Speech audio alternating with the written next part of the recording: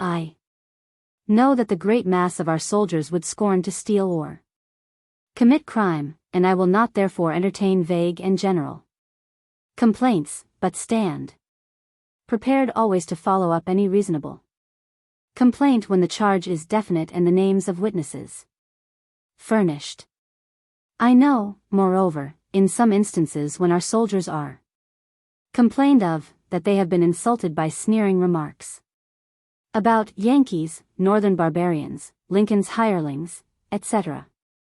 People who use such language must seek redress through someone else, for I will not tolerate insults to our country or cause. When people forget their obligations to a government that made them respected among the nations of the earth, and speak contemptuously of the flag which is the silent emblem of that country, I will not go out of my way to protect them or their property. I will punish the soldiers for trespass or waste if adjudged by a court-martial, because they disobey orders. But soldiers are men and citizens as well as soldiers, and should promptly resent any insult to their country, come from what quarter it may. I mention this phase because it is too common. Insult to a soldier does not justify pillage, but it takes from the officer the disposition he would otherwise feel to follow up the inquiry and punish the wrongdoers. Again, armies in motion or stationary must commit some waste. Flankers must let down fences and cross fields, and, when an attack is contemplated or apprehended, a command will naturally clear the ground of houses, fences, and trees. This is waste, but is the natural consequence of war, chargeable on those who caused the war. So in fortifying a place, dwelling houses must be taken, materials used, even wasted, and great damage done, which in the end may prove useless. This, too, is an expense not chargeable to us, but to those who made the war, and generally war is destruction and nothing else. We must bear this in mind, that however peaceful things look, we are really at war. And much that looks like waste or destruction is only the removal of objects that obstruct our fire, or would afford cover to an enemy. This class of waste must be distinguished from the wanton waste committed by army stragglers, which is wrong, and can be punished by the death penalty if proper testimony can be produced. Yours, etc. W. T. Sherman, Major General Commanding. Satisfied that, in the progress of the war, Memphis would become an important depot, I pushed forward the construction of Fort Pickering, kept most of the troops in camps back of the city, and my own headquarters remained in tents on the edge of the city, near Mr. Moon's house, until, on the approach of winter, Mrs. Sherman came down with the children to visit me, when I took a house nearer the fort. All this time battalion and brigade drills were enforced, so that, when the season approached for active operations farther south, I had my division in the best possible order. And about the 1st of November it was composed as follows. 1st Brigade, Brigadier General M. L. Smith, 8th Missouri. Colonel G. A. Smith, 6th Missouri. Colonel Peter E. Bland, 113th Illinois. Colonel George B. Hogue.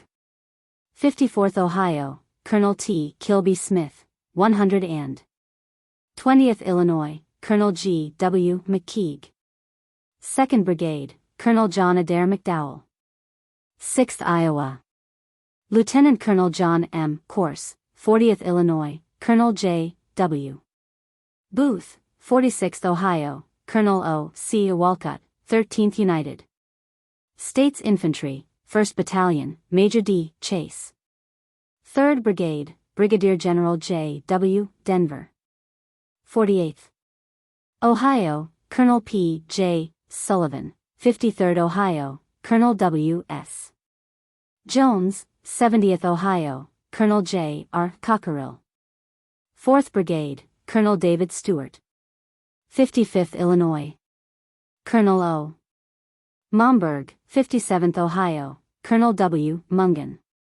83rd Indiana, Colonel B. Spooner. 116th. Illinois, Colonel Tupper, 127th Illinois. Lieutenant Colonel Eldridge. 5th Brigade, Colonel R.P. Buckland. 72nd Ohio. Lieutenant Colonel D. W. C. Loudon, 32nd Wisconsin. Colonel J. W. Howe, 93rd Indiana, Colonel Thomas. 93rd Illinois, Major J. M. Fisher. Subsequently, Brigadier General J. G. Lawman arrived at Memphis. And I made up a 6th Brigade, and organized these 6 brigades into 3 divisions, under Brigadier Generals M. L. Smith, J. W. Denver, and J. G. Lawman. About the 17th of November I received an order from General Grant, dated LaGrange, November 16, 1862.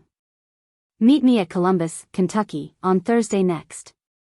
If you have a good map of the country south of you, take it up with you. U.S. Grant, Major General.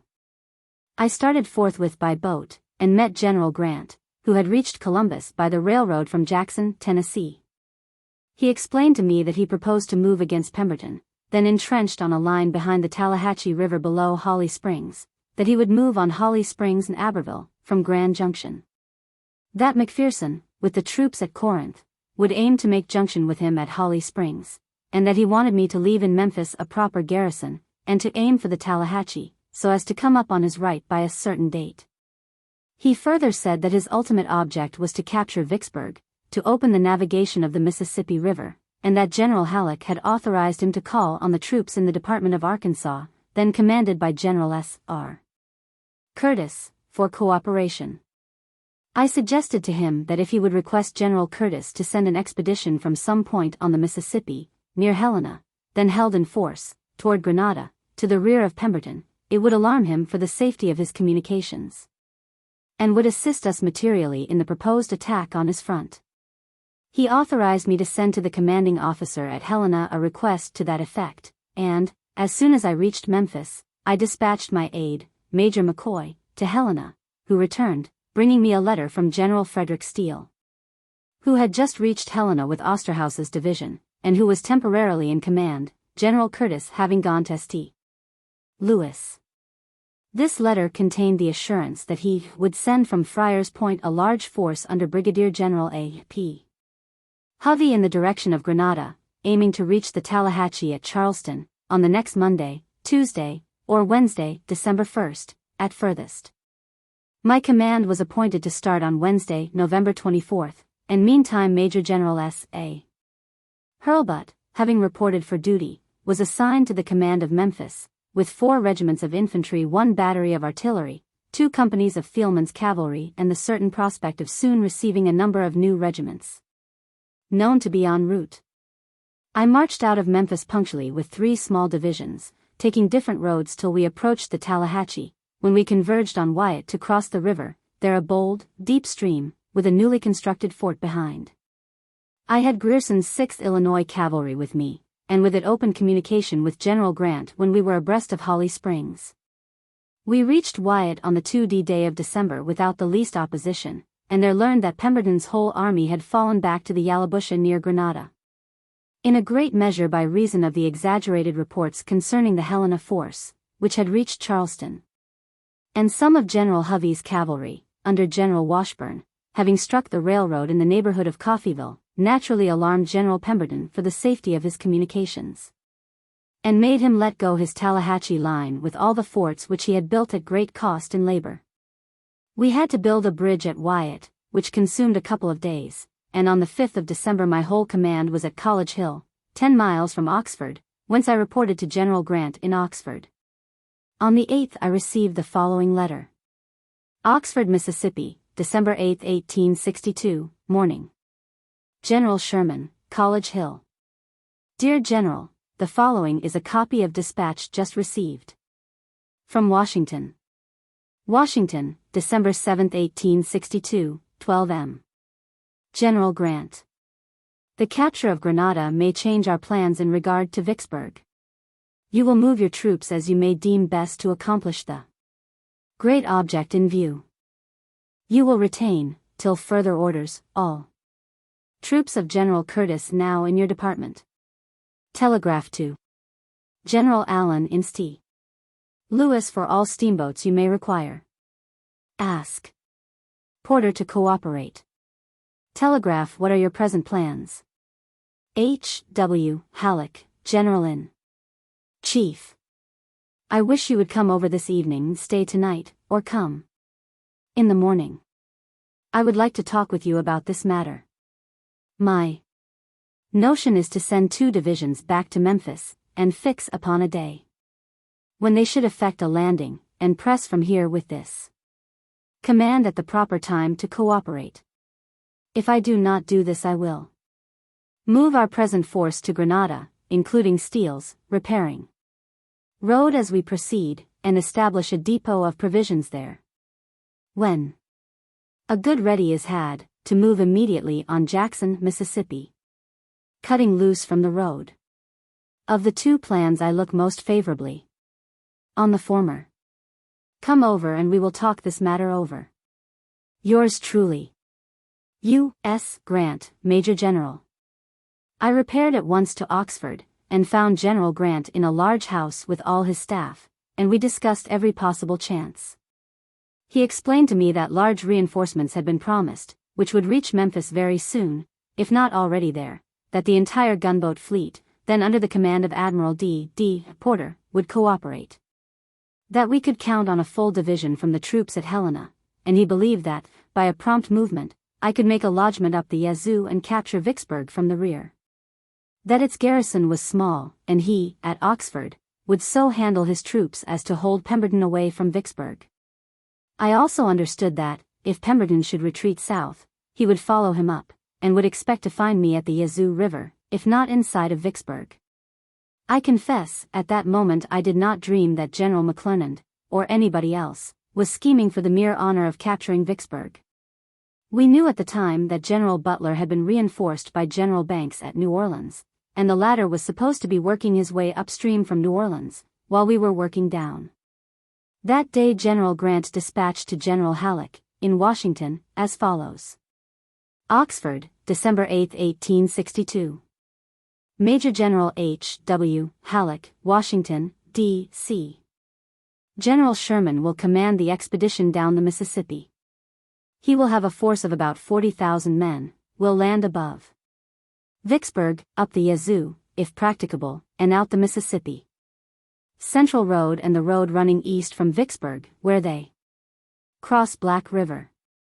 I will cooperate from here, my movements depending on those of the enemy. With the large cavalry force now at my command, I will be able to have them show themselves at different points on the Tallahatchie and Yallabusha. And, when an opportunity occurs, make a real attack.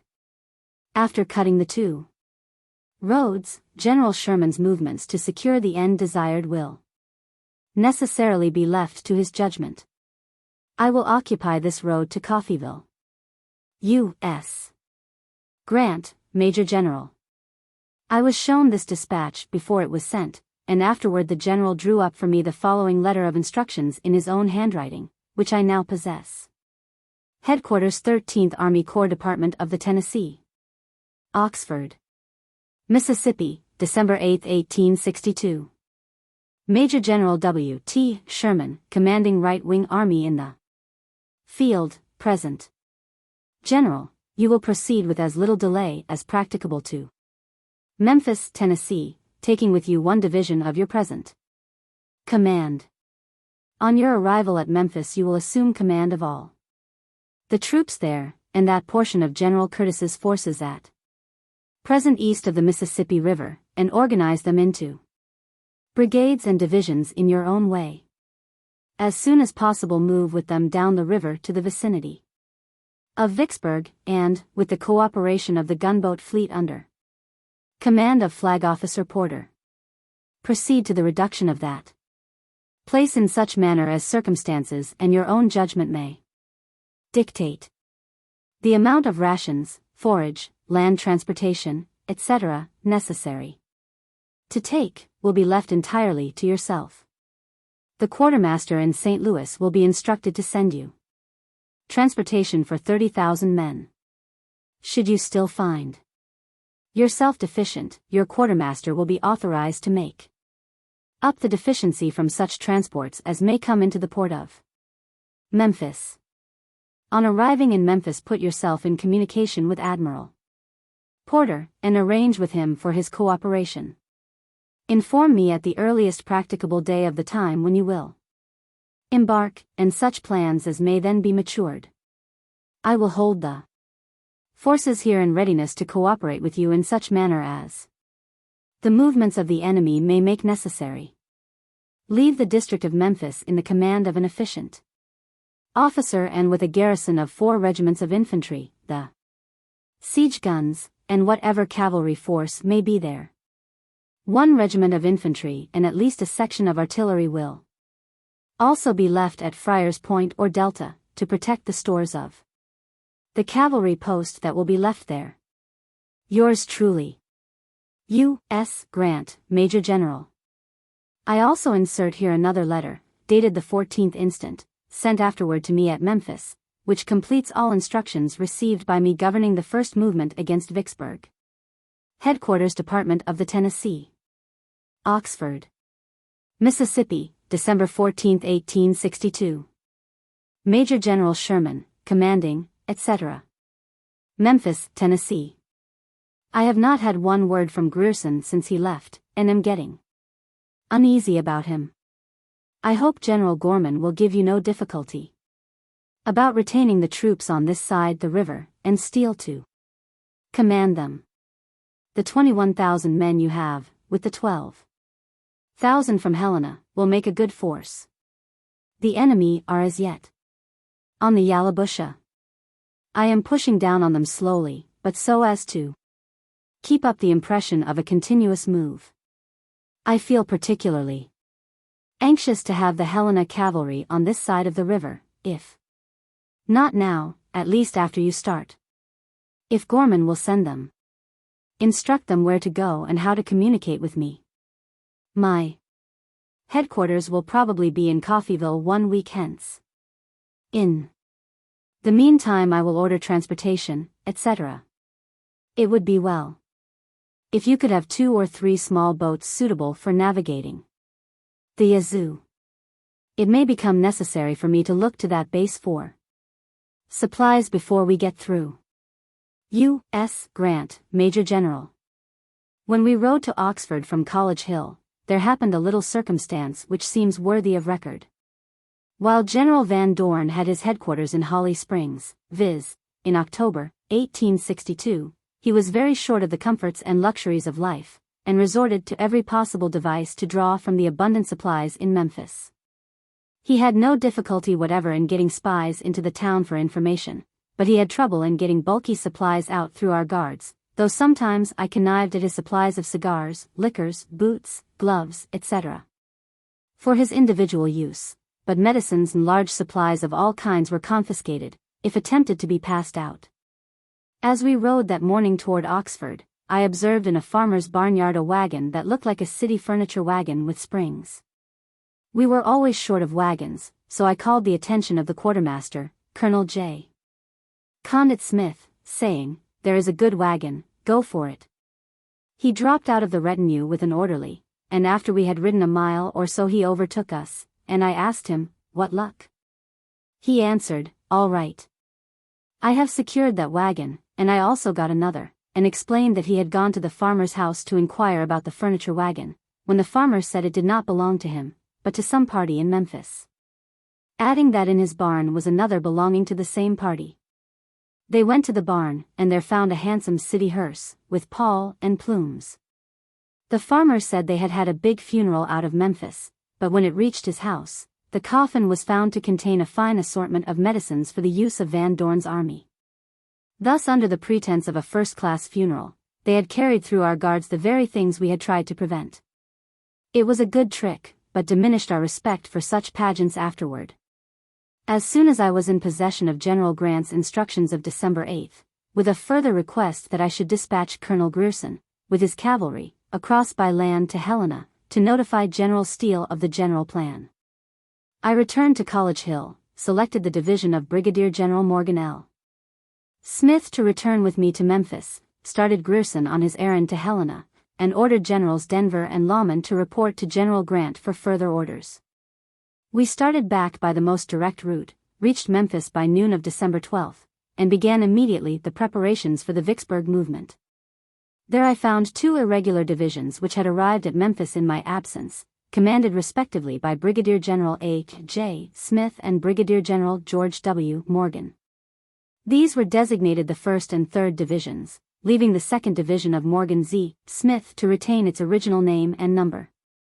I also sent orders, in the name of General Grant, to General Gorman, who meantime had replaced General Steele in command of Helena, in lieu of the troops which had been east of the Mississippi and had returned, to make up a strong division to report to me on my way down.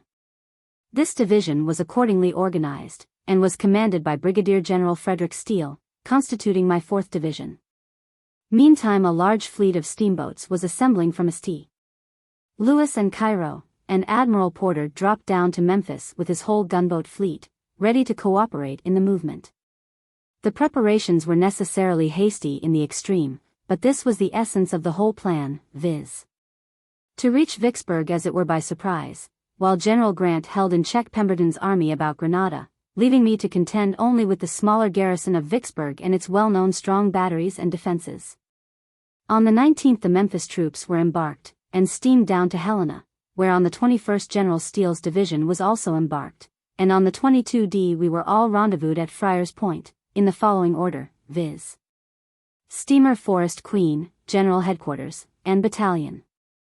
13th United States Infantry. 1st Division, Brigadier General A. J. Smith. Steamers Des.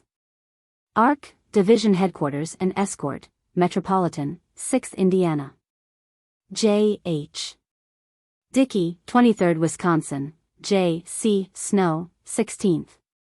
Indiana, Hiawatha, 96th Ohio, J. S. Pringle, 67th. Indiana, J. W. Cheeseman, 9th Kentucky, R. Campbell. 97th Indiana, Duke of Argyll, 77th Illinois.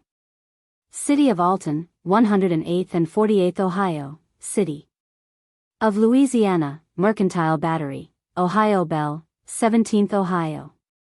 Battery, Citizen, 83rd Ohio, Champion, Commissary Boat. General Anderson, Ordnance. 2nd Division, Brigadier General M. L. Smith. Steamers. Chancellor, Headquarters, and Thielman's Cavalry, Planet, 116th Illinois. City of Memphis, Batteries A and B. Missouri Artillery, 8th Missouri, and section of Parrott Guns. Omaha, 57th Ohio, Sioux City, 83rd Indiana, Spread. Eagle, 127th Illinois, ed. Walsh, 113th Illinois, Westmoreland, 55th. Illinois, Headquarters 4th Brigade, Sunny South, 54th. Ohio, Universe, 6th Missouri, Robert Allen. Commissary Boat. 3rd Division, Brigadier General G. W. Morgan. Steamers. Empress, Division Headquarters, Key West, 118th Illinois, Sam Gady, 69th Indiana, Northerner, 120th Ohio. Belle Peoria, Headquarters 2nd Brigade, 2 companies 49th Ohio, and pontoons, Die Vernon. 3rd Kentucky, War Eagle, 49th Indiana, 8 companies. And Foster's Battery. Henry Von Fool, Headquarters 3rd Brigade. And 8 companies 16th Ohio, Fanny Bullitt, 114th Ohio, and Lamphier's Battery, Crescent City. 22nd Kentucky and 54th Indiana, Des Moines. 42nd Ohio. Pembina, Lamphier's and Stone's Batteries, Lady Jackson, Commissary Boat. 4th Division, Brigadier General Frederick Steele, Steamers. Continental, Headquarters, Escort and Battery, John J. Rowe, 4th. And 9th Iowa, Nebraska, 31st Iowa. Key West, 1st Iowa. Artillery, John Warner, 13th Illinois, Tecumseh, 26th. Iowa, Decatur, 28th Iowa, Quitman, 34th Iowa. Kennett, 29th Missouri, Gladiator, 30th Missouri. Isabella, 31st Missouri. D. G. Taylor, Quartermasters. Stores and Horses, Sucker State, 32nd Missouri, Dakota. 3rd Missouri, Tut, 12th Missouri Emma, 17th Missouri. Adriatic, 1st Missouri, Meteor, 76th Ohio, Polar Star. 58th Ohio. At the same time were communicated the following instructions. Headquarters Right Wing, 13th Army Corps Forest Queen. December 23, 1882. To Commanders of Divisions, Generals F. Steele, George W. Morgan, A. J. Smith, and M. L. Smith. With this I hand to each of you a copy of a map, compiled from the best sources, and which in the main is correct. It is the same used by Admiral Porter and myself. Complete military success can only be accomplished by united action on some general plan, embracing usually a large district of country. In the present instance, our object is to secure the navigation of the Mississippi River and its main branches, and to hold them as military channels of communication and for commercial purposes. The river, above Vicksburg, has been gained by conquering the country to its rear, rendering its possession by our enemy useless and unsafe to him, and of great value to us. But the enemy still holds the river from Vicksburg to Baton Rouge, navigating it with his boats, and the possession of it enables him to connect his communications and routes of supply, east and west. To deprive him of this will be a severe blow, and, if done effectually, will be of great advantage to us, and probably, the most decisive act of the war. 2. Accomplish this important result we are to act our part, an important one of the great whole. General Banks, with a large force, has reinforced General Butler in Louisiana, and from that quarter an expedition, by water and land, is coming northward. General Grant, with the 13th Army Corps, of which we compose the right wing, is moving southward. The naval squadron, Admiral Porter, is operating with his gunboat fleet by water, each in perfect harmony with the other. General Grant's left and center were at last accounts approaching the Yallabusha, near Grenada, and the railroad to his rear, by which he drew his supplies, was reported to be seriously damaged. This may disconcert him somewhat, but only makes more important our line of operations. At the Yallabusha General Grant may encounter the army of General Pemberton, the same which refused him battle on the line of the Tallahatchie, which was strongly fortified, but, as he will not have time to fortify it, he will hardly stand there. And, in that event, General Grant will immediately advance down the high ridge between the Big Black and Yazoo, and will expect to meet us on the Yazoo and receive from us the supplies which he needs, and which he knows we carry along. Parts of this general plan are to cooperate with the naval squadron in the reduction of Vicksburg, to secure possession of the land lying between the Yazoo and Big Black, and to act in concert with General Grant against Pemberton's forces, supposed to have Jackson, Mississippi, as a point of concentration. Vicksburg is doubtless very strongly fortified, both against the river and land approaches.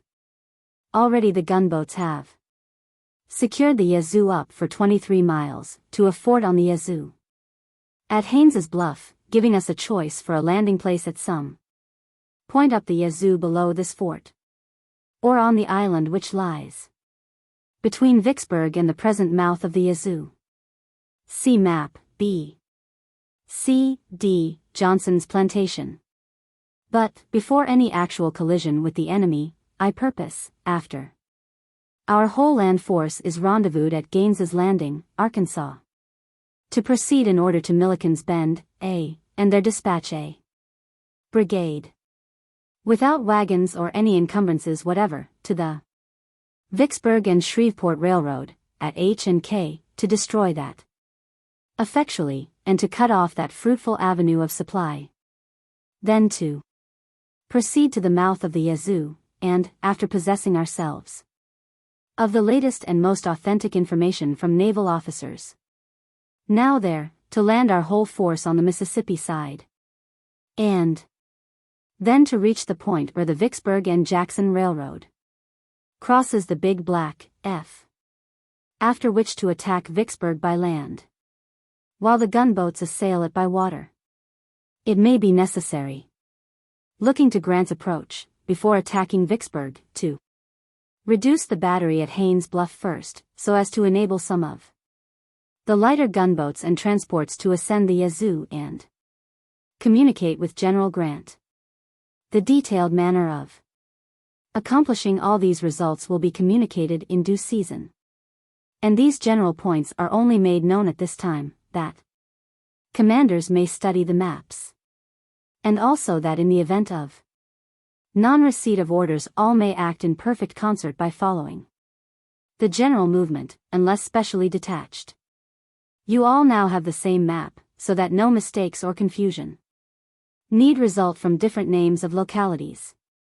All possible preparations as to wagons, provisions, axes, and entrenching tools should be made in advance, so that when we do land there will be no one of them.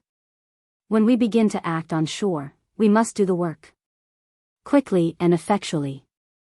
The gunboats under Admiral Porter will do their full share, and I feel every assurance that the Army will not fall short in its work. Division commanders may read this to regimental commanders, and furnish brigade commanders a copy.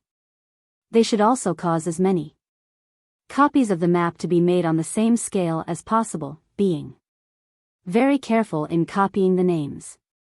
The points marked E and G, Allen's and Mount Albans, are evidently strategical points that will figure in our future operations, and these positions should be well studied. I am, with great respect, your obedient servant, W. T. Sherman, Major General. The Mississippi boats were admirably calculated for handling troops, horses, guns, stores, etc., easy of embarkation and disembarkation, and supplies of all kinds were abundant, except fuel. For this we had to rely on wood, but most of the wood yards, so common on the river before the war, had been exhausted, so that we had to use fence rails, old dead timber, the logs of houses, etc. Having abundance of men and plenty of axes, each boat could daily procure a supply. In proceeding down the river, one or more of Admiral Porter's gunboats took the lead, others were distributed throughout the column, and some brought up the rear. We maneuvered by divisions and brigades when in motion, and it was a magnificent sight as we thus steamed down the river. What few inhabitants remained at the plantations on the river bank were unfriendly, except the slaves. Some few guerrilla parties infested the banks, but did not dare to molest so strong a force as I then commanded. We reached Milliken's Bend on Christmas Day, when I detached one brigade, Burbridge's, of A. J. Smith's division, to the southwest, to break up the railroad leading from Vicksburg toward Shreveport, Louisiana. Leaving A. J. Smith's division there to await the return of Burbridge, the remaining 3 divisions proceeded, on the 26th, to the mouth of the Yazoo, and up that river to Johnson's plantation, 13 miles. And there disembarked Steele's division above the mouth of Chickasaw Bayou, Morgan's division near the house of Johnson, which had been burned by the gunboats on a former occasion, and M. L. Smith's just below. A. J. Smith's division arrived the next night, and disembarked below that of M. L. Smith. The place of our disembarkation was in fact an island, separated from the high bluff known as Walnut Hills, on which the town of Vicksburg stands, by a broad and shallow bayou, evidently an old channel of the Yazoo.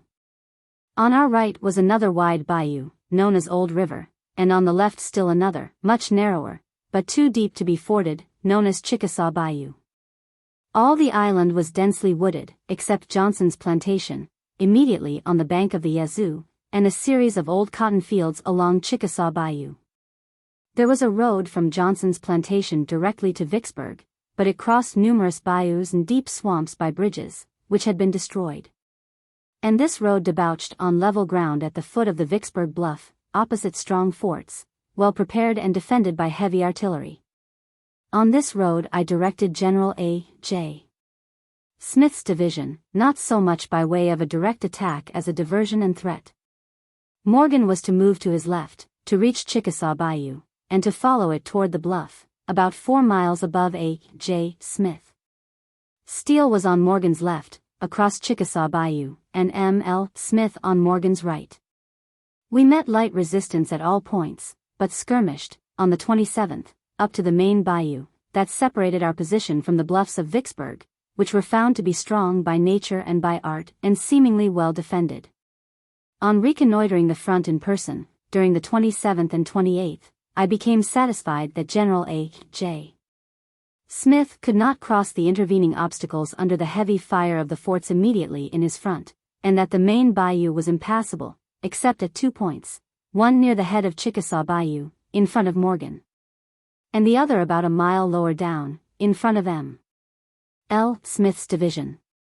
During the general reconnaissance of the 28th, General Morgan L. Smith received a severe and dangerous wound in his hip, which completely disabled him and compelled him to go to his steamboat, leaving the command of his division to Brigadier General D. Stewart, but I drew a part of General A.J. Smith's division, and that general himself, to the point selected for passing the bayou, and committed that special task to his management. General Steele reported that it was physically impossible to reach the bluffs from his position, so I ordered him to leave but a show of force there, and to return to the west side of Chickasaw Bayou in support of General Morgan's left. He had to countermarch and use the steamboats in the Yazoo to get on the firm ground on our side of the Chickasaw. On the morning of December 29th all the troops were ready and in position. The first step was to make a lodgment on the foothills and bluffs abreast of our position, while diversions were made by the Navy toward Haynes's Bluff, and by the 1st Division directly toward Vicksburg. I estimated the enemy's forces, then strung from Vicksburg to Haynes's Bluff, at 15,000 men, commanded by the rebel generals Martin Luther Smith and Stephen D. Lee. Aiming to reach firm ground beyond this bayou, and to leave as little time for our enemy to reinforce as possible, I determined to make a show of attack along the whole front, but to break across the bayou at the 2 points named, and gave general orders accordingly. I pointed out to General Morgan the place where he could pass the bayou, and he answered, "General, in 10 minutes after you give the signal I'll be on those hills." He was to lead his division in person, and was to be supported by Steele's division. The front was very narrow, and immediately opposite, at the base of the hills about 300 yards from the bayou, was a rebel battery, supported by an infantry force posted on the spurs of the hill behind. To draw attention from this, the real point of attack, I gave instructions to commence the attack at the flanks. I went in person about a mile to the right rear of Morgan's position, at a place convenient to receive reports from all other parts of the line, and about noon of December 29th gave the orders and signal for the main attack. A heavy artillery fire opened along our whole line, and was replied to by the rebel batteries, and soon the infantry fire opened heavily, especially on J. Smith's front, and in front of General George W. Morgan.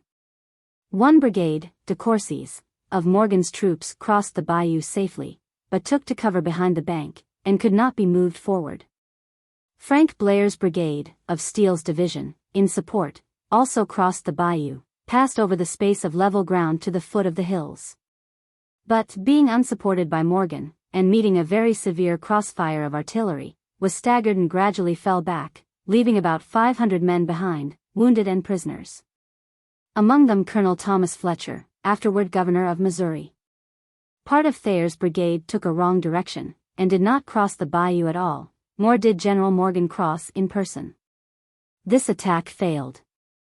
And I have always felt that it was due to the failure of General G. W. Morgan to obey his orders, or to fulfill his promise made in person. Had he used with skill and boldness one of his brigades, in addition to that of Blair's, he could have made a lodgment on the bluff, which would have opened the door for our whole force to follow. Meantime the 6th Missouri Infantry, at heavy loss, had also crossed the bayou at the narrow passage lower down, but could not ascend the steep bank. Right over their heads was a rebel battery, whose fire was in a measure kept down by our sharpshooters, 13th United States Infantry, posted behind logs, stumps, and trees, on our side of the bayou. The men of the 6th Missouri actually scooped out with their hands caves in the bank, which sheltered them against the fire of the enemy, who, right over their heads, held their muskets outside the parapet vertically.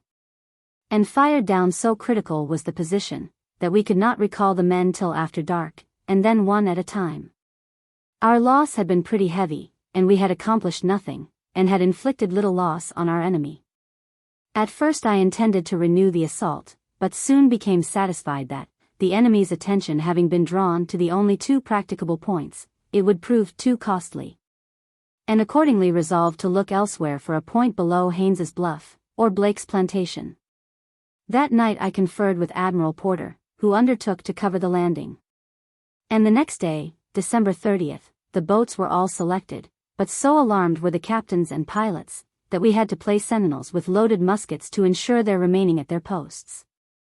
Under cover of night, Steele's division, and 1 brigade of Stuart's, were drawn out of line, and quietly embarked on steamboats in the Yazoo River.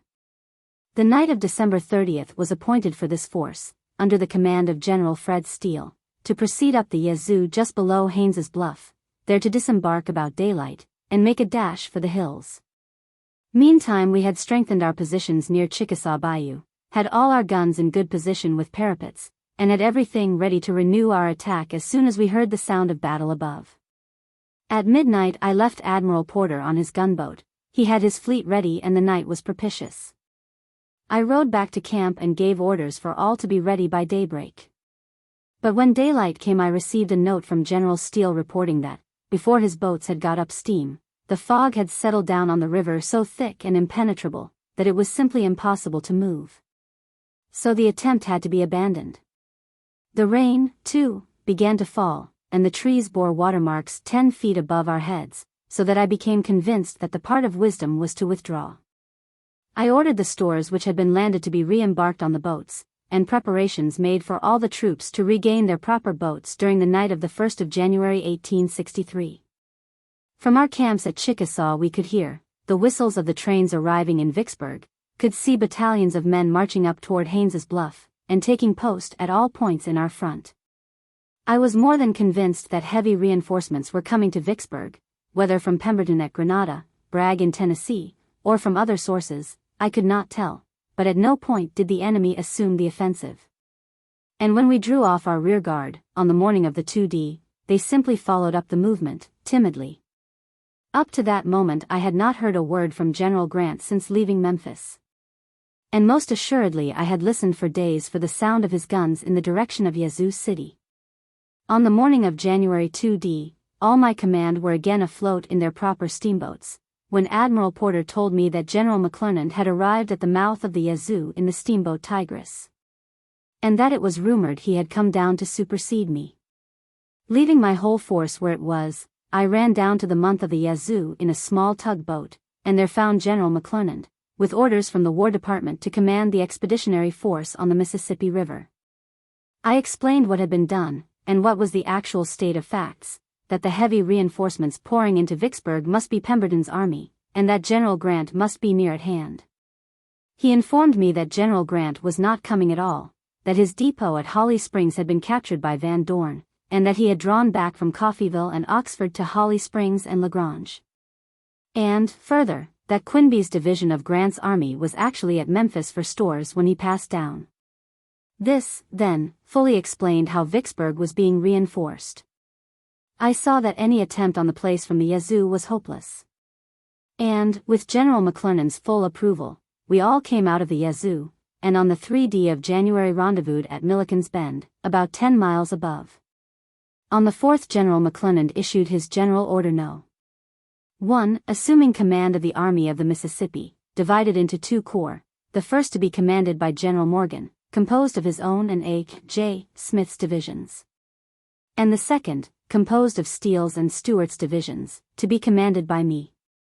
Up to that time the army had been styled the right wing of General Grant's 13th Army Corps, and numbered about 30,000 men.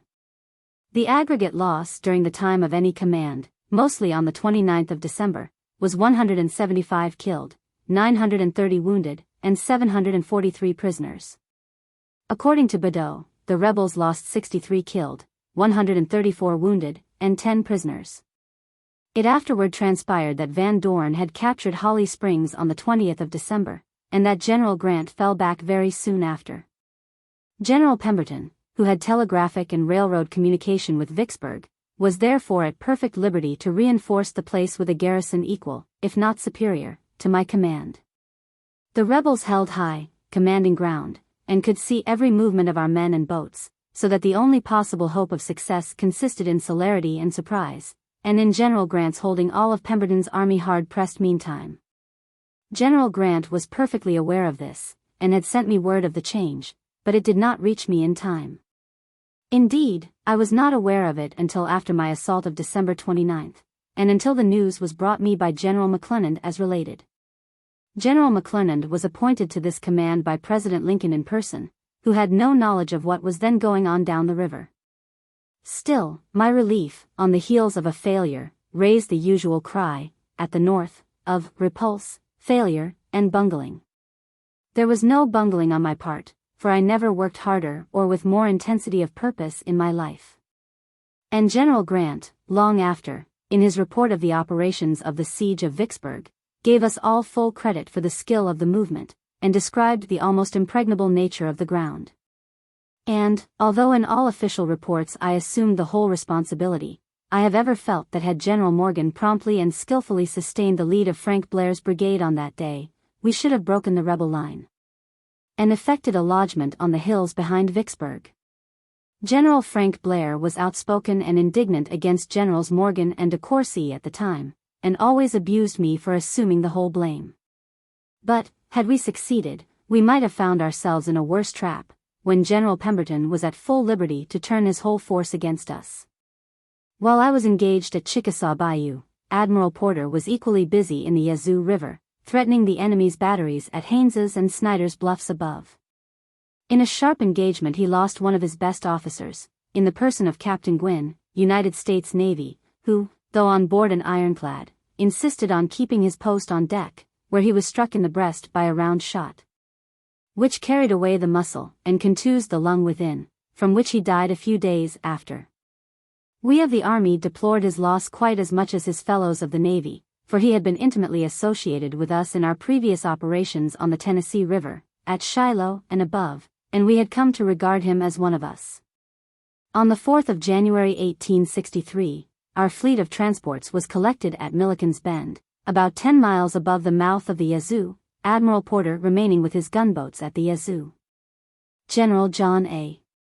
McClernand was in chief command. General George W. Morgan commanded the 1st Corps and I the 2nd Corps of the Army of the Mississippi.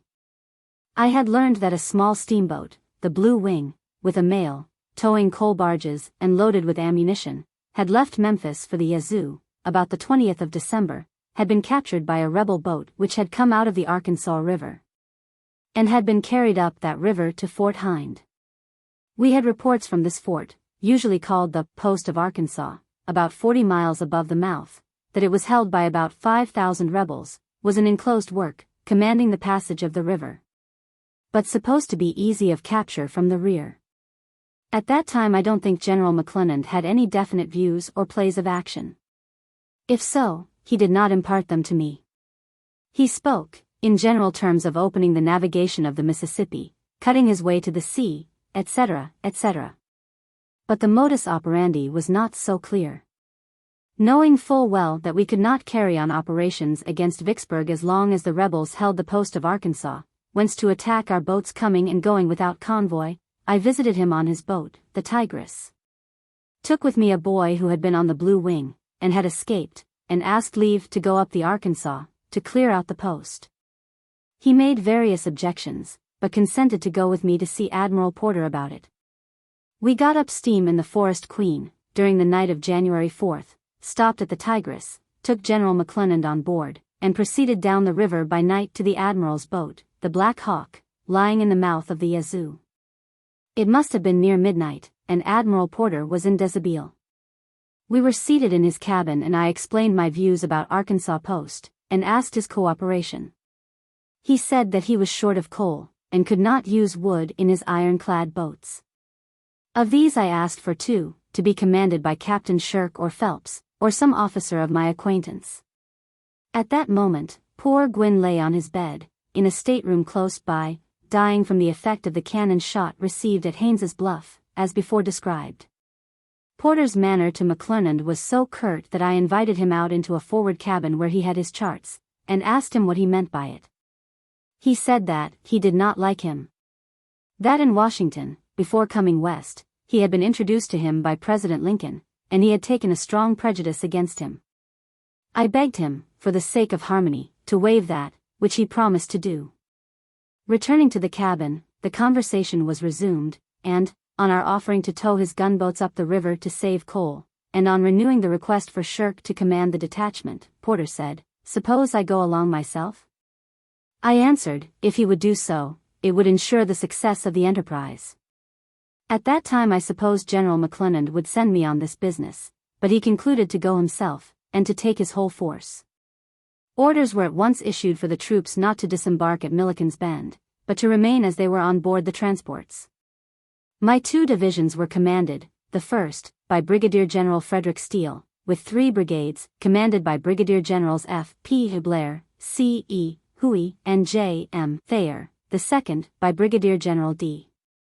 Stewart, with 2 brigades, commanded by Colonels G. Smith and T. Kilby Smith.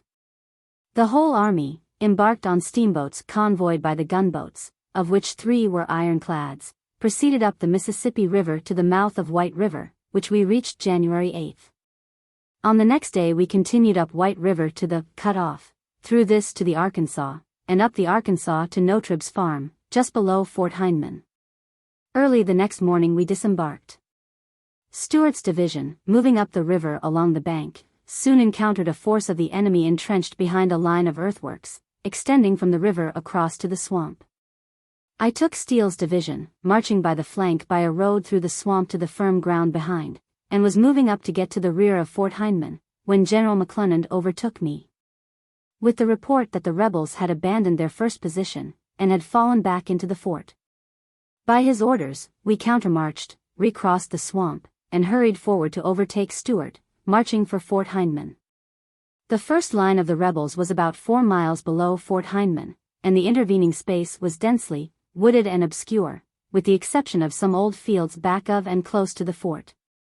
During the night, which was a bright moonlight one, we reconnoitered close up, and found a large number of huts which had been abandoned, and the whole rebel force had fallen back into and about the fort.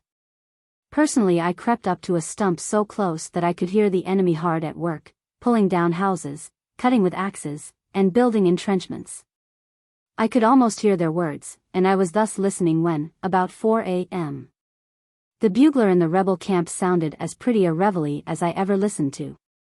When daylight broke it revealed to us a new line of parapet straight across the peninsula, connecting Fort Hindman, on the Arkansas River bank, with the impassable swamp about a mile to its left or rear. This peninsula was divided into 2 nearly equal parts by a road. My command had the ground to the right of the road, and Morgan's corps that to the left. McClernand had his quarters still on the Tigris, back at Notrib's Farm, but moved forward that morning, January 11th, to a place in the woods to our rear, where he had a man up a tree, to observe and report the movements. There was a general understanding with Admiral Porter that he was to attack the fort with his 3 ironclad gunboats directly by its waterfront, while we assaulted by land in the rear. About 10 a.m. I got a message from General McClernand, telling me where he could be found, and asking me what we were waiting for. I answered that we were then in close contact with the enemy, viz., about 500 or 600 yards off. That the next movement must be a direct assault, that this should be simultaneous along the whole line, and that I was waiting to hear from the gunboats, asking him to notify Admiral Porter that we were all ready. In about half an hour I heard the clear ring of the Navy guns, the fire gradually increasing in rapidity and advancing toward the fort. I had distributed our field guns, and, when I judged the time had come, I gave the orders to begin. The intervening ground between us and the enemy was a dead level, with the exception of 1 or 2 small gullies, and our men had no cover but the few standing trees and some logs on the ground. The troops advanced well under a heavy fire, once or twice falling to the ground for a sort of rest or pause. Every tree had its group of men, and behind each log was a crowd of sharpshooters, who kept up so hot a fire that the rebel troops fired wild. The fire of the fort proper was kept busy by the gunboats and Morgan's corps, so that all my corps had to encounter was the direct fire from the newly built parapet across the peninsula. This line had 3 sections of field guns, that kept things pretty lively, and several round shot came so near me that I realized that they were aimed at my staff, so I dismounted, and made them scatter. As the gunboats got closer up I saw their flags actually over the parapet of Fort Heinemann, and the rebel gunners scamper out of the embrasures and run down into the ditch behind. About the same time a man jumped up on the rebel parapet just where the road entered, waving a large white flag, and numerous smaller white rags appeared above the parapet along the whole line.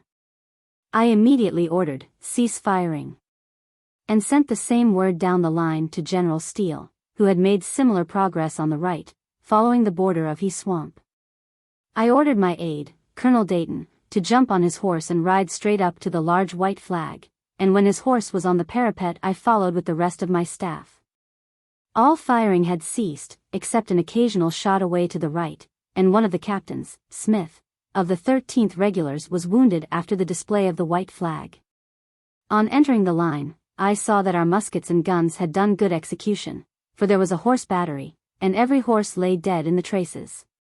The fresh-made parapet had been knocked down in many places, and dead men lay around very thick. I inquired who commanded at that point, and a Colonel Garland stepped up and said that he commanded that brigade. I ordered him to form his brigade, stack arms, hang the belts on the muskets, and stand waiting for orders. Stewart's division had been halted outside the parapet. I then sent Major Hammond down the rebel line to the right, with orders to stop Steele's division outside, and to have the other rebel brigade stack its arms in like manner, and to await further orders. I inquired of Colonel Garland who commanded in chief, and he said that General Churchill did, and that he was inside the fort. I then rode into the fort, which was well built, with good parapets, drawbridge, and ditch, and was an enclosed work of 4 bastions. I found it full of soldiers and sailors, its parapets toward the river well battered in, and Porter's gunboats in the river, close against the fort, with their bows on shore. I soon found General Churchill, in conversation with Admiral Porter and General A. J. Smith, and about this time my Adjutant General, Major J. H. Hammond, came and reported that General Deschler, who commanded the rebel brigade facing and opposed to Steele, had refused to stack arms and surrender, on the ground that he had received no orders from his commanding general. That nothing separated this brigade from Steele's men except the light parapet, and that there might be trouble there at any moment. I advised General Churchill to send orders at once, because a single shot might bring the whole of Steele's division on Deschler's brigade, and I would not be responsible for the consequences. Soon afterward, we both concluded to go in person. General Churchill had the horses of himself and staff in the ditch. They were brought in, and we rode together to where Garland was standing, and Churchill spoke to him in an angry tone, "Why did you display the white flag?" Garland replied, "I received orders to do so from one of your staff." Churchill denied giving such an order, and angry words passed between them. I stopped them, saying that it made little difference then, as they were in our power. We continued to ride down the line to its extreme point, where we found Deschler in person, and his troops were still standing to the parapet with their muskets in hand. Steely men were on the outside. I asked Deschler, "What does this mean? You are a regular officer, and ought to know better." He answered, snappishly, that he had received no orders to surrender, when General Churchill said, "You see, sir, that we are in their power, and you may surrender." Deschler turned to his staff officers and ordered them to repeat the commands to stack arms, etc., to the colonels of his brigade. I was on my horse, and he was on foot. Wishing to soften the blow of defeat, I spoke to him kindly, saying that I knew a family of Deschlers in Columbus, Ohio, and inquired if they were relations of his.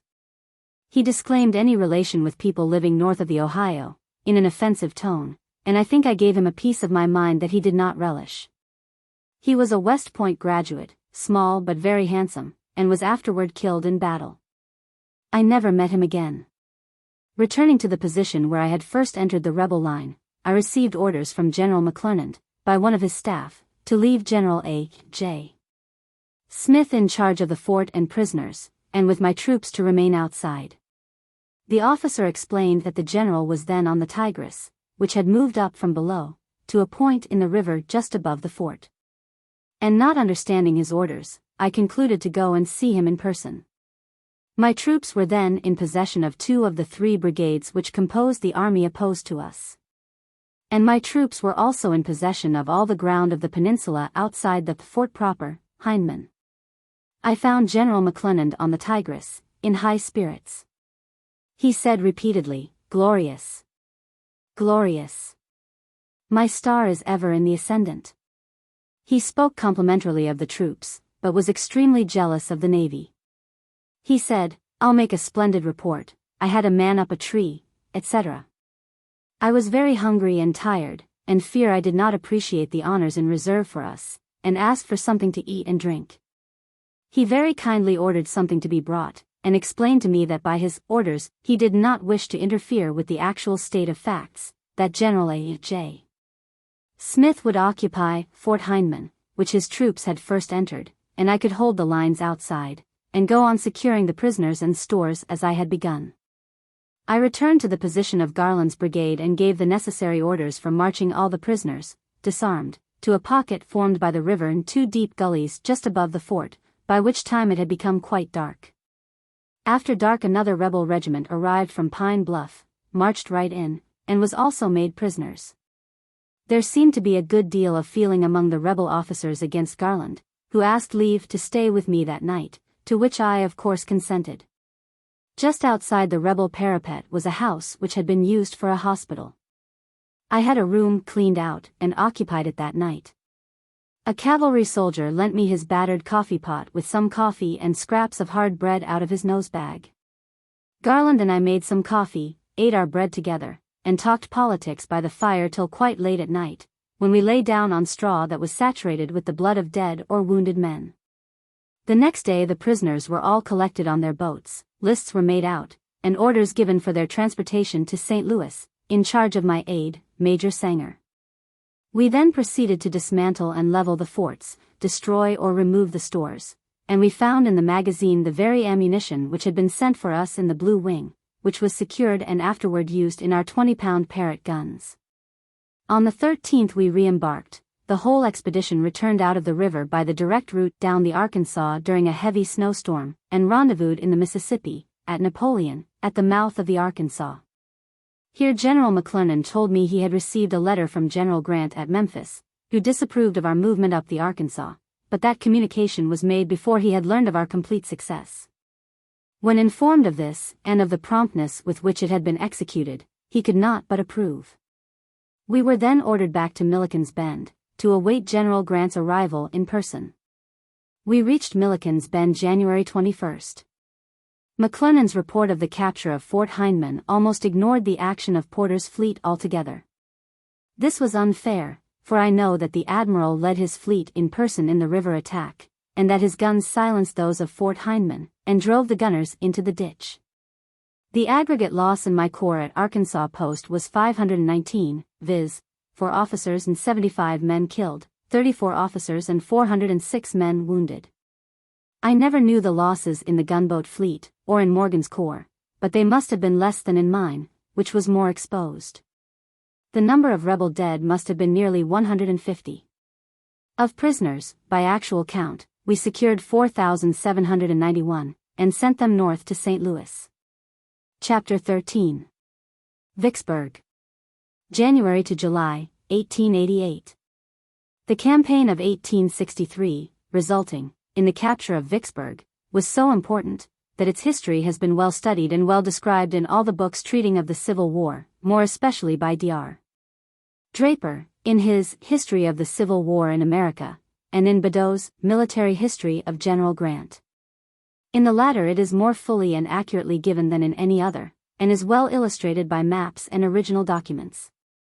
I now need only attempt to further illustrate Badeau's account by some additional details.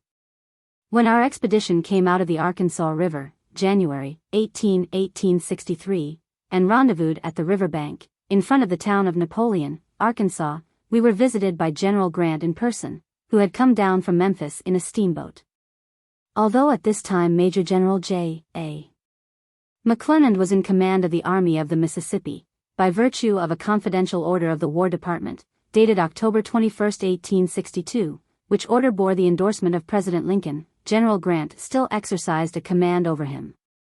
By reason of his general command of the Department of the Tennessee. By an order, No. 210, of December 18, 1862, from the War Department, received at Arkansas Post, the Western armies had been grouped into 5 corps d'armée, viz., the 13th, Major General McClernand, the 14th, Major General George H. Thomas, in Middle Tennessee, the 15th, Major General W. T. Sherman, the 16th, Major General Hurlbut, then at or near Memphis, and the 17th, Major General McPherson, also at and back of Memphis. General Grant, when at Napoleon, on the 18th of January, ordered McClernand with his own and my corps to return to Vicksburg, to disembark on the west bank, and to resume work on a canal across the peninsula, which had been begun by General Thomas Williams the summer before, the object being to turn the Mississippi River at that point, or at least to make a passage for our fleet of gunboats and transports across the peninsula, opposite Vicksburg. General Grant then returned to Memphis, ordered to Lake Providence, about 60 miles above us, McPherson's corps, the 17th, and then came down again to give his personal supervision to the whole movement. The Mississippi River was very high and rising, and we began that system of canals on which we expended so much hard work fruitlessly. First, the canal at Young's Plantation, opposite Vicksburg; second, that at Lake Providence; and third, at the Yazoo Pass, leading into the headwaters of the Yazoo River. Early in February the gunboats Indianola and Queen of the West ran the batteries of Vicksburg. The latter was afterward crippled in Red River, and was captured by the rebels, and the Indianola was butted and sunk about 40 miles below Vicksburg. We heard the booming of the guns, but did not know of her loss till some days after. During the months of January and February, we were digging the canal and fighting off the water of the Mississippi, which continued to rise and threaten to drown us. We had no sure place of refuge except the narrow levee, and such steamboats as remained abreast of our camps. My 2 divisions furnished alternately a detail of 500 men a day, to work on the canal.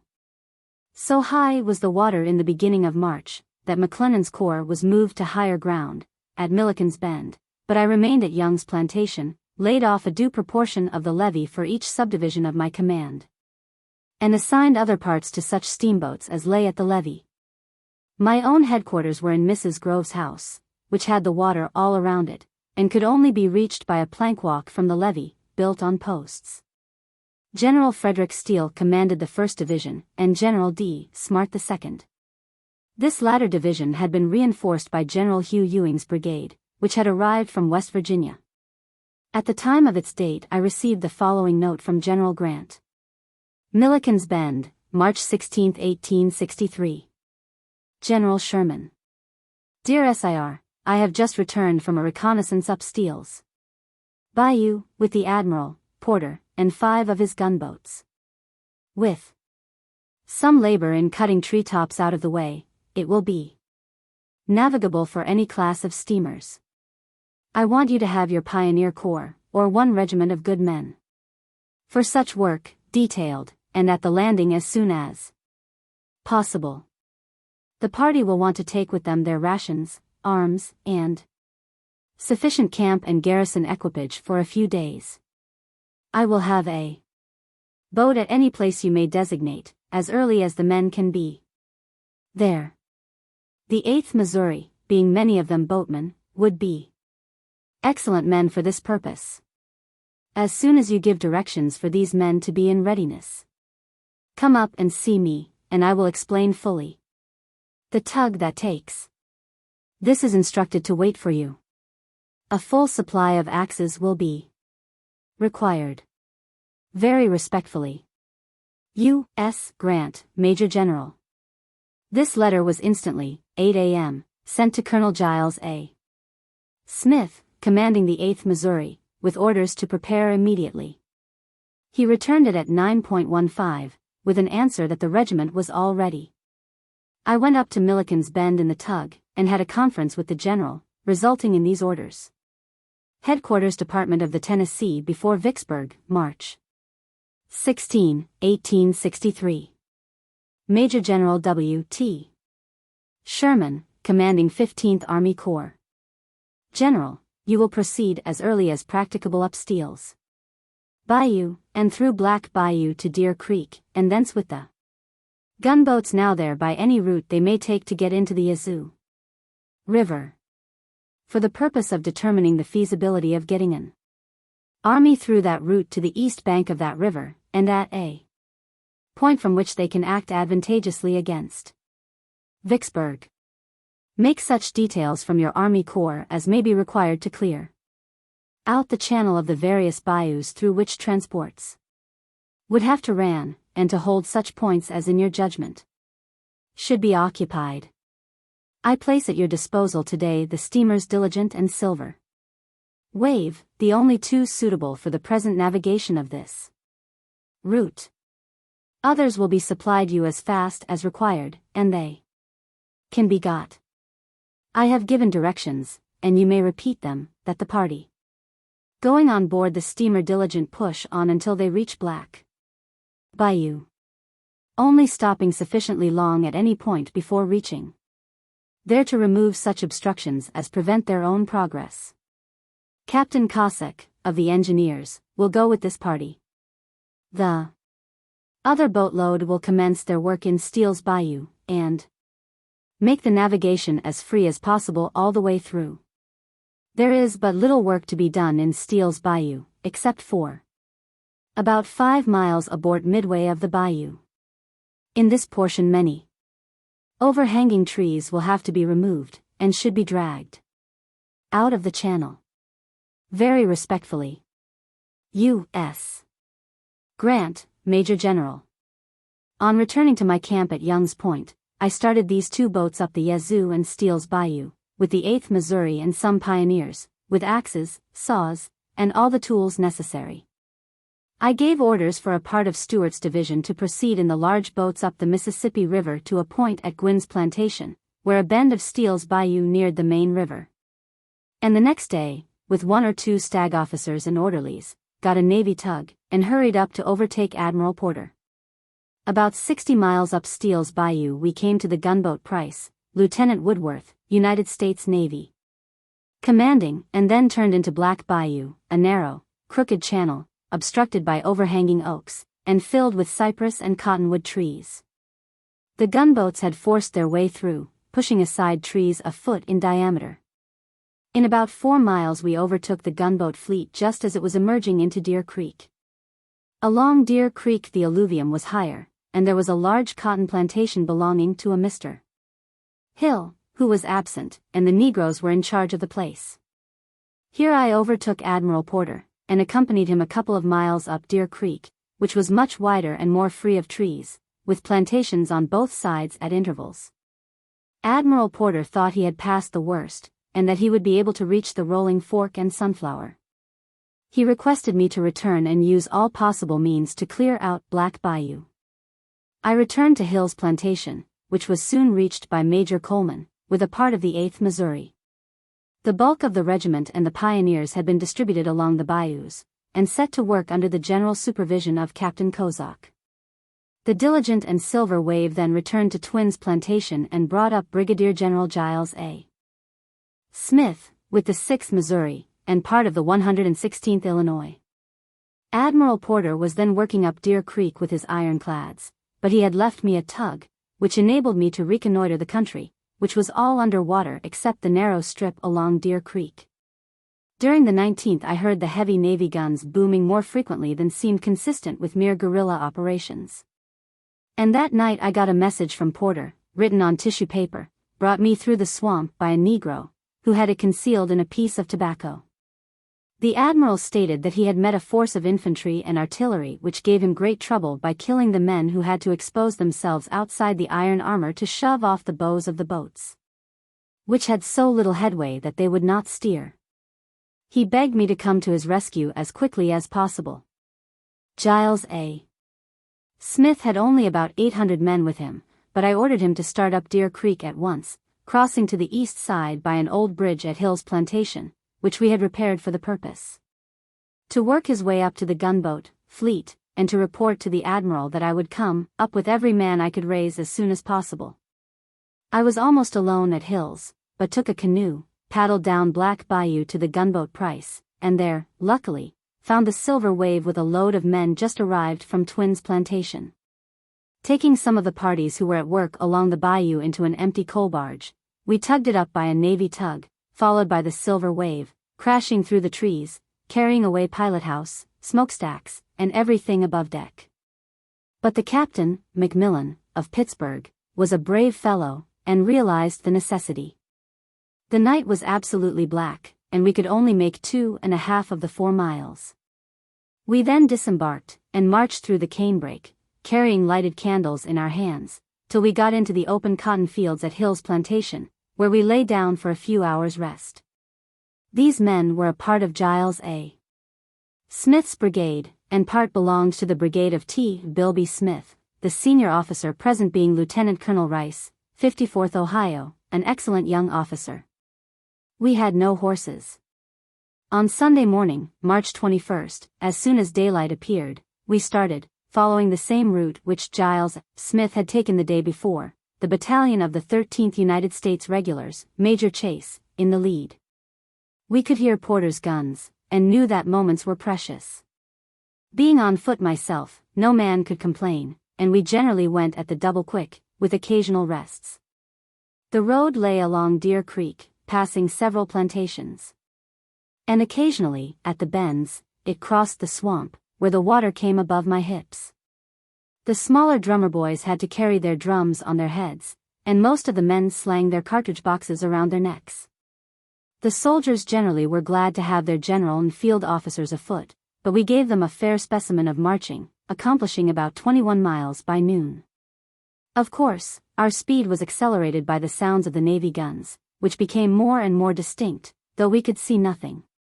At a plantation near some Indian mounds we met a detachment of the 8th Missouri, that had been up to the fleet, and had been sent down as a picket to prevent any obstructions below. This picket reported that Admiral Porter had found Deer Creek badly obstructed, had turned back, that there was a rebel force beyond the fleet, with some 6-pounders, and nothing between us and the fleet. So I sat down on the door-sill of a cabin to rest, but had not been seated 10 minutes when, in the wood just ahead, not 300 yards off, I heard quick and rapid firing of musketry. Jumping up, I ran up the road, and found Lieutenant Colonel Rice, who said the head of his column had struck a small force of rebels with a working gang of Negroes, provided with axes, who on the first fire had broken and run back into the swamp. I ordered Rice to deploy his brigade, his left on the road, and extending as far into the swamp as the ground would permit, and then to sweep forward until he uncovered the gunboats.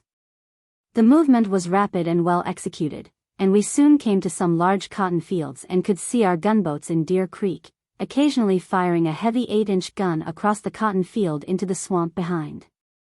About that time Major Kirby, of the 8th Missouri, galloped down the road on a horse he had picked up the night before, and met me.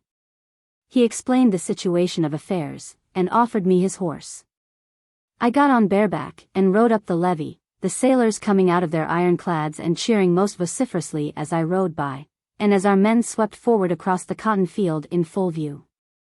I soon found Admiral Porter, who was on the deck of one of his ironclads, with a shield made of the section of a smokestack, and I doubt if he was ever more glad to meet a friend than he was to see me. He explained that he had almost reached the Rolling Fork, when the woods became full of sharpshooters, who, taking advantage of trees, stumps, and the levee, would shoot down every man that poked his nose outside the protection of their armor, so that he could not handle his clumsy boats in the narrow channel. The rebels had evidently dispatched a force from Haynes's Bluff up the Sunflower to the Rolling Fork, had anticipated the movement of Admiral Porter's fleet, and had completely obstructed the channel of the upper part of Deer Creek by felling trees into it, so that further progress in that direction was simply impossible. It also happened that, at the instant of my arrival, a party of about 400 rebels, armed and supplied with axes, had passed around the fleet and had got below it, intending in like manner to block up the channel by the felling of trees, so as to cut off retreat. This was the force we had struck so opportunely at the time before described.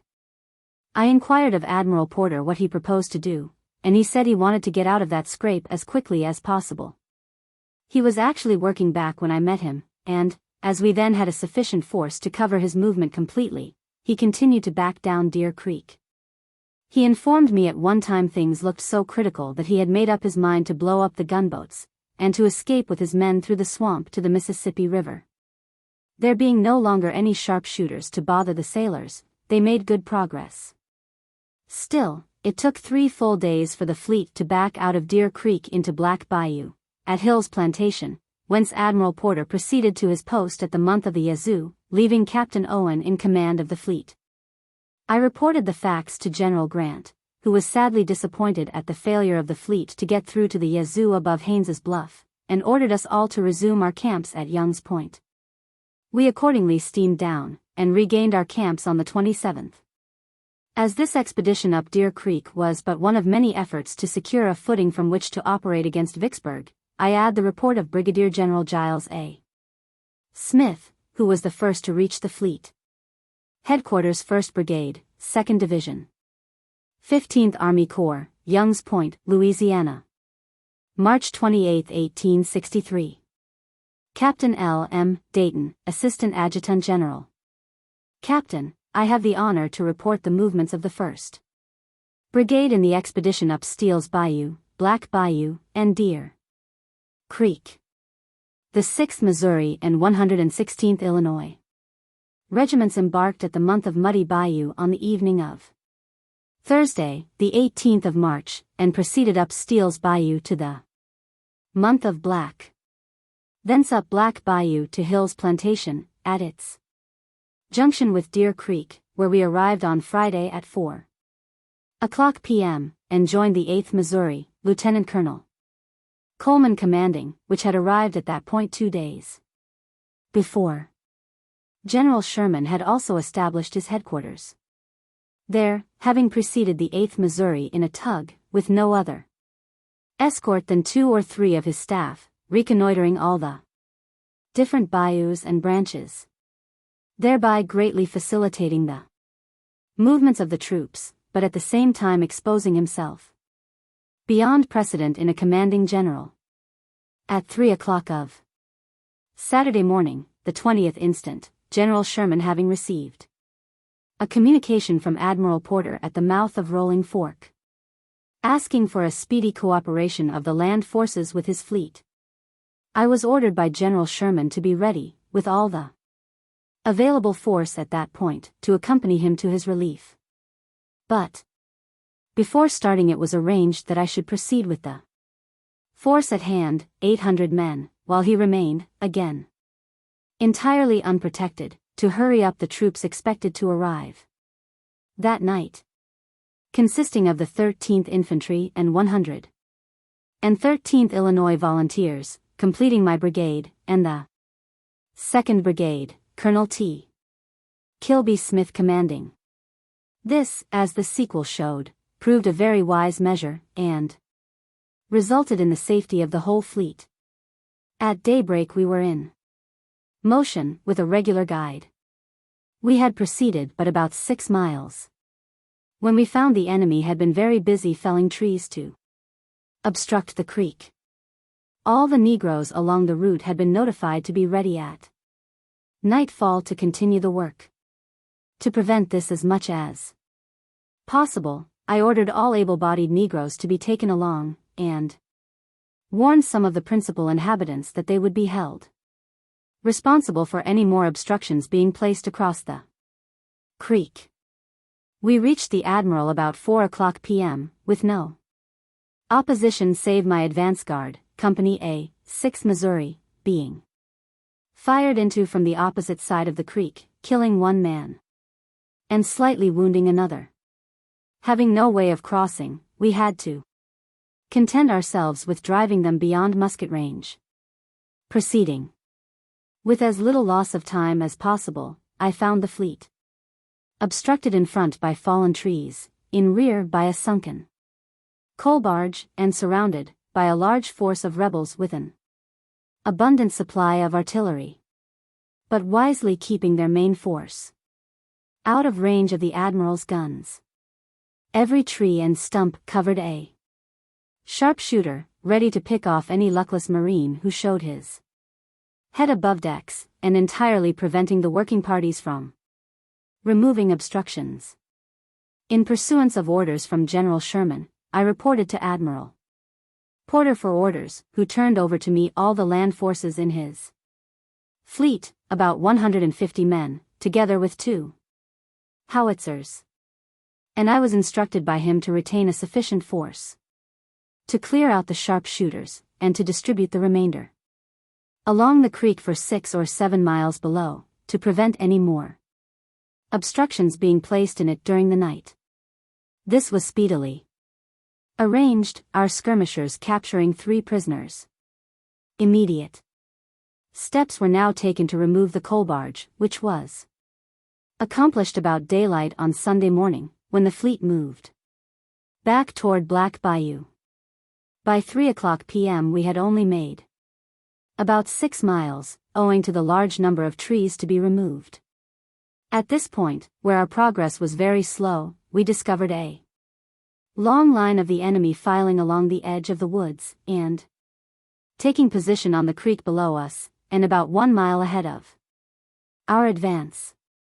Shortly after, they opened fire on the gunboats from batteries behind the cavalry and infantry. The boats not only replied to the batteries, which they soon silenced, but poured a destructive fire into their lines. Heavy skirmishing was also heard in our front, supposed to be by 3 companies from the 6th and 8th Missouri, whose position, taken the previous night to guard the creek, was beyond the point reached by the enemy, and consequently liable to be cut off or captured. Captain Owen, of the Louisville, the leading boat, made every effort to go through the obstructions and aid in the rescuing of the men. I ordered Major Kirby, with 4 companies of the 6th Missouri, forward, with 2 companies deployed. He soon met General Sherman, with the 13th Infantry and 113th Illinois, driving the enemy before them, and opening communication along the creek with the gunboats. Instead of our 3 companies referred to as engaging the enemy, General Sherman had arrived at a very opportune moment with the 2 regiments mentioned above, and the 2nd Brigade. The enemy, not expecting an attack from that quarter, after some hot skirmishing, retreated. General Sherman immediately ordered the 13th Infantry and 113th Illinois to pursue. But, after following their trace for about 2 miles, they were recalled. We continued our march for about 2 miles, when we bivouacked for the night. Early on Monday morning, March 22d, we continued our march, but owing to the slow progress of the gunboats did not reach Hill's Plantation until Tuesday, the 23d instant, where we remained until the 25th. We then re-embarked, and arrived at Young's Point on Friday, the 27th instant. Below you will find a list of casualties. Very respectfully, Giles S. Smith, Colonel 8th Missouri, commanding 1st Brigade. P.S.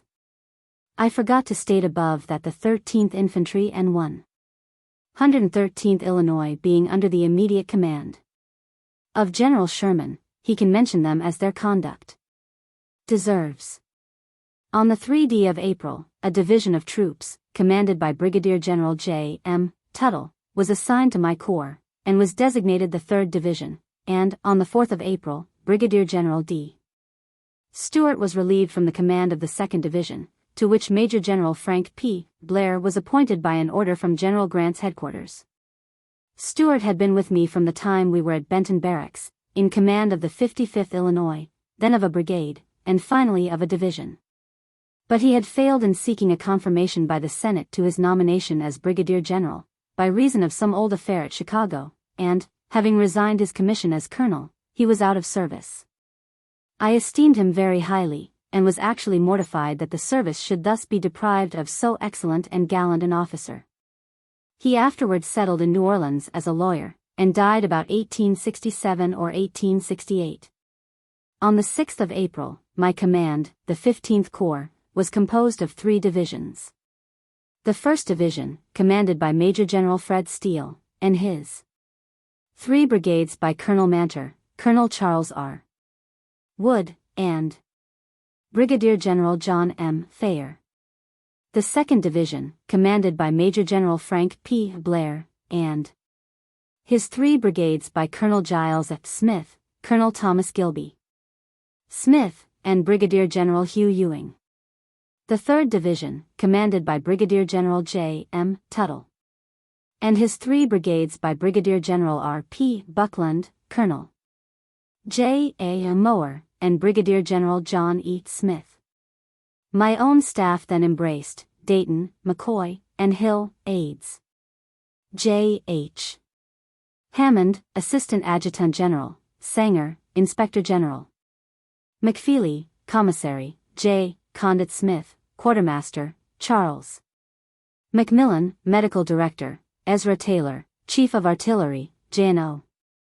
C. Neely, Ordnance Officer. Jenny and Pitzman, Engineers. By this time it had become thoroughly demonstrated that we could not divert the main river Mississippi, or get practicable access to the east bank of the Yazoo, in the rear of Vicksburg, by any of the passes. And we were all in the habit of discussing the various chances of the future. General Grant's headquarters were at Milliken's Bend, in tents, and his army was strung along the river all the way from Young's Point up to Lake Providence, at least 60 miles. I had always contended that the best way to take Vicksburg was to resume the movement which had been so well begun the previous November, viz., for the main army to march by land down the country inland of the Mississippi River, while the gunboat fleet and a minor land force should threaten Vicksburg on its river front. I reasoned that, with the large force then subject to General Grant's orders viz. For Army Corps, he could easily resume the movement from Memphis, by way of Oxford and Grenada, to Jackson, Mississippi, or down the ridge between the Yazoo and Big Black. But General Grant would not, for reasons other than military, take any course which looked like a step backward.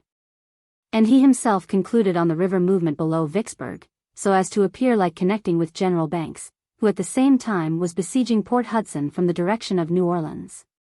Preliminary orders had already been given, looking to the digging of a canal, to connect the river at Duckport with Willow Bayou, back of Milliken's Bend, so as to form a channel for the conveyance of supplies, by way of Richmond, to New Carthage. And several steam dredge boats had come from the upper rivers to assist in the work. One day early in April, I was up at General Grant's headquarters, and we talked over all these things with absolute freedom. Charles A. Dana, Assistant Secretary of War, was there, and Wilson, Rawlins, Frank Blair, McPherson, etc. We all knew, what was notorious, that General McClernand was still intriguing against General Grant, in hopes to regain the command of the whole expedition, and that others were raising a clamor against General Grant in the newspapers at the North. Even Mr. Lincoln and General Halleck seemed to be shaken, but at no instant of time did we, his personal friends, slacken in our loyalty to him. One night, after such a discussion, and believing that General McClernand had no real plan of action shaped in his mind, I wrote my letter of April 8, 1863, to Colonel Rawlins, which letter is embraced in full at page 616 of Badeau's book, and which I now reproduce here. Headquarters 15th Army Corps. Camp near Vicksburg, April 8, 1868. Colonel J. A. Rawlins, Assistant Adjutant General to General Grant. SIR, would most respectfully suggest, for reasons which I will not name, that General Grant call on his corps commanders for their opinions, concise and positive, on the best general plan of a campaign. Unless this be done, there are men who will, in any result falling below the popular standard, claim that their advice was unheeded, and that fatal consequence resulted therefrom. My own Opinions are: first, that the Army of the Tennessee is now far in advance of the other grand armies of the United States. Second, that a corps from Missouri should forthwith be moved from St. Louis to the vicinity of Little Rock, Arkansas.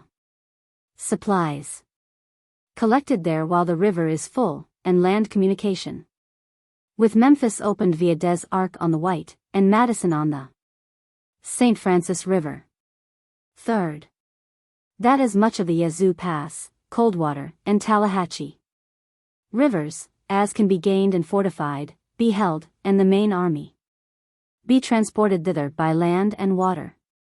That the road back to Memphis be secured and reopened, and, as soon as the waters subside, Grenada be attacked, and the swamp road across to Helena be patrolled by cavalry. Fourth, that the line of the Yallabusha be the base from which to operate against the points where the Mississippi Central crosses Big Black, above Canton, and, lastly, where the Vicksburg and Jackson Railroad crosses the same river, Big Black. The capture of Vicksburg would result. Fifth, that a minor force be left in this vicinity, not to exceed 10,000 men, with only enough steamboats to float and transport them to any desired point. This force to be held always near enough to act with the gunboats when the main army is known to be near Vicksburg, Haynes's Bluff or Yazoo City. Sixth, I do doubt the capacity of Willow Bayou, which I estimate to be 50 miles long and very tortuous, as a military channel, to supply an army large enough to operate against Jackson, Mississippi, or the Black River Bridge. And such a channel will be very vulnerable to a force coming from the west, which we must expect. Yet this canal will be most useful as the way to convey coals and supplies to a fleet that should navigate the lower reach of the Mississippi between Vicksburg and the Red River. Seventh, the chief reason for operating solely by water was the season of the year and high water in the Tallahatchie and Yallabusha rivers. The spring is now here, and soon these streams will be no serious obstacle, save in the ambuscades of the forest, and whatever works the enemy may have erected at or near Grenada. North Mississippi is too valuable for us to allow the enemy to hold it and make crops this year. I make these suggestions, with the request that General Grant will read them and give them, as I know he will, a share of his thoughts. I would prefer that he should not answer this letter, but merely give it as much or as little weight as it deserves. Whatever plan of action he may adopt will receive from me the same zealous cooperation and energetic support as though conceived by myself. I do not believe General Banks will make any serious attack on Port Hudson this spring. I am, etc. W. T. Sherman, Major General. This is the letter which some critics have styled a protest. We never had a council of war at any time during the Vicksburg campaign. We often met casually, regardless of rank or power, and talked and gossiped of things in general, as officers do and should. But my letter speaks for itself. It shows my opinions clearly at that stage of the game, and was meant partially to induce General Grant to call on General McClellan for a similar expression of opinion, but, so far as I know, he did not. He went on quietly to work out his own designs. And he has told me, since the war, that had we possessed in December, 1862, the experience of marching and maintaining armies without a regular base, which we afterward acquired, he would have gone on from Oxford as first contemplated, and would not have turned back because of the destruction of his depot at Holly Springs by Van Dorn. The distance from Oxford to the rear of Vicksburg is little greater than by the circuitous route we afterward followed, from Bruinsburg to Jackson and Vicksburg, during which we had neither depot nor train of supplies. I have never criticized General Grant's strategy on this or any other occasion, but I thought then that he had lost an opportunity, which cost him and us 6 months extra hard work.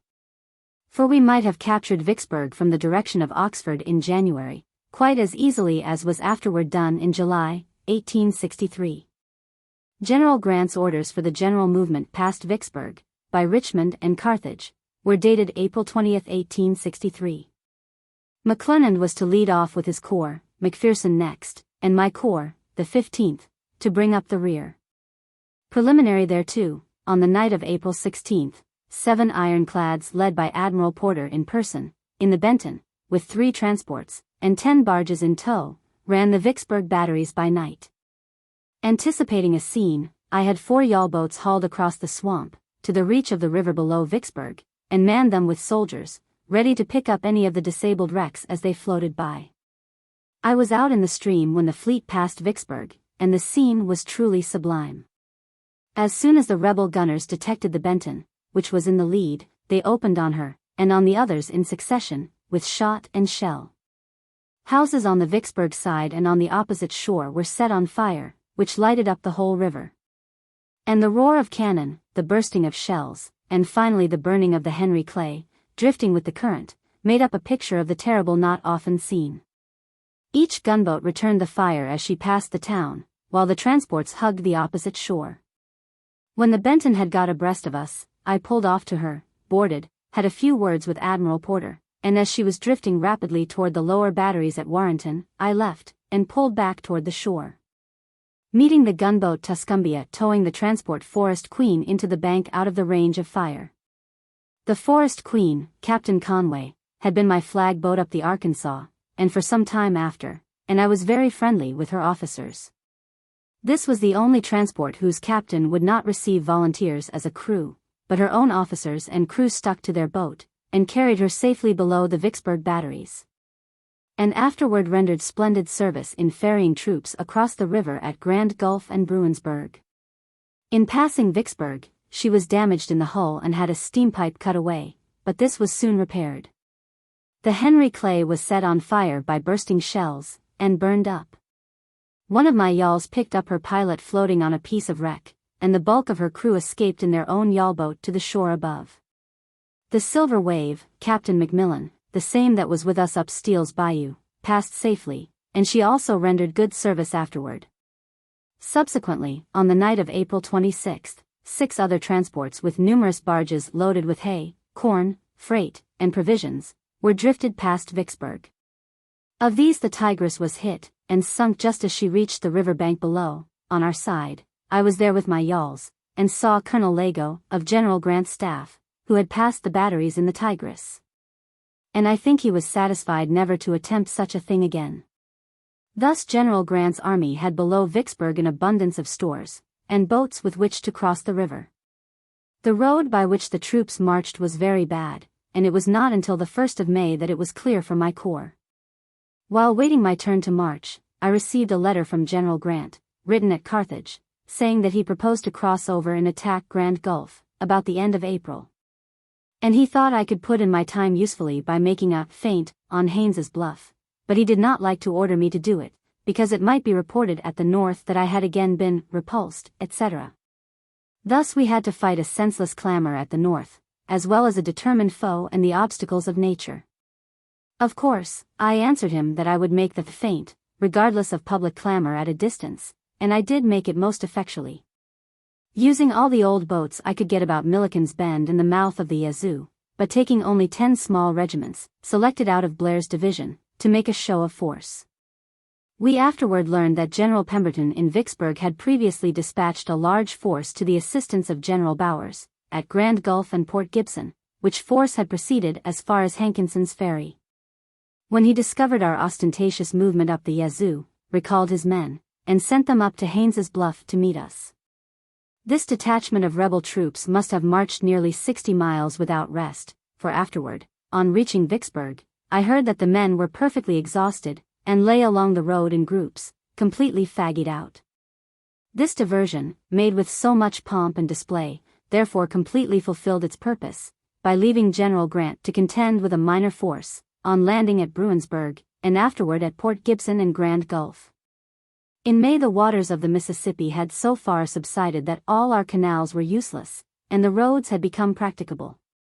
After McPherson's corps had passed Richmond, I took up the route of march, with Steele's and Tuttle's divisions. Blair's division remained at Milliken's Bend to protect our depots there, till relieved by troops from Memphis, and then he was ordered to follow us. Our route lay by Richmond and Roundabout Bayou. Then, following Bayou Vidal, we struck the Mississippi at Perkins's plantation. Thence the route followed Lake St. Joseph to a plantation called Hard Times, about 5 miles above Grand Gulf. The road was more or less occupied by wagons and detachments belonging to McPherson's Corps. Still we marched rapidly and reached Hard Times on the 6th of May. Along the bayou or Lake St.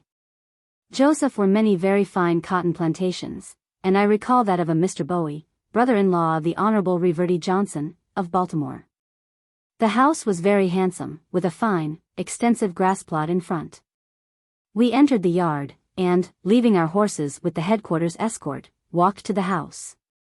On the front porch I found a magnificent grand piano, with several satin-covered armchairs, in one of which sat a Union soldier, one of McPherson's men, with his feet on the keys of the piano, and his musket and knapsack lying on the porch. I asked him what he was doing there, and he answered that he was taking a rest. This was manifest, and I started him in a hurry, to overtake his command. The house was tenantless, and had been completely ransacked. Articles of dress and books were strewed about, and a handsome boudoir with mirror front had been cast down, striking a French bedstead, shivering the glass. The library was extensive, with a fine collection of books. And hanging on the wall were 2 full-length portraits of Reverdy Johnson and his wife, one of the most beautiful ladies of our country, with whom I had been acquainted in Washington at the time of General Taylor's administration. Behind the mansion was the usual double row of cabins called the quarters. There I found an old Negro, a family servant, with several women, whom I sent to the house to put things in order.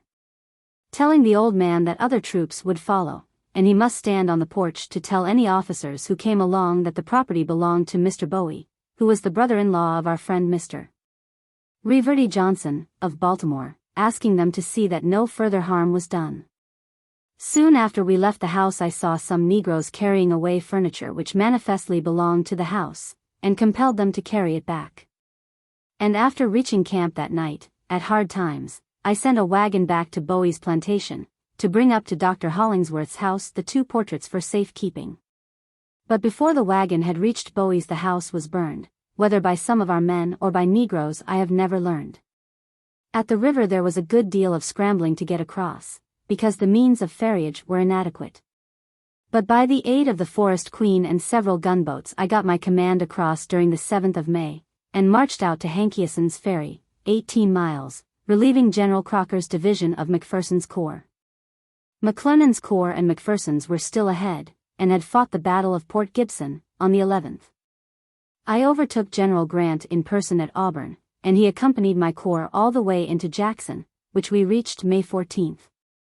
McClernand's Corps had been left in observation toward Edwards's Ferry.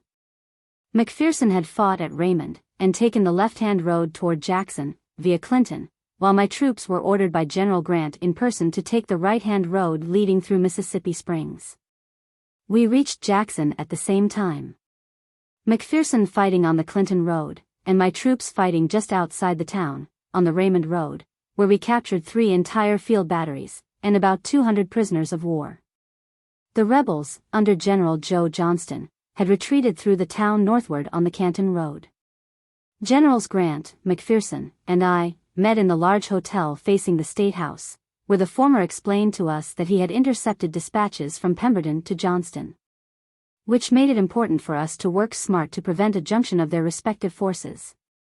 McPherson was ordered to march back early the next day on the Clinton Road to make junction with McClernand, and I was ordered to remain 1 day to break up railroads, to destroy the arsenal, a foundry, the cotton factory of the Messrs. Green, etc., and then to follow McPherson.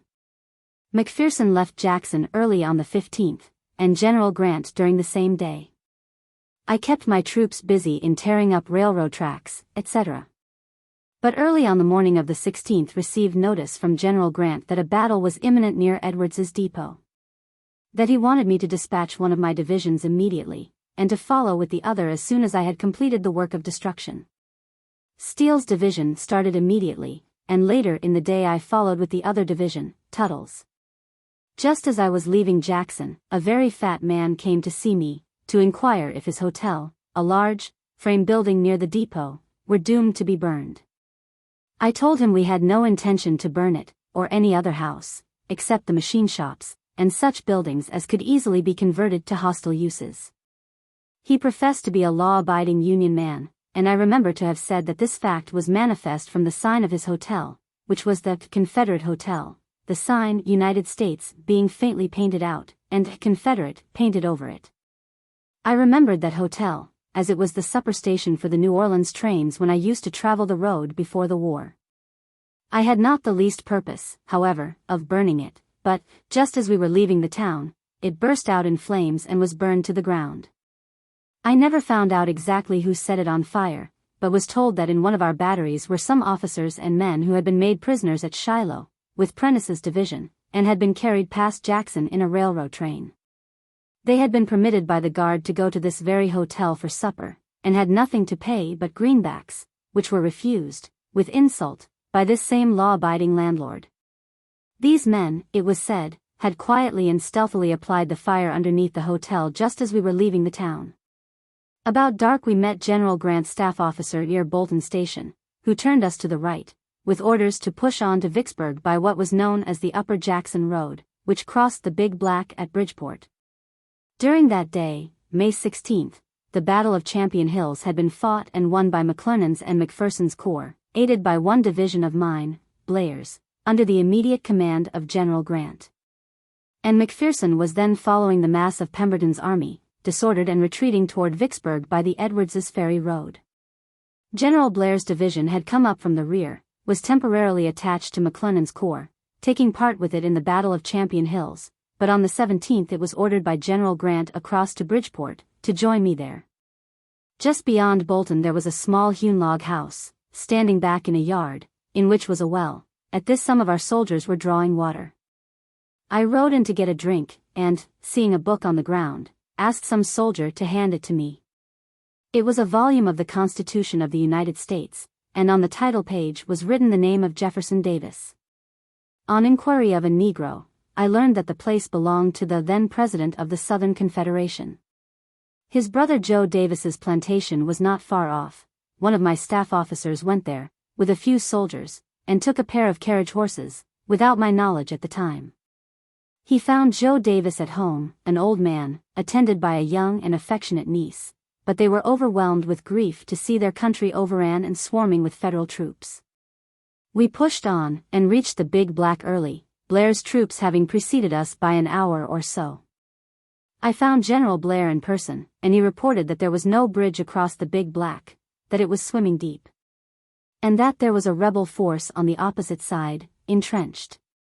He had ordered a detachment of the 13th United States Regulars, under Captain Charles Ewing, to strip some artillery horses, mount the men, and swim the river above the ferry, to attack and drive away the party on the opposite bank.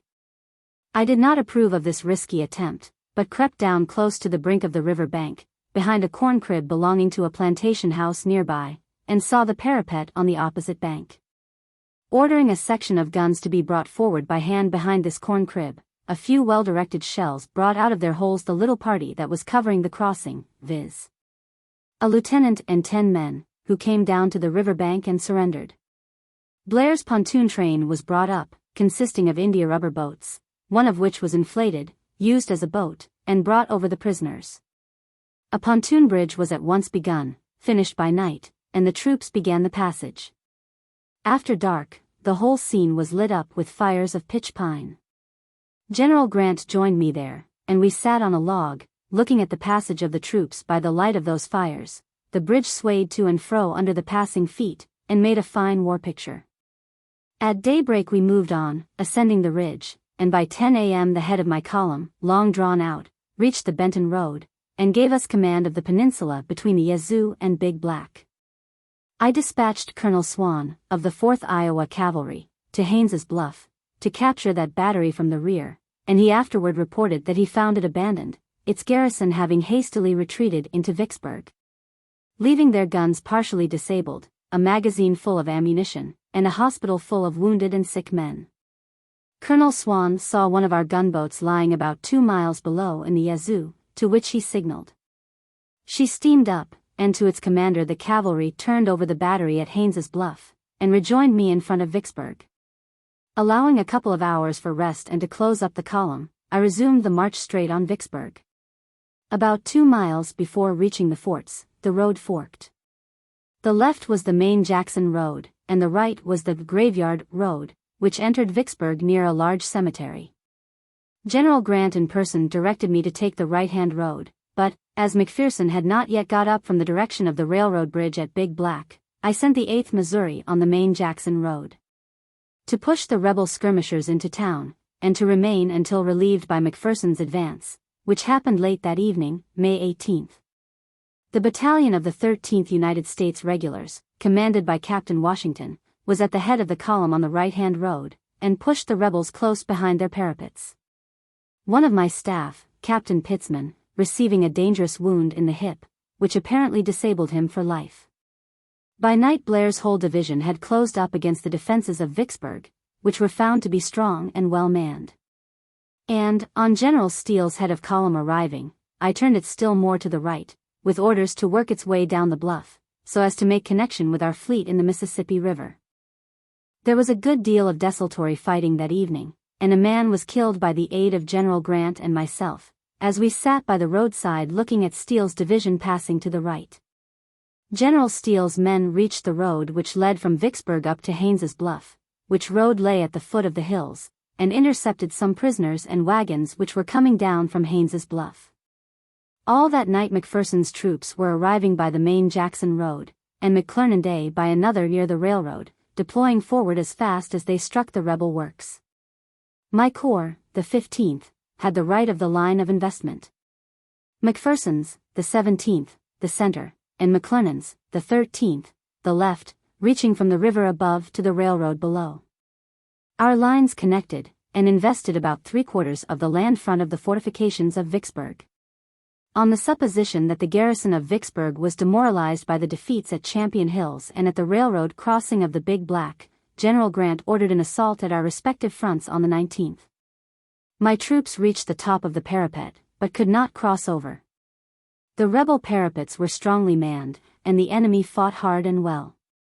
My loss was pretty heavy, falling chiefly on the 13th Regulars, whose commanding officer, Captain Washington, was killed, and several other regiments were pretty badly cut up. We, however, held the ground up to the ditch till night, and then drew back only a short distance, and began to counter-trench. On the Graveyard Road, our parapet was within less than 50 yards of the rebel ditch. On the 20th of May, General Grant called the 3 corps commanders together, viz., McClernand, McPherson, and Sherman. We compared notes, and agreed that the assault of the day before had failed, by reason of the natural strength of the position, and because we were forced by the nature of the ground to limit our attacks to the strongest parts of the enemy's line, viz., where the 3 principal roads entered the city. It was not a council of war, but a mere consultation, resulting in orders from General Grant for us to make all possible preparations for a renewed assault on the 22d, simultaneously, at 10 a.m. I reconnoitered my front thoroughly in person, from right to left, and concluded to make my real attack at the right flank of the bastion, where the Graveyard Road entered the enemy's entrenchments. And at another point in the curtain about 100 yards to its right, our left. Also to make a strong demonstration by Steele's division, about a mile to our right, toward the river. All our field batteries were put in position, and were covered by good epaulements. The troops were brought forward, in easy support, concealed by the shape of the ground, and to the minute, viz., 10 a.m. of May 22d, the troops sprang to the assault. A small party, that might be called a forlorn hope, provided with plank to cross the ditch, advanced at a run, up to the very ditch. The lines of infantry sprang from cover, and advanced rapidly in line of battle. I took a position within 200 yards of the rebel parapet, on the off-slope of a spur of ground, where by advancing 2 or 3 steps I could see everything. The rebel line, concealed by the parapet, showed no sign of unusual activity, but as our troops came in fair view, the enemy rose behind their parapet and poured a furious fire upon our lines. And, for about 2 hours, we had a severe and bloody battle, but at every point we were repulsed. In the very midst of this, when shell and shot fell furious and fast, occurred that little episode which has been celebrated in song and story, of the boy Orion P. Howe, badly wounded, bearing me a message for cartridges, caliber 54, described in my letter to the Honorable E. M. Stanton, Secretary of War. This boy was afterward appointed a cadet to the United States Naval Academy, at Annapolis, but he could not graduate, and I do not now know what has become of him. After our men had been fairly beaten back from off the parapet, and had got cover behind the spurs of ground close up to the rebel works, General Grant came to where I was, on foot, having left his horse some distance to the rear. I pointed out to him the rebel works, admitted that my assault had failed, and he said the result with McPherson and McClernand was about the same. While he was with me, an orderly or staff officer came and handed him a piece of paper, which he read and handed to me. I think the writing was in pencil, on a loose piece of paper, and was in General McClernand's handwriting, to the effect that his troops had captured the rebel parapet in his front, that the flag of the Union waved over the stronghold of Vicksburg, and asking him, General Grant, to give renewed orders to McPherson and Sherman to press their attacks on their respective fronts, lest the enemy should concentrate on him, McClernand. General Grant said, I don't believe a word of it, but I reasoned with him, that this note was official, and must be credited, and I offered to renew the assault at once with new troops. He said he would instantly ride down the line to McClernand's front, and if I did not receive orders to the contrary, by 3:00 p.m., I might try it again.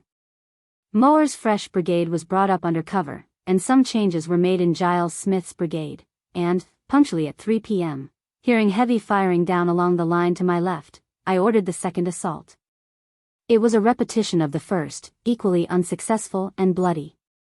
It also transpired that the same thing had occurred with General McPherson, who lost in this second assault some most valuable officers and men, without adequate result. And that General McClernand, instead of having taken any single point of the rebel main parapet, had only taken one or two small outlying lunettes open to the rear, where his men were at the mercy of the rebels behind their main parapet. And most of them were actually thus captured. This affair caused great feeling with us, and severe criticisms on General McClernand, which led finally to his removal from the command of the 13th Corps, to which General Ord succeeded. The immediate cause, however, of General McClernand's removal was the publication of a sort of congratulatory order addressed to his troops, first published in St. Louis, in which he claimed that he had actually succeeded in making a lodgment in Vicksburg, but had lost it, owing to the fact that McPherson and Sherman did not fulfill their parts of the general plan of attack. This was simply untrue. The two several assaults made May 22d, on the lines of Vicksburg, had failed, by reason of the great strength of the position and the determined fighting of its garrison. I have since seen the position at Sevastopol, and without hesitation I declare that at Vicksburg to have been the more difficult of the two. Thereafter our proceedings were all in the nature of a siege. General Grant drew more troops from Memphis, to prolong our general line to the left, so as completely to invest the place on its land side, while the Navy held the river both above and below. General Mower's brigade of Tuttle's division was also sent across the river to the peninsula, so that by May 31 Vicksburg was completely beleaguered. Good roads were constructed from our camps to the several landing places on the Yazoo River, to which points our boats brought us ample supplies. So that we were in a splendid condition for a siege, while our enemy was shut up in a close fort, with a large civil population of men, women, and children to feed, in addition to his combatant force. If we could prevent sallies, or relief from the outside, the fate of the garrison of Vicksburg was merely a question of time. I had my headquarters camp close up to the works, near the center of my corps, and General Grant had his bivouac behind a ravine to my rear. We estimated Pemberton's whole force in Vicksburg at 30,000 men, and it was well known that the rebel General Joseph E. Johnston was engaged in collecting another strong force near the Big Black, with the intention to attack our rear, and thus to afford Pemberton an opportunity to escape with his men.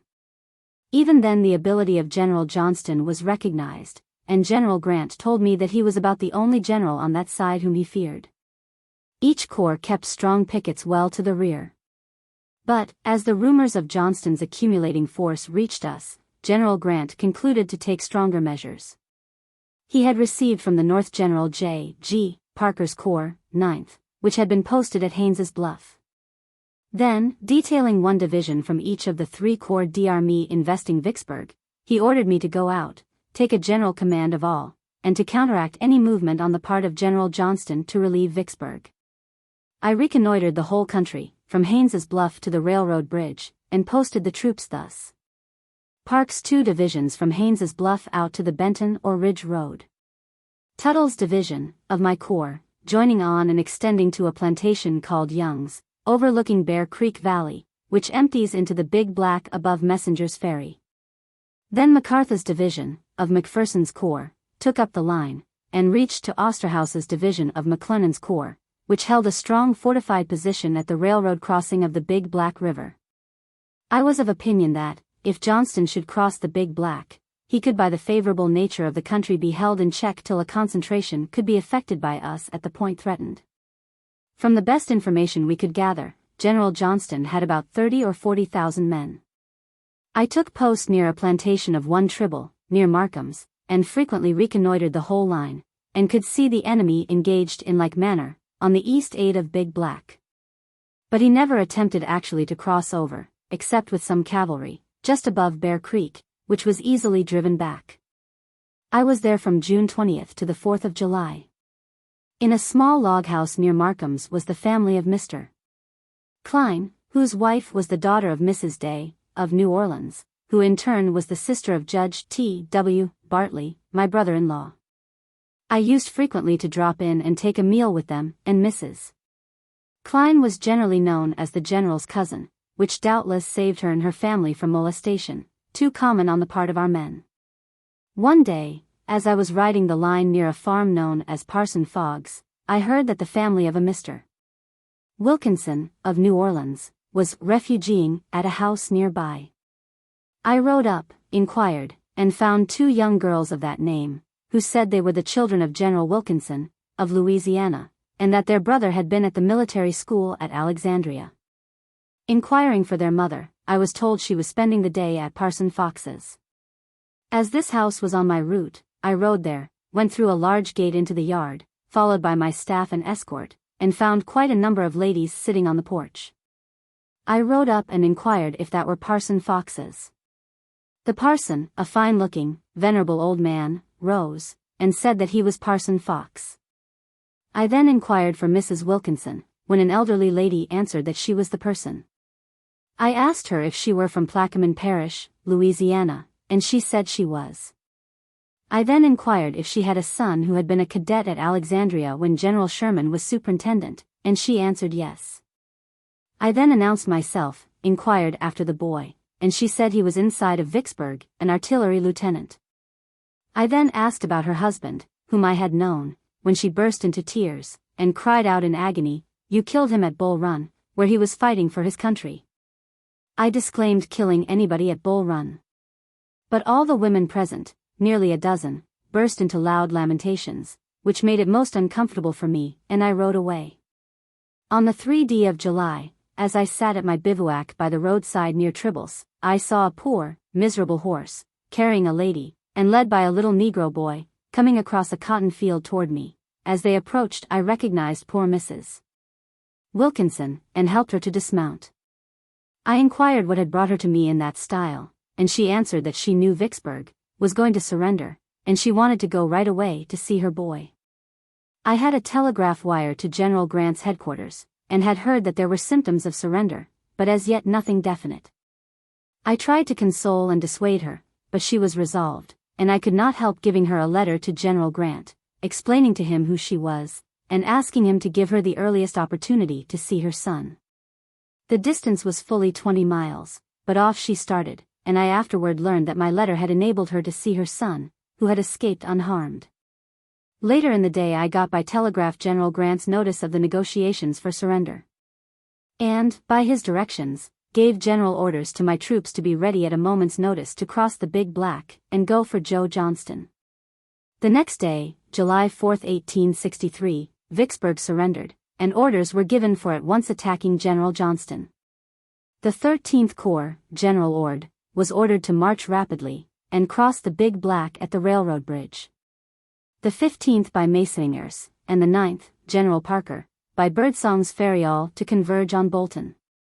My corps crossed the Big Black during the 5th and 6th of July, and marched for Bolton, where we came in with General Ord's troops. But the 9th Corps was delayed in crossing at Birdsong's. Johnston had received timely notice of Pemberton's surrender, and was in full retreat for Jackson. On the 8th all our troops reached the neighborhood of Clinton, the weather fearfully hot, and water scarce. Johnston had marched rapidly, and in retreating had caused cattle, hogs, and sheep, to be driven into the ponds of water, and there shot down, so that we had to haul their dead and stinking carcasses out to use the water. On the 10th of July we had driven the rebel army into Jackson, where it turned at bay behind the entrenchments, which had been enlarged and strengthened since our former visit in May. We closed our lines about Jackson. My corps, 15th, held the center, extending from the Clinton to the Raymond Road, Ord's, 13th, on the right, reaching Pearl River below the town, and Parker's, 9th, the left, above the town. On the 11th we pressed close in, and shelled the town from every direction. One of Ord's brigades, Lawman's, got too close, and was very roughly handled and driven back in disorder. General Ord accused the commander, General Lawman, of having disregarded his orders, and attributed to him personally the disaster and heavy loss of men. He requested his relief, which I granted, and General Lawman went to the rear, and never regained his division. He died after the war, in Iowa, much respected, as before that time he had been universally esteemed a most gallant and excellent officer.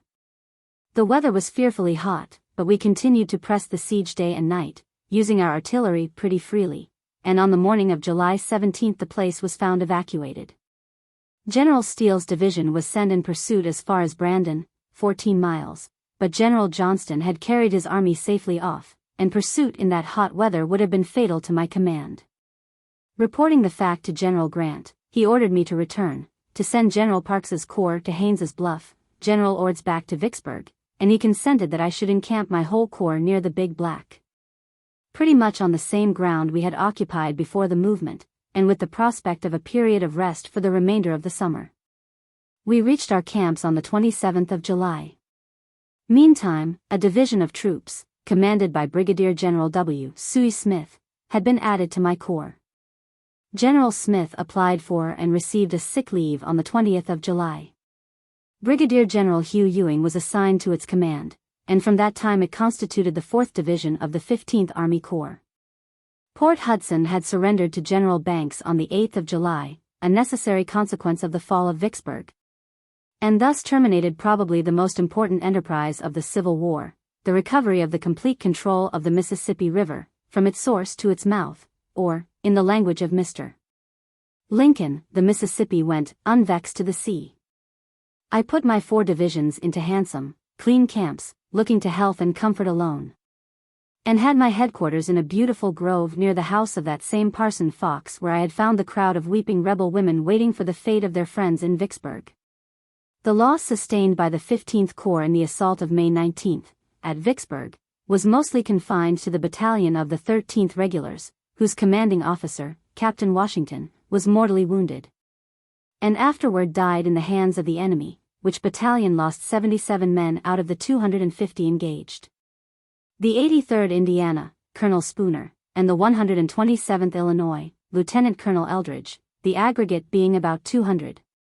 In the assaults of the 22d, the loss in the 15th Corps was about 600. In the attack on Jackson, Mississippi, during the 11th to 16th of July, General Ord reported the loss in the 13th Army Corps 762, of which 533 were confined to Lawman's division. General Parks reported, in the 9th Corps, 37 killed, 258 wounded, and 33 missing, total, 328. In the 15th Corps the loss was less. So that, in the aggregate, the loss as reported by me at the time was less than 1,000 men, while we took that number alone of prisoners. In General Grant's entire army before Vicksburg, composed of the 9th, part of the 16th, and the whole of the 13th, 15th, and 17th Corps, the aggregate loss, as stated by Badeau, was killed, wounded, missing, total. Whereas the Confederate loss, as stated by the same author, Surrendered at Vicksburg. Captured at Champion Hills. Captured at Big Black Bridge. Captured at Port Gibson. Captured with Loring. Killed and wounded. Stragglers. Total. Besides which, a large amount of public property, consisting of railroads, locomotives, cars, steamers, cotton, guns, muskets, ammunition, etc., etc., was captured in Vicksburg. The value of the capture of Vicksburg, however, was not measured by the list of prisoners, guns, and small arms, but by the fact that its possession secured the navigation of the great central river of the continent, bisected fatally the Southern Confederacy, and set the armies which had been used in its conquest free for other purposes. And it so happened that the event coincided as to time with another great victory which crowned our arms far away, at Gettysburg, Pennsylvania.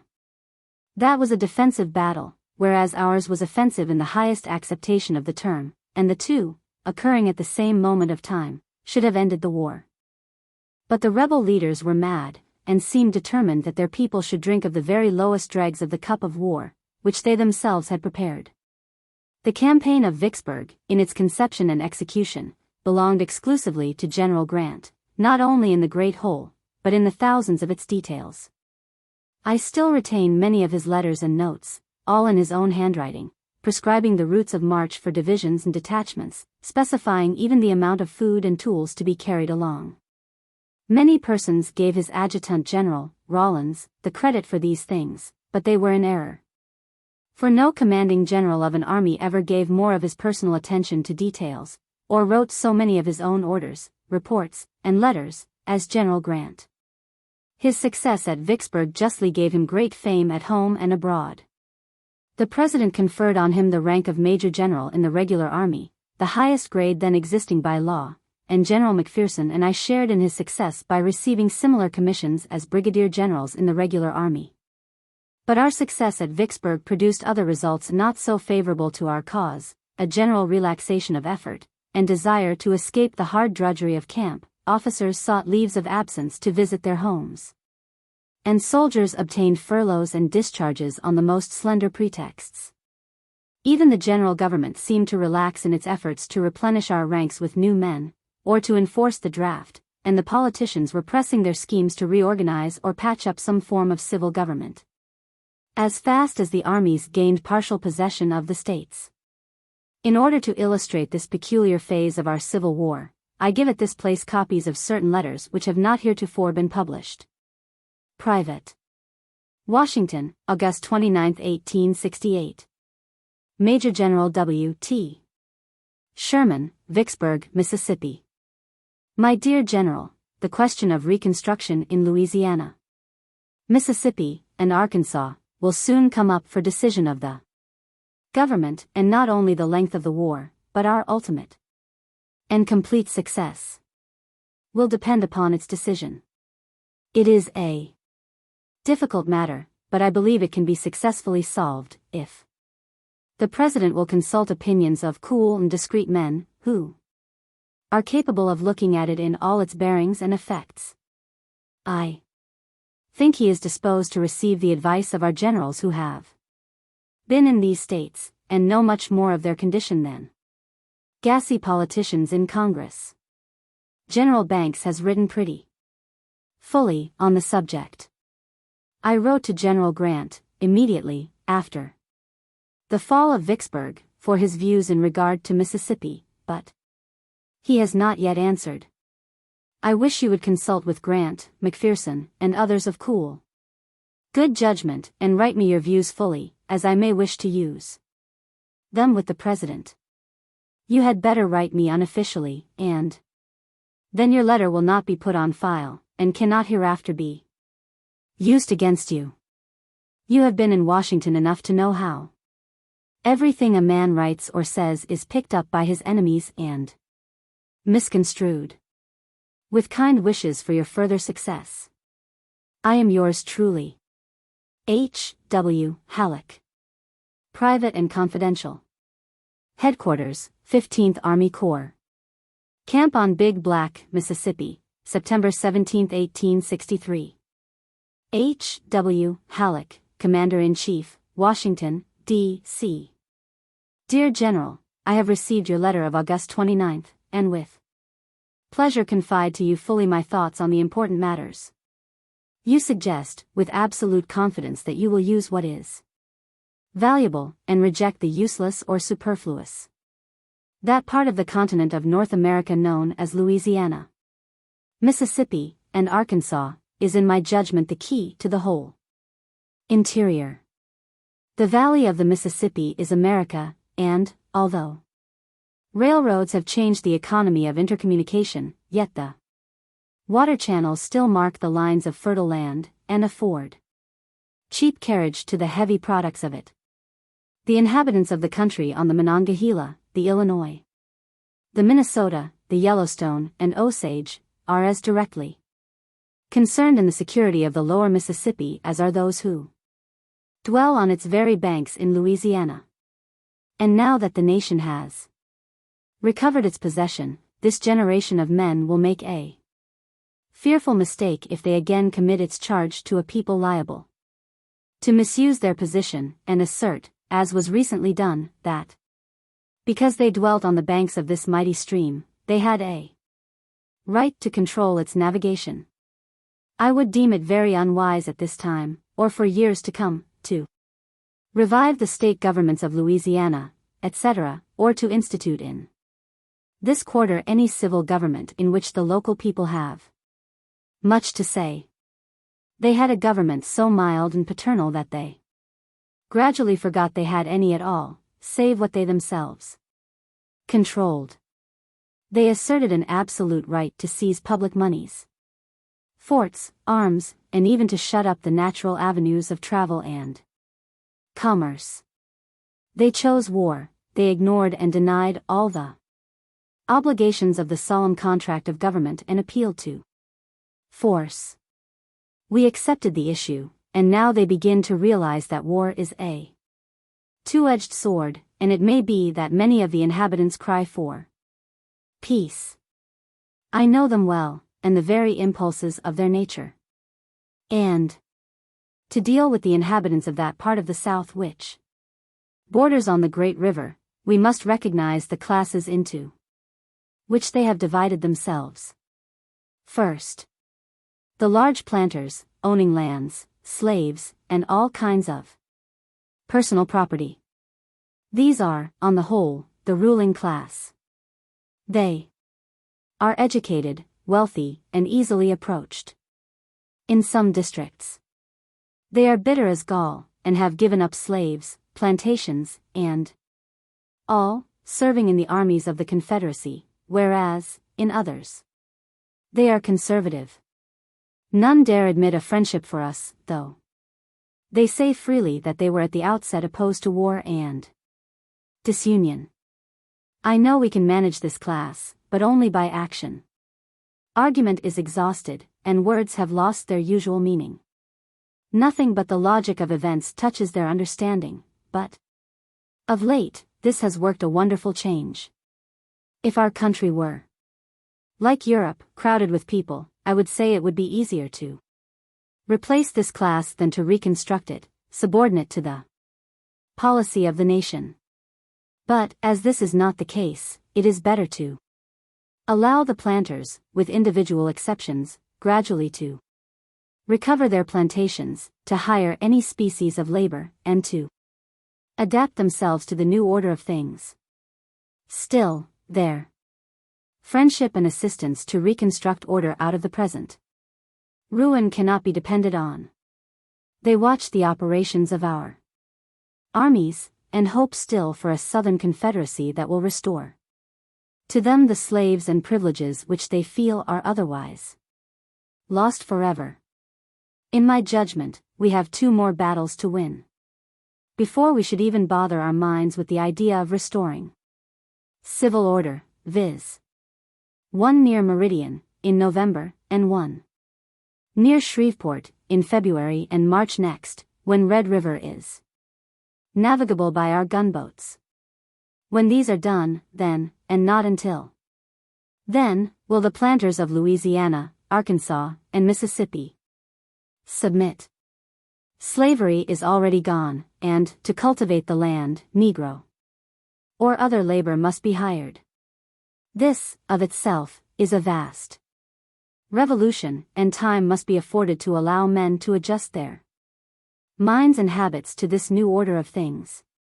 A civil government of the representative type would suit this class far less than a pure military role, readily adapting itself to actual occurrences, and able to enforce its laws and orders promptly and emphatically. Second, the smaller farmers, mechanics, merchants, and laborers. This class will probably number 3/4 of the whole.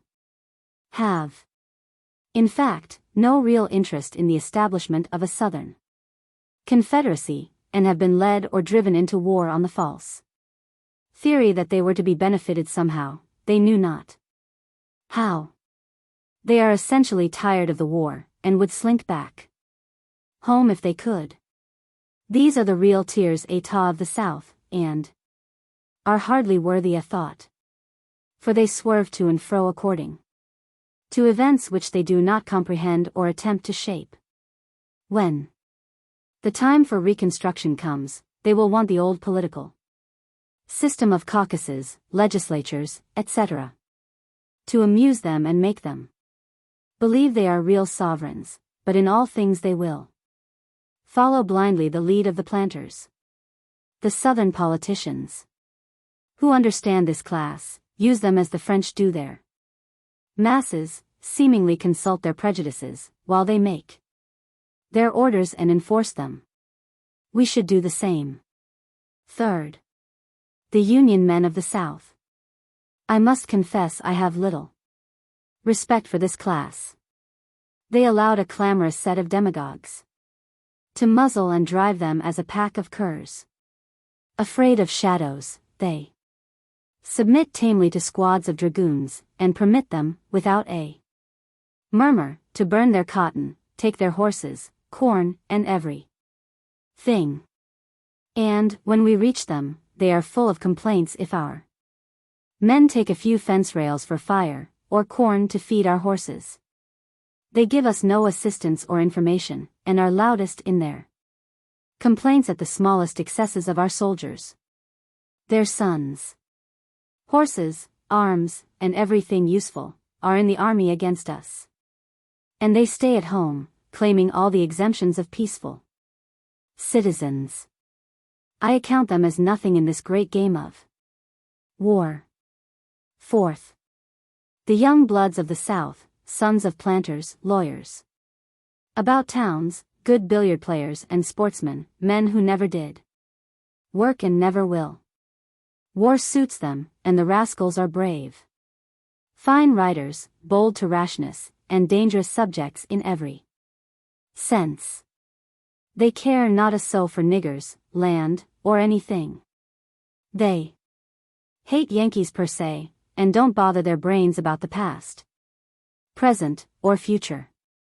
As long as they have good horses, plenty of forage, and an open country, they are happy. This is a larger class than most men suppose, and they are the most dangerous set of men that this war has turned loose upon the world. They are splendid riders, first-rate shots, and utterly reckless. Stuart, John, Morgan, Forrest, and Jackson are the types and leaders of this class. These men must all be killed or employed by us before we can hope for peace. They have no property or future, and therefore cannot be influenced by anything, except personal considerations. I have 2 brigades of these fellows in my front, commanded by Cosby, of the old army, and Whitfield, of Texas. Stephen D. Lee is in command of the whole. I have frequent interviews with their officers, a good understanding with them, and am inclined to think when the resources of their country are exhausted, we must employ them. They are the best cavalry in the world, but it will tax Mr. Chase's genius for finance to supply them with horses.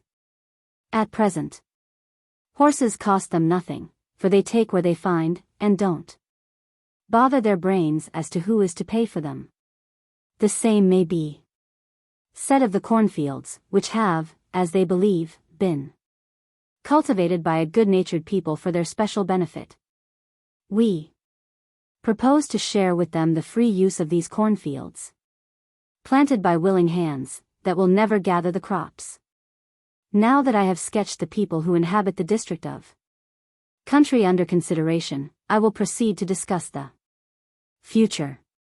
A civil government now, for any part of it, would be simply ridiculous. The people would not regard it, and even the military commanders of the antagonistic parties would treat it lightly. Governors would be simply petitioners for military assistance, to protect supposed friendly interests, and military commanders would refuse to disperse and weaken their armies for military reasons. Jealousies would arise between the two conflicting powers, and, instead of contributing to the end of the war, would actually defer it. Therefore, I contend that the interests of the United States and of the real parties concerned demand the continuance of the simple military role, till after all the organized armies of the South are dispersed, conquered, and subjugated. The people of all this region are represented in the Army of Virginia, at Charleston, Mobile, and Chattanooga. They have sons and relations in each of the rebel armies, and naturally are interested in their fate. Though we hold military possession of the key points of their country, still they contend, and naturally, that should Lee succeed in Virginia, or Bragg at Chattanooga, a change will occur here also. We cannot for this reason attempt to reconstruct parts of the South as we conquer it, till all idea of the establishment of a Southern Confederacy is abandoned. We should avail ourselves of the present lull to secure the strategical points that will give us an advantage in the future military movements. And we should treat the idea of civil government as one in which we as a nation have a minor or subordinate interest.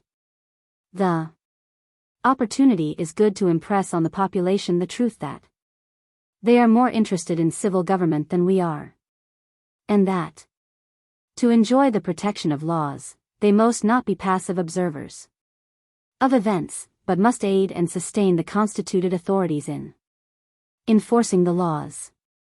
They must not only submit themselves, but should pay their share of taxes, and render personal services when called on. It seems to me, in contemplating the history of the past 2 years, that all the people of our country, North, South, East, and West, have been undergoing a salutary political schooling, learning lessons which might have been acquired from the experience of other people. But we had all become so wise in our own conceit that we would only learn by actual experience of our own. The people even of small and unimportant localities, North as well as South, had reasoned themselves into the belief that their opinions were superior to the aggregated interest of the whole nation. Half our territorial nation rebelled, on a doctrine of secession that they themselves now scout. And a real numerical majority actually believed that a little state was endowed with such sovereignty that it could defeat the policy of the great whole. I think the present war has exploded that notion, and were this war to cease now, the experience gained, though dear, would be worth the expense. Another great and important natural truth is still in contest, and can only be solved by war.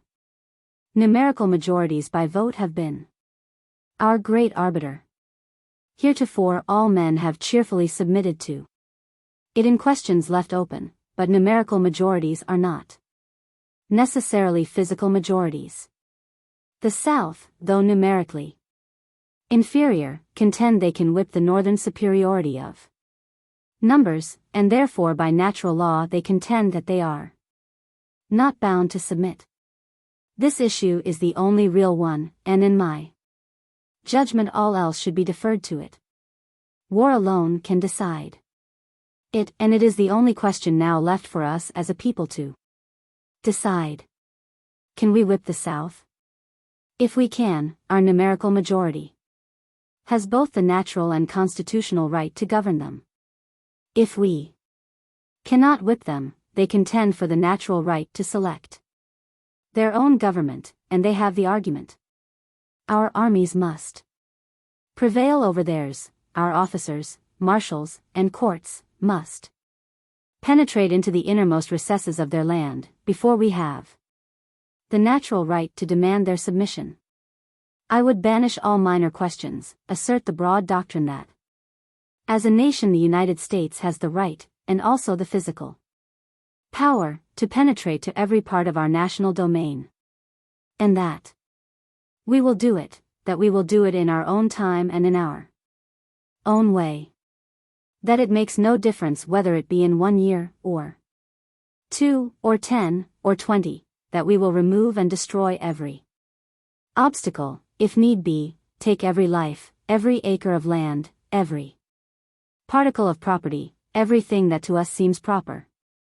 That we will not cease till the end is attained, that all who do not aid us are enemies, and that we will not account to them for our acts. If the people of the South oppose, they do so at their peril.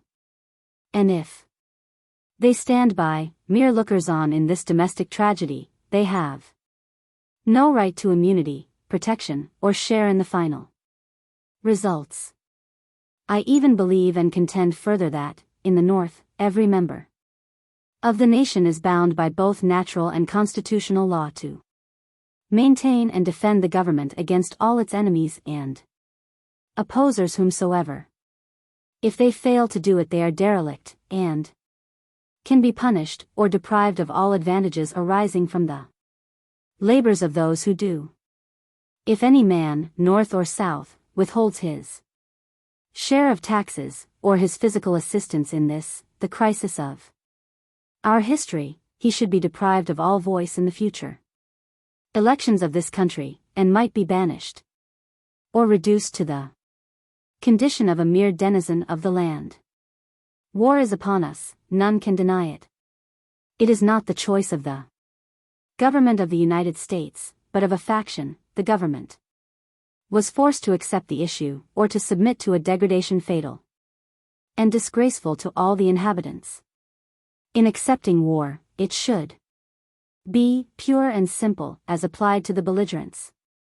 I would keep it so, till all traces of the war are effaced.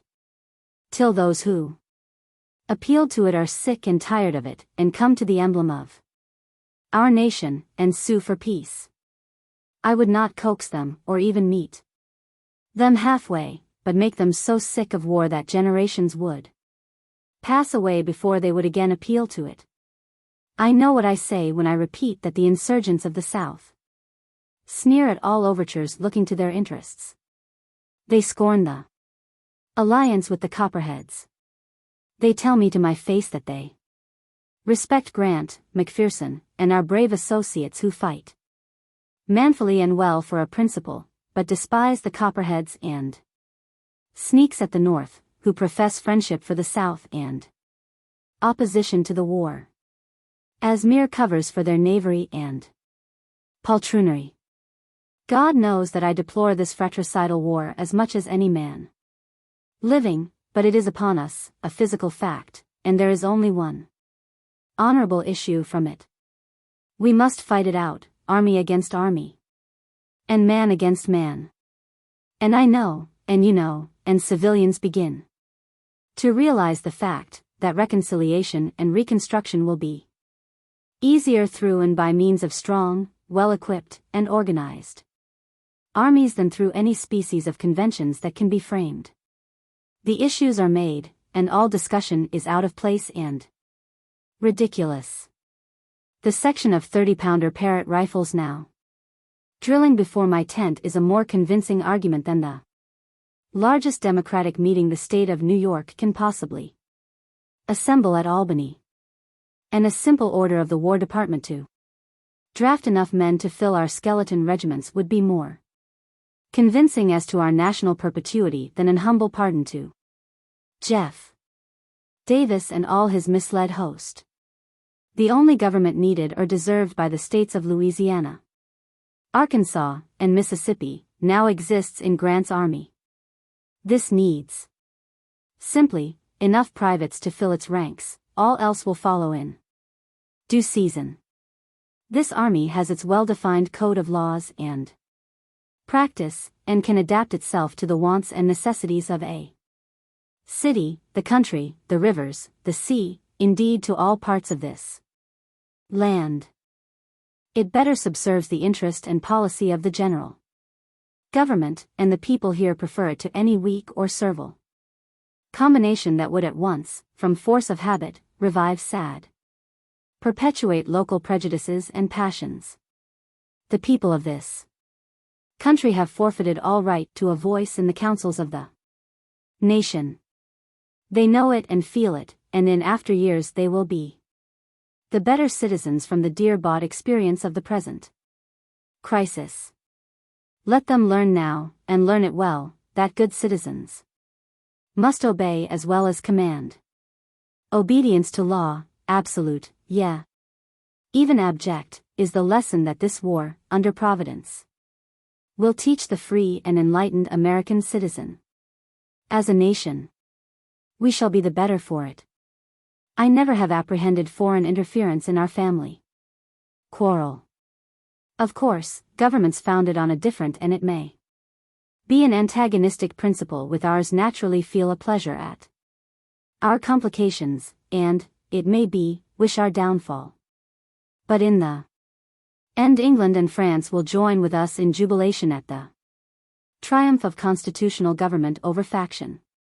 Even now the English manifest this. I do not profess to understand Napoleon's design in Mexico, and I do not see that his taking military possession of Mexico concerns us. We have as much territory now as we want. The Mexicans have failed in self-government, and it was a question as to what nation she should fall a prey. That is now solved, and I don't see that we are damaged. We have the finest part of the North American continent, all we can people and can take care of. And, if we can suppress rebellion in our own land and compose the strife generated by it, we shall have enough people, resources, and wealth, if well combined, to defy interference from any and every quarter. I therefore hope the government of the United States will continue, as heretofore, to collect, in well-organized armies, the physical strength of the nation, applying it, as heretofore, in asserting the national authority, and in persevering, without relaxation, to the end. This, whether near or far off, is not for us to say, but, fortunately, we have no choice. We must succeed, no other choice is left us except degradation. The South must be ruled by us, or she will rule us. We must conquer them, or ourselves be conquered. There is no middle course.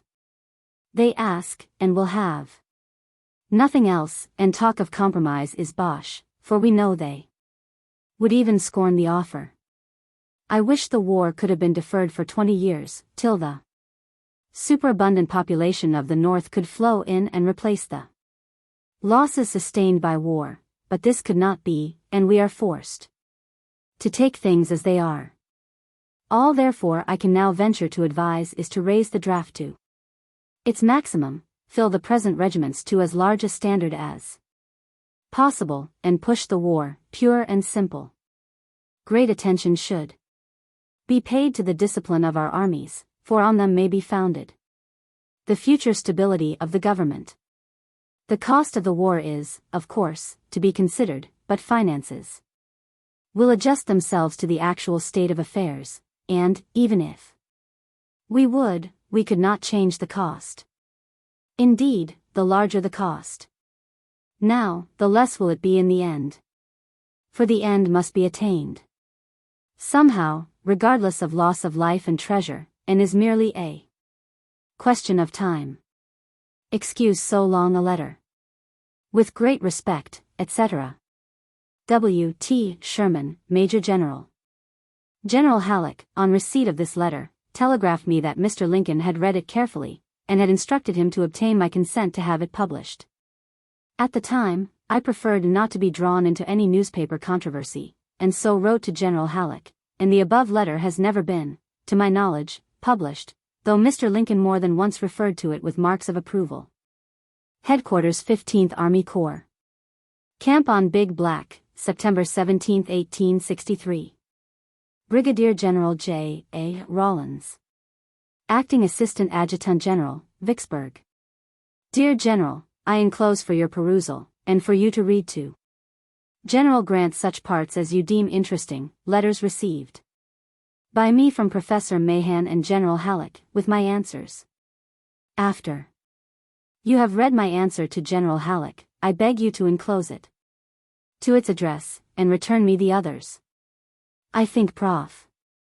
Mahan's very marked encomium upon the campaign of Vicksburg is so flattering to General Grant, that you may offer to let him keep the letter, if he values such a testimonial.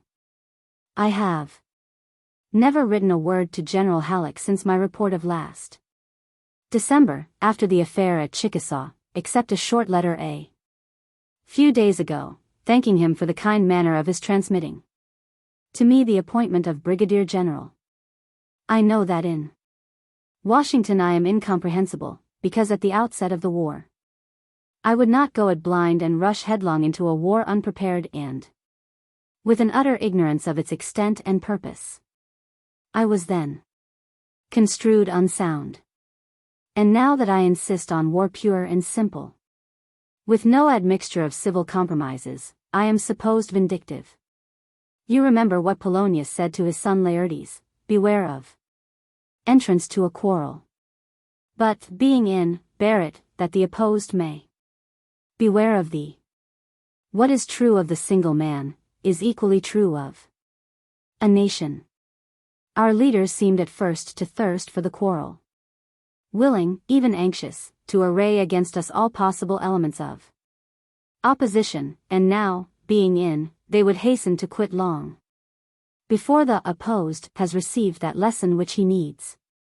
I would make this war as severe as possible, and show no symptoms of tiring till the South begs for mercy. Indeed, I know, and you know, that the end would be reached quicker by such a course than by any seeming yielding on our part. I don't want our government to be bothered by patching up local governments, or by trying to reconcile any class of men. The South has done her worst, and now is the time for us to pile on our blows thick and fast. Instead of postponing the draft till after the elections, we ought now to have our ranks full of drafted men, and, at best, if they come at all, they will reach us when we should be in motion. I think General Halleck would like to have the honest, candid opinions of all of us, viz., Grant, McPherson, and Sherman. I have given mine, and would prefer, of course, that it should coincide with the others. Still, no matter what my opinion may be, I can easily adapt my conduct to the plane of others, and am only too happy when I find theirs better than mine. If no trouble, please show Halleck's letter to McPherson, and ask him to write also. I know his regiments are like mine, mere squads, and need filling up. Yours truly, W. T. Sherman, Major General. Chapter 14. Chattanooga and Knoxville. July to December, 1863. After the fall of Vicksburg, and its corollary, Port Hudson, the Mississippi River was wholly in the possession of the Union forces, and formed a perfect line of separation in the territories of our opponents. Thenceforth, they could not cross it save by stealth, and the military affairs on its west bank became unimportant. Grant's army had seemingly completed its share of the work of war, and lay, as it were, idle for a time. In person General Grant went to New Orleans to confer with General Banks, and his victorious army was somewhat dispersed. Parke's Corps, 9th, returned to Kentucky, and afterward formed part of the Army of the Ohio, under General Burnside. Ord's Corps, 13th, was sent down to Natchez, and gradually drifted to New Orleans and Texas. McPherson's, 17th, remained in and near Vicksburg. Hurlbut's, 16th, was at Memphis. And mine, 15th, was encamped along the Big Black, about 20 miles east of Vicksburg. This corps was composed of 4 divisions. Steele's, the 1st, was posted at and near the railroad bridge. Blair's, the 2nd, next in order, near Parson Fox's. The 3rd Division, Tuttle's, was on the ridge about the head of Bear Creek, and the 4th, Ewing's, was at Messenger's Ford. My own headquarters were in tents in a fine grove of old oaks near Parson Fox's house, and the battalion of the 13th Regulars was the headquarters guard. All the camps were arranged for health, comfort, rest, and drill. It being midsummer, we did not expect any change till the autumn months, and accordingly made ourselves as comfortable as possible. There was a short railroad in operation from Vicksburg to the bridge across the Big Black, whence supplies in abundance were hauled to our respective camps. With a knowledge of this fact, Mrs. Sherman came down from Ohio with Minnie, Lizzie, Willie, and Tom, to pay us a visit in our camp at Parson Fogg's. Willie was then 9 years old, was well advanced for his years, and took the most intense interest in the affairs of the army. He was a great favorite with the soldiers, and used to ride with me on horseback in the numerous drills and reviews of the time. He then had the promise of as long a life as any of my children, and displayed more interest in the war than any of them.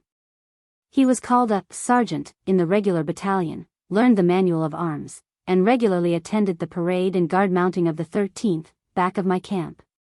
We made frequent visits to Vicksburg, and always stopped with General McPherson, who had a large house, and boarded with a family, Mrs. Edwards's, in which were several interesting young ladies.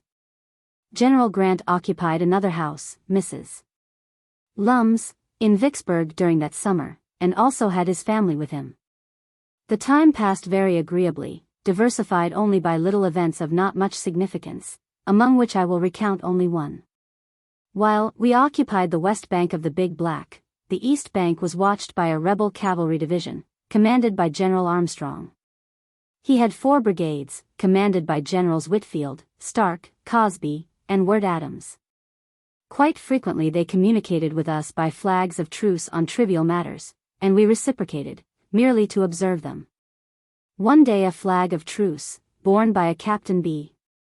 of Louisville, Kentucky, escorted by about 25 men, was reported at Messenger's Ferry, and I sent orders to let them come right into my tent. This brought them through the camps of the 4th Division, and part of the 2nd. And as they drew up in front of my tent, I invited Captain B. and another officer with him, a major from Mobile, to dismount, to enter my tent, and to make themselves at home. Their escort was sent to join mine, with orders to furnish them forage and everything they wanted. B. had brought a sealed letter for General Grant at Vicksburg, which was dispatched to him. In the evening we had a good supper, with wine and cigars, and, as we sat talking, B.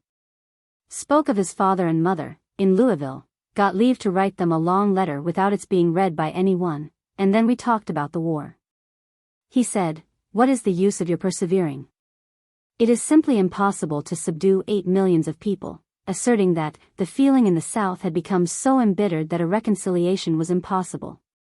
I answered that, sitting as we then were, we appeared very comfortable, and surely there was no trouble in our becoming friends. "Yes," said he, "that is very true of us, but we are gentlemen of education, and can easily adapt ourselves to any condition of things, but this would not apply equally well to the common people, or to the common soldiers." I took him out to the campfires behind the tent, and there were the men of his escort and mine mingled together, drinking their coffee, and happy as soldiers always seem. I asked B. what he thought of that, and he admitted that I had the best of the argument.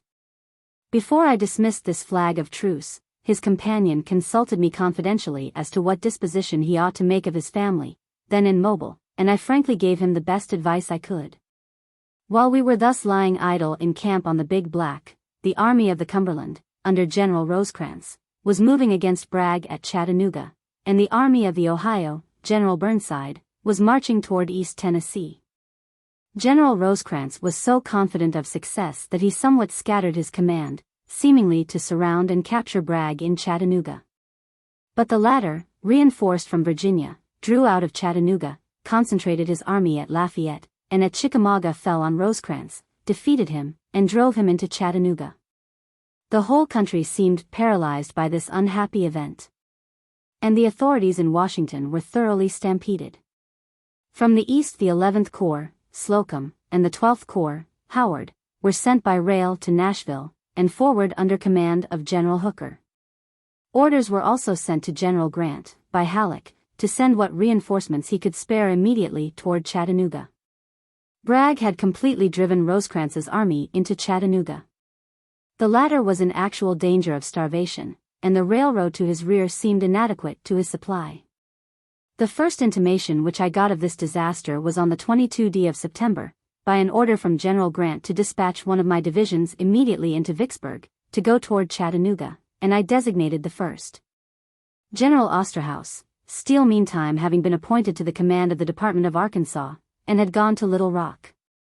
General Osterhaus marched the same day, and on the 23rd I was summoned to Vicksburg in person, where General Grant showed me the alarming dispatches from General Halleck, which had been sent from Memphis by General Hurlbut, and said, on further thought, that he would send me and my whole corps.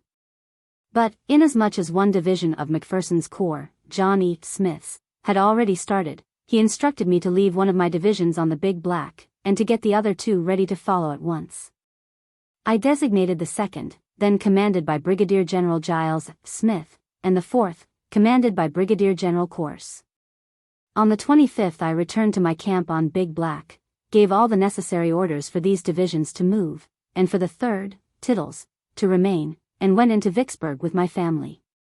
The last of my corps designed for this expedition started from camp on the 27th, reached Vicksburg the 28th, and were embarked on boats provided for them. General Halleck's dispatches dwelt upon the fact that General Rosecrans's routes of supply were overtaxed, and that we should move from Memphis eastward, repairing railroads as we progressed, as far as Athens, Alabama. Whence I was to report to General Rosecrans, at Chattanooga, by letter. I took passage for myself and family in the steamer Atlantic, Captain Henry McDougall. When the boat was ready to start, Willie was missing. Mrs. Sherman supposed him to have been with me, whereas I supposed he was with her. An officer of the 13th went up to General McPherson's house for him, and soon returned, with Captain Clift leading him, carrying in his hands a small double-barreled shotgun, and I joked him about carrying away captured property. In a short time we got off. As we all stood on the guards to look at our old camps at Young's Point, I remarked that Willie was not well, and he admitted that he was sick. His mother put him to bed, and consulted Dr. Roller, of the 55th Illinois, who found symptoms of typhoid fever. The river was low, we made slow progress till above Helena, and, as we approached Memphis, Dr. Roller told me that Willie's life was in danger, and he was extremely anxious to reach Memphis for certain medicines and for consultation. We arrived at Memphis on the 2nd of October, carried Willie up to the Gayoso Hotel, and got the most experienced physician there, who acted with Dr. Roller, but he sank rapidly, and died the evening of the 3rd of October. The blow was a terrible one to us all, so sudden and so unexpected, that I could not help reproaching myself for having consented to his visit in that sickly region in the summertime. Of all my children, he seemed the most precious. Born in San Francisco, I had watched with intense interest his development, and he seemed more than any of the children to take an interest in my special profession. Mrs. Sherman, Minnie, Lizzie, and Tom were with him at the time, and we all, helpless and overwhelmed, saw him die. Being in the very midst of an important military enterprise, I had hardly time to pause and think of my personal loss. We procured a metallic casket, and had a military funeral, the battalion of the 13th United States Regulars acting as escort from the Gayoso Hotel to the steamboat Grey Eagle, which conveyed him and my family up to Cairo. Whence they proceeded to our home at Lancaster, Ohio, where he was buried. I here give my letter to Captain C. Smith, who commanded the battalion at the time, as exhibiting our intense feelings. Gayoso House, Memphis, Tennessee.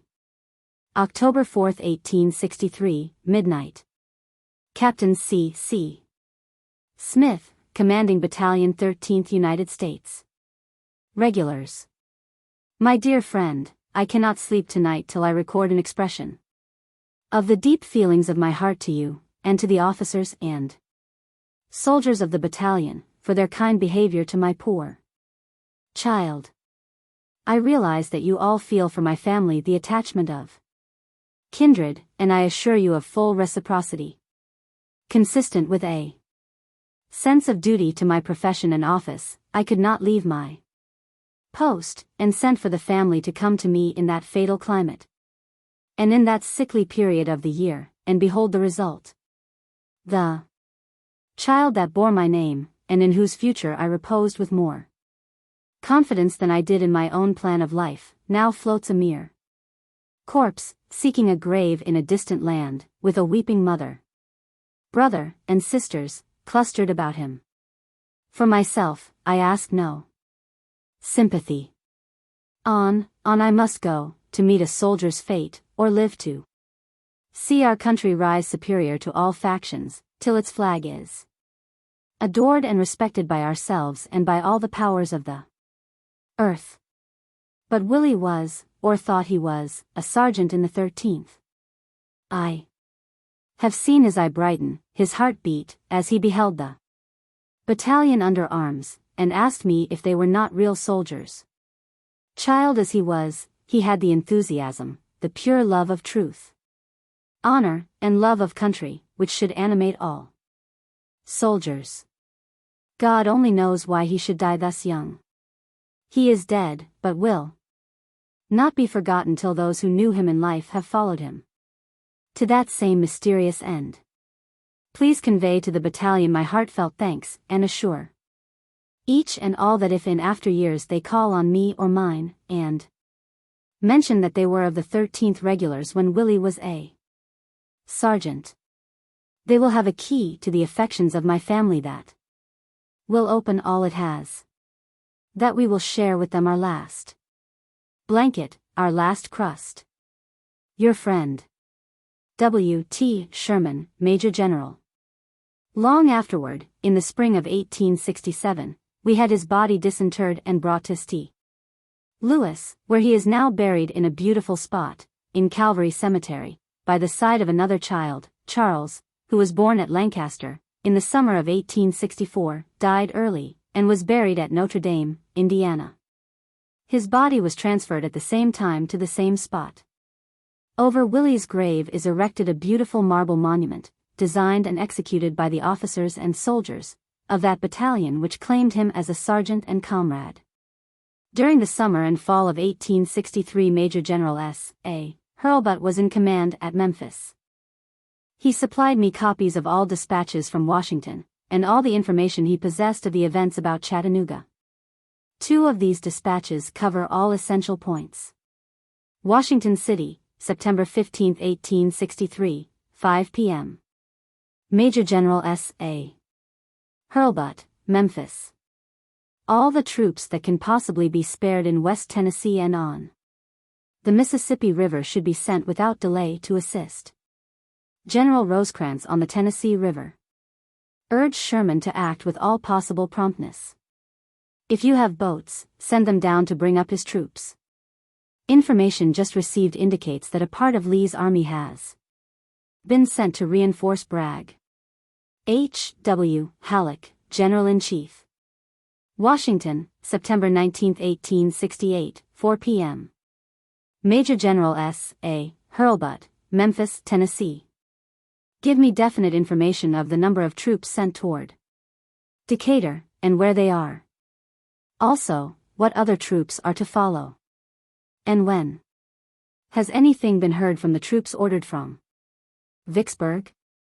No efforts must be spared to support Rosecrans's right and to guard the crossings of the Tennessee River. H. W. Halleck, General-in-Chief. My special orders were to repair the Memphis and Charleston Railroad eastward as I progressed, as far as Athens, Alabama, to draw supplies by that route, so that, on reaching Athens, we should not be dependent on the roads back to Nashville, already overtaxed by the demand of Rosecrans's army. On reaching Memphis, October 2d, I found that Osterhaus's division had already gone by rail as far as Corinth, and then John E. Smith's division was in the act of starting by cars. The 2nd Division, then commanded by Brigadier General Giles A. Smith, reached Memphis at the same time with me, and the 4th Division, commanded by Brigadier General John M. Corse, arrived a day or two after. The railroad was in fair condition as far as Corinth, 96 miles, but the road was badly stocked with locomotives and cars, so that it took until the 9th to get off the 2nd Division. When I gave orders for the 4th Division and wagon trains to march by the common road. On Sunday morning, October 11th, with a special train loaded with our orderlies and clerks, the horses of our staff, the battalion of the 13th United States Regulars, and a few officers going forward to join their commands. Among them Brigadier General Hugh Ewing, I started for Corinth. At Germantown, 8 miles, we passed Corse's division, 4th, on the march, and about noon the train ran by the depot at Colliersville, 26 miles out. I was in the rear car with my staff, dozing, but observed the train slacking speed and stopping about half a mile beyond the depot. I noticed some soldiers running to and fro, got out at the end of the car, and soon Colonel Anthony, Silta 6th Indiana, who commanded the post, rode up and said that his pickets had just been driven in. And there was an appearance of an attack by a large force of cavalry coming from the southeast. I ordered the men to get off the train, to form on the knoll near the railroad cut, and soon observed a rebel officer riding toward us with a white flag. Colonel Anthony and Colonel Dayton, one of my aides, were sent to meet him, and to keep him in conversation as long as possible. They soon returned, saying it was the adjutant of the rebel General Chalmers, who demanded the surrender of the place. I instructed them to return and give a negative answer, but to delay him as much as possible, so as to give us time for preparation. I saw Anthony, Dayton, and the rebel bearer of the flag, in conversation, and the latter turn his horse to ride back, when I ordered Colonel McCoy to run to the station and get a message over the wires as quick as possible to Memphis and Germantown, to hurry forward Corse's division. I then ordered the train to back to the depot, and drew back the battalion of regulars to the small earth redoubt near it. The depot building was of brick, and had been punctured with loopholes.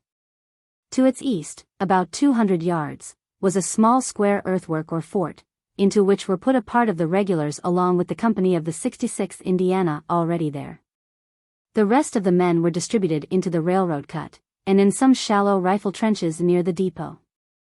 We had hardly made these preparations when the enemy was seen forming in a long line on the ridge to the south, about 400 yards off, and soon after 2 parties of cavalry passed the railroad on both sides of us, cutting the wires and tearing up some rails. Soon they opened on us with artillery, of which we had none, and their men were dismounting and preparing to assault.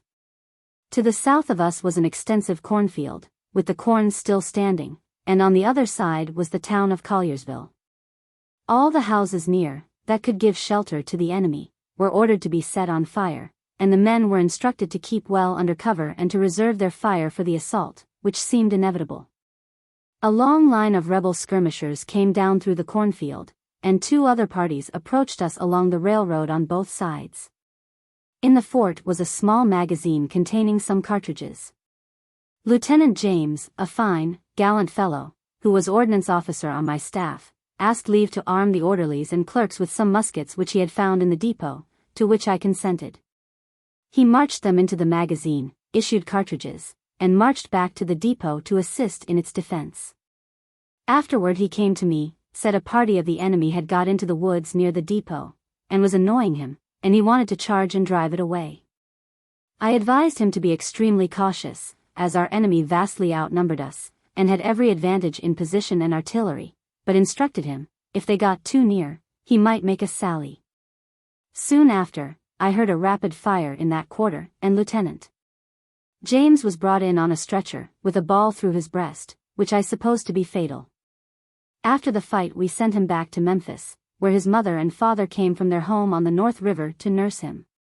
Young James was recovering from his wound, but was afterward killed by a fall from his horse, near his home, when riding with the daughters of Mr. Hamilton Fish, now Secretary of State. The enemy closed down on us several times, and got possession of the rear of our train, from which they succeeded in getting 5 of our horses, among them my favorite mare Dolly. But our men were cool and practiced shots, with great experience acquired at Vicksburg, and drove them back. With their artillery they knocked to pieces our locomotive and several of the cars, and set fire to the train. But we managed to get possession again, and extinguished the fire. Colonel Audenried, aide-de-camp, was provoked to find that his valise of nice shirts had been used to kindle the fire.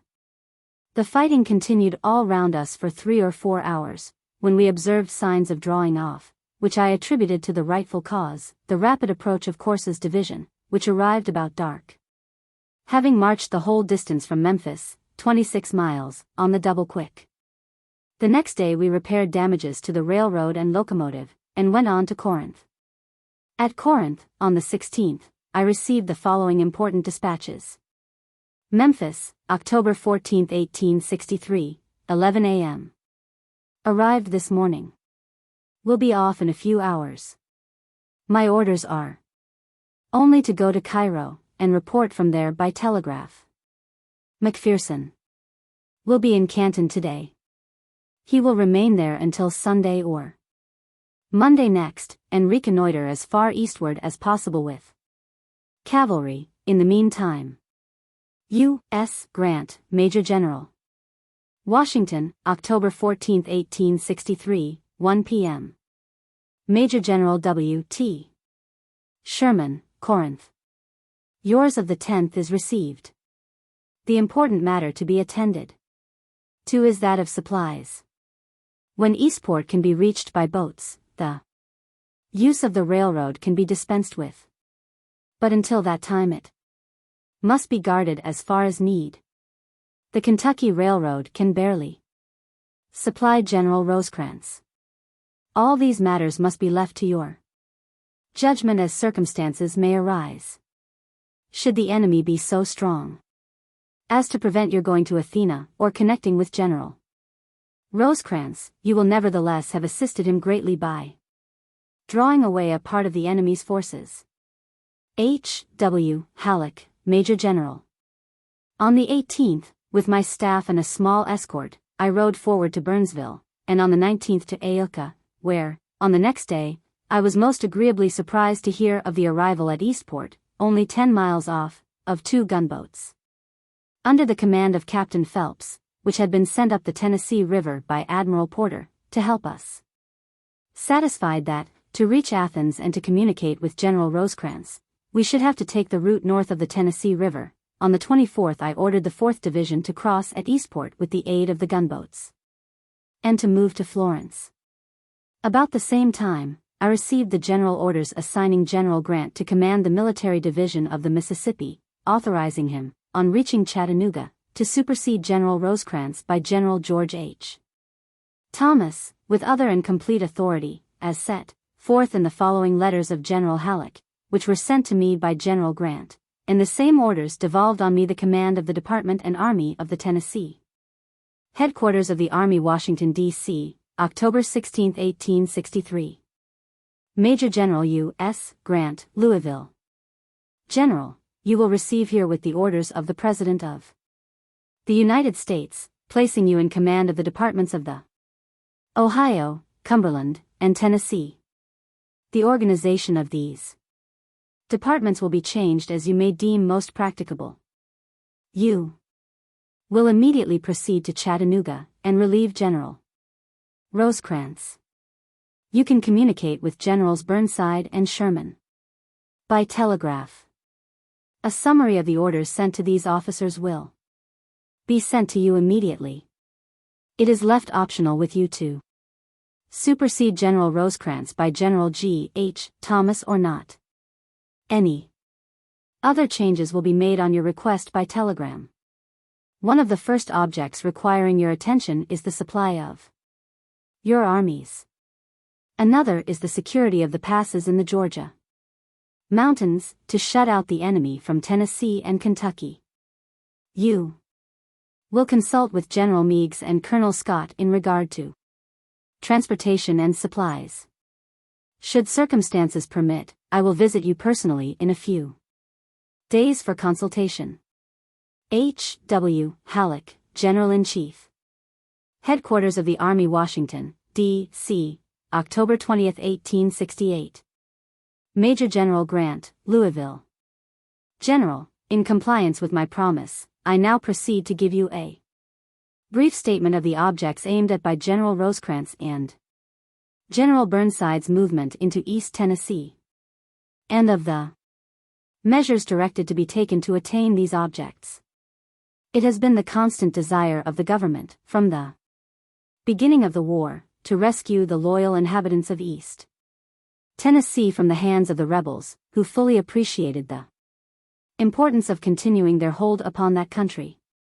In addition to the large amount of agricultural products drawn from the upper valley of the Tennessee, they also obtained iron and other materials from the vicinity of Chattanooga.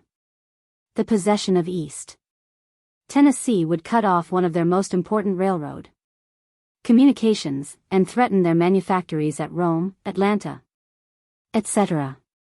When General Buell was ordered into East Tennessee in the summer of 1882, Chattanooga was comparatively unprotected, but Bragg reached there before Buell, and, by threatening his communications, forced him to retreat on Nashville and Louisville.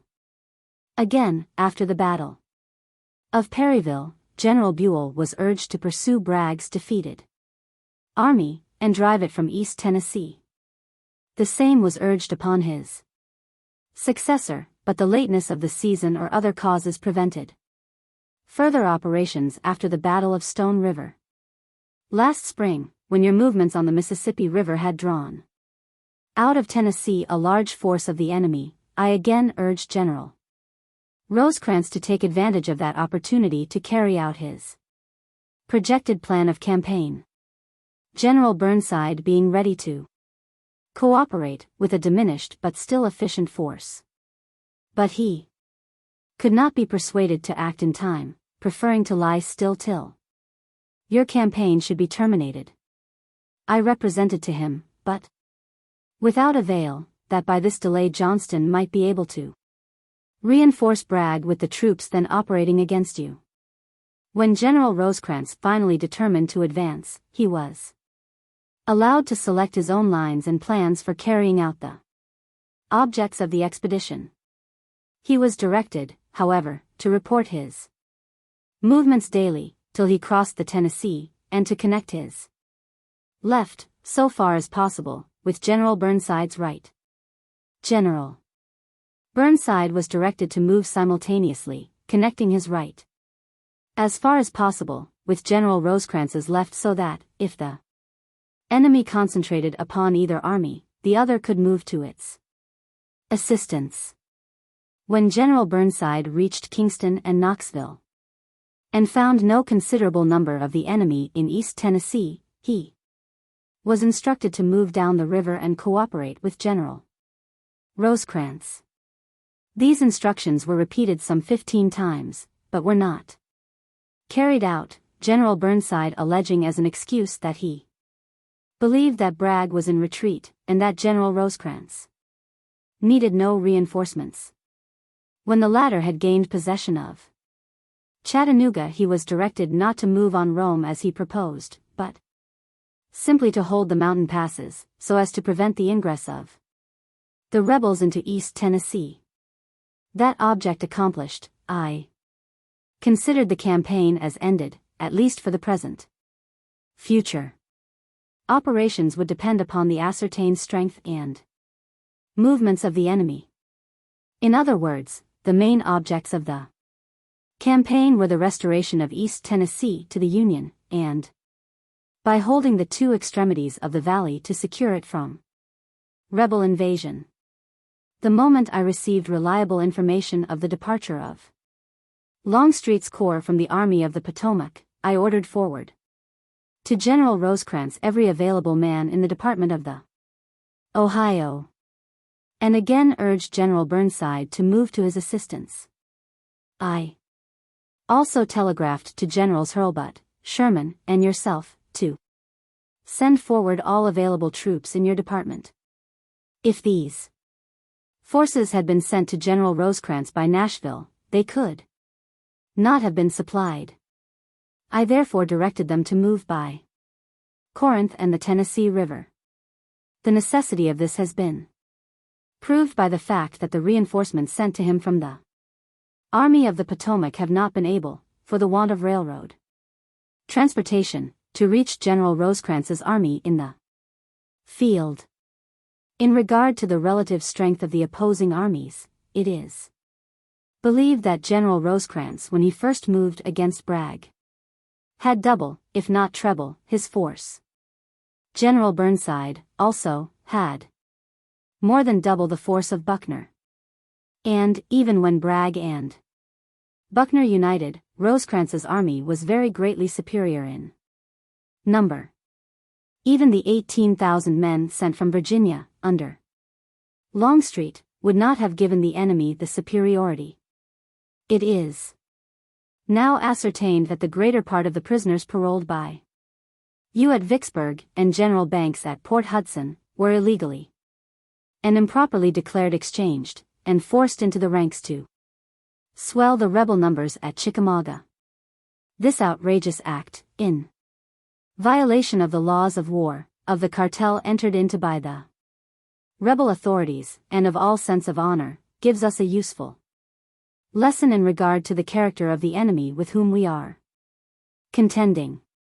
He neither regards the rules of civilized warfare, nor even his most solemn engagements. You may, therefore, expect to meet in arms thousands of unexchanged prisoners released by you and others on parole, not to serve again till duly exchanged. Although the enemy by this disgraceful means has been able to concentrate in Georgia and Alabama a much larger force than we anticipated, your armies will be abundantly able to defeat him. Your difficulty will not be in the want of men, but in the means of supplying them at this season of the year. A single-track railroad can supply an army of 60 or 70,000 men, with the usual number of cavalry and artillery. But beyond that number, or with a large mounted force, the difficulty of supply is very great. I do not know the present condition of the road from Nashville to Decatur, but, if practicable to repair it, the use of that triangle will be of great assistance to you. I hope, also, that the recent rise of water in the Cumberland and Tennessee rivers will enable you to employ water transportation to Nashville, Eastport, or Florence. If you reoccupy the passes of Lookout Mountain, which should never have been given up, you will be able to use the railroad and river from Bridgeport to Chattanooga. This seems to me a matter of vital importance, and should receive your early attention. I submit this summary in the hope that it will assist you in fully understanding the objects of the campaign, and the means of attaining these objects. Probably the Secretary of War, in his interviews with you at Louisville, has gone over the same ground. Whatever measures you may deem proper to adopt under existing circumstances, you will receive all possible assistance from the authorities at Washington. You have never, heretofore, complained that such assistance has not been afforded you in your operations. And I think you will have no cause of complaint in your present campaign. Very respectfully, your obedient servant, H. W. Halleck, General-in-Chief. General Frank P. Blair, who was then ahead with the 2 divisions of Osterhaus and John E. Smith, was temporarily assigned to the command of the 15th Corps. General Hurlbut remained at Memphis in command of the 16th Corps, and General McPherson at Vicksburg with the 17th. These 3 corps made up the Army of the Tennessee. I was still busy in pushing forward the repairs to the railroad bridge at Bear Creek, and in patching up the many breaks between it and Tuscumbia, when on the 27th of October, as I sat on the porch of a house, I was approached by a dirty, black-haired individual with mixed dress and strange demeanor, who inquired for me, and, on being assured that I was in fact the man, he handed me a letter from General Blair at Tuscumbia, and another short one, which was a telegraph message from General Grant at Chattanooga, addressed to me through General George Crook, commanding at Huntsville, Alabama, to this effect. Drop all work on Memphis and Charleston Railroad. Cross the Tennessee and hurry eastward with all possible dispatch toward Bridgeport, till you meet further orders from me. U.S. Grant. The bearer of this message was Corporal Pike, who described to me, in his peculiar way, that General Crook had sent him in a canoe. That he had paddled down the Tennessee River, over Muscle Shoals, was fired at all the way by guerrillas, but on reaching Tuscumbia he had providentially found it in possession of our troops. He had reported to General Blair, who sent him on to me at Iuka. This Pike proved to be a singular character. His manner attracted my notice at once, and I got him a horse, and had him travel with us eastward to about Elkton, whence I sent him back to General Crook at Huntsville. But told him, if I could ever do him a personal service, he might apply to me. The next spring when I was in Chattanooga, preparing for the Atlanta campaign, Corporal Pike made his appearance and asked a fulfillment of my promise. I inquired what he wanted, and he said he wanted to do something bold, something that would make him a hero. I explained to him that we were getting ready to go for Joe Johnston at Dalton, that I expected to be in the neighborhood of Atlanta about the 4th of July, and wanted the bridge across the Savannah River at Augusta, Georgia, to be burnt about that time, to produce alarm and confusion behind the rebel army. I explained to Pike that the chances were 3 to 1 that he would be caught and hanged, but the greater the danger the greater seemed to be his desire to attempt it. I told him to select a companion, to disguise himself as an East Tennessee refugee, work his way over the mountains into North Carolina, and at the time appointed to float down the Savannah River and burn that bridge. In a few days he had made his preparations and took his departure. The bridge was not burnt, and I supposed that Pike had been caught and hanged. When we reached Columbia, South Carolina, in February, 1865, just as we were leaving the town, in passing near the asylum, I heard my name called, and saw a very dirty fellow followed by a file of men running toward me. And as they got near I recognized Pike. He called to me to identify him as one of my men. He was then a prisoner under guard, and I instructed the guard to bring him that night to my camp some 15 miles up the road, which was done. Pike gave me a graphic narrative of his adventures, which would have filled a volume, told me how he had made 2 attempts to burn the bridge, and failed. And said that at the time of our entering Columbia he was a prisoner in the hands of the rebels, under trial for his life, but in the confusion of their retreat he made his escape and got into our lines, where he was again made a prisoner by our troops because of his looks. Pike got some clothes, cleaned up, and I used him afterward to communicate with Wilmington, North Carolina. Some time after the war, he was appointed a lieutenant of the regular cavalry, and was killed in Oregon, by the accidental discharge of a pistol. Just before his death he wrote me, saying that he was tired of the monotony of garrison life, and wanted to turn Indian, join the Cheyennes on the plains, who were then giving us great trouble, and, after he had gained their confidence, he would betray them into our hands. Of course I wrote him that he must try and settle down and become a gentleman as well as an officer, apply himself to his duties, and forget the wild desires of his nature, which were well enough in time of war, but not suited to his new condition as an officer. But, poor fellow, he was killed by an accident, which probably saved him from a slower but harder fate. At Iuka I issued all the orders to McPherson and Hurlbut necessary for the Department of the Tennessee during my absence, and, further, ordered the collection of a force out of the 16th Corps, of about 8,000 men, to be commanded by General G. M. Dodge, with orders to follow as far east as Athens, Tennessee, there to await instructions. We instantly discontinued all attempts to repair the Charleston Railroad, and the remaining 3 divisions of the 15th Corps marched to Eastport, crossed the Tennessee River by the aid of the gunboats, a ferry boat, and a couple of transports which had come up, and hurried eastward. In person I crossed on the 1st of November, and rode forward to Florence, where I overtook Ewing's division. The other divisions followed rapidly. On the road to Florence I was accompanied by my staff, some clerks, and mounted orderlies. Major Ezra Taylor was chief of artillery, and one of his sons was a clerk at headquarters. The latter seems to have dropped out of the column, and gone to a farmhouse near the road. There was no organized force of the rebel army north of the Tennessee River, but the country was full of guerrillas. A party of these pounced down on the farm, caught young Taylor and another of the clerks, and after reaching Florence, Major Taylor heard of the capture of his son, and learned that when last seen he was stripped of his hat and coat, was tied to the tailboard of a wagon, and driven rapidly to the north of the road we had traveled. The Major appealed to me to do something for his rescue. I had no cavalry to send in pursuit, but knowing that there was always an understanding between these guerrillas and their friends who stayed at home, I sent for 3 or 4 of the principal men of Florence, among them a Mr. Foster, who had once been a senator in Congress, explained to them the capture of young Taylor and his comrade, and demanded their immediate restoration. They, of course, remonstrated, denied all knowledge of the acts of these guerrillas, and claimed to be peaceful citizens of Alabama, residing at home. I insisted that these guerrillas were their own sons and neighbors. That they knew their haunts, and could reach them if they wanted, and they could effect the restoration to us of these men. And I said, moreover, they must do it within 24 hours, or I would take them, strip them of their hats and coats, and tie them to the tailboards of our wagons till they were produced. They sent off messengers at once, and young Taylor and his comrade were brought back the next day.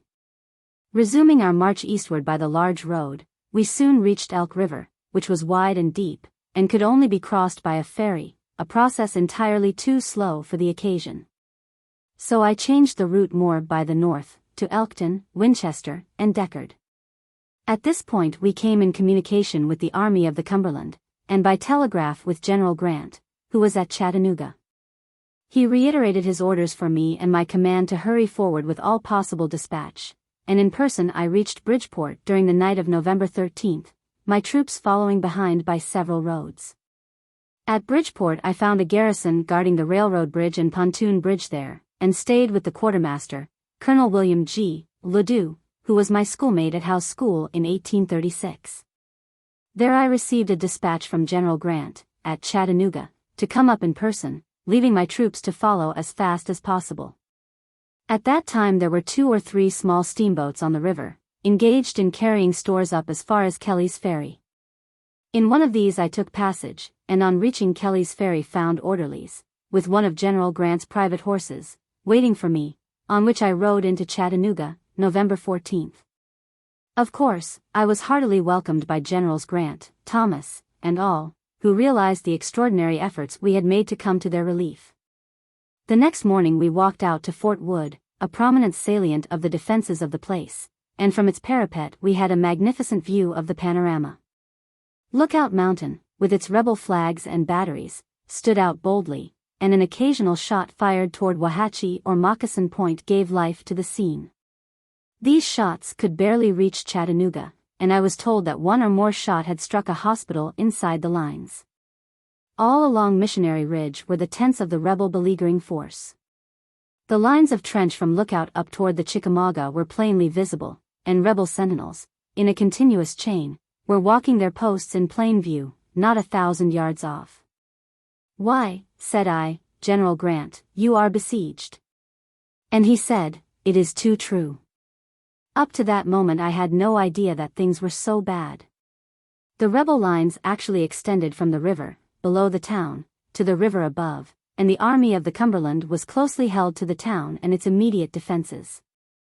General Grant pointed out to me a house on Missionary Ridge, where General Bragg's headquarters were known to be. He also explained the situation of affairs generally.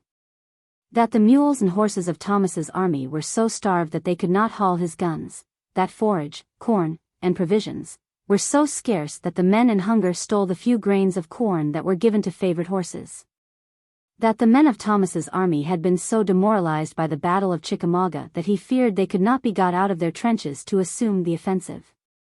That Bragg had detached Longstreet with a considerable force up into East Tennessee, to defeat and capture Burnside, that Burnside was in danger, etc. And that he, Grant, was extremely anxious to attack Bragg in position, to defeat him, or at least to force him to recall Longstreet. The Army of the Cumberland had so long been in the trenches that he wanted my troops to hurry up, to take the offensive first, after which, he had no doubt the Cumberland Army would fight well. Meantime the 11th and 12th Corps, under General Hooker, had been advanced from Bridgeport along the railroad to Wauhatchie, but could not as yet pass Lookout Mountain. A pontoon bridge had been thrown across the Tennessee River at Brown's Ferry, by which supplies were hauled into Chattanooga from Kelly's and Wauhatchie. Another bridge was in course of construction at Chattanooga, under the immediate direction of Quartermaster General Meigs, but at the time all wagons, etc., had to be ferried across by a flying bridge. Men were busy and hard at work everywhere inside our lines, and boats for another pontoon bridge were being rapidly constructed under Brigadier General W. F. Smith, familiarly known as Baldy Smith, and this bridge was destined to be used by my troops, at a point of the river about 4 miles above Chattanooga, just below the mouth of the Chickamauga River. General Grant explained to me that he had reconnoitered the rebel line from Lookout Mountain up to Chickamauga, and he believed that the northern portion of Missionary Ridge was not fortified at all. And he wanted me, as soon as my troops got up, to lay the new pontoon bridge by night, cross over, and attack Bragg's right flank on that part of the ridge abutting on Chickamauga Creek, near the tunnel. And he proposed that we should go at once to look at the ground. In company with Generals Thomas, W. F. Smith, Brannan, and others, we crossed by the flying bridge, rode back of the hills some 4 miles, left our horses, and got on a hill overlooking the whole ground about the mouth of the Chickamauga River, and across to the Missionary Hills near the tunnel. Smith and I crept down behind a fringe of trees that lined the river bank, to the very point selected for the new bridge, where we sat for some time, seeing the rebel pickets on the opposite bank, and almost hearing their words. Having seen enough, we returned to Chattanooga, and in order to hurry up my command, on which so much depended, I started back to Kelly's in hopes to catch the steamboat that same evening, but on my arrival the boat had gone. I applied to the commanding officer, got a rough boat manned by 4 soldiers, and started down the river by night. I occasionally took a turn at the oars to relieve some tired man, and about midnight we reached Shell Mound, where General Whitaker, of Kentucky, furnished us a new and good crew, with which we reached Bridgeport by daylight. I started Ewing's division in advance, with orders to turn aside toward Trenton, to make the enemy believe we were going to turn Bragg's left by pretty much the same road Rosecrans had followed. But with the other 3 divisions I followed the main road, via the Big Trestle at Whitesides, and reached General Hooker's headquarters, just above Wauhatchie, on the 20th, my troops strung all the way back to Bridgeport. It was on this occasion that the 15th Corps gained its peculiar badge, as the men were trudging along the deeply cut, muddy road, of a cold, drizzly day. One of our western soldiers left his ranks and joined a party of the 12th Corps at their campfire. They got into conversation, the 12th Corps men asking what troops we were, etc., etc. In turn, our fellow, who had never seen a corps badge, and noticed that everything was marked with a star, asked if they were all brigadier generals. Of course they were not, but the star was their corps badge, and every wagon, tent, hat, etc., had its star. Then the 12th Corps men inquired what corps he belonged to, and he answered, the 15th Corps. "What is your badge?" "Why," said he, and he was an Irishman, suiting the action to the word, 40 rounds in the cartridge box, and 20 in the pocket. At that time Blair commanded the corps. But Logan succeeded soon after, and, hearing the story, adopted the cartridge box and 40 rounds as the corps badge. The condition of the roads was such, and the bridge at Brown so frail, that it was not until the 23d that we got 3 of my divisions behind the hills near the point indicated above Chattanooga for crossing the river. It was determined to begin the battle with these 3 divisions, aided by a division of Thomas's army, commanded by General Jeff C. Davis, that was already near that point. All the details of the Battle of Chattanooga, so far as I was a witness, are so fully given in my official report herewith, that I need add nothing to it. It was a magnificent battle in its conception, in its execution, and in its glorious results. Hastened somewhat by the supposed danger of Burnside, at Knoxville, yet so completely successful, that nothing is left for cavil or fault-finding. The first day was lowering and overcast, favoring us greatly, because we wanted to be concealed from Bragg, whose position on the mountaintops completely overlooked us and our movements. The second day was beautifully clear, and many a time, in the midst of its carnage and noise, I could not help stopping to look across that vast field of battle, to admire its sublimity. The object of General Hooker's and my attacks on the extreme flanks of Bragg's position was, to disturb him to such an extent, that he would naturally detach from his center as against us, so that Thomas's army could break through his center. The whole plan succeeded admirably. But it was not until after dark that I learned the complete success at the center, and received General Grant's orders to pursue on the north side of Chickamauga Creek. Headquarters Military Division of the Mississippi, Chattanooga, Tennessee, November 25, 1863. Major General Sherman.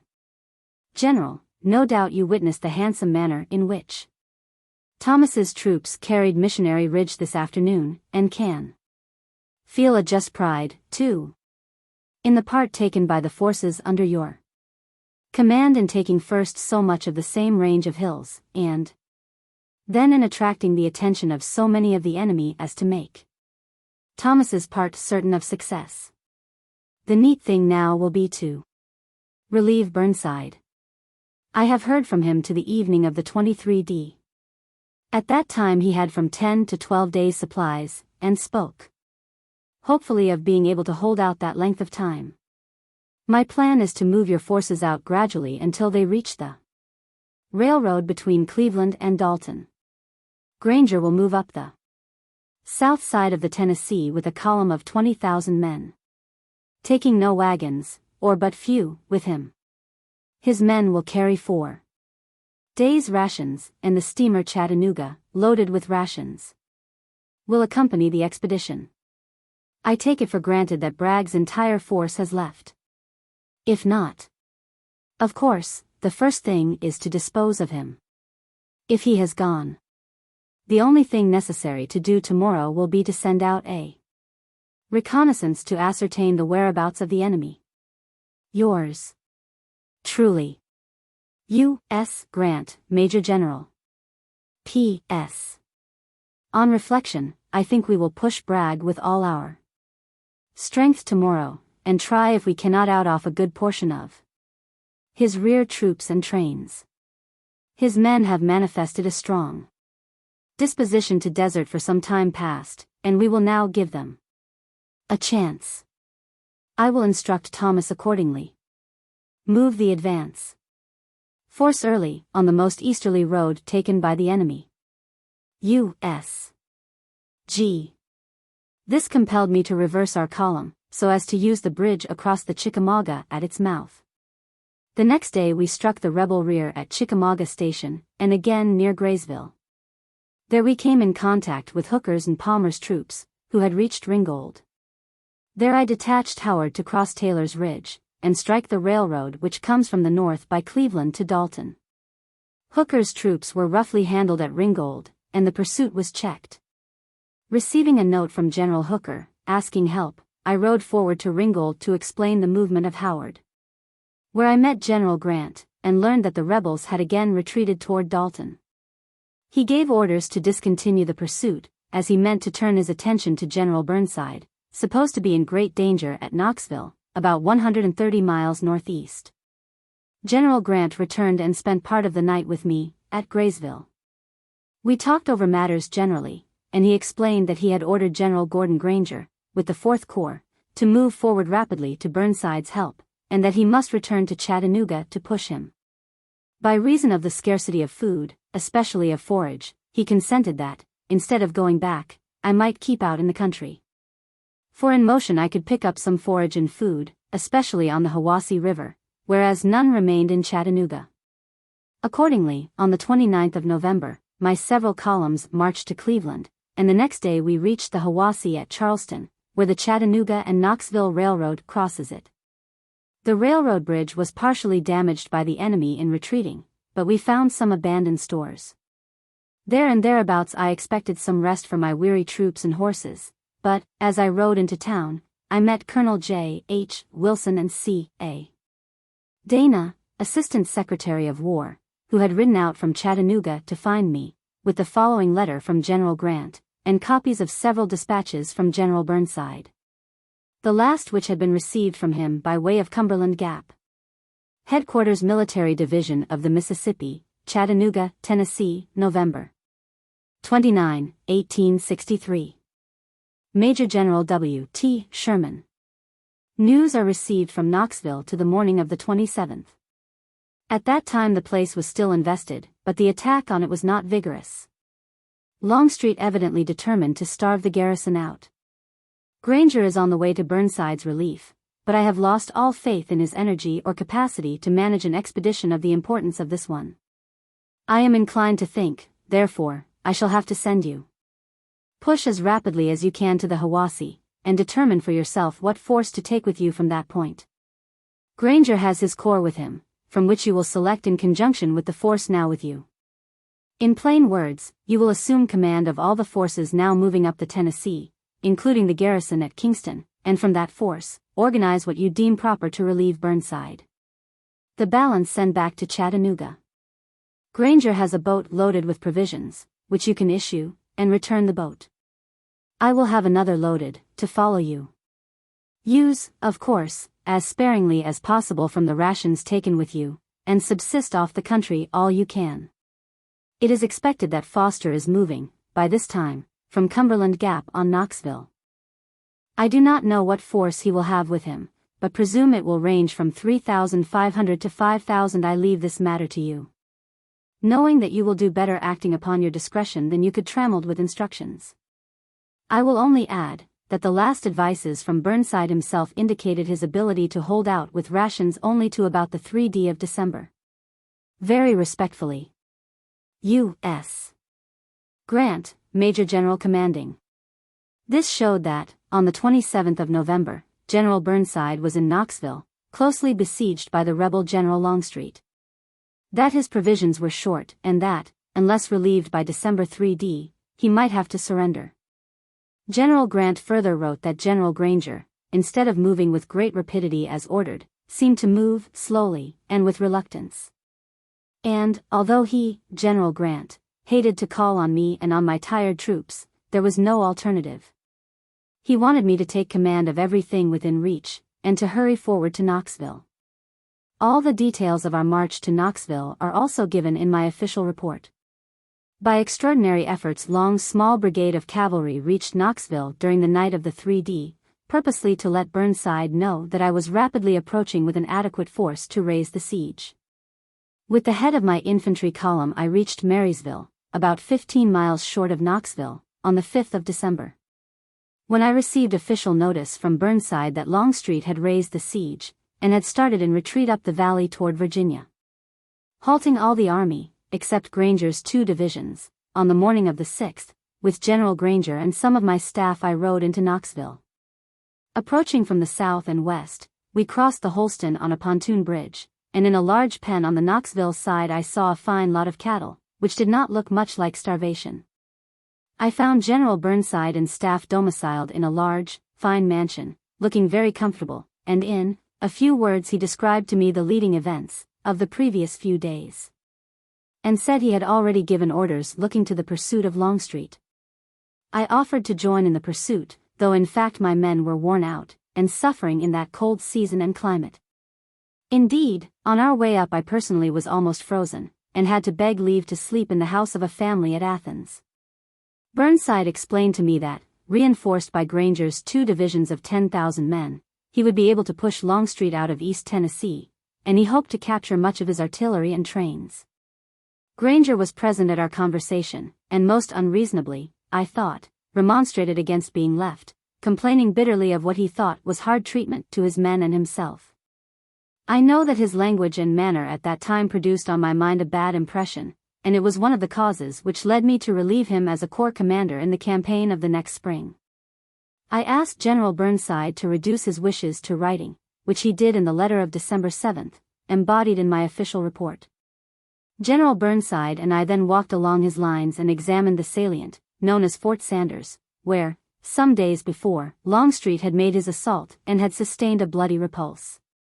Returning to Burnside's quarters, we all sat down to a good dinner, embracing roast turkey. There was a regular dining table, with clean tablecloth, dishes, knives, forks, spoons, etc., etc. I had seen nothing of this kind in my field experience, and could not help exclaiming that I thought they were starving, etc. But Burnside explained that Longstreet had at no time completely invested the place, and that he had kept open communication with the country on the south side of the river Holston, more especially with the French Broad settlements, from whose Union inhabitants he had received a good supply of beef, bacon, and corn meal. Had I known of this, I should not have hurried my men so fast, but until I reached Knoxville I thought his troops there were actually in danger of starvation. Having supplied General Burnside all the help he wanted, we began our leisurely return to Chattanooga, which we reached on the 16th. When General Grant in person ordered me to restore to General Thomas the divisions of Howard and Davis, which belonged to his army, and to conduct my own corps, the 15th, to North Alabama for winter quarters. Headquarters Department of the Army of Tennessee, Bridgeport, Alabama, December 19, 1863. Brigadier General John A. Rawlins, Chief of Staff to General Grant. Chattanooga. General, for the first time, I am now at leisure to make an official record of events with which the troops under my command have been connected during the eventful campaign which has just closed. Dating the month of September last, the 15th Army Corps, which I had the honor to command, lay in camps along the Big Black, about 20 miles east of Vicksburg, Mississippi. It consisted of 4 divisions. The first, commanded by Brigadier General P. J. Osterhaus, was composed of 2 brigades, led by Brigadier General C. R. Woods and Colonel J. Williamson, of the 4th Iowa. The second, commanded by Brigadier General Morgan L. Smith, was composed of 2 brigades, led by Brigadier Generals Giles Smith and J. A. J. Lightburn. The third, commanded by Brigadier General J. M. Tuttle, was composed of 3 brigades, led by Brigadier Generals J. Moore and R. P. Buckland, and Colonel J. J. Wood, of the 12th Iowa.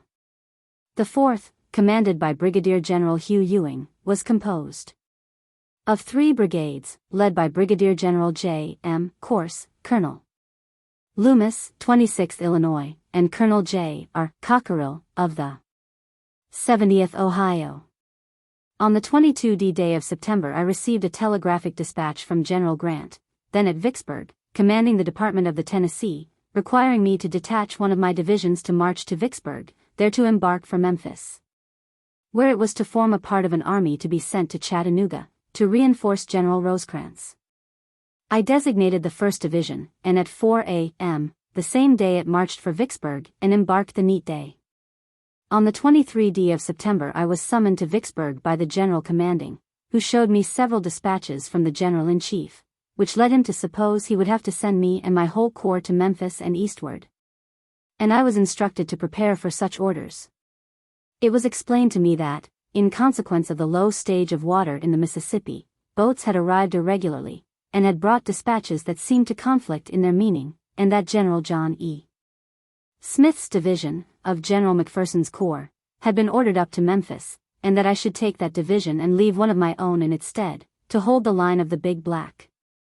I detailed my 3rd Division, General Tuttle, to remain and report to Major General McPherson, commanding the 17th Corps, at Vicksburg, and that of General John E. Smith, already started for Memphis, was styled the 3rd Division, 15th Corps, though it still belongs to the 17th Army Corps. This division is also composed of 3 brigades, commanded by General Matthias, Colonel J. B. Rom, of the 56th Illinois, and Colonel J. I. Alexander, of the 59th Indiana. The 2nd and 4th Divisions were started for Vicksburg the moment I was notified that boats were in readiness, and on the 27th of September I embarked in person in the steamer Atlantic, for Memphis, followed by a fleet of boats conveying these 2 divisions. Our progress was slow, on account of the unprecedentedly low water in the Mississippi, and the scarcity of coal and wood. We were compelled at places to gather fence rails, and to land wagons and haul wood from the interior to the boats. But I reached Memphis during the night of the 2d of October, and the other boats came in on the 3d and 4th. On arrival at Memphis I saw General Hurlbut, and read all the dispatches and letters of instruction of General Halleck, and therein derived my instructions, which I construed to be as follows. to conduct the 15th Army Corps and all other troops which could be spared from the line of the Memphis and Charleston Railroad, to Athens, Alabama, and thence report by letter for orders to General Rosecrans, commanding the Army of the Cumberland, at Chattanooga. To follow substantially the railroad eastward, repairing it as I moved, to look to my own line for supplies, and in no event to depend on General Rosecrans for supplies, as the roads to his rear were already overtaxed to supply his present army. I learned from General Hurlbut that General Osterhaus's division was already out in front of Corinth, and that General John E. Smith was still at Memphis, moving his troops and material by railroad as fast as its limited stock would carry them. General J. D. Webster was superintendent of the railroad, and was enjoined to work night and day, and to expedite the movement as rapidly as possible. But the capacity of the road was so small, that I soon saw that I could move horses, mules, and wagons faster by land, and therefore I dispatched the artillery and wagons by the road under escort, and finally moved the entire 4th Division by land. The enemy seems to have had early notice of this movement, and he endeavored to thwart us from the start. A considerable force assembled in a threatening attitude at Salem, south of Salisbury Station. And General Carr, who commanded at Corinth, felt compelled to turn back and use a part of my troops, that had already reached Corinth, to resist the threatened attack. On Sunday, October 11th, having put in motion my whole force, I started myself for Corinth, in a special train, with the battalion of the 13th United States Regulars as escort. We reached Collierville Station about noon, just in time to take part in the defense made of that station by Colonel D. C. Anthony, of the 66th Indiana, against an attack made by General Chalmers with a force of about 3,000 cavalry, with 8 pieces of artillery. He was beaten off, the damage to the road repaired, and we resumed our journey the next day, reaching Corinth at night. I immediately ordered General Blair forward to Aoka, with the 1st Division, and, as fast as I got troops up, pushed them forward of Bear Creek, the bridge of which was completely destroyed, and an engineer regiment, under command of Colonel Flagg, was engaged in its repairs. Quite a considerable force of the enemy was assembled in our front, near Tuscumbia, to resist our advance. It was commanded by General Stephen D. Lee, and composed of Roddy's and Ferguson's brigades, with irregular cavalry, amounting in the aggregate to about 5,000. In person I moved from Corinth to Burnsville on the 18th, and to Aoka on the 19th of October. Osterhaus's division was in the advance, constantly skirmishing with the enemy. He was supported by General Morgan L. Smith's, both divisions under the general command of Major General Blair. General John E. Smith's division covered the working party engaged in rebuilding the railroad. Foreseeing difficulty in crossing the Tennessee River, I had written to Admiral Porter, at Cairo, asking him to watch the Tennessee and send up some gunboats the moment the stage of water admitted. And had also requested General Allen, quartermaster at St. Louis, to dispatch to Eastport a steam ferry boat. The Admiral, ever prompt and ready to assist us, had 2 fine gunboats at Eastport, under Captain Phelps, the very day after my arrival at Aoka. And Captain Phelps had a coal barge decked over, with which to cross our horses and wagons before the arrival of the ferry boat. Still following literally the instructions of General Halleck, I pushed forward the repairs of the railroad, and ordered General Blair, with the 2 leading divisions, to drive the enemy beyond Tuscumbia. This he did successfully, after a pretty severe fight at Cane Creek, occupying Tuscumbia on the 27th of October. In the meantime many important changes in command had occurred, which I must note here, to a proper understanding of the case. General Grant had been called from Vicksburg, and sent to Chattanooga to command the military division of the Mississippi, composed of the 3 departments of the Ohio, Cumberland, and Tennessee. And the Department of the Tennessee had been devolved on me, with instructions, however, to retain command of the army in the field. At Aoka I made what appeared to me the best disposition of matters relating to the department, giving General McPherson full powers in Mississippi and General Hurlbut in West Tennessee, and assigned General Blair to the command of the 15th Army Corps, and summoned General Hurlbut from Memphis, and General Dodge from Corinth, and selected out of the 16th Corps a force of about 8,000 men, which I directed General Dodge to organize with all expedition, and with it to follow me eastward. On the 27th of October, when General Blair, with 2 divisions, was at Tuscumbia, I ordered General Ewing, with the 4th Division, to cross the Tennessee, by means of the gunboats and scow, as rapidly as possible at Eastport, and push forward to Florence, which he did. And the same day a messenger from General Grant floated down the Tennessee over Muscle Shoals, landed at Tuscumbia, and was sent to me at Iuka. He bore a short message from the general to this effect: drop all work on the railroad east of Bear Creek, push your command toward Bridgeport till you meet orders, etc. Instantly the order was executed. The order of march was reversed, and all the columns were directed to Eastport, the only place where we could cross the Tennessee. At first we only had the gunboats and coal barge. But the ferry boat and 2 transports arrived on the 31st of October, and the work of crossing was pushed with all the vigor possible. In person I crossed, and passed to the head of the column at Florence on the 1st of November, leaving the rear divisions to be conducted by General Blair, and marched to Rogersville and Elk River. This was found impassable. To ferry would have consumed too much time, and to build a bridge still more, so there was no alternative but to turn up Elk River by way of Gilbertsboro, Elkton, etc. to the stone bridge at Fayetteville, where we crossed the Elk, and proceeded to Winchester and Deckard.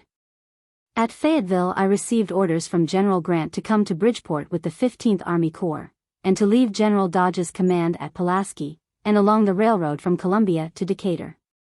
I instructed General Blair to follow with the 2nd and 1st Divisions by way of New Market, Larkinsville, and Bellefonte, while I conducted the other 2 divisions by way of Deckard. The 4th Division crossing the mountain to Stevenson, and the 3rd by University Place and Sweden's Cove. In person I proceeded by Sweden's Cove and Battle Creek, reaching Bridgeport on the night of November 13th. I immediately telegraphed to the commanding general my arrival, and the positions of my several divisions, and was summoned to Chattanooga.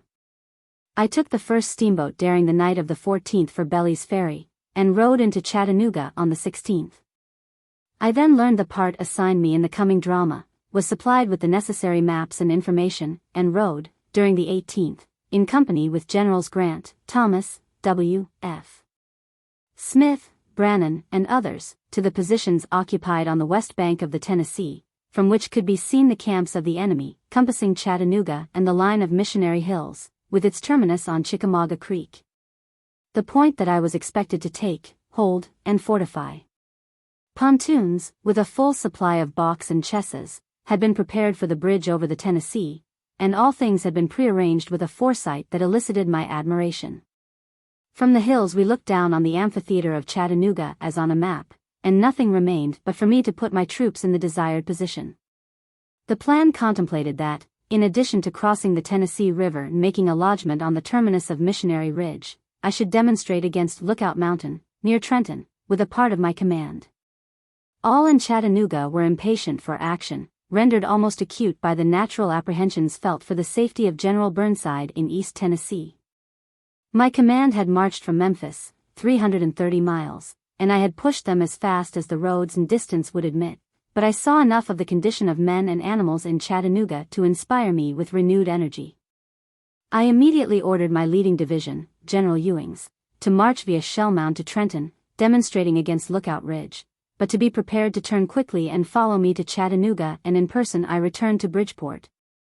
Rowing a boat down the Tennessee from Belly's Ferry, and immediately on arrival put in motion my divisions in the order in which they had arrived. The bridge of boats at Bridgeport was frail, and, though used day and night, our passage was slow, and the road thence to Chattanooga was dreadfully cut up and encumbered with the wagons of the other troops stationed along the road. I reached General Hooker's headquarters during a rain, in the afternoon of the 20th, and met General Grant's orders for the general attack on the next day. It was simply impossible for me to fulfill my part in time. Only one division, General John E. Smith's, was in position. General Ewing was still at Trenton, and the other 2 were toiling along the terrible road from Shellmound to Chattanooga. No troops ever were or could be in better condition than mine, or who labored harder to fulfill their part. On a proper representation, General Grant postponed the attack. On the 21st I got the 2nd Division over Brown's Ferry Bridge, and General Ewing got up, but the bridge broke repeatedly, and delays occurred which no human sagacity could prevent. All labored night and day, and General Ewing got over on the 23d. But my rear division was cut off by the broken bridge at Brown's Ferry, and could not join me. I offered to go into action with my 3 divisions, supported by General Jeff C. Davis, leaving one of my best divisions, Osterhaus's, to act with General Hooker against Lookout Mountain. That division has not joined me yet, but I know and feel that it has served the country well, and that it has reflected honor on the 15th Army Corps and the Army of the Tennessee. I leave the record of its history to General Hooker, or whomsoever has had its services during the late memorable events, confident that all will do it merited honor. At last, on the 28th of November, my 3 divisions lay behind the hills opposite the mouth of the Chickamauga. I dispatched the brigade of the 2nd Division, commanded by General Giles A. Smith, under cover of the hills, to North Chickamauga Creek, to man the boats designed for the pontoon bridge, with orders, at midnight, to drop down silently to a point above the mouth of the South Chickamauga, there land 2 regiments, who were to move along the river bank quietly, and capture the enemy's river pickets.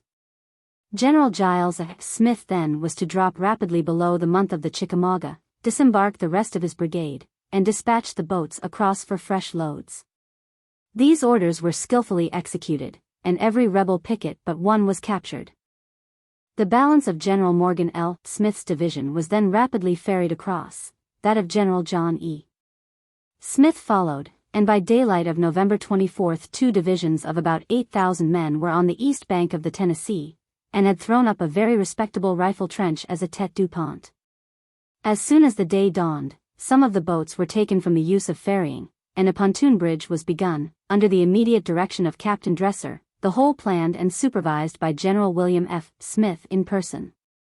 A pontoon bridge was also built at the same time over Chickamauga Creek, near its mouth, giving communication with the 2 regiments which had been left on the north side, and fulfilling a most important purpose at a later stage of the drama. I will here bear my willing testimony to the completeness of this whole business. All the officers charged with the work were present, and manifested a skill which I cannot praise too highly. I have never beheld any work done so quietly, so well. And I doubt if the history of war can show a bridge of that extent, viz., 1,350 feet, laid so noiselessly and well, in so short a time. I attribute it to the genius and intelligence of General William F. Smith. The steamer Dunbar arrived up in the course of the morning, and relieved Ewing's division of the labor of rowing across, but by noon the pontoon bridge was done, and my 3 divisions were across, with men, horses, artillery, and everything. General Jeff C. Davis's division was ready to take the bridge, and I ordered the columns to form in order to carry the Missionary Hills. The movement had been carefully explained to all division commanders, and at 1 p.m. we marched from the river in 3 columns in echelon, the left, General Morgan L. Smith, the column of direction, following substantially Chickamauga Creek, the center, General John E. Smith, in columns, doubled on the center, at 1 brigade interval to the right and rear. The right, General Ewing, in column at the same distance to the right rear, prepared to deploy to the right, on the supposition that we would meet an enemy in that direction. Each head of column was covered by a good line of skirmishers, with supports. A light drizzling rain prevailed, and the clouds hung low, cloaking our movement from the enemy's tower of observation on Lookout Mountain. We soon gained the foothills. Our skirmishers crept up the face of the hills, followed by their supports, and at 3:30 p.m. we had gained, with no loss, the desired point. A brigade of each division was pushed rapidly to the top of the hill, and the enemy for the first time seemed to realize the movement, but too late, for we were in possession. He opened with artillery, but General Ewing soon got some of Captain Richardson's guns up that steep hill and gave back artillery, and the enemy's skirmishers made 1 or 2 ineffectual dashes at General Lightburn, who had swept round and got a farther hill, which was the real continuation of the ridge. From studying all the maps, I had inferred that Missionary Ridge was a continuous hill, but we found ourselves on 2 high points, with a deep depression between us and the one immediately over the tunnel, which was my chief objective point. The ground we had gained, however, was so important, that I could leave nothing to chance, and ordered it to be fortified during the night. One brigade of each division was left on the hill, one of General Morgan L. Smith's closed the gap to Chickamauga Creek, two of General John E. Smith's were drawn back to the base in reserve, and General Ewing's right was extended down into the plain, thus crossing the ridge in a general line, facing southeast. The enemy felt our left flank about 4 p.m., and a pretty smart engagement with artillery and muskets ensued, when he drew off, but it cost us dear, for General Giles Smith was severely wounded, and had to go to the rear. And the command of the brigade devolved on Colonel Topper, 116th Illinois, who managed it with skill during the rest of the operations. At the moment of my crossing the bridge, General Howard appeared, having come with 3 regiments from Chattanooga, along the east bank of the Tennessee, connecting my new position with that of the main army in Chattanooga. He left the 3 regiments attached temporarily to General Ewing's right, and returned to his own corps at Chattanooga. As night closed in, I ordered General Jeff C. Davis to keep one of his brigades at the bridge, one close up to my position, and one intermediate. Thus we passed the night, heavy details being kept busy at work on the entrenchments on the hill. During the night the sky cleared away bright, a cold frost filled the air, and our campfires revealed to the enemy and to our friends in Chattanooga our position on Missionary Ridge. About midnight I received, at the hands of Major Rowley, of General Grant's staff, orders to attack the enemy at dawn of day, with notice that General Thomas would attack in force early in the day. Accordingly, before day I was in the saddle, attended by all my staff, rode to the extreme left of our position near Chickamauga Creek, thence up the hill, held by General Lightburn, and round to the extreme right of General Ewing. Catching as accurate an idea of the ground as possible by the dim light of morning, I saw that our line of attack was in the direction of Missionary Ridge, with wings supporting on either flank. Quite a valley lay between us and the next hill of the series, and this hill presented steep sides, the one to the west partially cleared, but the other covered with the native forest. The crest of the ridge was narrow and wooded. The farther point of this hill was held by the enemy with a breastwork of logs and fresh earth, filled with men and 2 guns. The enemy was also seen in great force on a still higher hill beyond the tunnel, from which he had a fine plunging fire on the hill in dispute. The gorge between, through which several roads and the railroad tunnel pass, could not be seen from our position, but formed the natural placed arms, where the enemy covered his masses to resist our contemplated movement of turning his right flank and endangering his communications with his depot at Chickamauga Station. As soon as possible, the following dispositions were made. The brigades of Colonels Cockrell's and Alexander, and General Lightburn, were to hold our hill as the key point. General Corse, with as much of his brigade as could operate along the narrow ridge, was to attack from our right center. General Lightburn was to dispatch a good regiment from his position to cooperate with General Corse, and General Morgan L. Smith was to move along the east base of Missionary Ridge, connecting with General Corse, and Colonel Loomis, in like manner, to move along the west bank, supported by the 2 reserve brigades of General John E. Smith. The sun had hardly risen before General Corse had completed his preparations and his bugle sounded the forward. The 40th Illinois, supported by the 46th Ohio, on our right center, with the 30th Ohio, Colonel Jones, moved down the face of our hill, and up that held by the enemy. The line advanced to within about 80 yards of the entrenched position, where General Corse found a secondary crest, which he gained and held. To this point he called his reserves, and asked for reinforcements, which were sent. But the space was narrow, and it was not well to crowd the men, as the enemy's artillery and musketry fire swept the approach to his position, giving him great advantage. As soon as General Corse had made his preparations, he assaulted, and a close, severe contest ensued, which lasted more than an hour, gaining and losing ground, but never the position first obtained, from which the enemy in vain attempted to drive him. General Morgan L. Smith kept gaining ground on the left spurs of Missionary Ridge, and Colonel Loomis got abreast of the tunnel and railroad embankment on his aid, drawing the enemy's fire, and to that extent relieving the assaulting party on the hill crest. Captain Callender had 4 of his guns on General Ewing's hill, and Captain Woods his Napoleon battery on General Lightburn's. Also, 2 guns of Dillon's battery were with Colonel Alexander's brigade. All directed their fire as carefully as possible, to clear the hill to our front, without endangering our own men. The fight raged furiously about 10 a.m. when General Corse received a severe wound, was brought off the field, and the command of the brigade and of the assault at that key point devolved on that fine young, gallant officer, Colonel Walcott, of the 46th Ohio, who fulfilled his part manfully. He continued the contest, pressing forward at all points. Colonel Loomis had made good progress to the right, and about 2 p.m., General John E.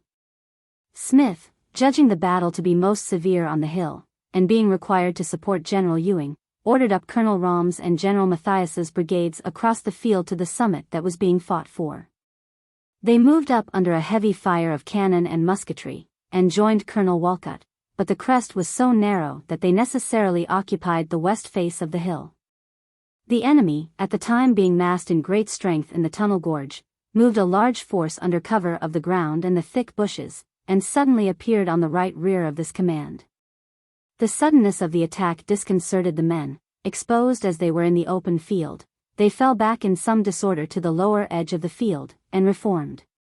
These two brigades were in the nature of supports, and did not constitute a part of the real attack. The movement, seen from Chattanooga, 5 miles off, with spyglasses, gave rise to the report, which even General Miga has repeated, that we were repulsed on the left. It was not so. The real attacking columns of General Corse, Colonel Loomis, and General Smith, were not repulsed. They engaged in a close struggle all day persistently, stubbornly, and well. When the two reserve brigades of General John E. Smith fell back as described, the enemy made a show of pursuit, but were in their turn caught in flank by the well-directed fire of our brigade on the wooded crest, and hastily sought cover behind the hill. Thus matters stood about 3 p.m.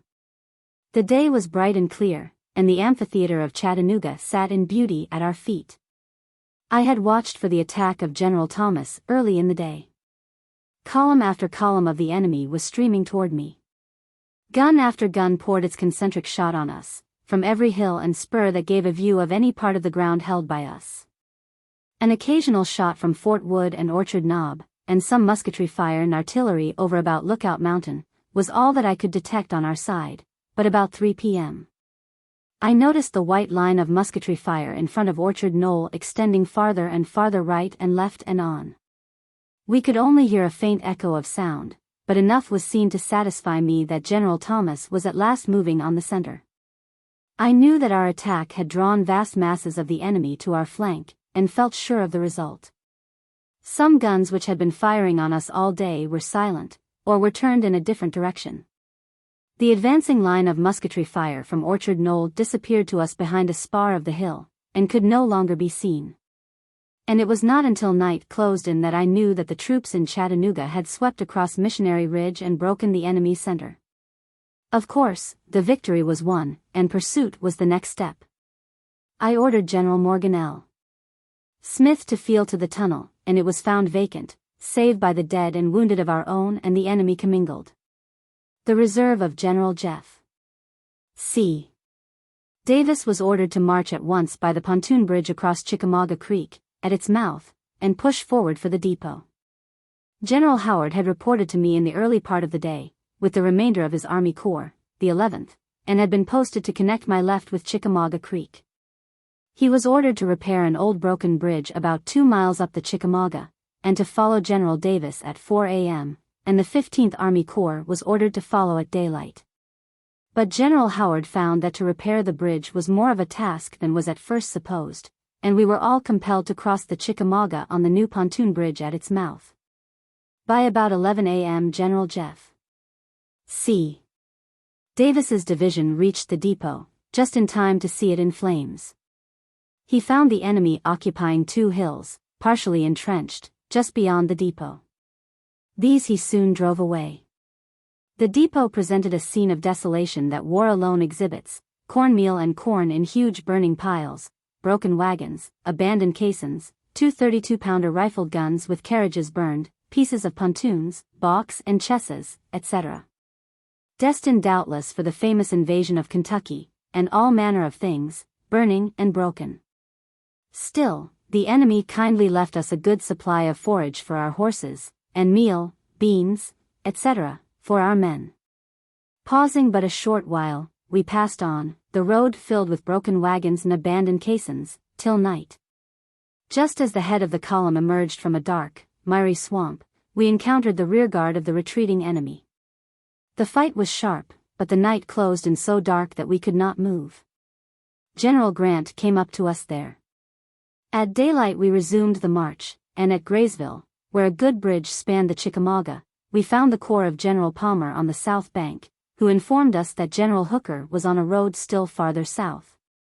And we could hear his guns near Ringgold.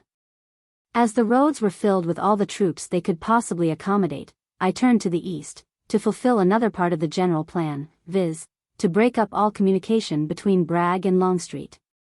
We had all sorts of rumors as to the latter, but it was manifest that we should interpose a proper force between these two armies. I therefore directed General Howard to move to Parker's Gap, and then send rapidly a competent force to Red Clay, or the Council Ground, there to destroy a large section of the railroad which connects Dalton and Cleveland. This work was most successfully and fully accomplished that day.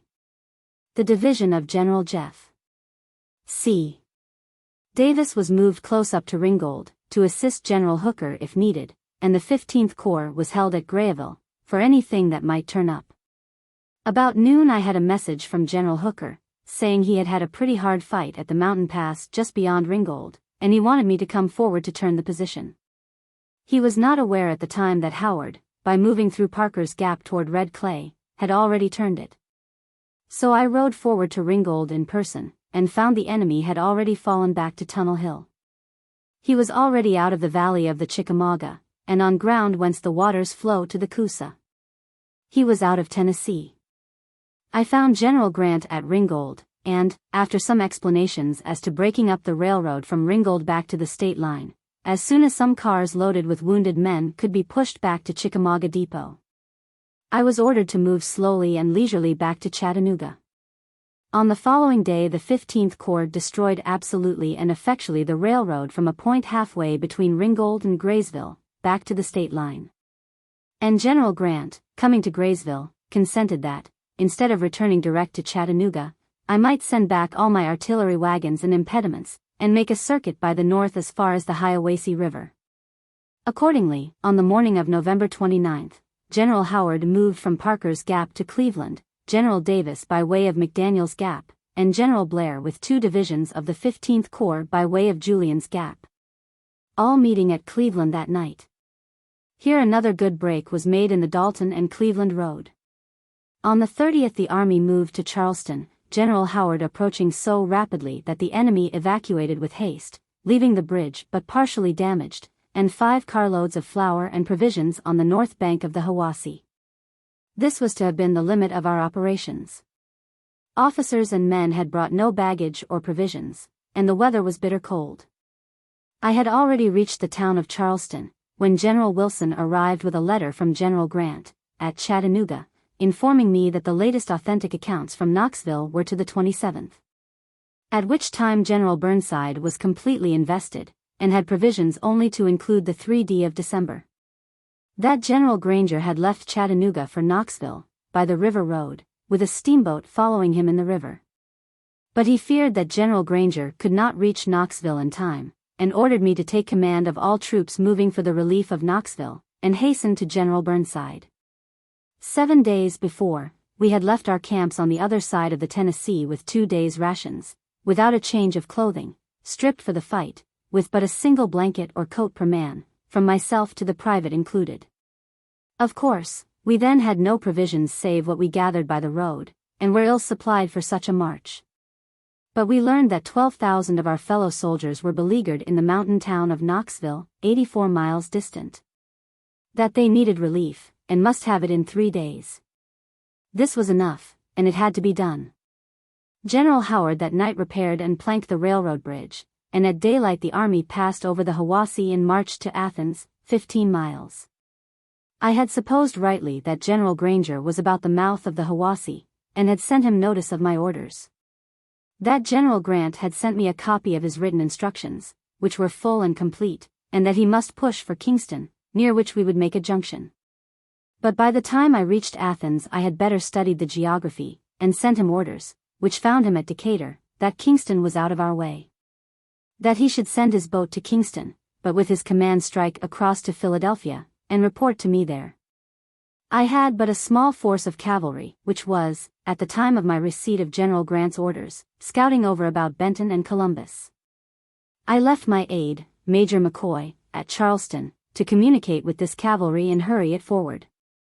It overtook me in the night at Athens. On the 2d of December the army moved rapidly north toward Loudon, 26 miles distant. About 11 a.m. The cavalry passed to the head of the column, was ordered to push to London, and, if possible, to save a pontoon bridge across the Tennessee, held by a brigade of the enemy commanded by General Vaughan. The cavalry moved with such rapidity as to capture every picket.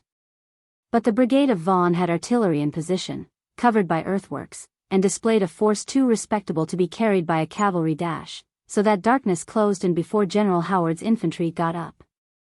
The enemy abandoned the place in the night, destroying the pontoons, running 3 locomotives and 48 cars into the Tennessee River, and abandoned much provision, 4 guns, and other material, which General Howard took at daylight. But the bridge was gone, and we were forced to turn east and trust to General Burnside's bridge at Knoxville. It was all important that General Burnside should have notice of our coming, and but 1 day of the time remained.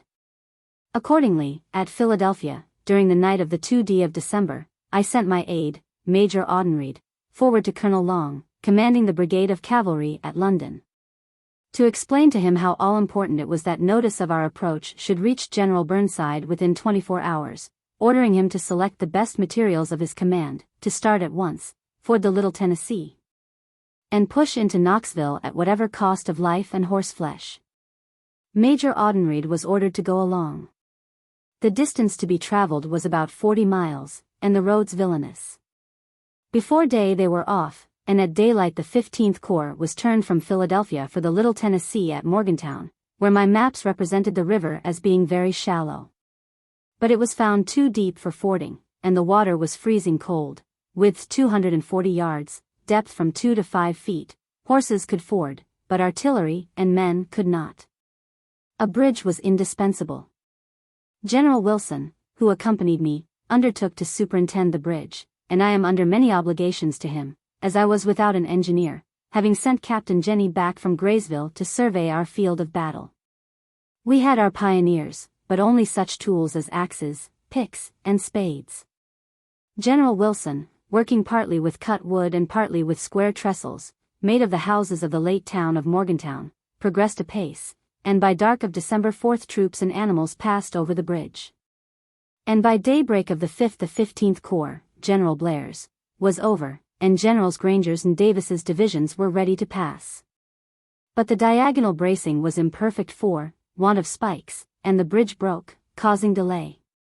I had ordered General Blair to move out on the Marysville Road 5 miles, there to await notice that General Granger was on a parallel road abreast of him, and in person I was at a house where the roads parted, when a messenger rode up, bringing me a few words from General Burnside, to the effect that Colonel Long had arrived at Knoxville with his cavalry, and that all was well with him there. Longstreet still lay before the place, but there were symptoms of his speedy departure. I felt that I had accomplished the first great step in the problem for the relief of General Burnside's army, but still urged on the work. As soon as the bridge was mended, all the troops moved forward. General Howard had marched from Loudon, had found a pretty good ford for his horses and wagons at Davis's, 7 miles below Morgantown, and had made an ingenious bridge of the wagons left by General Vaughan at London, on which to pass his men. He marched by Unisha and Louisville. On the night of the 5th all the heads of columns communicated at Marysville, where I met Major Van Buren, of General Burnside's staff, who announced that Longstreet had the night before retreated on the Rutledge, Rogersville, and Bristol Road, leading to Virginia. That General Burnside's cavalry was on his heels, and that the general desired to see me in person as soon as I could come to Knoxville. I ordered all the troops to halt and rest, except the 2 divisions of General Granger, which were ordered to move forward to Little River, and General Granger to report in person to General Burnside for orders. His was the force originally designed to reinforce General Burnside, and it was eminently proper that it should join in the stern chase after Longstreet. On the morning of December 6 I rode from Marysville into Knoxville, and met General Burnside. General Granger arrived later in the day. We examined his lines of fortifications, which were a wonderful production for the short time allowed in their selection of ground and construction of work.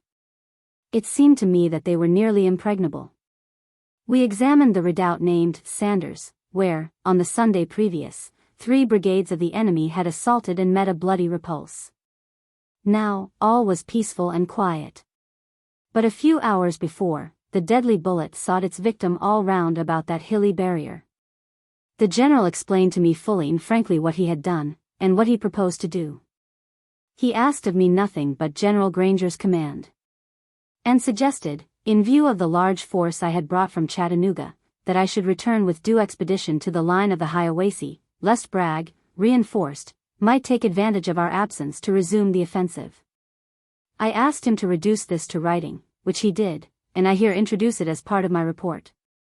Headquarters of the Ohio, Knoxville, December 7, 1863. Major General W. T. Sherman, commanding, etc. General, I desire to express to you and your command my most hearty thanks and gratitude for your promptness in coming to our relief during the siege of Knoxville, and I am satisfied your approach served to raise the siege. The emergency having passed, I do not deem, for the present, any other portion of your command but the Corps of General Granger necessary for operations in this section. And, inasmuch as General Grant has weakened the forces immediately with him in order to relieve us, thereby rendering the position of General Thomas less secure, I deem it advisable that all the troops now here, save those commanded by General Granger, should return at once to within supporting distance of the forces in front of Bragg's army. In behalf of my command, I desire again to thank you and your command for the kindness you have done us. I am, General, very respectfully, your obedient servant, A. E. Burnside, Major General Commanding. Accordingly, having seen General Burnside's forces move out of Knoxville in pursuit of Longstreet, and General Granger's move in, I put in motion my own command to return. General Howard was ordered to move, via Davis's Ford and Sweetwater, to Athena, with a guard forward at Charleston, to hold and repair the bridge which the enemy had retaken after our passage up. General Jeff C. Davis moved to Columbus, on the Hiawassee, via Madisonville, and the 2 divisions of the 15th Corps moved to Tellico Plains, to cover movement of cavalry across the mountains into Georgia, to overtake a wagon train which had dodged us on our way up, and had escaped by way of Murphy. Subsequently, on a report from General Howard that the enemy held Charleston, I diverted General Ewing's division to Athena, and went in person to Tellico with General Morgan L. Smith's division. By the 9th all our troops were in position, and we held the rich country between the Little Tennessee and the Hiawassee. The cavalry, under Colonel Long, passed the mountain at Tellico, and proceeded about 17 miles beyond Murphy, when Colonel Long, deeming his farther pursuit of the wagon train useless, returned on the 12th to Tellico. I then ordered him and the division of General Morgan L. Smith to move to Charleston, to which point I had previously ordered the Corps of General Howard. On the 14th of December all of my command in the field lay along the Hiawassee. Having communicated to General Grant the actual state of affairs, I received orders to leave, on the line of the Hiawassee, all the cavalry, and come to Chattanooga with the rest of my command.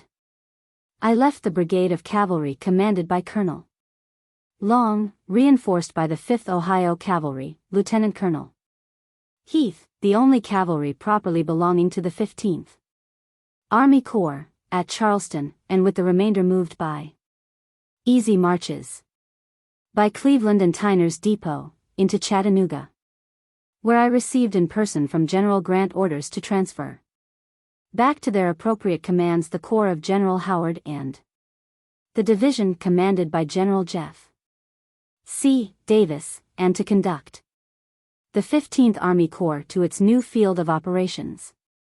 It will thus appear that we have been constantly in motion since our departure from the Big Black, in Mississippi, until the present moment. I have been unable to receive from subordinate commanders the usual full, detailed reports of events, and have therefore been compelled to make up this report from my own personal memory. But as soon as possible, subordinate reports will be received and duly forwarded.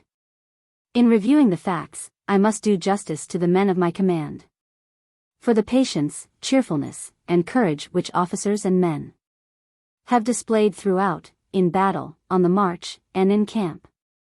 For long periods, without regular rations or supplies of any kind, they have marched through mud and over rocks, sometimes barefooted, without a murmur, without a moment's rest after a march of over 400 miles, without sleep for 3 successive nights. We crossed the Tennessee, fought our part of the Battle of Chattanooga, pursued the enemy out of Tennessee, and then turned more than 120 miles north and compelled Longstreet to raise the siege of Knoxville, which gave so much anxiety to the whole country.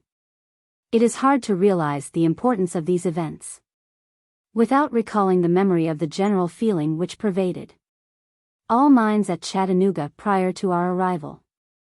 I cannot speak of the 15th Army Corps without a seeming vanity. But as I am no longer its commander, I assert that there is no better body of soldiers in America than it. I wish all to feel a just pride in its real honors. To General Howard and his command, to General Jeff C. Davis and his, I am more than usually indebted for the intelligence of commanders and fidelity of commands. The brigade of Colonel Bushbeck, belonging to the 11th Corps, which was the first to come out of Chattanooga to my flank, fought at the Tunnel Hill, in connection with General Ewing's division, and displayed a courage almost amounting to rashness. Following the enemy almost to the Tunnel Gorge, it lost many valuable lives, prominent among them Lieutenant Colonel Taft, spoken of as a most gallant soldier. In General Howard throughout I found a polished and Christian gentleman, exhibiting the highest and most chivalric traits of the soldier. General Davis handled his division with artistic skill, more especially at the moment we encountered the enemy's rear guard, near Graysville, at nightfall. I must award to this division the credit of the best order during our movement through East Tennessee, when long marches and the necessity of foraging to the right and left gave some reason for disordered ranks. Inasmuch as exception may be taken to my explanation of the temporary confusion during the Battle of Chattanooga. Of the 2 brigades of General Matthias and Colonel Rahm, I will here state that I saw the whole, and attach no blame to any one. Accidents will happen in battle, as elsewhere, and at the point where they so manfully went to relieve the pressure on other parts of our assaulting line, they exposed themselves unconsciously to an enemy vastly superior in force, and favored by the shape of the ground. Had that enemy come out on equal terms, those brigades would have shown their mettle, which has been tried more than once before and stood the test of fire. They reformed their ranks, and were ready to support General Ewing's division in a very few minutes. And the circumstance would have hardly called for notice on my part, had not others reported what was seen from Chattanooga, a distance of nearly 5 miles, from where could only be seen the troops in the open field in which this affair occurred. I now subjoin the best report of casualties I am able to compile from the records thus far received. Killed, wounded, and missing. 1949. No report from General Davis's division, but loss is small. Among the killed were some of our most valuable officers, Colonels Putnam, 93rd Illinois, O'Mara, 90th Illinois, and Torrance, 30th Iowa, Lieutenant Colonel Taft, of the 11th Corps, and Major Bushnell, 13th Illinois. Among the wounded are Brigadier Generals Giles F. Smith, Corse, and Matthias, Colonel Rom, Colonel Waugelin, 12th Missouri, Lieutenant Colonel Partridge, 13th Illinois, Major P. I. Welsh, 56th Illinois, and Major Nathan McCalla, 10th Iowa. Among the missing is Lieutenant Colonel Archer, 17th Iowa. My report is already so long that I must forbear mentioning acts of individual merit. These will be recorded in the reports of division commanders, which I will cheerfully endorse. But I must say that it is but justice that colonels of regiments, who have so long and so well commanded brigades, as in the following cases, should be commissioned to the grade which they have filled with so much usefulness and credit to the public service, viz. Colonel J. R. Cockerell, 70th, Ohio, Colonel J. M. Loomis, 26th Illinois, Colonel C. C. Walcott, 46th Ohio, Colonel J. A. Williamson, 4th Iowa, Colonel G. B. Rom, 56th Illinois, Colonel J. I. Alexander, 59th Indiana. My personal staff, as usual, have served their country with fidelity and credit to themselves throughout these events, and have received my personal thanks. Enclosed you will please find a map of that part of the battlefield of Chattanooga fought over by the troops under my command, surveyed and drawn by Captain Jenny, engineer on my staff. I have the honor to be, your obedient servant, W. T. Sherman, Major General Commanding. General Order No. 68. War Department Adjutant General's Office, Washington, February 21. Joint resolution tendering the thanks of Congress to Major General W. T. Sherman and others. Be it resolved by the Senate and House of Representatives of the United States of America in Congress assembled, that the thanks of Congress and of the people of the United States are due, and that the same are hereby tendered to Major General W. T. Sherman, Commander of the Department and Army of the Tennessee, and the officers and soldiers who served under him, for their gallant and arduous services in marching to the relief of the Army of the Cumberland, and for their gallantry and heroism in the Battle of Chattanooga, which contributed in a great degree to the success of our arms in that glorious victory. Approved February 19, 1864.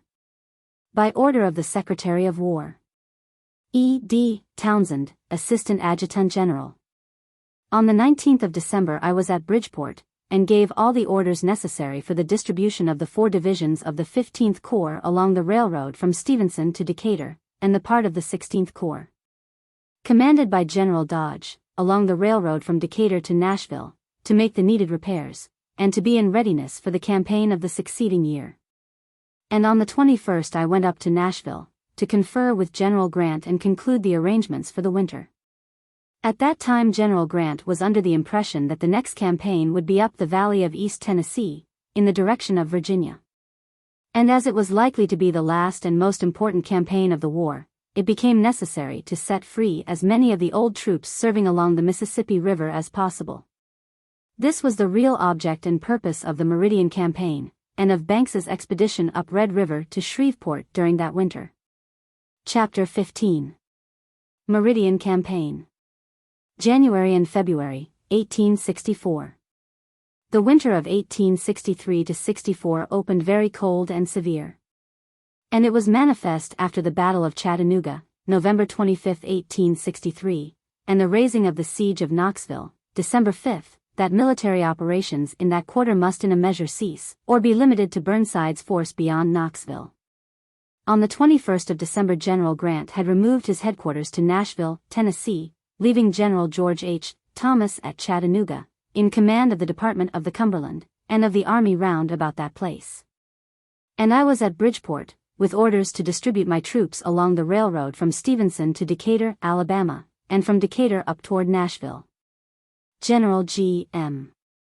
Dodge, who was in command of the detachment of the 16th Corps, numbering about 8,000 men, had not participated with us in the Battle of Chattanooga, but had remained at and near Pulaski, Tennessee, engaged in repairing that railroad as auxiliary to the main line which led from Nashville to Stevenson and Chattanooga. General John A. Logan had succeeded to the command of the 15th Corps, by regular appointment of the President of the United States, and had relieved General Frank P. Blair, who had been temporarily in command of that corps during the Chattanooga and Knoxville movement. At that time I was in command of the Department of the Tennessee, which embraced substantially the territory on the east bank of the Mississippi River, from Natchez up to the Ohio River, and thence along the Tennessee River as high as Decatur and Bellefonte, Alabama. General McPherson was at Vicksburg and General Hurlbut at Memphis, and from them I had the regular reports of affairs in that quarter of my command. The rebels still maintained a considerable force of infantry and cavalry in the state of Mississippi, threatening the river, whose navigation had become to us so delicate and important a matter.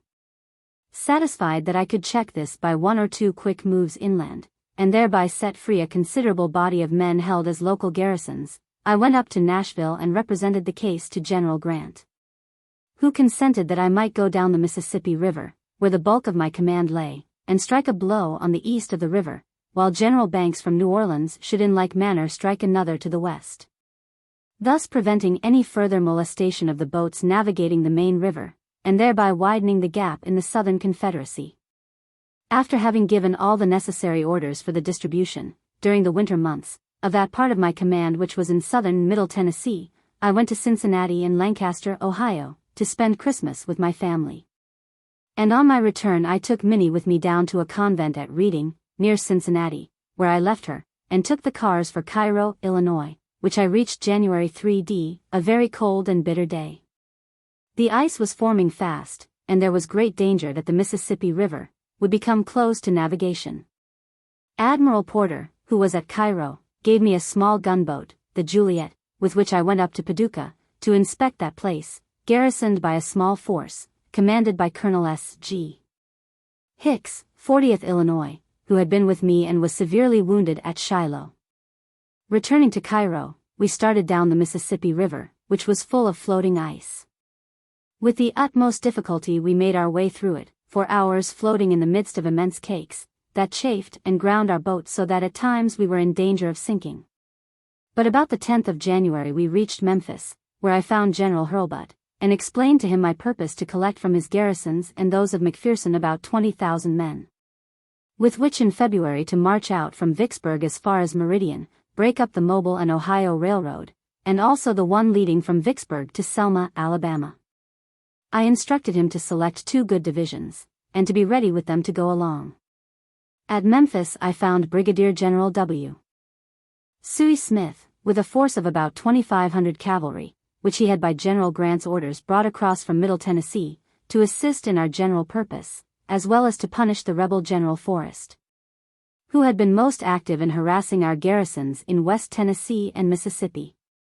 After staying a couple of days at Memphis, we continued on in the gunboat Silver Cloud to Vicksburg, where I found General McPherson, and, giving him similar orders, instructed him to send out spies to ascertain and bring back timely information of the strength and location of the enemy. The winter continued so severe that the river at Vicksburg was full of floating ice, but in the Silver Cloud we breasted it manfully, and got back to Memphis by the 20th. A chief part of the enterprise was to destroy the rebel cavalry commanded by General Forrest, who were a constant threat to our railway communications in Middle Tennessee, and I committed this task to Brigadier General W. Sooy Smith.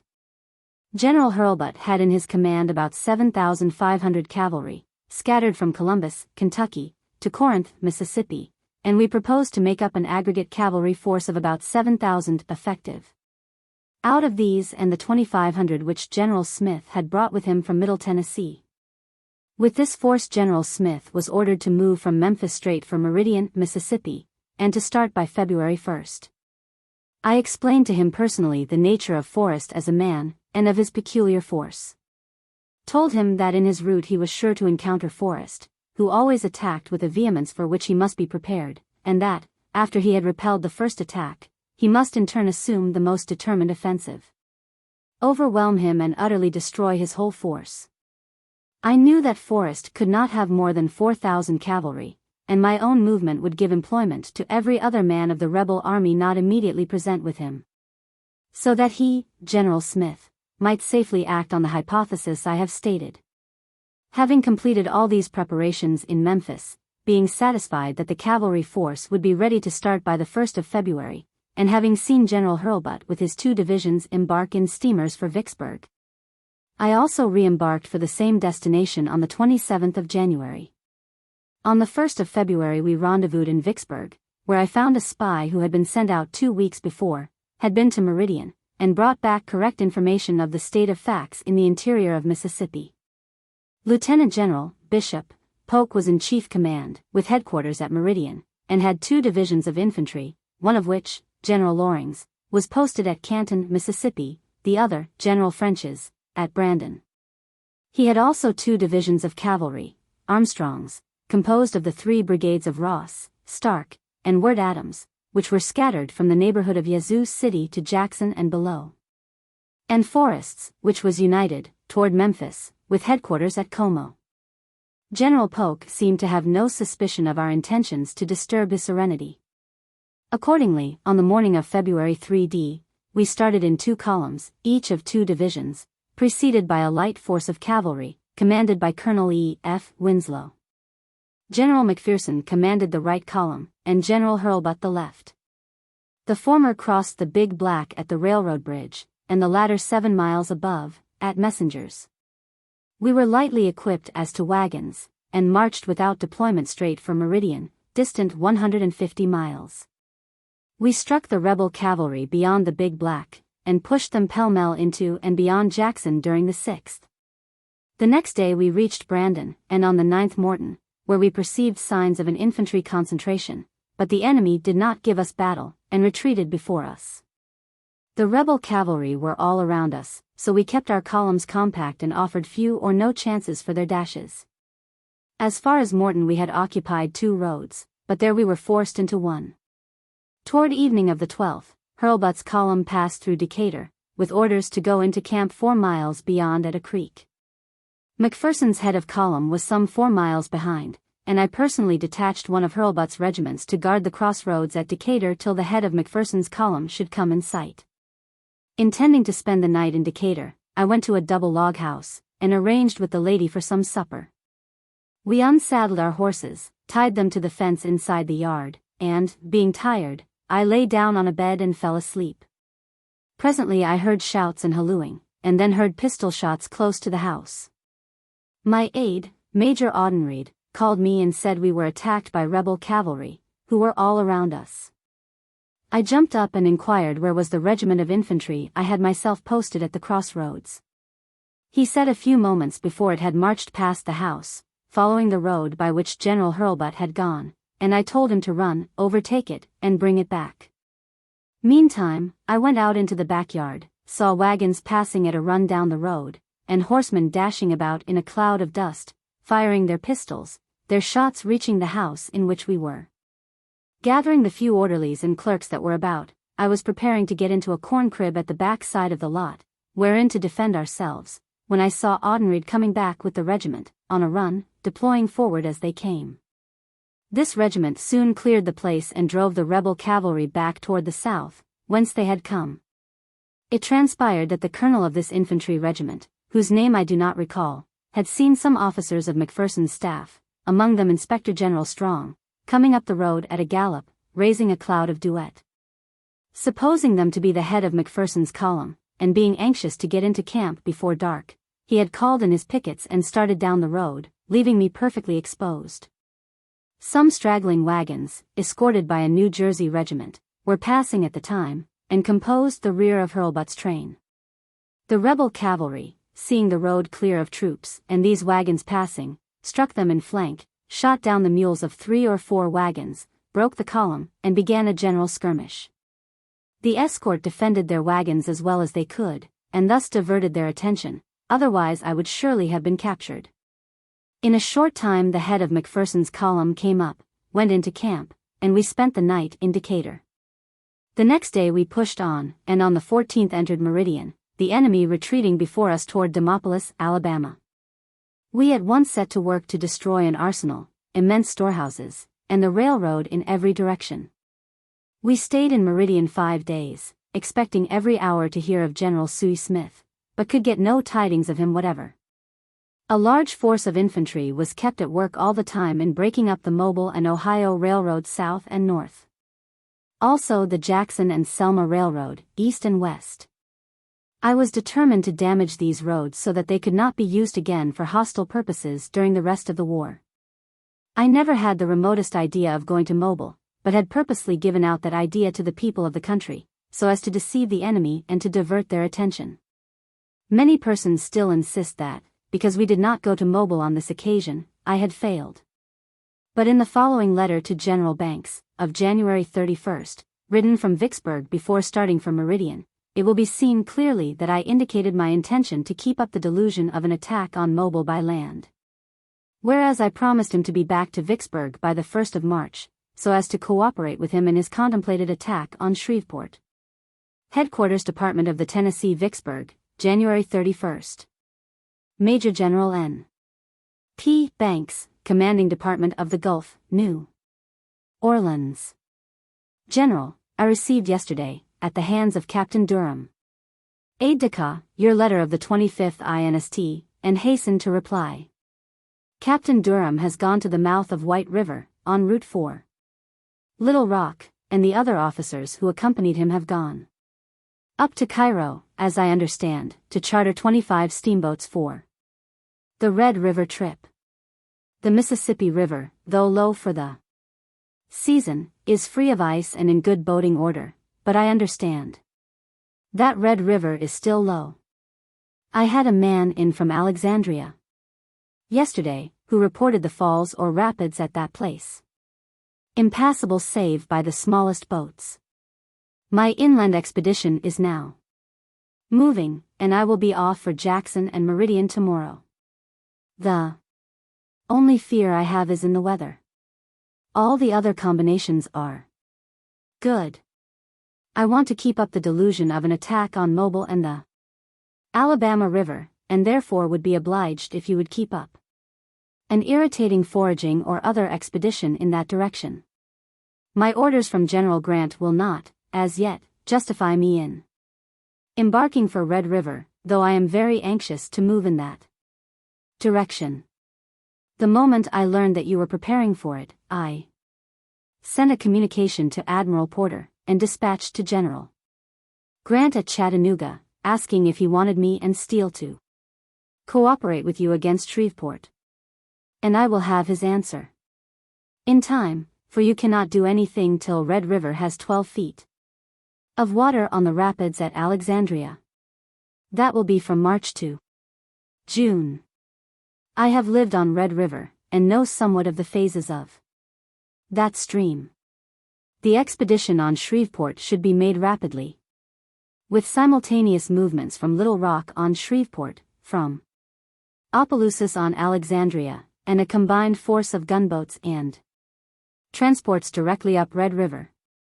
Admiral Porter will be able to have a splendid fleet by March 1st. I think Steele could move with 10,000 infantry and 5,000 cavalry.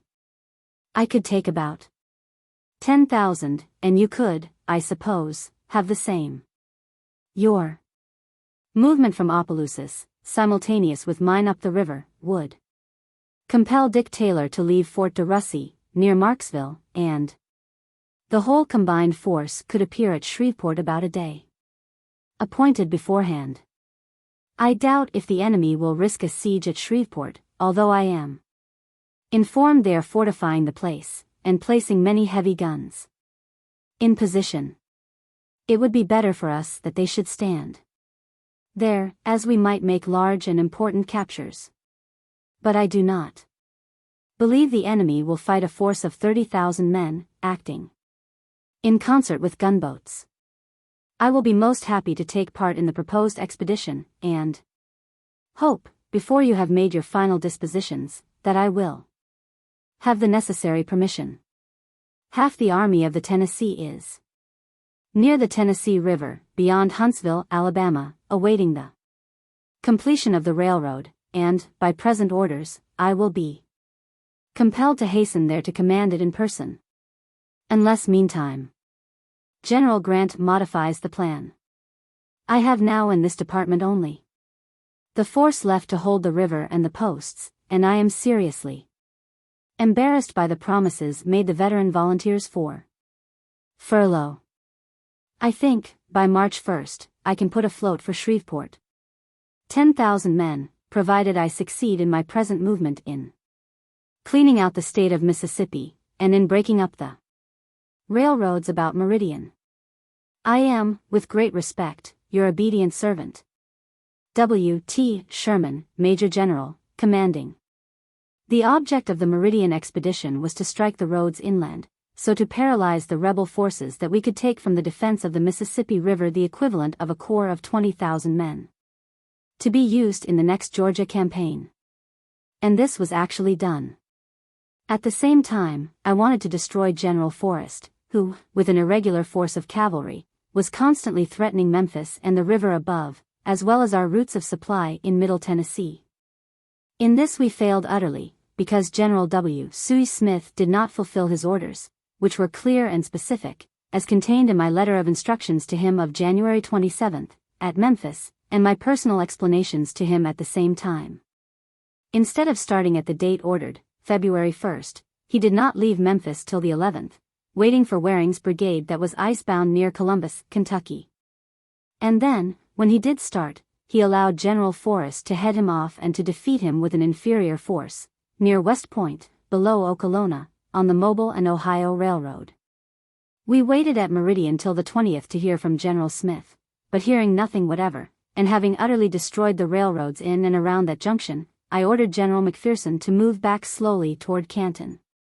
With Winslow's cavalry, and Hurlbut's infantry, I turned north to Marion, and thence to a place called Union, whence I dispatched the cavalry farther north to Philadelphia and Louisville, to feel as it were for General Smith.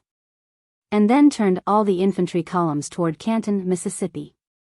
On the 26th we all reached Canton, but we had not heard a word of General Smith, nor was it until some time after, at Vicksburg, that I learned the whole truth of General Smith's movement and of his failure. Of course I did not and could not approve of his conduct, and I know that he yet chafes under the censure. I had set so much store on his part of the project that I was disappointed, and so reported officially to General Grant.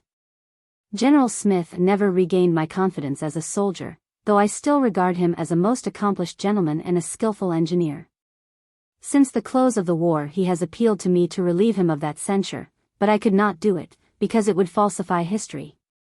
Having assembled all my troops in and about Canton, on the 27th of February I left them under the command of the senior Major General, Hurlbut, with orders to remain till about the 3d of March, and then to come into Vicksburg leisurely. And, escorted by Winslow's cavalry, I rode into Vicksburg on the last day of February. There I found letters from General Grant, at Nashville, and General Banks, at New Orleans, concerning his, General Banks's, projected movement up Red River. I was authorized by the former to contribute aid to General Banks for a limited time, but General Grant insisted on my returning in person to my own command about Huntsville, Alabama, as soon as possible, to prepare for the spring campaign. About this time we were much embarrassed by a general order of the War Department, promising a 30 days furlough to all soldiers who would veteranize, viz., re-enlist for the rest of the war. This was a judicious and wise measure, because it doubtless secured the services of a very large portion of the men who had almost completed a 3 years enlistment, and were therefore veteran soldiers in feeling and in habit. But to furlough so many of our men at that instant of time was like disbanding an army in the very midst of battle. In order to come to a perfect understanding with General Banks, I took the steamer Diana and ran down to New Orleans to see him. Among the many letters which I found in Vicksburg on my return from Meridian was one from Captain D. F. Boyd, of Louisiana, written from the jail in Natchez, telling me that he was a prisoner of war in our hands, had been captured in Louisiana by some of our scouts, and he bespoke my friendly assistance. Boyd was professor of ancient languages at the Louisiana Seminary of Learning during my administration, in 1859–60. Was an accomplished scholar, of moderate views in politics, but, being a Virginian, was drawn, like all others of his kind, into the vortex of the rebellion by the events of 1861, which broke up colleges and everything at the South. Natchez, at this time, was in my command, and was held by a strong division, commanded by Brigadier General J. W. Davidson. In the Diana we stopped at Natchez, and I made a hasty inspection of the place. I sent for Boyd, who was in good health, but quite dirty, and begged me to take him out of prison, and to effect his exchange. I receipted for him, took him along with me to New Orleans, offered him money, which he declined. Allowed him to go free in the city, and obtained from General Banks a promise to effect his exchange, which was afterward done. Boyd is now my legitimate successor in Louisiana, viz. President of the Louisiana University, which is the present title of what had been the Seminary of Learning. After the war was over, Boyd went back to Alexandria, reorganized the old institution, which I visited in 1866, but the building was burnt down by an accident or by an incendiary about 1868, and the institution was then removed to Baton Rouge, where it now is, under its new title of the University of Louisiana. We reached New Orleans on the 2d of March. I found General Banks, with his wife and daughter, living in a good house, and he explained to me fully the position and strength of his troops, and his plans of action for the approaching campaign. I dined with him, and, rough as I was, just out of the woods, attended, that night, a very pleasant party at the house of a lady, whose name I cannot recall, but who is now the wife of Captain Arnold, 5th United States Artillery. At this party were also Mr. and Mrs. Frank Howe. I found New Orleans much changed since I had been familiar with it in 1853 and in 1860–61. It was full of officers and soldiers. Among the former were General T. W. Sherman, who had lost a leg at Port Hudson, and General Charles P. Stone, whom I knew so well in California, and who is now in the Egyptian service as Chief of Staff. The bulk of General Banks's army was about Opelousas, under command of General Franklin, ready to move on Alexandria. General Banks seemed to be all ready, but intended to delay his departure a few days to assist in the inauguration of a civil government for Louisiana, under Governor Hahn. In Lafayette Square I saw the arrangements of scaffolding for the fireworks and benches for the audience. General Banks urged me to remain over the 4th of March, to participate in the ceremonies, which he explained would include the performance of the Anvil Chorus, by all the bands of his army. And during the performance the church bells were to be rung, and cannons were to be fired by electricity. I regarded all such ceremonies as out of place at a time when it seemed to me every hour and every minute were due to the war. General Banks's movement, however, contemplated my sending a force of 10,000 men in boats up Red River from Vicksburg, and that a junction should occur at Alexandria by March 17. I therefore had no time to wait for the grand pageant of the 4th of March, but took my departure from New Orleans in the Diana the evening of March 3d. On the next day, March 4th, I wrote to General Banks a letter, which was extremely minute in conveying to him how far I felt authorized to go under my orders from General Grant. At that time General Grant commanded the military division of the Mississippi, embracing my own department of the Tennessee and that of General Steele in Arkansas, but not that of General Banks in Louisiana. General Banks was acting on his own powers, or under the instructions of General Halleck in Washington, and our assistance to him was designed as a loan of 10,000 men for a period of 30 days. The instructions of March 6 to General A. J. Smith, who commanded this detachment, were full and explicit on this point. The Diana reached Vicksburg on the 6th, where I found that the Expeditionary Army had come in from Canton. One division of 5,000 men was made up out of Hurlbut's command, and placed under Brigadier General T. Kilby Smith, and a similar division was made out of McPherson's and Hurlbut's troops, and placed under Brigadier General Joseph A. Mower. The whole commanded by Brigadier General A. J. Smith. General Hurlbut, with the rest of his command, returned to Memphis, and General McPherson remained at Vicksburg. General A. J. Smith's command was in due season embarked and proceeded to Red River, which it ascended, convoyed by Admiral Porter's fleet.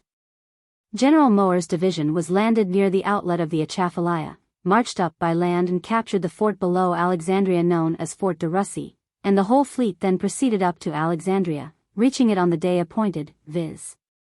March 17th, where it waited for the arrival of General Banks, who, however, did not come till some days after. These two divisions participated in the whole of General Banks's unfortunate Red River expedition, and were delayed so long up Red River, and subsequently on the Mississippi, that they did not share with their comrades the successes and glories of the Atlanta campaign, for which I had designed them.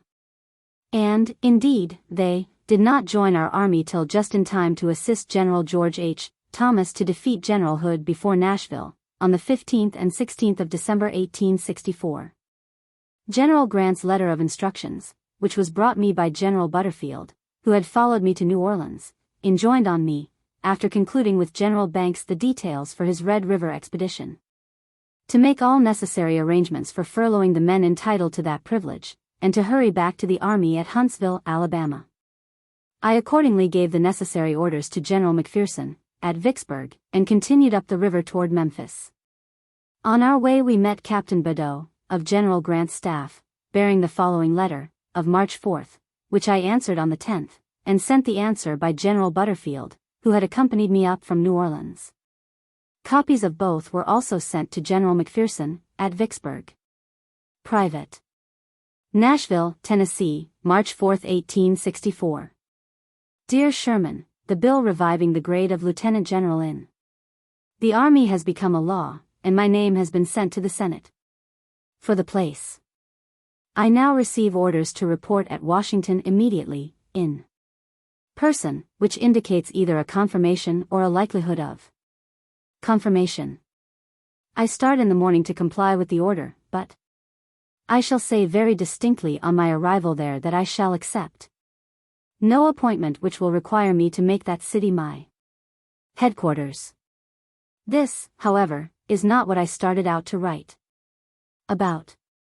While I have been eminently successful in this war, in at least gaining the confidence of the public, no one feels more than I how much of this success is due to the energy, skill, and the harmonious putting forth of that energy and skill of those whom it has been my good fortune to have occupying subordinate positions under me. There are many officers to whom these remarks are applicable to a greater or less degree, proportionate to their ability as soldiers. But what I want is to express my thanks to you and McPherson, as the men to whom, above all others, I feel indebted for whatever I have had of success. How far your advice and suggestions have been of assistance, you know. How far your execution of whatever has been given you to do entitles you to the reward I am receiving, you cannot know as well as I do. I feel all the gratitude this letter would express, giving it the most flattering construction. The word you I use in the plural, intending it for McPherson also. I should write to him, and will some day, but, starting in the morning, I do not know that I will find time just now. Your friend, U.S. Grant, Major General. Private and confidential. Near Memphis, March 10, 1864. General Grant. Dear General, I have your more than kind and characteristic letter of the 4th, and will send a copy of it to General McPherson at once. You do yourself injustice and us too much honor in assigning to us so large a share of the merits which have led to your high advancement. I know you approve the friendship I have ever professed to you, and will permit me to continue as heretofore to manifest it on all proper occasions. You are now Washington's legitimate successor, and occupy a position of almost dangerous elevation. But if you can continue as heretofore to be yourself, simple, honest, and unpretending, you will enjoy through life the respect and love of friends, and the homage of millions of human beings who will award to you a large share for securing to them and their descendants a government of law and stability. I repeat, you do General Macpherson and myself too much honor. At Belmont you manifested your traits, neither of us being near. At Donelson also you illustrated your whole character. I was not near. And General Macpherson in too subordinate a capacity to influence you. Until you had won Donelson, I confess I was almost cowed by the terrible array of anarchical elements that presented themselves at every point. But that victory admitted the ray of light which I have followed ever since. I believe you are as brave, patriotic, and just as the great prototype Washington, as unselfish, kind-hearted, and honest as a man should be. But the chief characteristic in your nature is the simple faith in success you have always manifested, which I can liken to nothing else than the faith a Christian has in his Savior. This faith gave you victory at Shiloh and Vicksburg. Also, when you have completed your best preparations, you go into battle without hesitation, as at Chattanooga, no doubts, no reserve, and I tell you that it was this that made us act with confidence. I knew wherever I was that you thought of me, and if I got in a tight place you would come, if alive. My only points of doubt were as to your knowledge of grand strategy, and of books of science and history. But I confess your common sense seems to have supplied all this. Now as to the future. Do not stay in Washington. Halleck is better qualified than you are to stand the buffets of intrigue and policy. Come out west.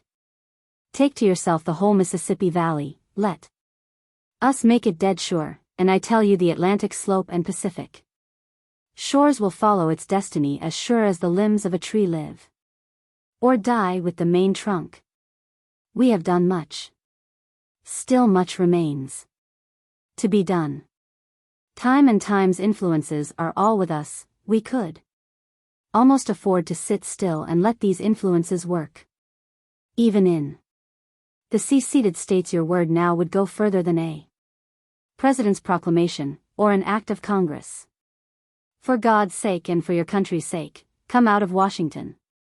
I foretold to General Halleck, before he left Corinth, the inevitable result to him, and I now exhort you to come out west. Here lies the seat of the coming empire. And from the west, when our task is done, we will make short work of Charleston and Richmond, and the impoverished coast of the Atlantic. Your sincere friend, W. T. Sherman. We reached Memphis on the 13th, where I remained some days, but on the 14th of March received from General Grant a dispatch to hurry to Nashville in person by the 17th, if possible. Disposing of all matters then pending, I took a steamboat to Cairo, the cars thence to Louisville and Nashville, reaching that place on the 17th of March 1864.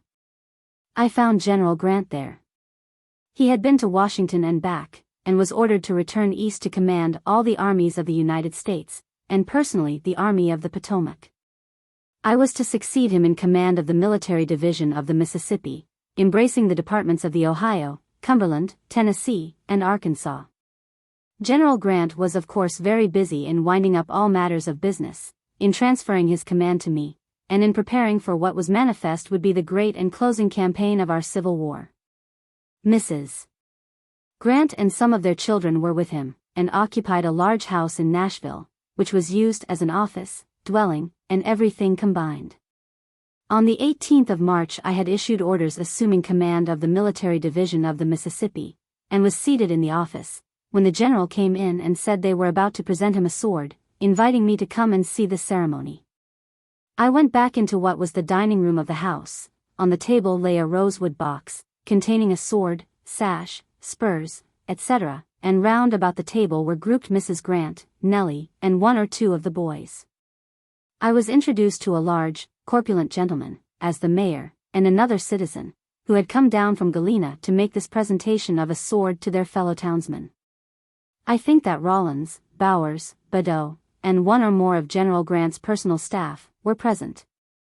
The mayor rose and in the most dignified way read a finished speech to General Grant, who stood, as usual, very awkwardly. And the mayor closed his speech by handing him the resolutions of the city council engrossed on parchment, with a broad ribbon and large seal attached. After the mayor had fulfilled his office so well, General Grant said, "Mr. Mayor, as I knew that this ceremony was to occur, and as I am not used to speaking, I have written something in reply." He then began to fumble in his pockets, first his breastcoat pocket, then his pants, vest, etc. And after considerable delay he pulled out a crumpled piece of common yellow cartridge paper, which he handed to the mayor. His whole manner was awkward in the extreme, yet perfectly characteristic, and in strong contrast with the elegant parchment and speech of the mayor. When read, however, the substance of his answer was most excellent, short, concise, and, if it had been delivered by word of mouth, would have been all that the occasion required. I could not help laughing at a scene so characteristic of the man who then stood prominent before the country, and to whom all had turned as the only one qualified to guide the nation in a war that had become painfully critical.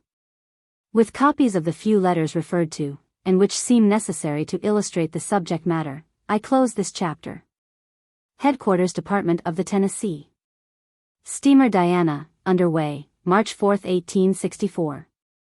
Major General N. P. Banks, Commanding Department of the Gulf, New Orleans. General, I had the honor to receive your letter of the 2d instant. Yesterday at New Orleans, but was unable to answer, except verbally, and I now reduce it to writing. I will arrive at Vicksburg the 6th instant, and I expect to meet there my command from Canton, out of which I will select 2 divisions of about 10,000 men, embark them under a good commander, and order him first to rendezvous at the mouth of Red River, and, in concert with Admiral Porter, if he agree, to strike Harrisonburg a hard blow. 2d, to return to Red River and ascend it, aiming to reach Alexandria on the 17th of March, to report to you. 3d. That, as this command is designed to operate by water, it will not be encumbered with much land transportation, say 2 wagons to a regiment, but with an ample supply of stores, including mortars and heavy rifled guns, to be used against fortified places. 4th. That I have calculated, and so reported to General Grant, that this detachment of his forces in no event is to go beyond Shreveport, and that you will spare them the moment you can, trying to get them back to the Mississippi River in 30 days from the time they actually enter Red River. The year is wearing away fast, and I would like to carry to General Grant at Huntsville, Alabama, every man of his military division, as early in April as possible. For I am sure we ought to move from the base of the Tennessee River to the south before the season is too far advanced, say as early as April 15th next. I feel certain of your complete success, provided you make the concentration in time, to assure which I will see in person to the embarkation and dispatch of my quota, and I will write to General Steele, conveying to him my personal and professional opinion that the present opportunity is the most perfect one that will ever offer itself to him to clean out his enemies in Arkansas. Wishing you all honor and success, I am, with respect, your friend and servant, W. T. Sherman, Major General. Headquarters Department of the Tennessee. Vicksburg, March 6, 1864.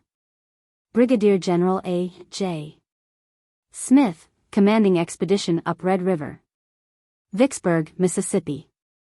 General, by an order this day issued, you are to command a strong, well-appointed detachment of the Army of the Tennessee, sent to reinforce a movement up Red River, but more especially against the fortified position at Shreveport.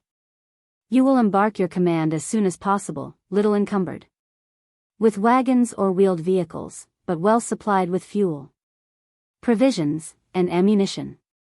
Take with you the 12 mortars, with their ammunition, and all the 30-pound Parrots the Ordnance officer will supply. Proceed to the mouth of Red River and confer with Admiral Porter. Consult with him, and in all the expedition rely on him implicitly, as he is the approved friend of the Army of the Tennessee, and has been associated with us from the beginning. I have undertaken with General Banks that you will be at Alexandria, Louisiana, on or before the 17th day of March, and you will, if time allows, cooperate with the Navy in destroying Harrisonburg, up Black River. But as I passed Red River yesterday I saw Admiral Porter, and he told me he had already sent an expedition to Harrisonburg, so that I suppose that part of the plan will be accomplished before you reach Red River. But, in any event, be careful to reach Alexandria about the 17th of March. General Banks will start by land from Franklin, in the Teche country, either the 6th or 7th, and will march via Opelousas to Alexandria. You will meet him there, report to him, and act under his orders. My understanding with him is that his forces will move by land, via Natchitoches, to Shreveport, while the gunboat fleet is to ascend the river with your transports in company. Red River is very low for the season, and I doubt if any of the boats can pass the falls or rapids at Alexandria. What General Banks proposes to do in that event I do not know. But my own judgment is that Shreveport ought not to be attacked until the gunboats can reach it. Not that a force marching by land cannot do it alone, but it would be bad economy in war to invest the place with an army so far from heavy guns, mortars, ammunition, and provisions, which can alone reach Shreveport by water. Still, I do not know about General Banks's plans in that event, and whatever they may be, your duty will be to conform, in the most hearty manner. My understanding with General Banks is that he will not need the cooperation of your force beyond 30 days from the date you reach Red River. As soon as he has taken Shreveport, or as soon as he can spare you, return to Vicksburg with all dispatch, gather up your detachments, wagons, tents, transportation, and all property pertaining to so much of the command as belongs to the 16th Army Corps, and conduct it to Memphis, where orders will await you. My present belief is your division, entire, will be needed with the Army of the Tennessee, about Huntsville or Bridgeport. Still, I will leave orders with General Hurlbut, at Memphis, for you on your return. I believe if water will enable the gunboats to cross the rapids at Alexandria, you will be able to make a quick, strong, and effective blow at our enemy in the west, thus widening the belt of our territory, and making the breach between the Confederate government and its outlying Trans-Mississippi Department more perfect. It is understood that General Steele makes a simultaneous move from Little Rock, on Shreveport or Natchitoches, with a force of about 10,000 men. Banks will have 17,000, and you 10,000. If these can act concentrically and simultaneously, you will make short work of it, and then General Banks will have enough force to hold as much of the Red River country as he deems wise, leaving you to bring to General Grant's main army the 7,500 men of the 16th Corps now with you. Having faith in your sound judgment and experience, I confide this important and delicate command to you, with certainty that you will harmonize perfectly with Admiral Porter and General Banks, with whom you are to act, and thereby ensure success.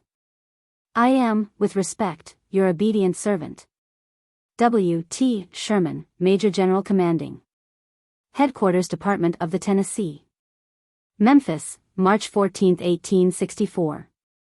Major General McPherson, Commanding, etc., Vicksburg, Mississippi. Dear General, I wrote you at length on the 11th, by a special bearer of dispatches, and now make special orders to cover the movements therein indicated.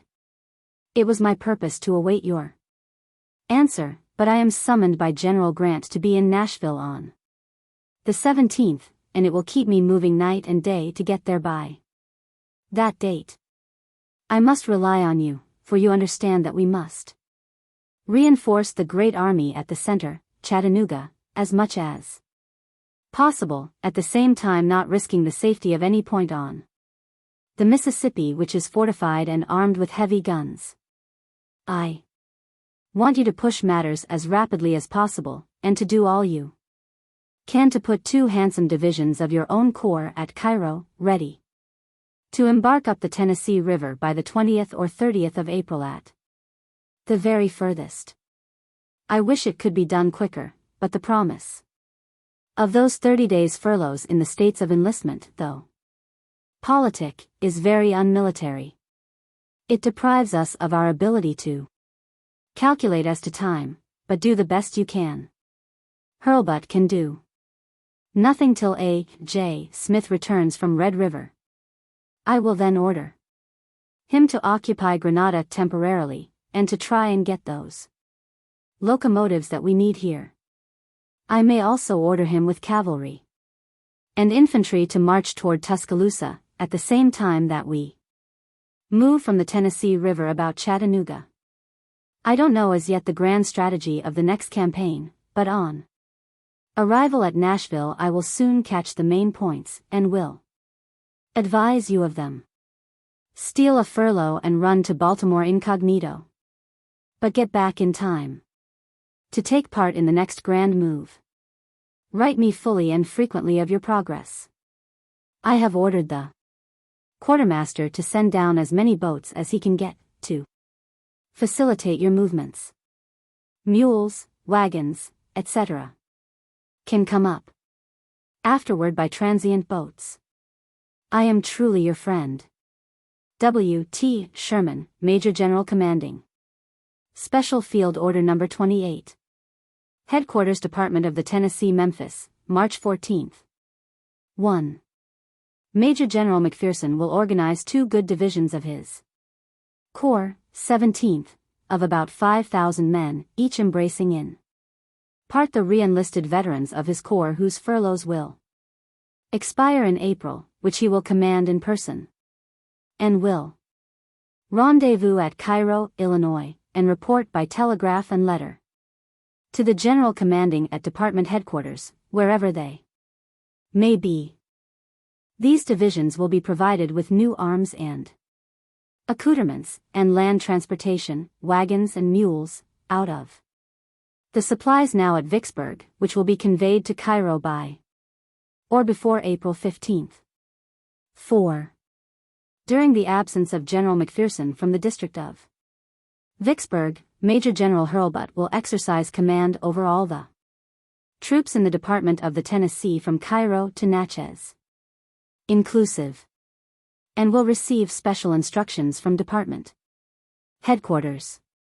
By order of Major General W. T. Sherman. L. M. Dayton, Aide-de-camp. Appendix to Volume I. Chickasaw Bayou. Report of Brigadier General G. W. Morgan. Headquarters 3rd Division, Right Wing, 13th Army Corps. Steamer Empress, January 8, 1868. Major J. H. Hammond, Chief of Staff. SIR, on the 1st instant, while pressed by many arduous duties, I was requested to report to the Commanding General the operations of my division during the affair of the 27th, the action of the 28th, and the battle of the 29th ULT. I had not received the report of subordinate commanders, nor had I time to review the report I have the honor to submit. Herewith I have the honor to forward these reports, connected with which I will submit a few remarks. Brigadier General Blair speaks of having discovered, while on his retreat from the enemy's works, a broad and easy road running from the left of my position to the enemy's lines. The road is neither broad nor easy, and was advanced over by de Courcy when leading his brigade to the charge. The road General Blair speaks of is the one running from Lake's Landing and intersecting with the Vicksburg Road on the Chickasaw Bluffs. Its existence was known to me on the 28th Ultimate, but it was left open intentionally by the enemy, and was commanded by a direct and cross fire from batteries and rifle pits. The withdrawal of his brigade from the assault by Colonel de Courcy was justified by the failure of the corps of A. J. Smith and the command of Colonel Lindsay to advance simultaneously to the assault. Both had the same difficulties to encounter: impassable bayous. The enemy's line of battle was concave, and de Courcy advanced against his center, hence he sustained a concentric fire, and the withdrawal of Steele from the front of the enemy's right on the 28th ULT enabled the enemy on the following day to concentrate his right upon his center.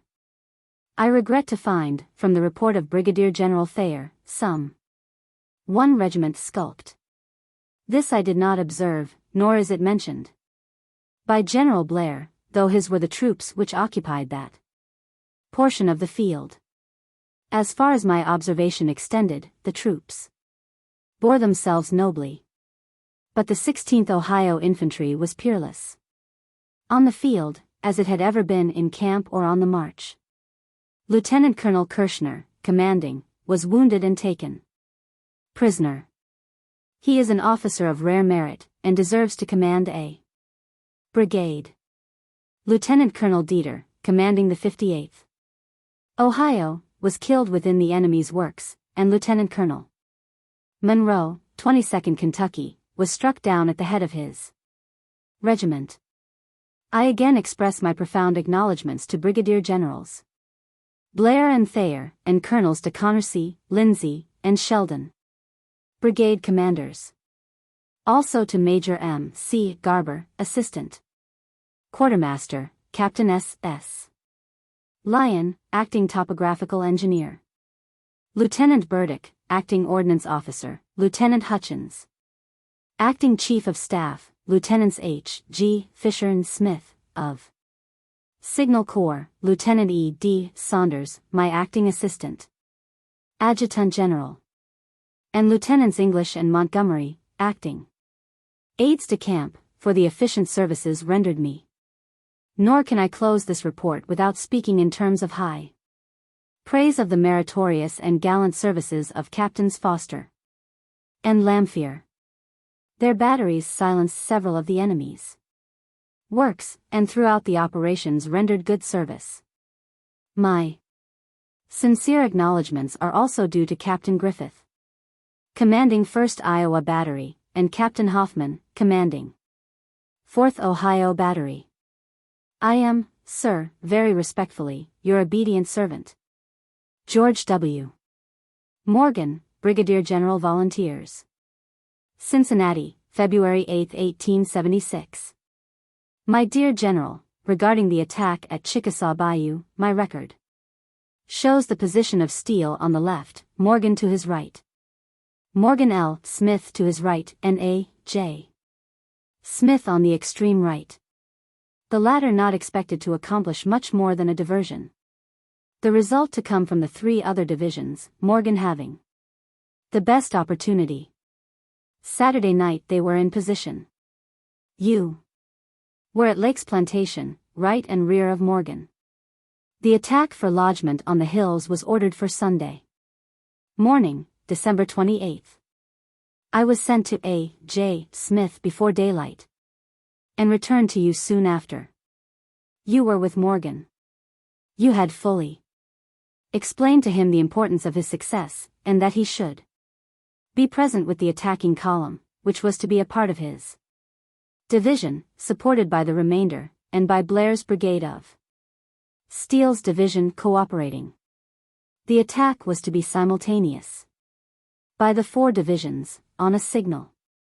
Morgan's answer to you was that, when the signal was given, he would lead his attack, and with his life he would be on the bluffs in 15 minutes.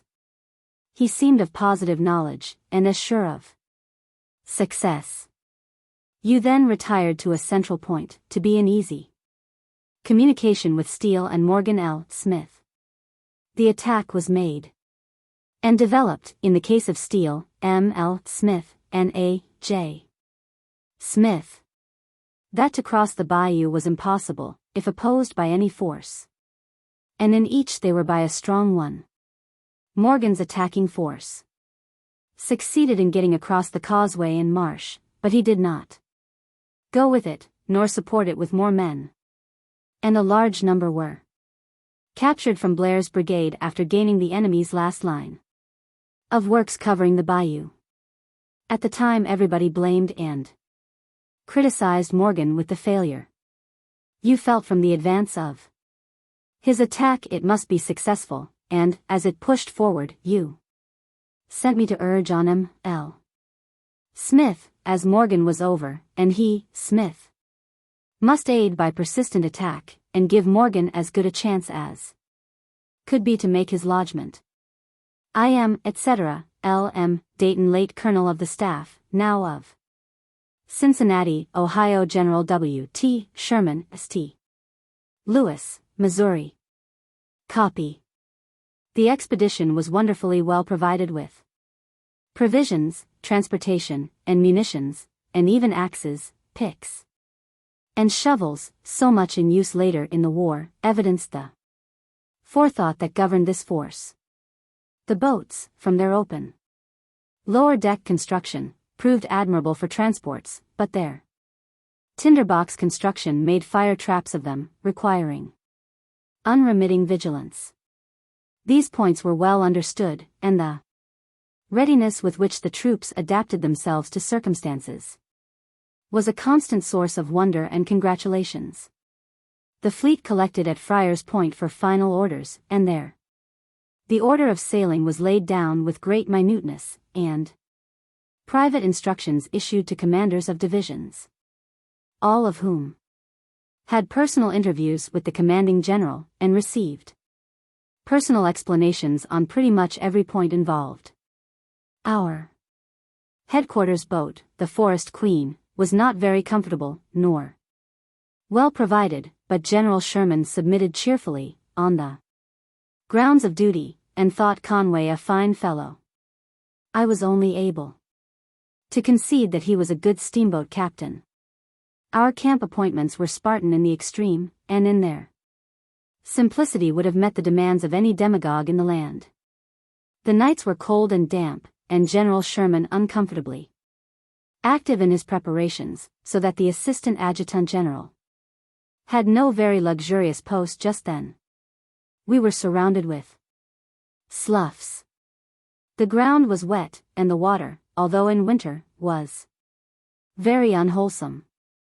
Many of our men, to this day, have reminders of the yazoo in ague, fevers, and diseases of the bowels. Cavalry was useless. One battalion of Illinois cavalry was strongly suspected of camping in the timber, until time passed enough to justify the suspicion of having been somewhere. Really, the strength of Vicksburg was in being out of reach of attack.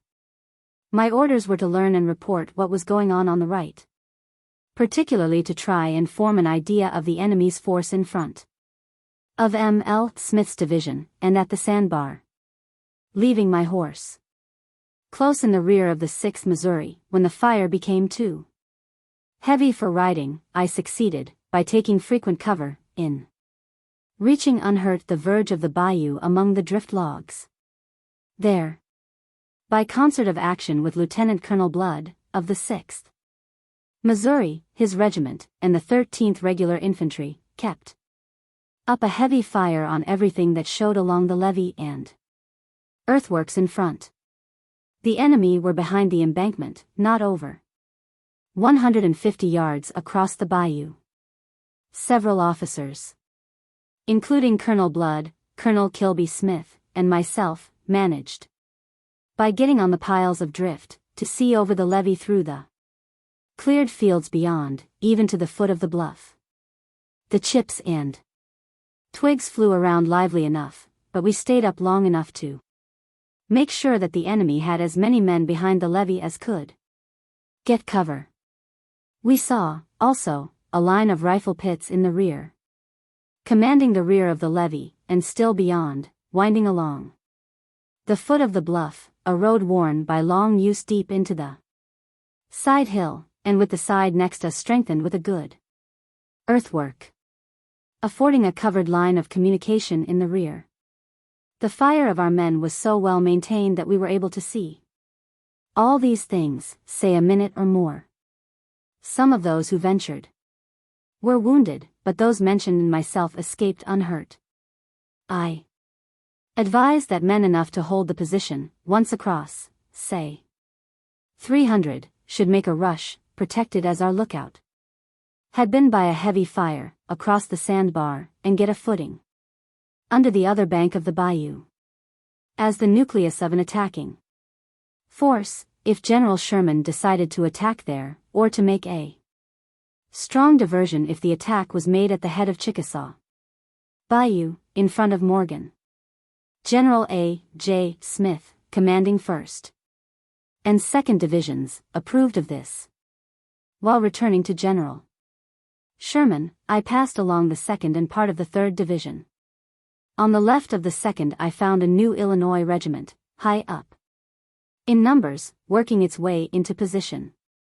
The colonel, a brave but inexperienced officer, was trying to lead his men according to the popular pictorial idea, viz. riding in advance waving his sword. I was leading my horse, and taking advantage of such cover as I could find on my course, but this man acted so bravely that I tried to save him. He did not accept my expostulations with very good grace, but was not rough about it. While I was begging him to dismount, he waved his sword and advanced.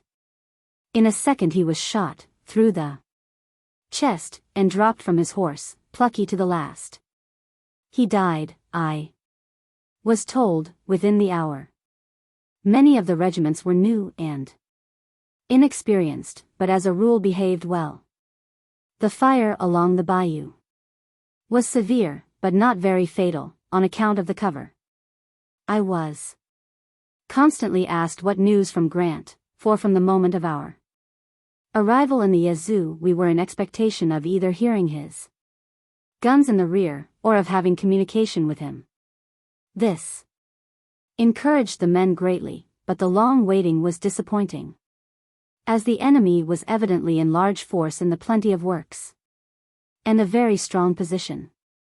Careful estimates and available information placed their force at 15,000 to 20,000 men. I returned to headquarters about the middle of the afternoon, and made my report to the general. We were busy till after midnight, and again early in the morning of the 29th, in preparing orders for the attack. These were unusually minute in detail. It seemed as though no contingency was left unprovided for. Urgent orders and cautions as to rations and ammunition were given. Drawings of the line of attack, orders for supports, all and everything was foreseen and given in writing, with personal explanations to commanders of divisions, brigades, and even commanders of regiments. Indeed, the commanding general, always careful as to detail, left nothing to chance, and with experienced and ordinate officers we would have succeeded, for the troops were good. The general plan involved a feint on our left toward Haynes's Bluff, by the Navy, under Admiral Porter, with whom we were in constant communication, while between him and General Sherman perfect harmony existed. On the right a demonstration by A. J. Smith was to be made. The 2nd Division, Stuart's, was to cross the sandbar, and the 3rd, General Morgan's, was to cross on a small bridge over the Doe at the head of Chickasaw Bayou, and, supported by Steele, was to push straight for the bluff at the nearest spur, where there was a battery in position, and to effect a lodgment there and in the earthworks. General Sherman gave his orders in person to Morgan and Steele. I understood Morgan to promise that he would lead his division in person, and he seemed to expect an easy victory, and expressed himself freely to that effect. The aides were sent out, until I was left alone with the general and a couple of orderlies. He located himself in a position easy of access, and the most convenient afforded to the point of attack. He directed me to see what I could, and report if I met anything that he should know. I galloped as fast as possible to the right, and found part of the 6th Missouri pushing over the sandbar covered by the 13th Regulars with a heavy fire. We supposed, if once across, they could get up the bank and turn the levee against the enemy. And left with that impression. Being in heavy timber, I was not quite sure of my way back to the general, his location being new, and therefore pushed full gallop for Morgan's front, catching a good many stray shots from the sharpshooters behind the levee. As I was compelled to keep in sight of the bayou to hold direction. Something over halfway along Morgan's division front, the commander of a Kentucky regiment hailed me and said he must have support, as he was threatened by a masked battery, and the enemy was in force in his front, and might cross any moment. I answered rather shortly, "How the devil do you know there is a masked battery? If you can't get over, how can the rebels get at you?" He insisted on the battery, and danger. I finally told him the bayou was utterly impassable there, but, if he insisted the enemy could cross, I would insist on an advance on our side at that point. Hurrying on to make up lost time, I soon reached Morgan.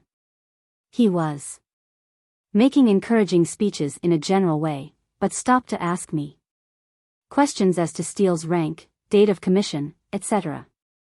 I was very much disturbed at this, fearing want of harmony, and rode on to Steele, whom I found cursing Morgan so fiercely that I could not exactly make out the source of the trouble, or reason why, but saw want of concert clearly enough. I hastened back to General Sherman, and endeavored to impress my ideas on him and my fears.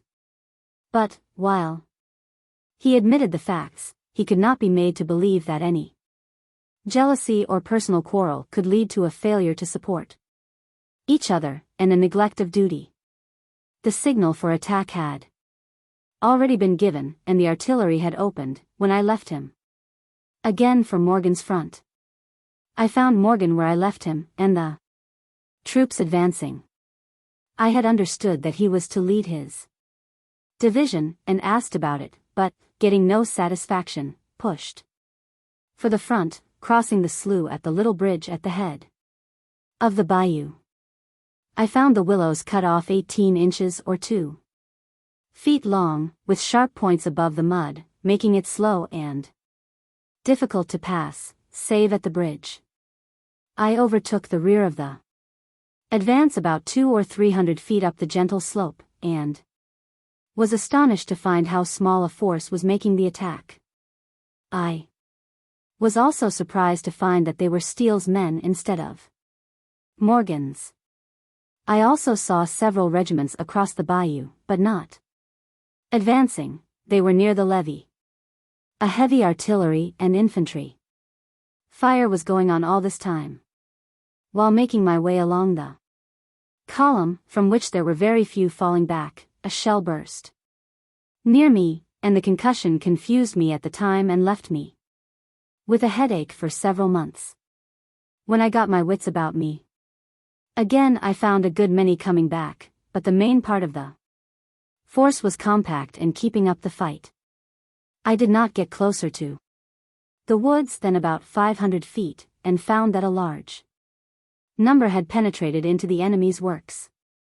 When our men fell back, very few ran, but came slowly and sullenly, far more angry than frightened. I found General Frank Blair on foot, and with him Colonel C., of Southwest Missouri, and learned that Colonel Thomas Fletcher, afterward governor of Missouri, was captured with many of his men. They both insisted there on the spot, with those around us, that if all the men ordered up had gone up, or even all that crossed the bayou had moved forward, we could have readily established ourselves in the enemy's works. I was firmly of the same opinion at the time on the ground. And, an entrance effected, we could have brought the whole force on dry ground, and had a base of operations against Vicksburg, though probably, in view of later events, we would have had to stand a siege from Pemberton's army. After explanations with Blair, I rode to where the men were, who had crossed the bayou, but had not advanced with the others. I found them to be de Courcy's brigade, of Morgan's division, which General Sherman supposed to be in advance. In fact, it was the intended support that made the attack. A correspondence and controversy followed between General Blair and Colonel de Courcy, most of which I have, but nothing came of it. On reaching the bayou, I found that Thayer's brigade, of Steele's division, had in some way lost its direction and filed off to the right. Remembering the masked battery, I suspected that had something to do with the matter, and, on following it up, I learned that the Kentucky colonel before mentioned had appealed for aid against the masked battery and invisible force of rebels, and that a regiment had been ordered to him. This regiment, filing off into the timber, had been followed by Thayer's brigade, supposing it to be advancing to the front, and thus left a single brigade to attack a superior force of the enemy in an entrenched and naturally strong position. By the time the mistake could be rectified, it was too late. Our loss was from 150 to 200 killed, and about 1,100 prisoners and wounded. During the afternoon I went with a flag of truce, with reference to burying the dead. I saw between 80 and 100 of our men dead, all stripped. There were others closer into the enemy's works than I was allowed to go.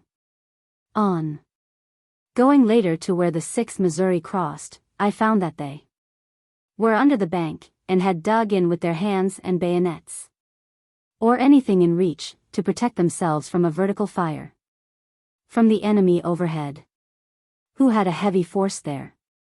With great difficulty they were withdrawn at night. Next day arrangements were made to attempt a lodgment below Haynes's Bluff. This was to be done by Steele's command, while the rest of the force attacked again where we had already tried. During the day locomotives whistled, and a great noise and fuss went on in our front, and we supposed that Grant was driving in Pemberton, and expected firing any moment up the Yazoo or in the rear of Vicksburg. Not hearing this, we concluded that Pemberton was throwing his forces into Vicksburg. A heavy fog prevented Steele from making his movement. Rain began to fall, and our location was not good to be in after a heavy rain, or with the river rising. During the night, I think, of January 1, 1863, our troops were embarked, material and provisions having been loaded during the day. A short time before daylight of the 2d, I went by order of the general commanding, to our picket lines and carefully examined the enemy's lines, wherever a campfire indicated their presence. They were not very vigilant, and I once got close enough to hear them talk, but could understand nothing. Early in the morning I came in with the rear guard, the enemy advancing his pickets and main guards only, and making no effort at all to press us. Once I couldn't resist the temptation to fire into a squad that came bolder than the rest, and the 2 shots were good ones. We received a volley in return that did come very close among us, but hurt none of my party. Very soon after our rear guard was aboard, General Sherman learned from Admiral Porter that McClernand had arrived at the mouth of the Yazoo. He went, taking me and one other staff officer, to see McClernand, and found That, under an order from the President, he had taken command of the Army of the Mississippi. He and his staff, of whom I only remember two Colonels Skates and Braham, Assistant Adjutant General, and aide-de-camp, seemed to think they had a big thing, and, so far as I could judge, they had just that. All hands thought the country expected them to cut their way to the Gulf, and to us, who had just come out of the swamp, the cutting didn't seem such an easy job as to the newcomers.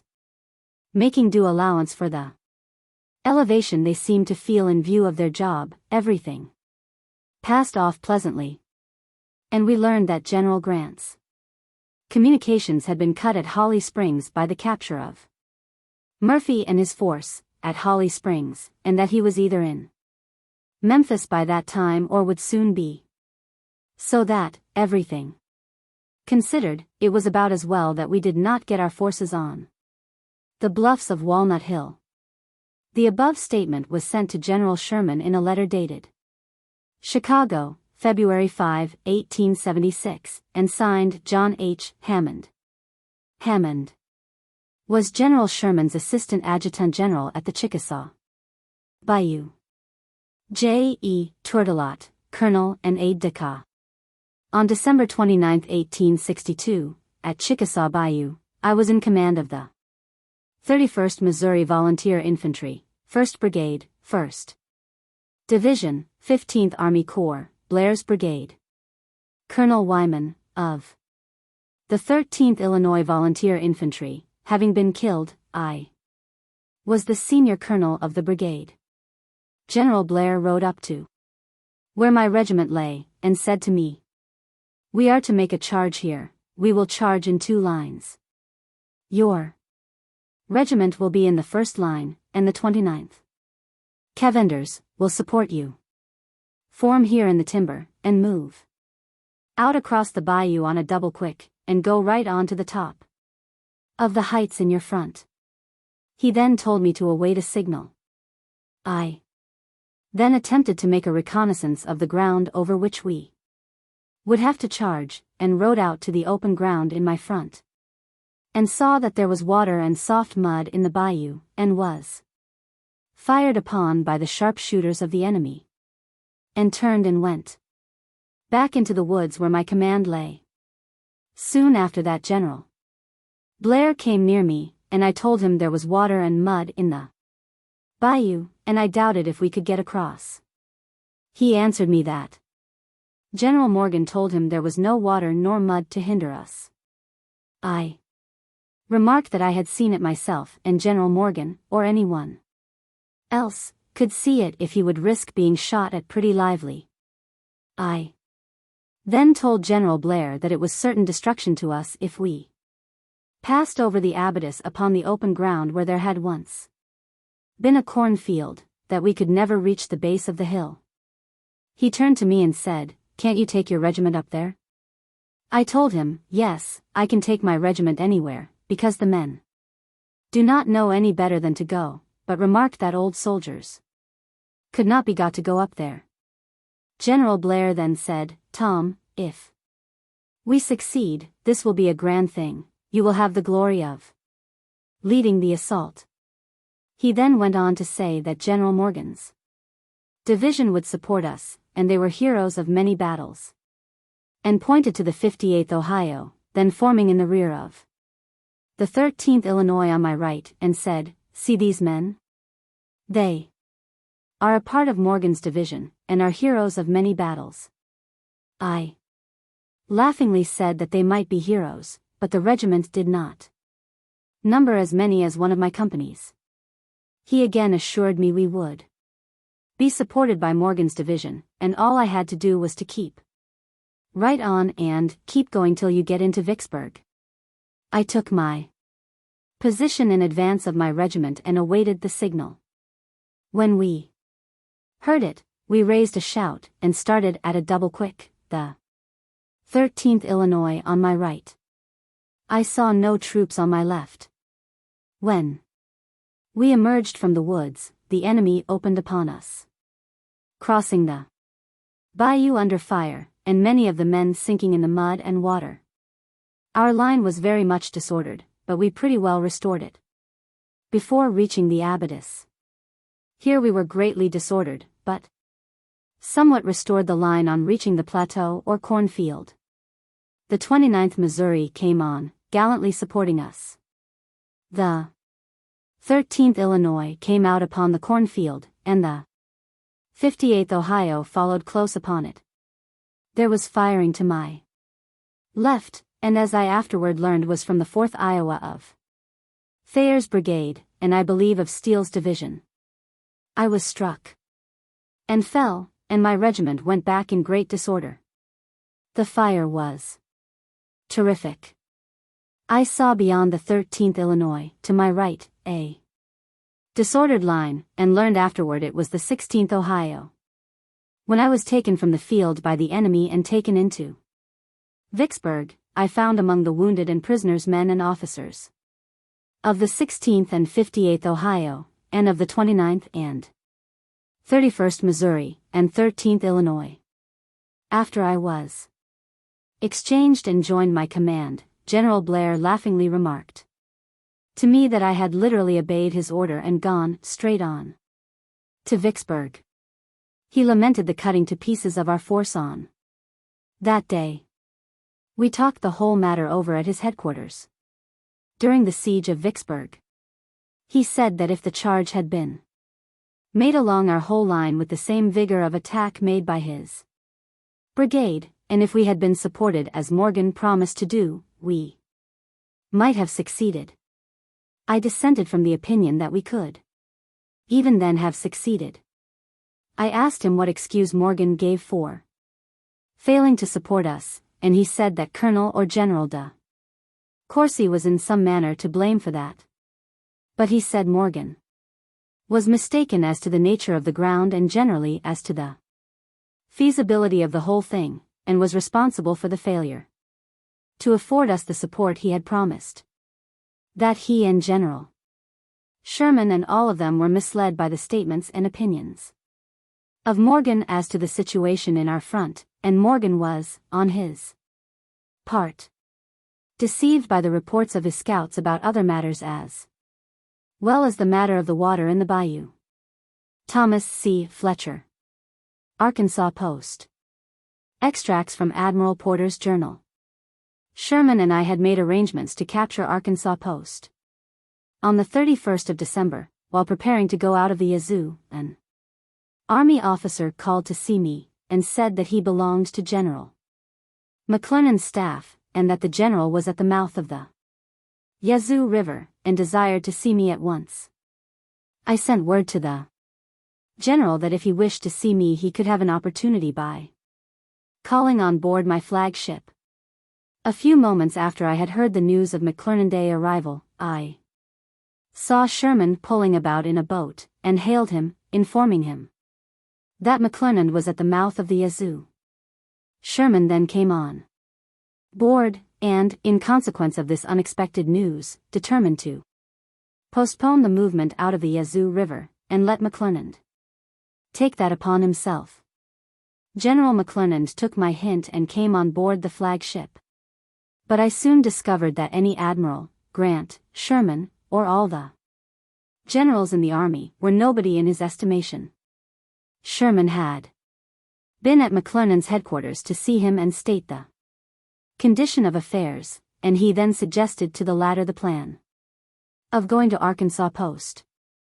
I had a number of fine maps hanging up in my cabin, and when McClernand came on board he examined them all with the eye of a connoisseur. He then stated to me as a new thing the plan he proposed of going to Arkansas Post and stirring up our troops, which had been demoralized by the late defeat. Sherman was present, looking daggers at him. I answered, "Yes, General Sherman and myself have already arranged for going to Arkansas Post." Sherman then made some remark about the disposition of the troops in the coming expedition, when McClernand gave him rather a curt answer. McClernand then remarked, "If you will let me have 3 gunboats, I will go and take the place." Now General McClernand had about as much idea of what a gunboat was, or could do, as the man in the moon. He did not know the difference between an ironclad and a tin-clad. He had heard that gunboats had taken Fort Henry, and that was all he knew about them. I said to him, "I'll tell you what I will do, General McClernand. If General Sherman goes in command of the troops, I will go myself in command of a proper force, and will ensure the capture of the post." McClernand winced under this, and Sherman quietly walked off into the after cabin. He beckoned me to come there, while McClernand was apparently deeply engaged in studying out a chart, making believe he was interested. In order to conceal his temper, Sherman said to me, "Admiral, how could you make such a remark to McClernand? He hates me already, and you have made him an enemy for life." "I don't care," said I, "he shall not treat you rudely in my cabin." And I was glad of the opportunity of letting him know my sentiments. By this time, General McClernand having bottled up his wrath, or cooled down, I went in to him and we discussed the matter. He consented that Sherman should go in command of the troops, and the interview ended pleasantly enough. The above extracts from Admiral Porter's journal were sent by the Admiral to General Sherman, enclosed in a letter dated Washington, May 29, 1875, and signed David D. Porter, J. E. Tourtelot. After leaving the Yazoo, the Army of the Mississippi rendezvous was at Milliken's Bend. During the night of January 4th or 5th, General McClernand came on board the Forest Queen, and with General Sherman went to the Black Hawk flagboat. There an interview took place, during which the expedition to Arkansas post took shape. General Sherman having asked leave to take the post, and Admiral Porter having decided to go along, McClernand thought best to go with his entire army, although the enemy were supposed to have only about 4,000 or 5,000 men. And the fort was little more than a large earthwork commanding the river. General Sherman's command was then entitled the Second Corps, Army of the Mississippi, and was comprised of the 1st Division, Blair's, Hovey's, and Thayer's brigades, commanded by Steele, and the 2nd Division, commanded by David Stewart, with Colonels Giles A. and Kilby Smith commanding brigades. Our fleet was convoyed by 3 ironclads and several other gunboats. The weather was bitterly cold for that latitude. We were for days getting into the Arkansas River, which we entered by the White River cutoff, and my recollection is that our passing the mouth of the main river deceived the enemy as to our destination. The entrance through the cutoff was feasible by reason of high water, and I think made our appearance a surprise to the force at the post. We disembarked on the morning of the 10th of January. Stewart's division first encountered the enemy behind an earthwork, about 4 miles from the fort, running across the solid ground from the river to a swamp. General Sherman in person took Steele's division, and followed a road leading to the rear of the earthwork just mentioned. We had got fairly under way when the rebels fell back to the fort, and McClernand, coming up, ordered us to fall back, and march up the river. It seemed to me then, and afterward, that it would have been better to have marched straight to the rear of the fort, as we started to do. We soon overtook Stewart and closed in, General Sherman on the right, Morgan's force on the left, reaching to the river, where the gunboats were, while Sherman reached from the road which connected the post with the back country, toward where the earthworks reached the river above the fort, and threatened their communications with Little Rock. The night was cold and cloudy, with some snow. There were a good many abandoned huts to our rear, but our forces in position lay on the frozen ground, sheltered as best they could among the bushes and timber. We were so close that they could have reached us any time. During the night with light artillery. The gunboats threw heavy shells into the fort and behind the earthworks all night, keeping the enemy awake and anxious. The heavy boom of the artillery was followed by the squeak of Admiral Porter's little tug, as he moved around making his arrangements for the morrow. The sounds were ridiculous by comparison. General Sherman and staff lay on the roots of an old oak tree that kept them partly clear of mud. The cold was sharp, my right boot being frozen solid in a puddle in the morning. About 2:30 or 3 o'clock, General Sherman, with another and myself, crept in as close as possible and reconnoitered the position.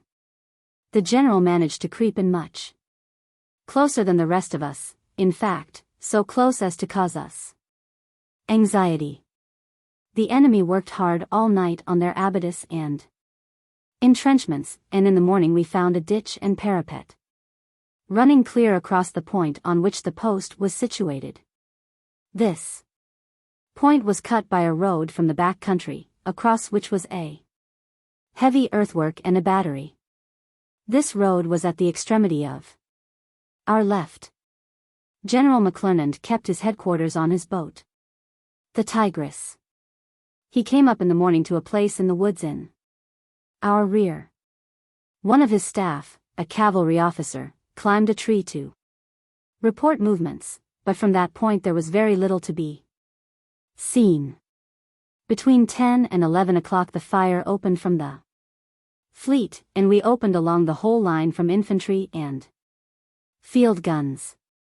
Our men soon worked in close enough to keep down the fire of the enemy to a very marked degree. After reporting to General Sherman, and while explaining the position of the fleet, the smokestacks and flags appeared above the fort. What firing was going on in our immediate front ceased. A good many rebels were in plain sight, running away from the fort and scattering. While we were still surprised, the cry was raised that a white flag was hung out. I did not see it, but in a few minutes saw others along the line, and just as the general started for the fort I saw the flag not far from the White House, near the parapet. Orders were given to cease firing. Captain Dayton was sent to the fort where the first flag was raised. Some shots were fired, and some men hurt after this. The first rebel officer we encountered was Colonel or General Garland, commanding brigade, who was ordered to put his men in line and stack arms, which was done. I was directed to pass along the line to the right and cause the prisoners to stack arms and form our men in line, just outside the work. This I did till I reached Deschler's brigade, on our extreme right, or nearly so, and who was opposed to the right of Steele's force. Steele's men had rushed up to the very foot of the parapet, and some were on it, though they did not fire. The commander of the enemy, Deschler, refused to obey my orders to stack arms, and asked a good many questions as to how it happened, said he was not whipped, but held us in check, etc. I told him there were 8 or 9,000 men right there, that a shot from me, or a call, would bring down on him, and that we had entire possession of the place. After sending 2 officers from the nearest troops to explain the condition to Steele, and to warn every officer they met to pass the word for everybody to be on the sharp lookout, I arranged with Deschler to keep quiet until I could bring his own commander, or orders from him. Returning to General Sherman, I found a party of young rebel officers, including Robert Johnston's son, rebel Senate, and Captain Wolfe, quartermaster, of New Orleans, who declined to surrender except to gentlemen. Some German Missouri soldiers didn't relish the distinction, and were about clubbing them over the head, when I interfered and received their surrender. Hurrying back to the general, I reported the dangerous condition of things. He and General Churchill, commanding officer of the enemy, started for Deschler's brigade. Meeting Garland, a quarrel and some recrimination followed between him and Churchill as to where the fault of the surrender belonged, which was rather promptly silenced by General Sherman, who hurried to the scene of trouble. There, after some ill-natured talk, Deschler ordered his men to lay down their arms. I rode into the fort, and found the parapet badly torn up by the fire from the fleet. On going to the embrasure where I had seen the gun while on the riverbank talking to Captain Shirk, the piece was found split back about 18 inches, and the lower half of the muzzle dropped out. A battered but unexploded shell lying with the piece explained that it must have struck the gun in the muzzle, almost squarely. On passing along the inside I saw from the torn condition of the earthworks how tremendous our fire was, and how the fire of the enemy was kept down. The fire of the Navy had partly torn down the side of the fort next the river. A good many sailors were in the fort. General A. J. Smith, Admiral Porter, and General Burbridge were there, all in high spirits, but in some contention as to who got in first. Toward dark, or nearly so, an Arkansas regiment came in as reinforcements, but surrendered without any trouble. About the same time General Sherman received orders to put General A. J. Smith in charge of the fort and stay outside with his men.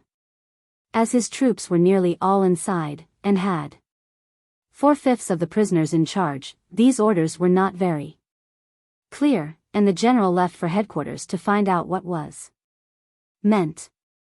I went on collecting arms, and as our men were scattering a good deal and were greatly excited, I took the precaution to pass along the line and march the prisoners far enough from the stacked arms to be out of temptation. I was especially urged to this by hearing several rebel officers speak of their guns being still loaded.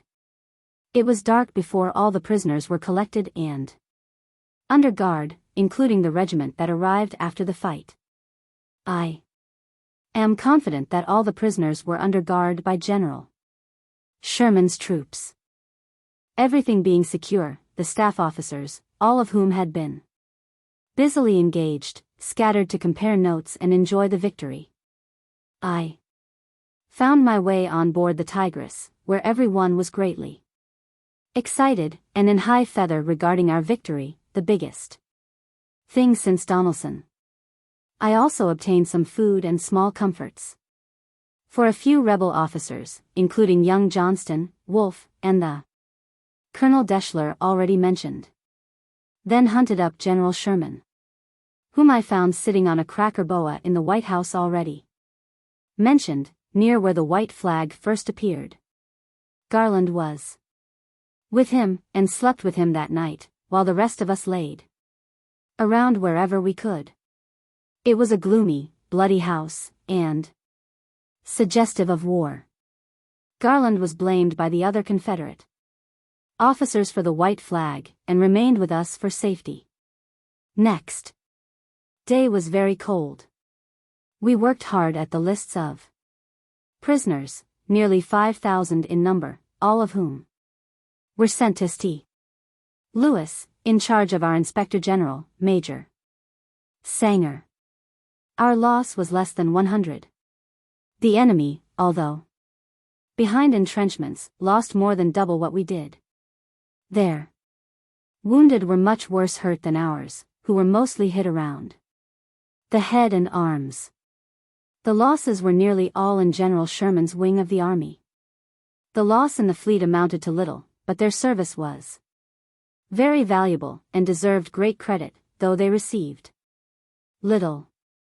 There was a good deal of sympathy between our part of the forces and the fleet people, and I then thought, and still think, if we had been on the left next the river, that in connection with the tremendous fire from the Navy, we could have carried the work.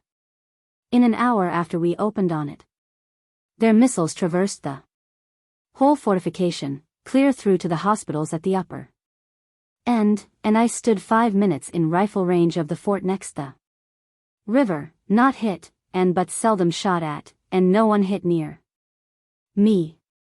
On the 18th we embarked, in a snowstorm, collected at Napoleon, which seemed to be washing away, and steamed to Milliken's Bend, where we arrived on January 21st, and soon after went to Young's plantation, near Vicksburg.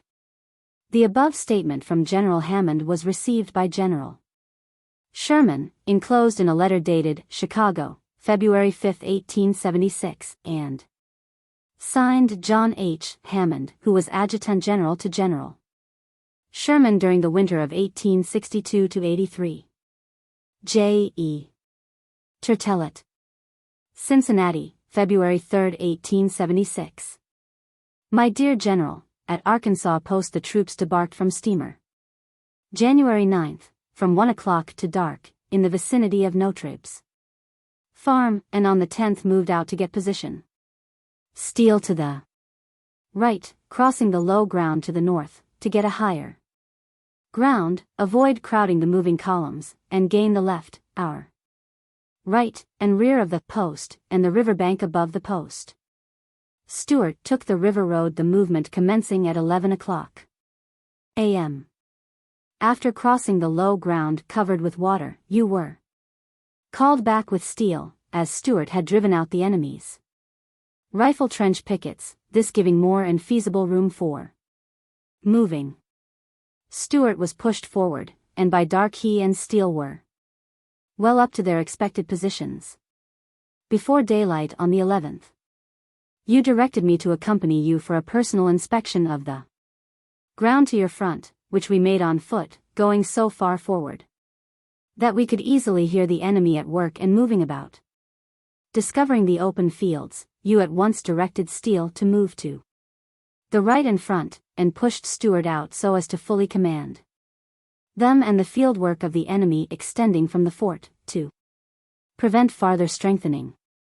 As it was evident these works were the product of a recent thought, Stuart and Steele were prompt in taking position, but Morgan's command, not under your control, did not seem to work up, or keep in junction with you.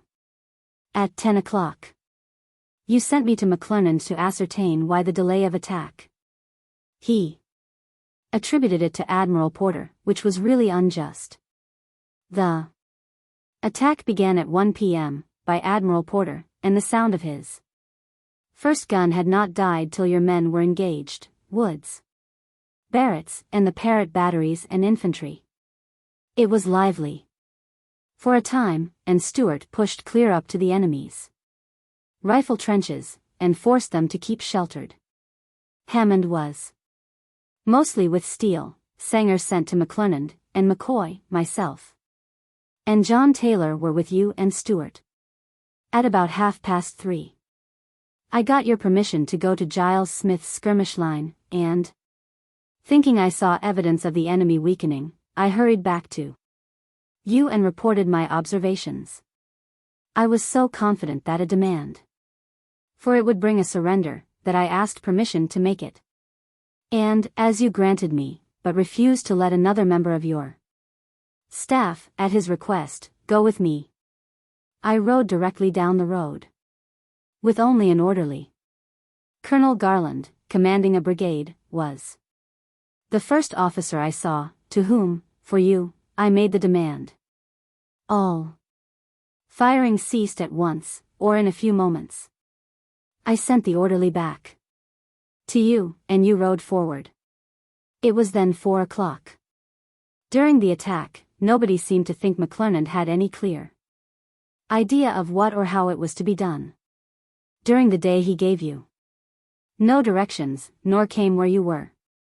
He was well to the rear, with his man up a tree, who in the capacity of a lookout gave McClernand information, from which he based such instructions as he made to his subordinates. He was free to express himself as being a man of destiny, and his star was in the ascendance. I am, etc. L.M. Dayton, late Colonel of the Staff, now of Cincinnati, Ohio. General W. T. Sherman. Meridian Campaign. Special Field Orders, No. 11. Headquarters Department of the Tennessee. Memphis, January 27, 1864. V. The expedition is one of celerity, and all things must tend to that. Corps commanders and staff officers will see that our movements are not encumbered by wheeled vehicles improperly loaded. Not a tent, from the commander-in-chief down, will be carried. The sick will be left behind, and the surgeons can find houses and sheds for all hospital purposes.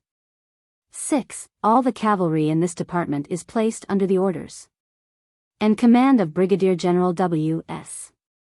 Smith, who will receive special instructions by order of Major General W. T. Sherman. L.M. Dayton, aide-de-camp. Note: that same evening I started in a steamboat for Vicksburg.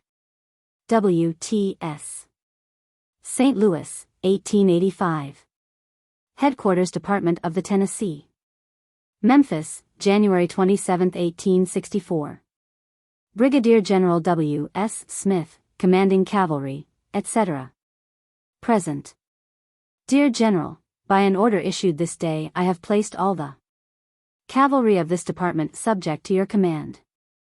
I estimate you can make a force of full 7,000 men, which I believe to be superior and better in all respects than the combined cavalry which the enemy has in all the state of Mississippi. I will in person start for Vicksburg today, and with 4 divisions of infantry, artillery, and cavalry move out for Jackson, Brandon, and Meridian, aiming to reach the latter place by February 10th. General Banks will feign on Pascagoula and General Logan on Rome.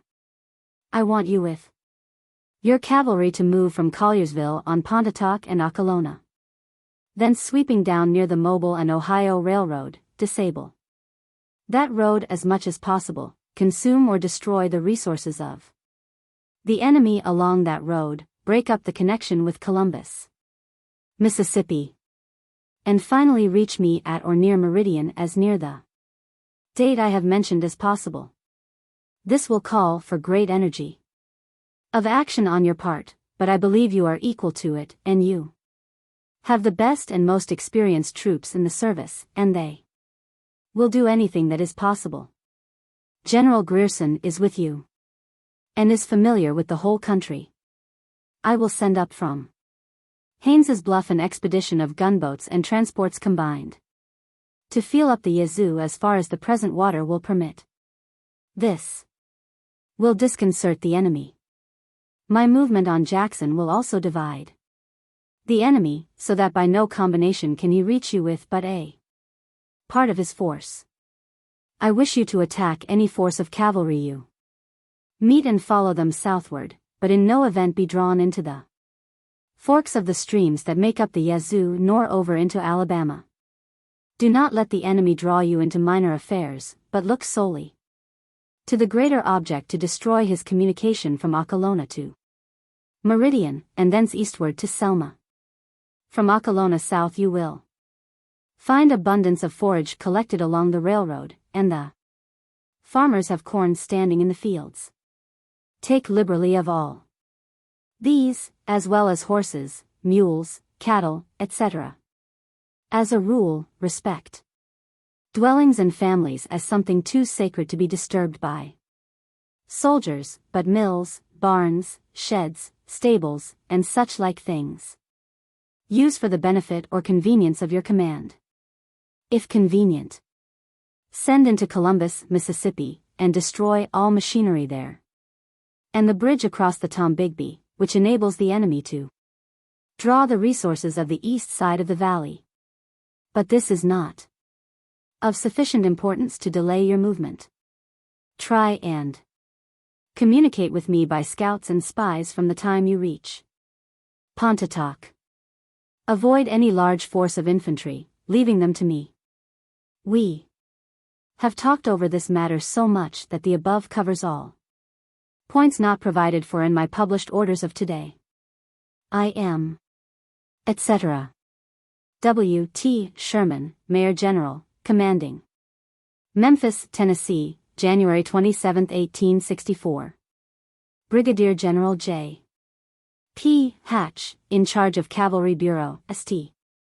Louis, Missouri. SIR, your favor of the 21st INST is just received.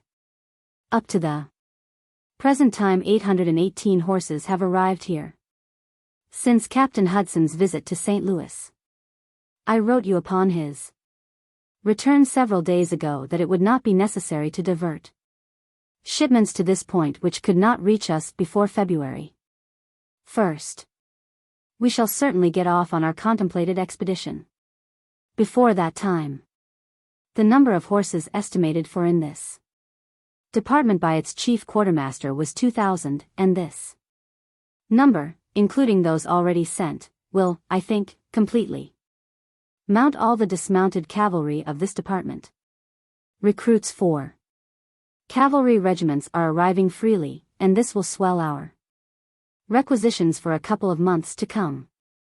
I will as far as possible procure horses from the regions of country traversed by our cavalry.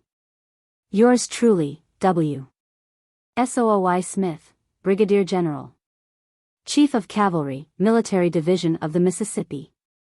Memphis, Tennessee, January 28, 1864. Brigadier General George Crook, Commanding 2nd Cavalry Division. Huntsville, Alabama. I start in about 3 days with 7,000 men to Meridian, via Pontotoc. Demonstrate on Decatur, to hold Roddy. W. Sooy Smith, Brigadier General, Chief of Cavalry, Military Division of the Mississippi. Maywood, Illinois, July 9, 1875. General W. T. Sherman, Commander-in-Chief, United States Army. SIR, your letter of July 7th is just received. Your entire statement in the memoirs concerning my part in the Meridian campaign is incorrect. You overstate my strength, placing it at 7,000 effective, when it was but 6. The nominal strength of my command was 7,000. You understate the strength of my enemy, putting Forrest's force at 4,000. On our return to Nashville, you stated it, in General Grant's presence, to have been but 2,500. Before and during my movement I positively knew Forrest's strength to be full 6,000, and he has since told me so himself. Instead of delaying from the 1st to the 11th of February for some regiment that was icebound near Columbus, Kentucky, it was an entire brigade, Colonel Waring's, without which your orders to me were peremptory not to move. I asked you if I should wait its arrival, and you answered, certainly, if you go without it, you will be too weak, and I want you strong enough to go where you please. The time set for our arrival at Meridian, the 10th of February, had arrived before it was possible for me, under your orders, to move from Memphis, and I would have been entirely justifiable if I had not started at all. But I was at that time, and at all times during the war, as earnest and anxious to carry out my orders, and do my full duty as you or any other officer could be, and I set out to make a march of 250 miles into the Confederacy, having to drive back a rebel force equal to my own. After the time had arrived for the full completion of my movement, I drove this force before me, and penetrated 160 miles into the Confederacy, did more hard fighting, and killed, wounded, and captured more of the enemy than you did during the campaign, did my work most thoroughly, as far as I could go, without encountering the rebel cavalry set loose by your return from Meridian, and brought off my command, with all the captured property and rescued Negroes, with very small loss, considering that inflicted on the enemy, and the long-continued and very severe fighting. If I had disobeyed your orders, and started without Waring's brigade, I would have been too weak, would probably have been defeated, and would have been subjected to just censure. Having awaited its arrival, as I was positively and distinctly ordered to do, it only remained for me to start upon its arrival, and accomplish all that I could of the work allotted to me. To have attempted to penetrate farther into the enemy's country, with the cavalry of Polk's army coming up to reinforce Forrest, would have ensured the destruction of my entire command, situated as it was. I cannot now go into all the particulars, though I assure you that they make the proof of the correctness of my conduct as conclusive as I could desire it to be. I was not headed off and defeated by an inferior force near West Point. We had the fighting all our own way. Near West Point, and at all other points except at Okolona, on our return, when we had the worst of it for a little while, but finally checked the enemy handsomely, and continued our return march. Fighting at the rear and on both flanks, repulsing all attacks and moving in perfect order. And so my movement was not a failure. Except that I did not reach Meridian as intended, for the reason stated, and for many more which it is not necessary for me to detail here. On the other hand, it was a very decided success, inflicting a terrible destruction of supplies of every kind, and a heavy loss of men upon the enemy. You should have so reported it in the beginning. You should so amend your report, and memoirs now. This, and no less than this, is due from one soldier to another. It is due to the exalted position which you occupy, and, above all, it is due to that truthfulness in history which you claim to revere. If you desire it, I will endeavor to visit you, and in a friendly manner, fight our battles o'er again, and endeavor to convince you that you have always been mistaken as to the manner in which my part in the Meridian campaign was performed. But I will never rest until the wrong statements regarding it are fully and fairly corrected. Yours truly, William T. Smith. Headquarters Army of the United States. St. Louis, Missouri, July 11, 1875. General J. D. Webster, Chicago, Illinois. Dear General, General W. T. Smith feels aggrieved and wronged by my account of his part in the Meridian campaign, in my memoirs. Pages 394, 395, and properly appeals to me for correction. I have offered to modify any words or form of expression that he may point out, but he asks me to completely change the whole that concerns him. This, of course, I will not do, as his part was material to the whole, and cannot be omitted or materially altered without changing the remainder. For his failure to reach Meridian by February 10 was the reason for other movements distant from him. I now offer him, what seems to me fair and liberal, that we submit the points at issue to you as arbitrator. You are familiar with the ground, the coincident history, and most, if not all, the parties. I propose to supply you with 1. Copy of my orders placing all the cavalry under General Smith's orders, with returns. 2. My letter of instructions to him of January 27. 3. My official report of the campaign, dated Vicksburg, March 7. 4. General W. T. Smith's report of his operations, dated Nashville, Tennessee, March 4, 1864. After reading these, I further propose that you address us questions which we will answer in writing, when you are to make us a concise, written decision, which I will have published in close connection with the subject in controversy. If General Smith will show you my letter to him of this date, and also deliver this with his written assent, I will promptly furnish you the above documents, and also procure from the official files a return of the Cavalry force available at and near Memphis on the date of my orders, viz. January 27, 1864. With great respect, your friend and servant. W. T. Sherman, General. Note: General Smith never submitted his case to the arbitration offered. The whole will be made clear by the publication of the official records, which are already in print, though not yet issued. His orders were in writing, and I have no recollection of the peremptory verbal orders to which he refers, and quotes as from me. St. Louis, Missouri, 1895. W. T. S. Maywood, Illinois, July 14, 1875. General W. T. Sherman, Commander-in-Chief, etc. Dear General, your letter of the 11th of July reaches me just as I am starting to spend the first vacation I have ever allowed myself in the territories, with my wife and son. It indicates a spirit of fairness from which we have better things than an arbitration to hope for. Though, if we should reach such a necessity, there is no one living to whom our differences might more properly be referred than to General Webster.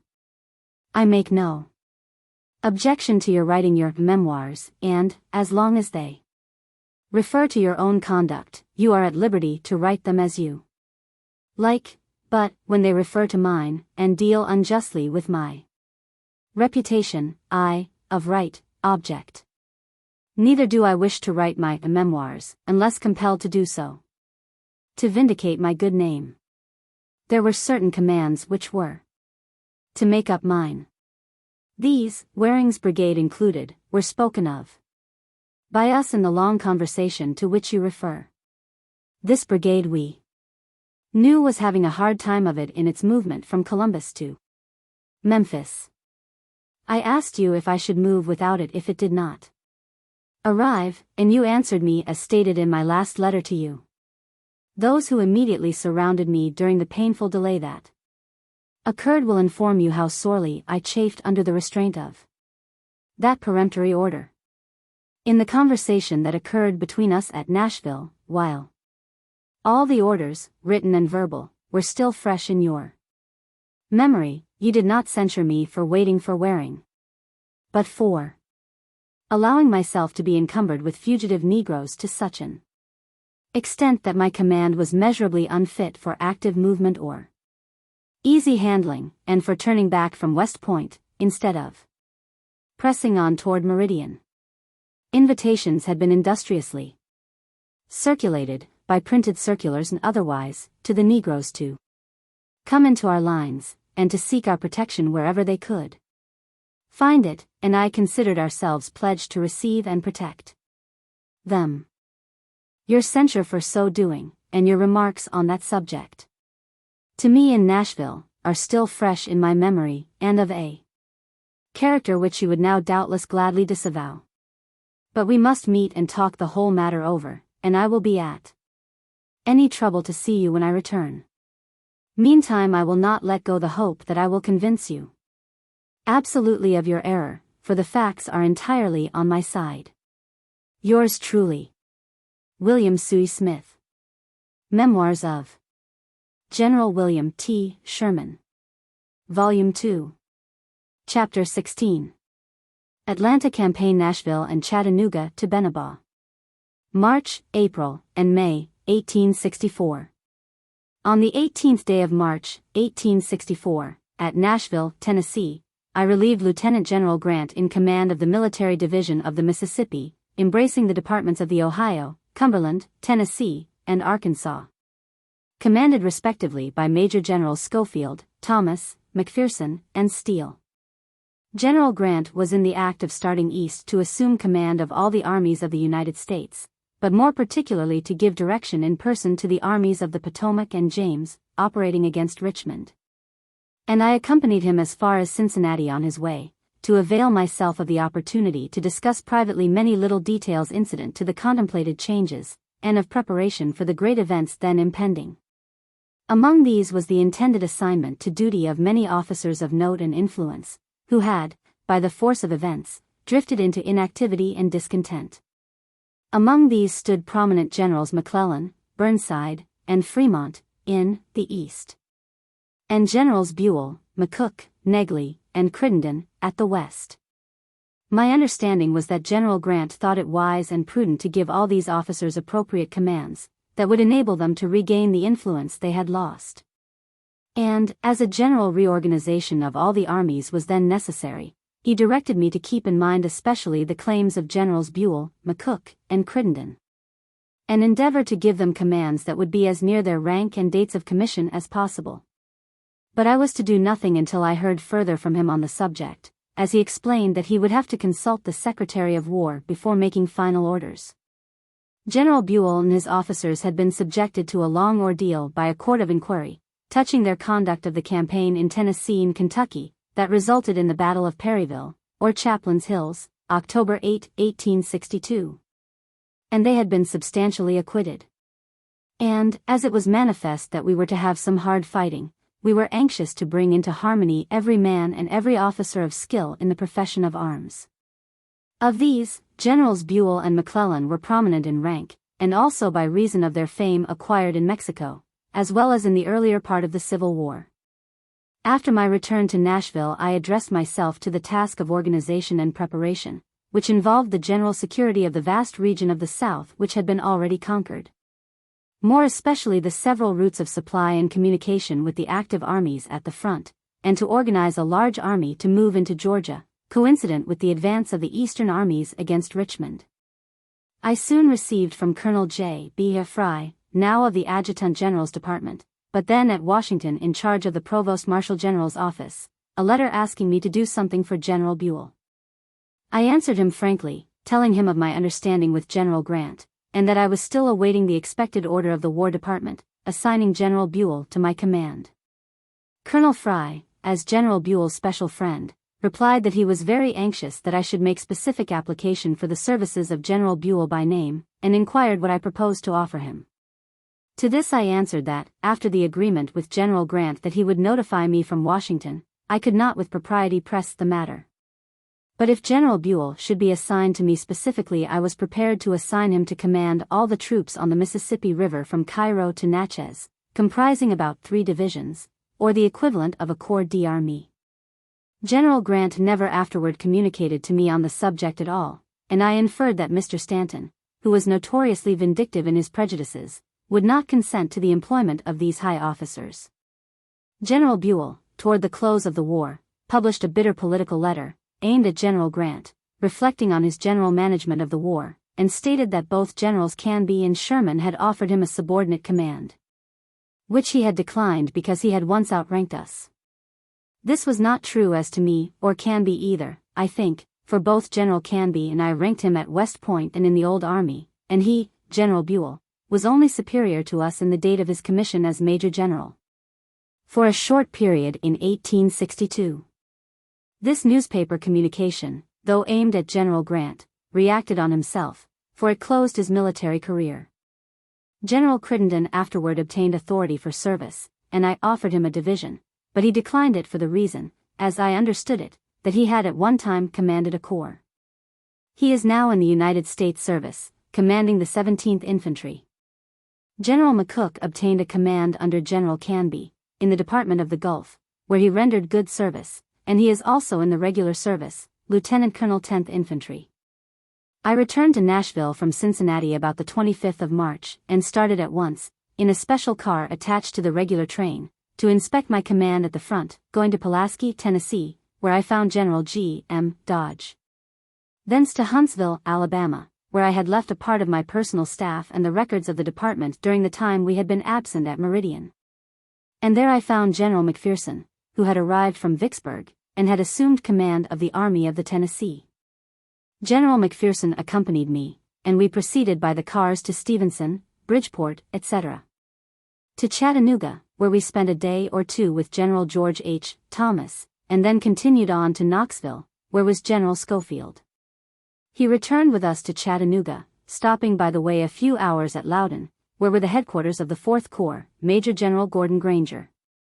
General Granger, as usual, was full of complaints at the treatment of his corps since I had left him with General Burnside, at Knoxville, the preceding November. And he stated to me personally that he had a leave of absence in his pocket, of which he intended to take advantage very soon. About the end of March, therefore, the 3 army commanders and myself were together at Chattanooga. We had nothing like a council of war, but conversed freely and frankly on all matters of interest then in progress or impending. We all knew that, as soon as the spring was fairly open, we should have to move directly against our antagonist, General Jos. E. Johnston, then securely entrenched at Dalton, 30 miles distant. And the purpose of our conference at the time was to ascertain our own resources, and to distribute to each part of the army its appropriate share of work. We discussed every possible contingency likely to arise, and I simply instructed each army commander to make immediate preparations for a hard campaign, regulating the distribution of supplies that were coming up by rail from Nashville as equitably as possible. We also agreed on some subordinate changes in the organization of the 3 separate armies which were destined to take the field, among which was the consolidation of the 11th and 12th Corps, Howard and Slocum, into a single corps, to be commanded by General Jos. Hooker. General Howard was to be transferred to the 4th Corps, Vice Gordon Granger to avail himself of his leave of absence, and General Slocum was to be ordered down the Mississippi River, to command the district of Vicksburg. These changes required the consent of the President, and were all in due time approved. The great question of the campaign was one of supplies. Nashville, our chief depot, was itself partially in a hostile country, and even the routes of supply from Louisville to Nashville by rail, and by way of the Cumberland River, had to be guarded. Chattanooga, our starting point, was 136 miles in front of Nashville, and every foot of the way, especially the many bridges, trestles, and culverts, had to be strongly guarded against the acts of a local hostile population and of the enemy's cavalry.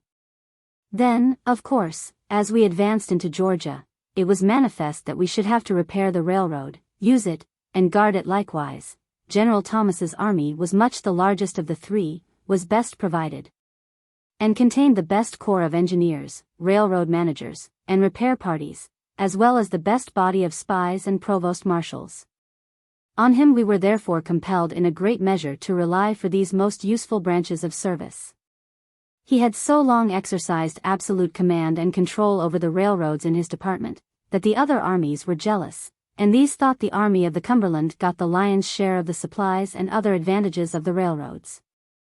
I found a good deal of feeling in the Army of the Tennessee on this score, and therefore took supreme control of the roads myself, placed all the army commanders on an equal footing, and gave to each the same control, so far as orders of transportation for men and stores were concerned. Thomas's spies brought him frequent and accurate reports of Jos. E. Johnston's army at Dalton, giving its strength anywhere between 40 and 50,000 men, and these were being reinforced by troops from Mississippi, and by the Georgia militia, under General G. W. Smith. General Johnston seemed to be acting purely on the defensive, so that we had time and leisure to take all our measures deliberately and fully. I fixed the date of May 1st, when all things should be in readiness for the grand forward movement, and then returned to Nashville, General Schofield going back to Knoxville, and McPherson to Huntsville, Thomas remaining at Chattanooga. On the 2d of April, at Nashville, I wrote to General Grant, then at Washington, reporting to him the results of my visit to the several armies, and asked his consent to the several changes proposed, which was promptly given by telegraph. I then addressed myself specially to the troublesome question of transportation and supplies. I found the capacity of the railroads from Nashville forward to Decatur, and to Chattanooga, so small, especially in the number of locomotives and care, that it was clear that they were barely able to supply the daily wants of the armies then dependent on them, with no power of accumulating a surplus in advance. The cars were daily loaded down with men returning from furlough, with cattle, horses, etc. And, by reason of the previous desolation of the country between Chattanooga and Knoxville, General Thomas had authorized the issue of provisions to the suffering inhabitants. We could not attempt an advance into Georgia without food, ammunition, etc., and ordinary prudence dictated that we should have an accumulation at the front, in case of interruption to the railway by the act of the enemy, or by common accident. Accordingly, on the 6th of April, I issued a general order, limiting the use of the railroad cars to transporting only the essential articles of food, ammunition, and supplies for the army proper, forbidding any further issues to citizens, and cutting off all civil traffic. Requiring the commanders of posts within 30 miles of Nashville to haul out their own stores in wagons, requiring all troops destined for the front to march, and all beef cattle to be driven on their own legs. This was a great help, but of course it naturally raised a howl. Some of the poor Union people of East Tennessee appealed to President Lincoln, whose kind heart responded promptly to their request. He telegraphed me to know if I could not modify or repeal my orders, but I answered him that a great campaign was impending, on which the fate of the nation hung. That our railroads had but a limited capacity, and could not provide for the necessities of the army and of the people too, that one or the other must quit, and we could not until the army of Jos. Johnston was conquered, etc., etc. Mr. Lincoln seemed to acquiesce, and I advised the people to obtain and drive out cattle from Kentucky, and to haul out their supplies by the wagon road from the same quarter, by way of Cumberland Gap. By these changes we nearly or quite doubled our daily accumulation of stores at the front, and yet even this was not found enough. I accordingly called together in Nashville the Master of Transportation, Colonel Anderson, the Chief Quartermaster, General J. L. Donaldson, and the Chief Commissary, General Amos Beckwith, for conference. I assumed the strength of the army to move from Chattanooga into Georgia at 100,000 men, and the number of animals to be fed, both for cavalry and draft, at 35,000. Then, allowing for occasional wrecks of trains, which were very common, and for the interruption of the road itself by guerrillas and regular raids, we estimated it would require 130 cars, of 10 tons each, to reach Chattanooga daily, to be reasonably certain of an adequate supply. Even with this calculation, we could not afford to bring forward hay for the horses and mules, nor more than 5 pounds of oats or corn per day for each animal. I was willing to risk the question of forage in part, because I expected to find wheat and corn fields, and a good deal of grass, as we advanced into Georgia at that season of the year. The problem then was to deliver at Chattanooga and beyond 130 carloads daily, leaving the beef cattle to be driven on the hoof, and all the troops in excess of the usual train guards to march by the ordinary roads. Colonel Anderson promptly explained that he did not possess cars or locomotives enough to do this work. I then instructed and authorized him to hold on to all trains that arrived at Nashville from Louisville, and to allow none to go back until he had secured enough to fill the requirements of our problem. At the time he only had about 60 serviceable locomotives, and about 600 cars of all kinds, and he represented that to provide for all contingencies he must have at least 100 locomotives and 1,000 cars. As soon as Mr. Guthrie, the president of the Louisville and Nashville Railroad, detected that we were holding on to all his locomotives and cars, he wrote me, earnestly remonstrating against it, saying that he would not be able with diminished stock to bring forward the necessary stores from Louisville to Nashville. I wrote to him, frankly telling him exactly how we were placed, appealed to his patriotism to stand by us, and advised him in like manner to hold on to all trains coming into Jeffersonville, Indiana. He and General Robert Allen, then Quartermaster General at Louisville, arranged a ferry boat so as to transfer the trains over the Ohio River from Jeffersonville, and in a short time we had cars and locomotives from almost every road at the north. Months afterward I was amused to see, away down in Georgia, cars marked Pittsburgh and Fort Wayne, Delaware and Lackawanna, Baltimore and Ohio, and indeed with the names of almost every railroad north of the Ohio River. How these railroad companies ever recovered their property, or settled their transportation accounts, I have never heard, but to this fact, as much as to any other single fact, I attribute the perfect success which afterward attended our campaigns. And I have always felt grateful to Mr. Guthrie, of Louisville, who had sense enough and patriotism enough to subordinate the interests of his railroad company to the cause of his country. About this time, viz. the early part of April, I was much disturbed by a bold raid made by the rebel General Forrest up between the Mississippi and Tennessee rivers.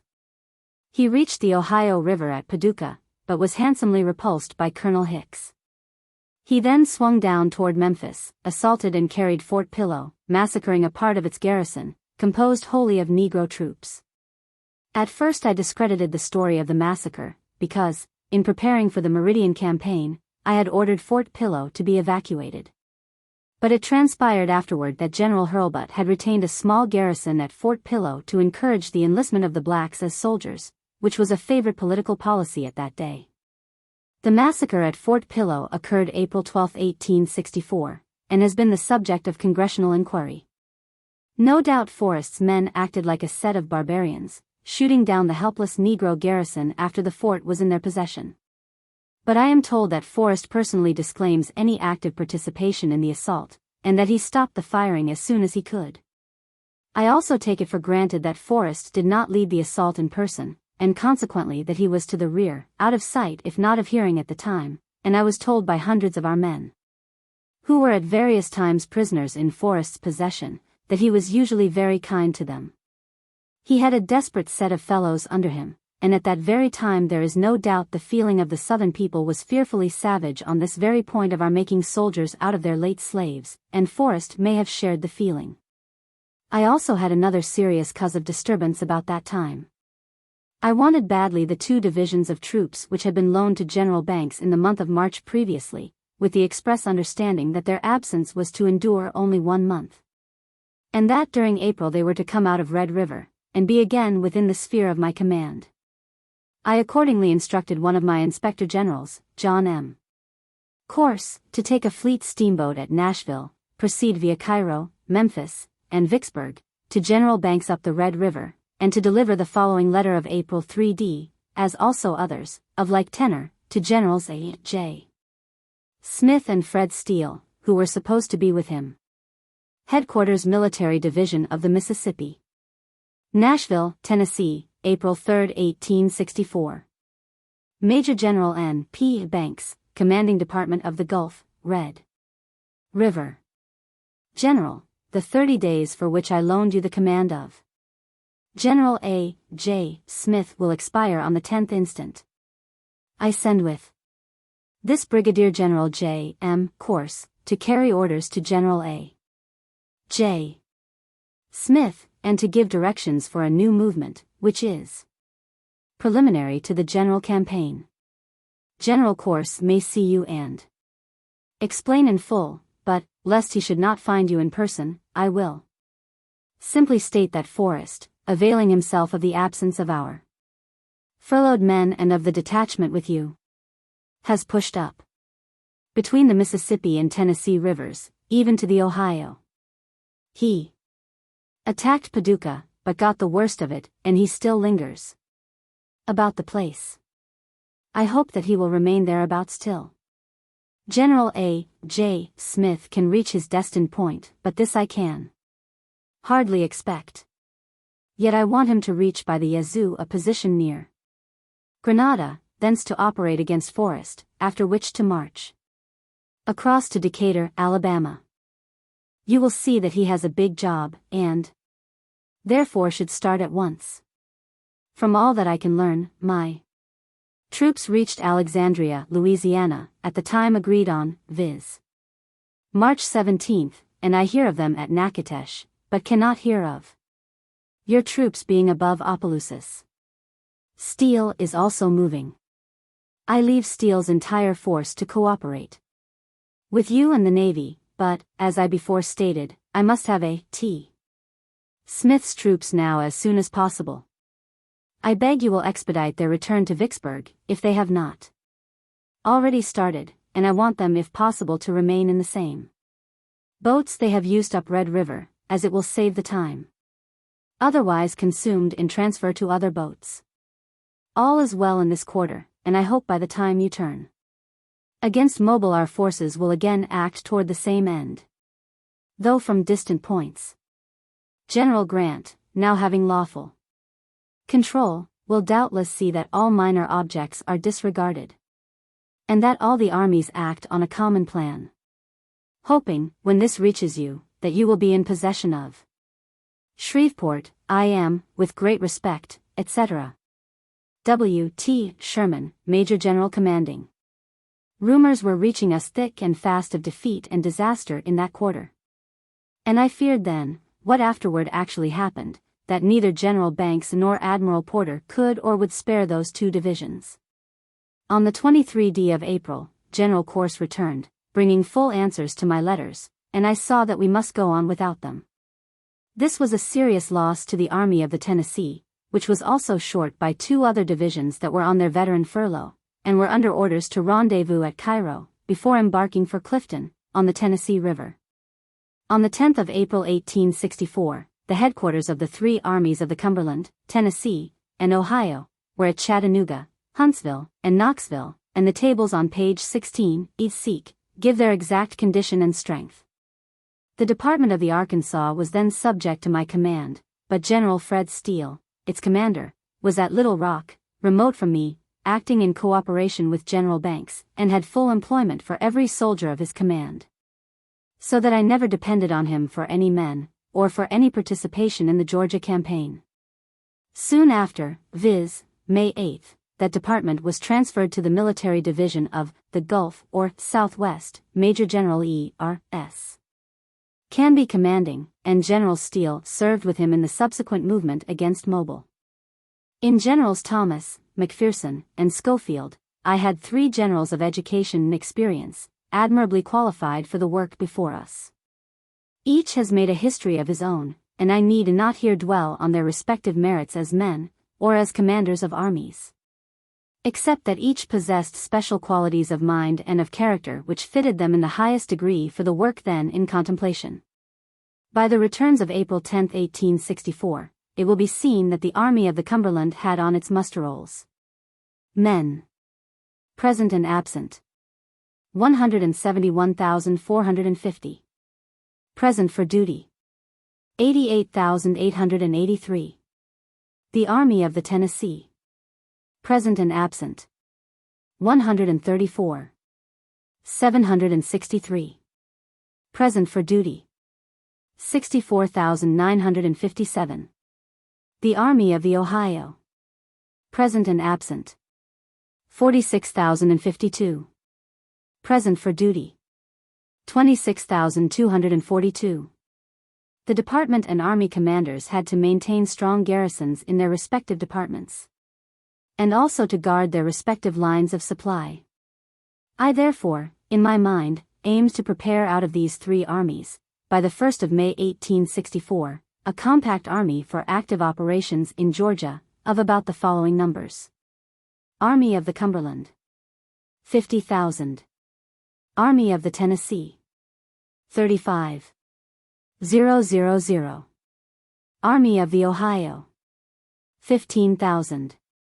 Total 100,000. And, to make these troops as mobile as possible, I made the strictest possible orders in relation to wagons and all species of encumbrances and impedimenta whatever. Each officer and soldier was required to carry on his horse or person food and clothing enough for 5 days. To each regiment was allowed but 1 wagon and 1 ambulance, and to the officers of each company 1 pack horse or mule. Each division and brigade was provided a fair proportion of wagons for a supply train, and these were limited in their loads to carry food, ammunition, and clothing. Tents were forbidden to all save the sick and wounded, and 1 tent only was allowed to each headquarters for use as an office. These orders were not absolutely enforced, though in person I set the example, and did not have a tent, nor did any officer about me have one, but we had wall tent flies, without poles, and no tent furniture of any kind. We usually spread our flies over saplings, or on fence rails or posts improvised on the spot. Most of the general officers, except Thomas, followed my example strictly, but he had a regular headquarters camp. I frequently called his attention to the orders on this subject, rather jestingly than seriously.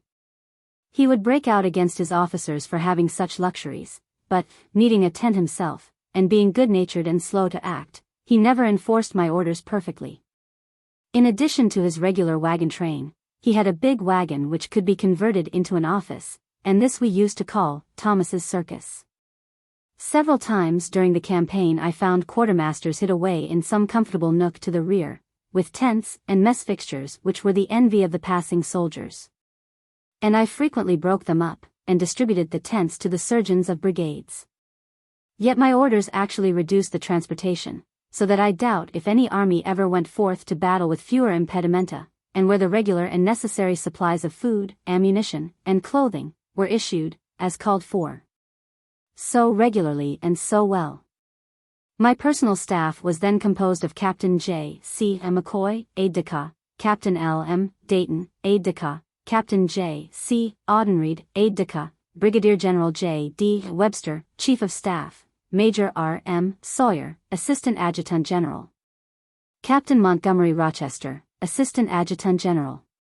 These last three were left at Nashville in charge of the office, and were empowered to give orders in my name, communication being generally kept up by telegraph.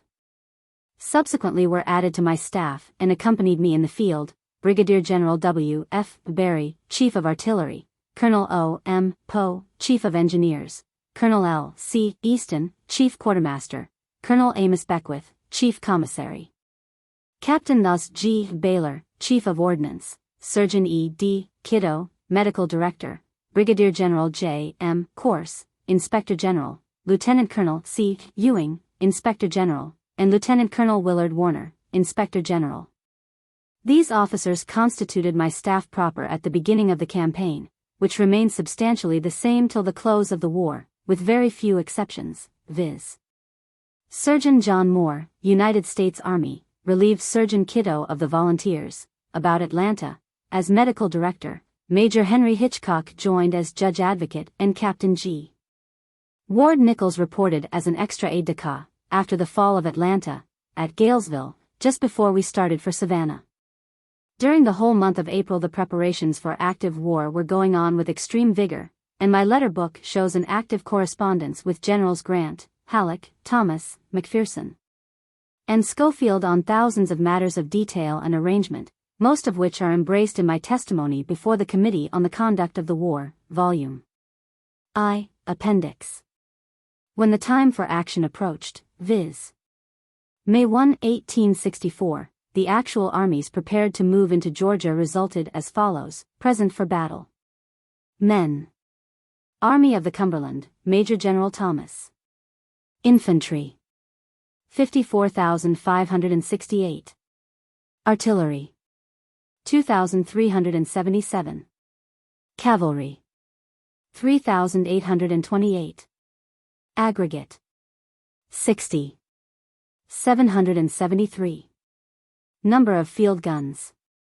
Army of the Tennessee, Major General McPherson. Infantry. 22,437. Artillery. 1,404. Cavalry. Aggregate. 24,465. Guns. Army of the Ohio, Major General Schofield. Infantry. 11. 183. Artillery. Cavalry. 1,697. Aggregate. 13,559. Guns. Grand aggregate. 98,797 men and 254 guns. These figures do not embrace the cavalry divisions which were still incomplete, viz. of General Stoneman, at Lexington, Kentucky, and of General Garrard, at Columbia, Tennessee, who were then rapidly collecting horses, and joined us in the early stage of the campaign. General Stoneman, having a division of about 4,000 men and horses, was attached to Schofield's Army of the Ohio. General Garrard's division, of about 4,500 men and horses, was attached to General Thomas's command. And he had another irregular division of cavalry, commanded by Brigadier General E. McCook. There was also a small brigade of cavalry, belonging to the Army of the Cumberland, attached temporarily to the Army of the Tennessee, which was commanded by Brigadier General Judson Kilpatrick. These cavalry commands changed constantly in strength and numbers, and were generally used on the extreme flanks, or for some special detached service, as will be hereinafter related. The Army of the Tennessee was still short by the 2 divisions detached with General Banks, up Red River, and 2 other divisions on furlough in Illinois, Indiana, and Ohio, but which were rendezvousing at Cairo, under Generals Leggett and Crocker, to form a part of the 17th Corps, which corps was to be commanded by Major General Frank P. Blair, then a member of Congress, in Washington. On the 2d of April I notified him by letter that I wanted him to join and to command these 2 divisions, which ought to be ready by the 1st of May.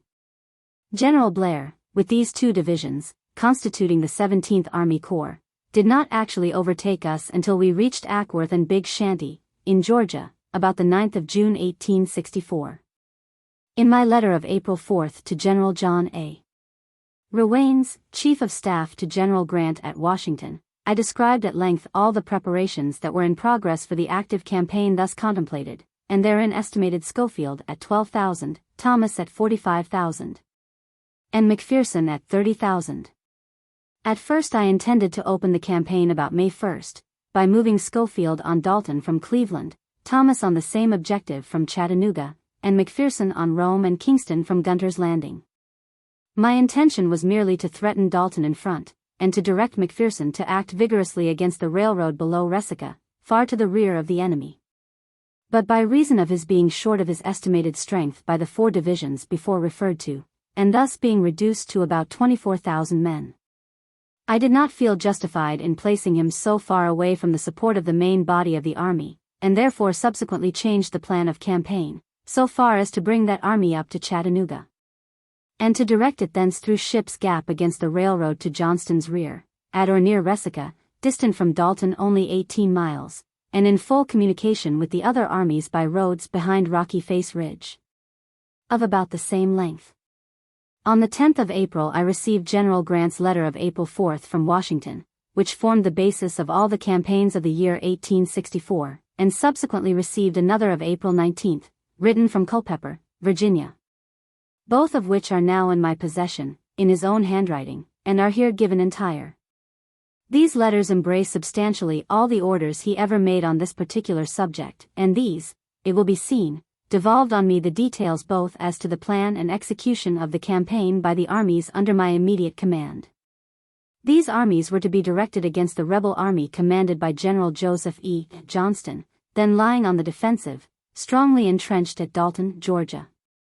And I was required to follow it up closely and persistently, so that in no event could any part be detached to assist General Lee in Virginia. General Grant undertaking in like manner to keep Lee so busy that he could not respond to any calls of help by Johnston. Neither Atlanta, nor Augusta, nor Savannah, was the objective, but the army of Johnston, go where it might. Private and confidential. Headquarters Armies of the United States, Washington, D.C., April 4. Major General W. T. Sherman, commanding Military Division of the Mississippi. General, it is my design, if the enemy keep quiet and allow me to take the initiative in the spring campaign, to work all parts of the army together, and somewhat toward a common center. For your information I now write you my program, as at present determined upon. I have sent orders to Banks, by private messenger, to finish up his present expedition against Shreveport with all dispatch. To turn over the defense of Red River to General Steele's and the Navy, and to return your troops to you, and his own to New Orleans, to abandon all of Texas, except the Rio Grande, and to hold that with not to exceed 4,000 men. To reduce the number of troops on the Mississippi to the lowest number necessary to hold it, and to collect from his command not less than 25,000 men. 2. This I will add 5,000 from Missouri. With this force he is to commence operations against Mobile as soon as he can. It will be impossible for him to commence too early. Gilmore joins Butler with 10,000 men, and the two operate against Richmond from the south aid of James River. This will give Butler 33,000 men to operate with, W. F. Smith commanding the right wing of his forces, and Gilmore the left wing.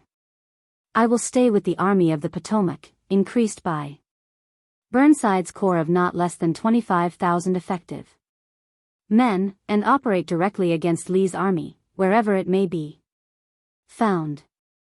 Sigel collects all his available force in two columns, one, under Ord and Averill, to start from Beverly, Virginia, and the other under Crook, to start from Charleston, on the Kanawha, to move Against the Virginia and Tennessee Railroad. Crook will have all cavalry, and will endeavor to get in about Saltville, and move east from there to join Ord. His force will be all cavalry, while Ord will have from 10 to 12,000 men of all arms. I propose to move against Johnston's army, to break it up, and to get into the interior of the enemy's country as far as you can, inflicting all the damage you can against their war resources. I do not propose to lay down for you a plan of campaign, but simply to lay down the work it is desirable to have done, and leave you free to execute it in your own way. Submit to me, however, as early as you can, your plan of operations. As stated, Banks is ordered to commence operations as soon as he can. Gilmore is ordered to report at Fortress Monroe by the 18th inst, or as soon thereafter as practicable. Sigel is concentrating now. None will move from their places of rendezvous until I direct. Except Banks. I want to be ready to move by the 25th inst, if possible, but all I can now direct is that you get ready as soon as possible. I know you will have difficulties to encounter in getting through the mountains to where supplies are abundant, but I believe you will accomplish it. From the expedition from the Department of West Virginia I do not calculate on very great results, but it is the only way I can take troops from there. With the long line of railroads Sigel has to protect, he can spare no troops, except to move directly to his front. In this way he must get through to inflict great damage on the enemy, or the enemy must detach from one of his armies a large force to prevent it. In other words, if Sigel can't skin himself, he can hold a leg while someone else skins. I am, General, very respectfully, your obedient servant, U.S. Grant, Lieutenant General. Headquarters Military Division of the Mississippi, Nashville, Tennessee, April 10, 1864. Lieutenant General U.S. Grant, Commander-in-Chief, Washington, D. Dear General, your 2 letters of April 4th are now before me, and afford me infinite satisfaction that we are now all to act on a common plan, converging on a common center, looks like enlightened war. Like yourself, you take the biggest load, and from me you shall have thorough and hearty cooperation.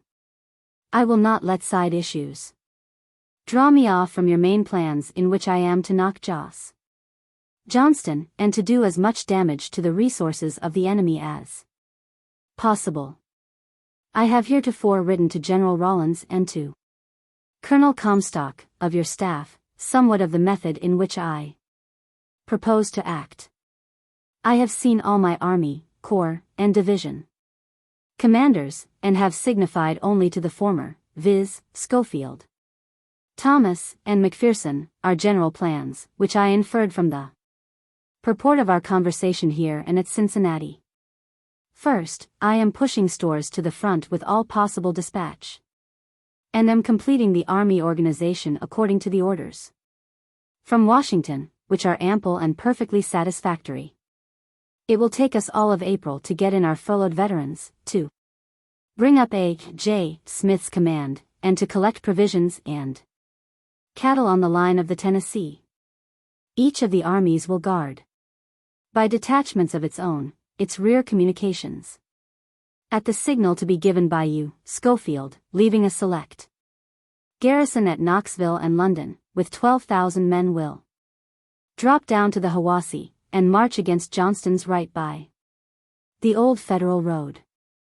Stoneman, now in Kentucky, organizing the cavalry forces of the Army of the Ohio, will operate with Schofield on his left front, it may be, pushing a select body of about 2,000 cavalry by Ducktown or Elijah toward Athens, Georgia.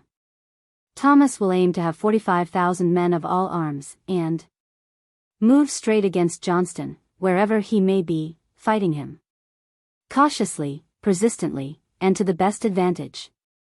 He will have 2 divisions of cavalry, to take advantage of any offering.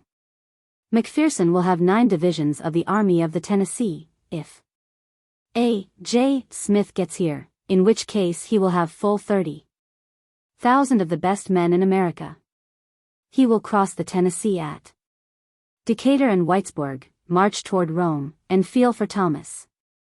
If Johnston falls behind the Coosa, then McPherson will push for Rome. And if Johnston falls behind the Chattahoochee, as I believe he will, then McPherson will cross over and join Thomas. McPherson has no cavalry, but I have taken one of Thomas's divisions, viz. Garrard's, 6,000 strong, which is now at Columbia, mounting, equipping, and preparing.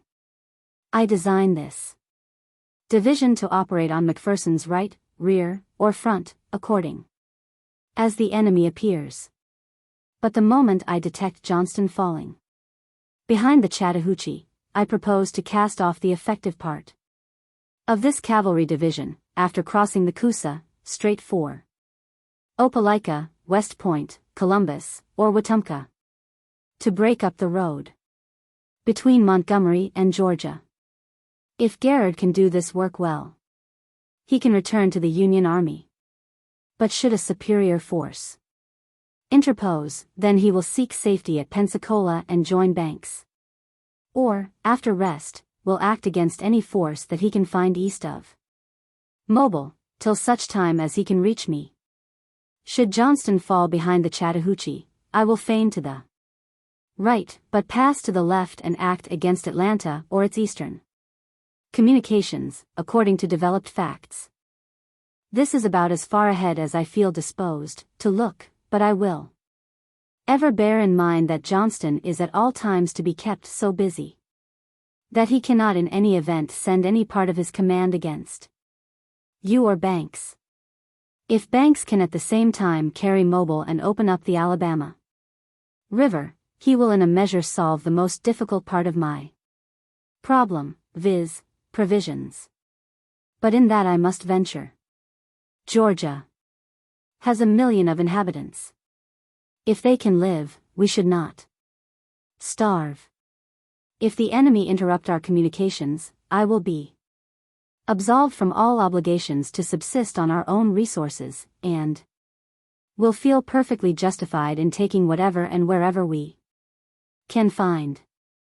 I will inspire my command, if successful, with the feeling that beef and salt are all that is absolutely necessary to life, and that parched corn once fed General Jackson's army on that very ground. As ever, your friend and servant, W. T. Sherman, Major General. Headquarters Armies of the United States, Culpeper Courthouse, Virginia, April 19, 1864. Major General W. T. Sherman, Commanding Military Division of the Mississippi. General, since my letter to you of April 4, I have seen no reason to change any portion of the general plan of campaign, if the enemy remain still and allow us to take the initiative.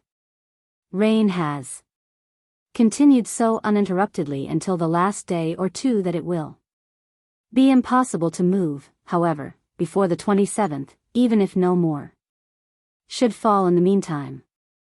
I think Saturday, the 30th, will probably be the day for our general move. Colonel Comstock, who will take this, can spend a day with you, and fill up many little gaps of information not given in any of my letters.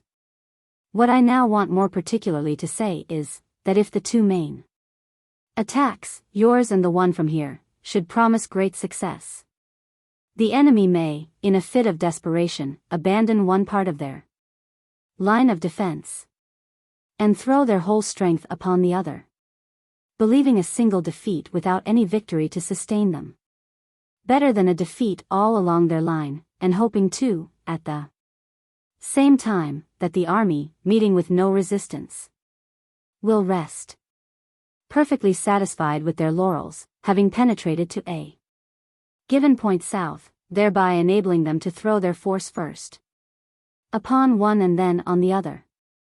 With the majority of military commanders they might do this. But you have had too much experience in traveling light, and subsisting upon the country, to be caught by any such ruse. I hope my experience has not been thrown away. My directions, then, would be, if the enemy in your front shows signs of joining Lee, follow him up to the full extent of your ability. I will prevent the concentration of Lee upon your front, if it is in the power of this army to do it. The Army of the Potomac looks well, and, so far as I can judge, officers and men feel well. Yours truly, U.S. Grant, Lieutenant General. Headquarters Military Division of the Mississippi, Nashville, Tennessee, April 24, 1864. Lieutenant General U.S. Grant, Commander-in-Chief, Culpeper, Virginia. General, I now have, at the hands of Colonel Comstock, of your staff, the letter of April 19, and am as far prepared to assume the offensive as possible. I only ask as much time as you think proper, to enable me to get up McPherson's 2 divisions from Cairo. Their furloughs will expire about this time, and some of them should now be in motion for Clifton, whence they will march to Decatur, to join General Dodge. McPherson is ordered to assemble the 15th Corps near Larkins, and to get the 16th and 17th Corps, Dodge and Blair, at Decatur at the earliest possible moment. From these 2 points he will direct his forces on Lebanon, Somerville, and Lafayette, where he will act against Johnston, if he accept battle at Dalton, or move in the direction of Rome, if the enemy give up Dalton, and fall behind the Oastanala or Etowah. I see that there is some risk in dividing our forces, but Thomas and Schofield will have strength enough to cover all the valleys as far as Dalton. And, should Johnston turn his whole force against McPherson, the latter will have his bridge at Larkins, and the route to Chattanooga via Willis Valley and the Chattanooga Creek, open for retreat. And if Johnston attempt to leave Dalton, Thomas will have force enough to push on through Dalton to Kingston, which will checkmate him.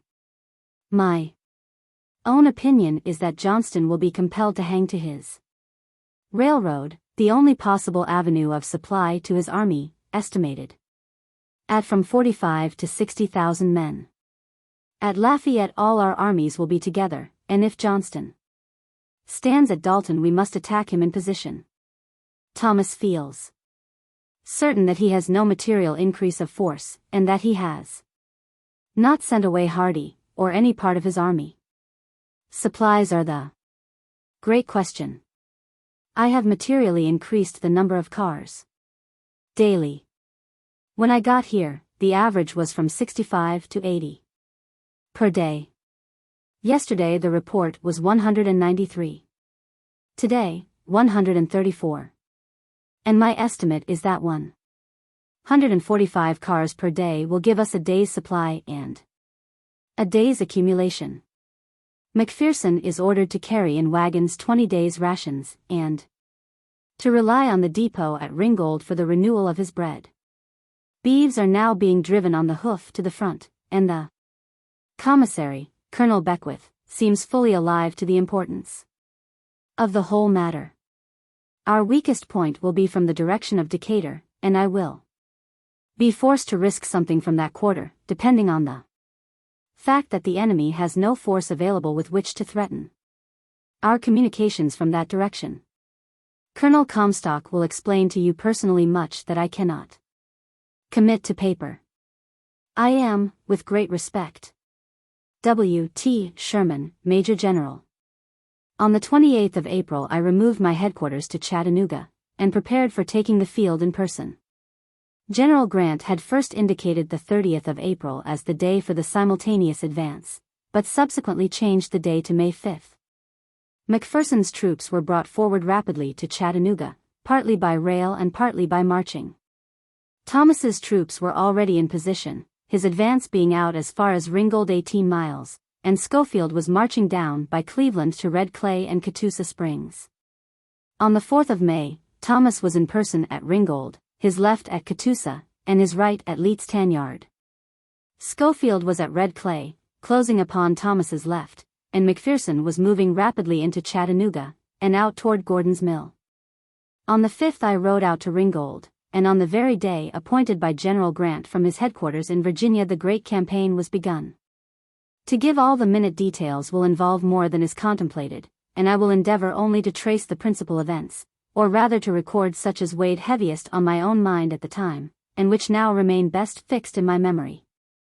My general headquarters and official records remained back at Nashville, and I had near me only my personal staff and inspectors general, with about half a dozen wagons, and a single company of Ohio sharpshooters, commanded by Lieutenant McCrory, as headquarters or camp guard. I also had a small company of irregular Alabama cavalry, commanded by Lieutenant Snelling, used mostly as orderlies and couriers. No wall tents were allowed, only the flies. Our mess establishment was less in bulk than that of any of the brigade commanders. Nor was this from an indifference to the ordinary comforts of life, but because I wanted to set the example, and gradually to convert all parts of that army into a mobile machine, willing and able to start at a minute's notice, and to subsist on the scantiest food. To reap absolute success might involve the necessity even of dropping all wagons, and to subsist on the chance food which the country was known to contain. I had obtained not only the United States Census Tables of 1860, but a compilation made by the Comptroller of the State of Georgia for the purpose of taxation, containing in considerable detail the population and statistics of every county in Georgia. One of my aides, Captain Dayton, acted as Assistant Adjutant General, with an order book, letter book, and writing paper, that filled a small chest not much larger than an ordinary candle boa. The only reports and returns called for were the ordinary tri-monthly returns of effective strength. As these accumulated they were sent back to Nashville, and afterward were embraced in the archives of the Military Division of the Mississippi, changed in 1865 to the Military Division of the Missouri. And I suppose they were burned in the Chicago fire of 1870. Still, duplicates remain of all essential papers in the archives of the War Department.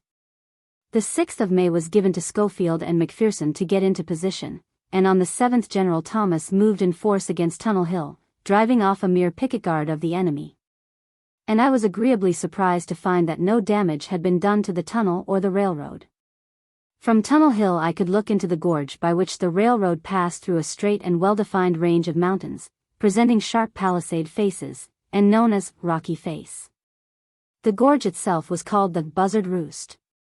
We could plainly see the enemy in this gorge and behind it, and Mill Creek, which formed the gorge, flowing toward Dalton, had been dammed up, making a sort of irregular lake, filling the road, thereby obstructing it. And the enemy's batteries crowned the cliffs on either side. The position was very strong, and I knew that such a general as was my antagonist, Joss Johnston, who had been there 6 months, had fortified it to the maximum. Therefore I had no intention to attack the position seriously in front, but depended on McPherson to capture and hold the railroad to its rear, which would force Johnston to detach largely against him, or rather, as I expected, to evacuate his position at Dalton altogether. My orders to Generals Thomas and Schofield were merely to press strongly at all points in front, ready to rush in on the first appearance of let go, and, if possible, to catch our enemy in the confusion of retreat. All the movements of the 7th and 8th were made exactly as ordered, and the enemy seemed quiescent, acting purely on the defensive. I had constant communication with all parts of the army, and on the 9th McPherson's head of column entered and passed through Snake Creek, perfectly undefended, and accomplished a complete surprise to the enemy. At its farther debouché he met a cavalry brigade, easily driven, which retreated hastily north toward Dalton, and doubtless carried to Johnston the first serious intimation that a heavy force of infantry and artillery was to his rear and within a few miles of his railroad. I got a short note from McPherson that day, written at 2 p.m., when he was within 1.5 miles of the railroad, above and near Resaca, and we all felt jubilant. I renewed orders to Thomas and Schofield to be ready for the instant pursuit of what I expected to be a broken and disordered army, forced to retreat by roads to the east of Resaca, which were known to be very rough and impracticable. That night I received further notice from McPherson that he had found Resica too strong for a surprise, that in consequence he had fallen back 3 miles to the mouth of Snake Creek Gap, and was there fortified. I wrote him the next day the following letters, copies of which are in my letter book, but his to me were mere notes in pencil, not retained. Headquarters Military Division of the Mississippi in the Field. Tunnel Hill, Georgia, May 11, 1864. Major General McPherson, Commanding Army of the Tennessee, Sugar Valley, Georgia. General, I received by courier, in the night, yours of 5 and 8.30 p.m. of yesterday. You now have your 23,000 men, and General Hooker is in close support, so that you can hold all of Johnston's army in check should he abandon Dalton. He cannot afford to abandon Dalton, for he has fixed it up on purpose to receive us, and he observes that we are close at hand, waiting for him to quit. He cannot afford a detachment strong enough to fight you, as his army will not admit of it. Strengthen your position, fight anything that comes, and threaten the safety of the railroad all the time. But, to tell the truth, I would rather the enemy would stay in Dalton 2 more days, when he may find in his rear a larger party than he expects in an open field. At all events, we can then choose our own ground, and he will be forced to move out of his works. I do not intend to put a column into Buzzard Roost Gap at present. See that you are in easy communication with me and with all headquarters. After today the supplies will be at Ringgold. Yours, W. T. Sherman, Major General Commanding Headquarters Military Division of the Mississippi in the Field. Tunnel Hill, Georgia, May 11, 1864 evening. Major General McPherson, Commanding Army of the Tennessee, Sugar Valley, Georgia. General, the indications are that Johnston is evacuating Dalton. In that event, Howard's corps and the cavalry will pursue, all the rest will follow your route. I will be down early in the morning. Try to strike him if possible about the forks of the road. Hooker must be with you now, and you may send General Garrard by Somerville to threaten Rome and that flank. I will cause all the lines to be felt at once. W. T. Sherman, Major General Commanding. McPherson had startled Johnston in his fancied security, but had not done the full measure of his work. He had in hand 23,000 of the best men of the army, and could have walked into Resica, then held only by a small brigade, or he could have placed his whole force astride the railroad above Resica, and there have easily withstood the attack of all of Johnston's army, with the knowledge that Thomas and Schofield were on his heels. Had he done so, I am certain that Johnston would not have ventured to attack him in position, but would have retreated eastward by Spring Place. And we should have captured half his army and all his artillery and wagons at the very beginning of the campaign. Such an opportunity does not occur twice in a single life, but at the critical moment McPherson seems to have been a little cautious. Still, he was perfectly justified by his orders, and fell back and assumed an unassailable defensive position in Sugar Valley, on the Resica side of Snake Creek Gap. As soon as informed of this, I determined to pass the whole army through Snake Creek Gap, and to move on Resica with the main army. But during the 10th, the enemy showed no signs of evacuating Dalton, and I was waiting for the arrival of Garrard's and Stoneman's cavalry, known to be near at hand, so as to secure the full advantages of victory, of which I felt certain. Hooker's 20th Corps was at once moved down to within easy supporting distance of McPherson. And on the 11th, perceiving signs of evacuation of Dalton, I gave all the orders for the general movement, leaving the 4th Corps, Howard, and Stoneman's cavalry in observation in front of Buzzard Roost Gap, and directing all the rest of the army to march through Snake Creek Gap, straight on Resica. The roads were only such as the country afforded, mere rough wagon ways, and these converged to the single narrow track through Snake Creek Gap. But during the 12th and 13th the bulk of Thomas's and Schofield's armies were got through, and deployed against Resica, McPherson on the right, Thomas in the center, and Schofield on the left. Johnston, as I anticipated, had abandoned all his well-prepared defenses at Dalton, and was found inside of Resica with the bulk of his army, holding his divisions well in hand, acting purely on the defensive, and fighting well at all points of conflict. A complete line of entrenchments was found covering the place, and this was strongly manned at all points.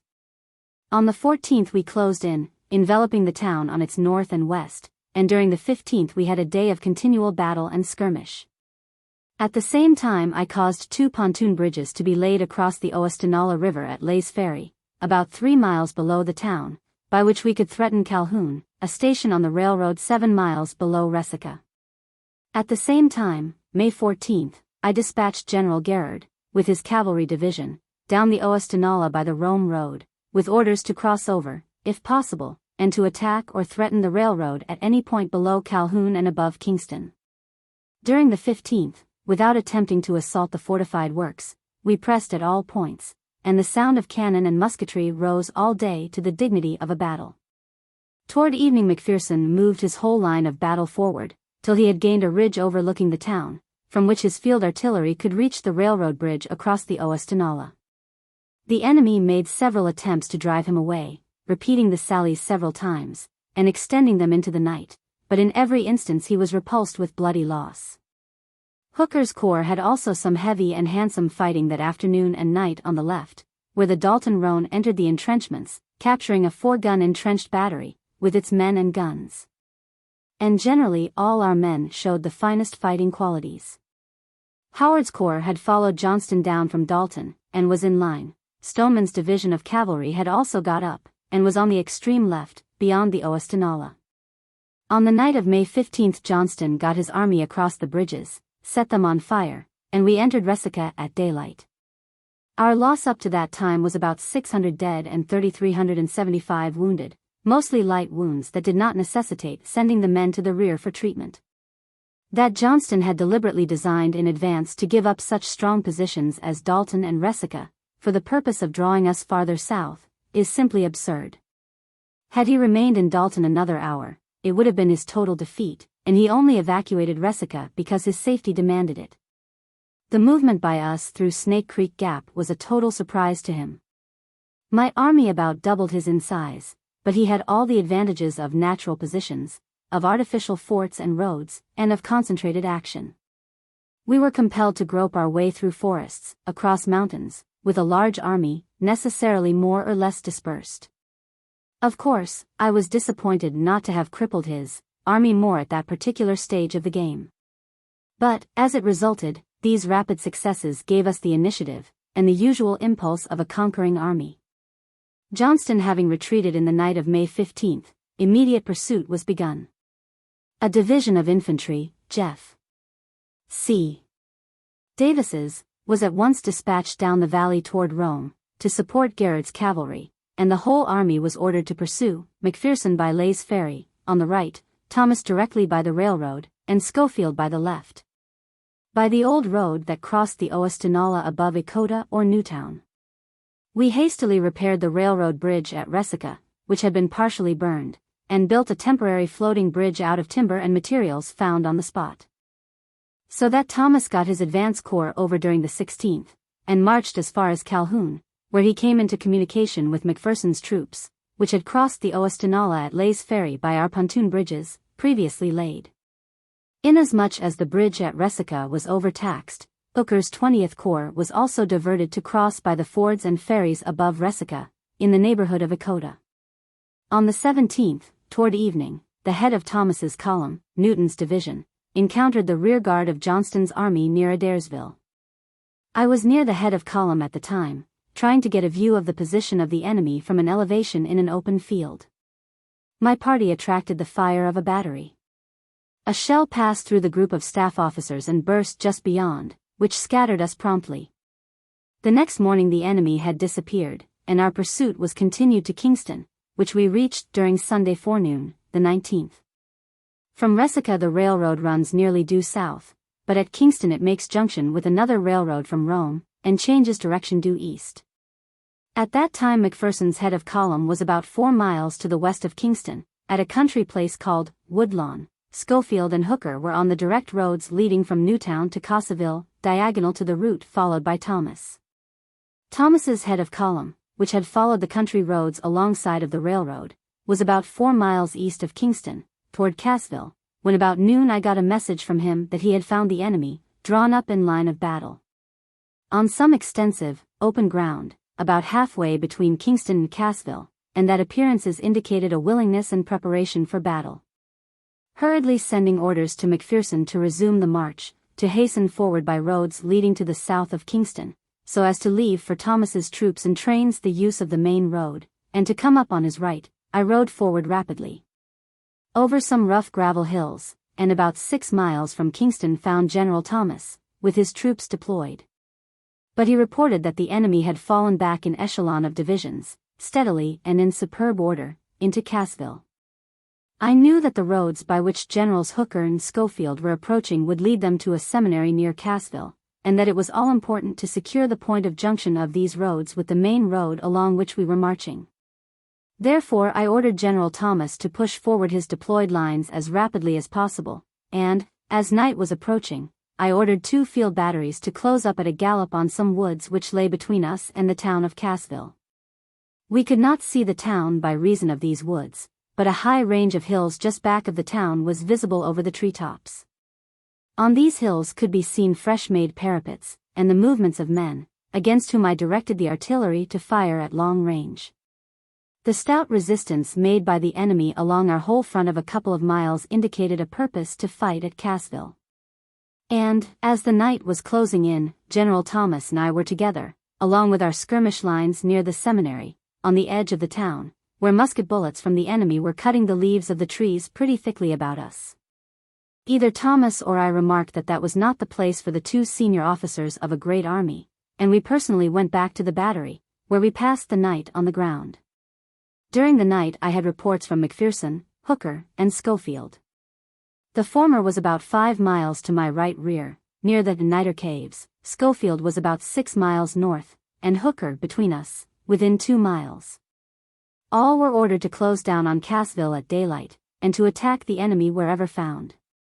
Skirmishing was kept up all night, but when day broke the next morning, May 20th, the enemy was gone, and our cavalry was sent in pursuit. These reported him beyond the Etowah River. We were then well in advance of our railroad trains, on which we depended for supplies.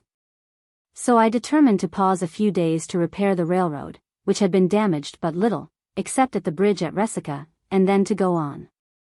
Nearly all the people of the country seemed to have fled with Johnston's army.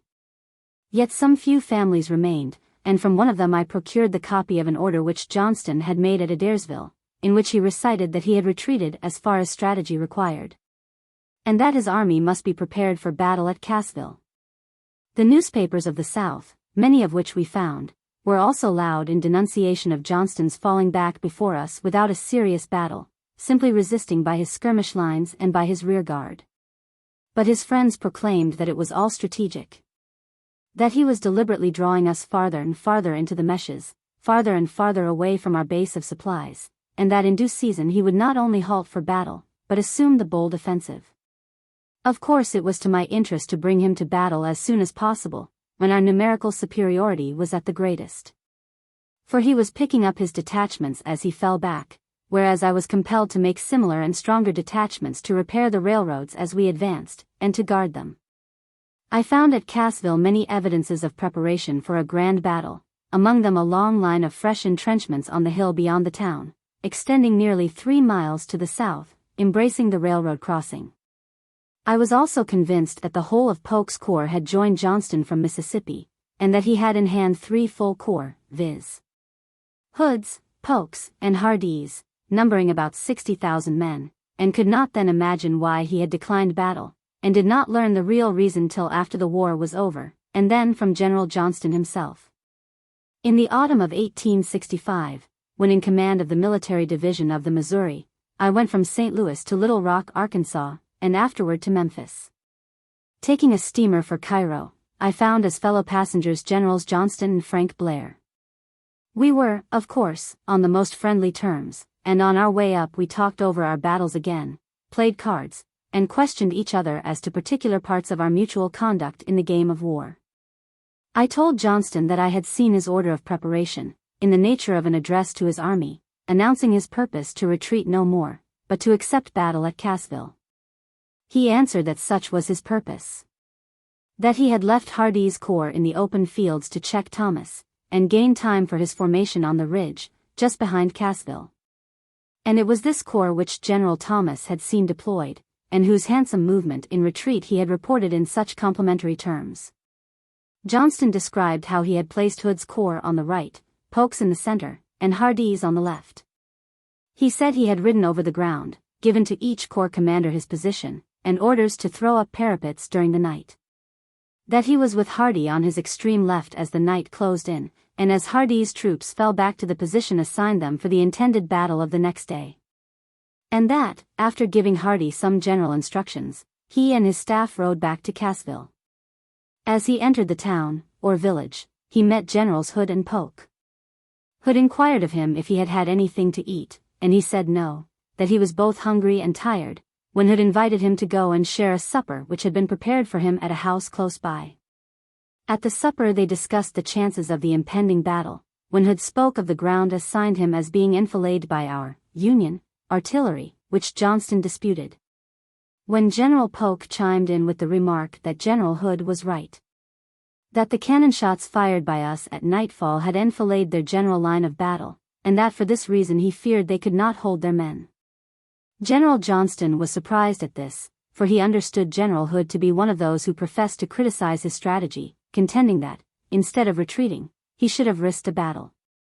General Johnston said he was provoked, accused them of having been in conference, with being beaten before battle, and added that he was unwilling to engage in a critical battle with an army so superior to his own in numbers.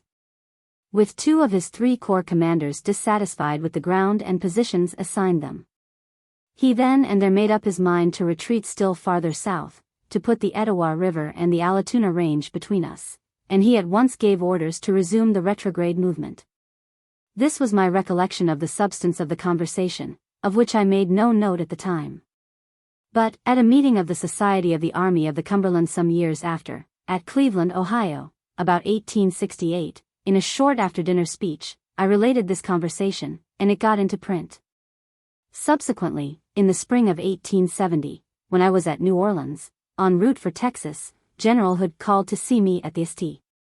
Charles Hotel, explained that he had seen my speech reprinted in the newspapers and gave me his version of the same event, describing the halt at Cassville, the general orders for battle on that ground, and the meeting at supper with Generals Johnston and Polk, when the chances of the battle to be fought the next day were freely and fully discussed. And he stated that he had argued against fighting the battle purely on the defensive, but had asked General Johnston to permit him with his own corps and part of Polk's to quit their lines, and to march rapidly to attack and overwhelm Schofield, who was known to be separated from Thomas by an interval of nearly 5 miles, claiming that he could have defeated Schofield, and got back to his position in time to meet General Thomas's attack in front. He also stated that he had then contended with Johnston for the offensive-defensive game, instead of the pure defensive, as proposed by General Johnston. And he said that it was at this time that General Johnston had taken offense, and that it was for this reason he had ordered the retreat that night. As subsequent events estranged these 2 officers, it is very natural they should now differ on this point, but it was sufficient for us that the rebel army did retreat that night, leaving us masters of all the country above the Etowah River. For the purposes of rest, to give time for the repair of the railroads, and to replenish supplies, we lay by some few days in that quarter, Schofield with Stoneman's cavalry holding the ground at Cassville Depot, Cartersville, and the Etowah Bridge. Thomas holding his ground near Cassville, and McPherson that near Kingston. The officer entrusted with the repair of the railroads was Colonel W. Wright, a railroad engineer, who, with about 2,000 men, was so industrious and skillful that the bridge at Resica was rebuilt in 3 days, and cars loaded with stores came forward to Kingston on the 24th. The telegraph also brought us the news of the bloody and desperate battles of the Wilderness, in Virginia, and that General Grant was pushing his operations against Lee with terrific energy. I was therefore resolved to give my enemy no rest. In early days, 1844, when a lieutenant of the 3rd Artillery, I had been sent from Charleston, South Carolina, to Marietta, Georgia, to assist Inspector General Churchill to take testimony concerning certain losses of horses and accoutrements by the Georgia Volunteers during the Florida War. And after completing the work at Marietta, we transferred our party over to Bellefonte, Alabama. I had ridden the distance on horseback, and had noted well the topography of the country, especially that about Kennesaw, Allatoona, and the Etowah River. On that occasion I had stopped some days with a Colonel Tumlin, to see some remarkable Indian mounds on the Etowah River, usually called the Hightower. I therefore knew that the Allatoona Pass was very strong, would be hard to force, and resolved not even to attempt it, but to turn the position, by moving from Kingston to Marietta via Dallas. Accordingly I made orders on the 20th to get ready for the march to begin on the 23d. The Army of the Cumberland was ordered to march for Dallas, by Hugh Harley and Stilesborough, Davis's division, then in Rome, by Van Wert. The Army of the Ohio to keep on the left of Thomas, by a place called Burnt Hickory, and the Army of the Tennessee to march for a position a little to the south, so as to be on the right of the general army, when grouped about Dallas. The movement contemplated leaving our railroad, and to depend for 20 days on the contents of our wagons, and as the country was very obscure, mostly in a state of nature, densely wooded, and with few roads, our movements were necessarily slow. We crossed the Etowah by several bridges and fords, and took as many roads as possible, keeping up communication by crossroads, or by couriers through the woods. I personally joined General Thomas, who had the center, and was consequently the main column, or column of direction. The several columns followed generally the valley of the Hugh Harley, a tributary coming into the Etowah from the south, and gradually crossed over a ridge of mountains, parts of which had once been worked over for gold, and were consequently full of paths and unused wagon roads or tracks. A cavalry picket of the enemy at Burnt Hickory was captured, and had on his person an order from General Johnston, dated at Allatoona, which showed that he had detected my purpose of turning his position. And it accordingly became necessary to use great caution, lest some of the minor columns should fall into ambush, but, luckily the enemy was not much more familiar with that part of the country than we were. On the other side of the Allatoona Range, the Pumpkin Vine Creek, also a tributary of the Etowah, flowed north and west. Dallas, the point aimed at, was a small town on the other or east side of this creek, and was the point of concentration of a great many roads that led in every direction. Its possession would be a threat to Marietta and Atlanta, but I could not then venture to attempt either, till I had regained the use of the railroad, at least as far down as its debouché from the Allatoona range of mountains. Therefore, the movement was chiefly designed to compel Johnston to give up Allatoona. On the 25th all the columns were moving steadily on Dallas, McPherson and Davis away off to the right, near Van Wert. Thomas on the main road in the center, with Hooker's 20th Corps ahead, toward Dallas, and Schofield to the left rear. For the convenience of march, Hooker had his 3 divisions on separate roads, all leading toward Dallas, when, in the afternoon, as he approached a bridge across Pumpkin Vine Creek, he found it held by a cavalry force, which was driven off. But the bridge was on fire. This fire was extinguished, and Hooker's leading division, Geary's, followed the retreating cavalry on a road leading due east toward Marietta, instead of Dallas.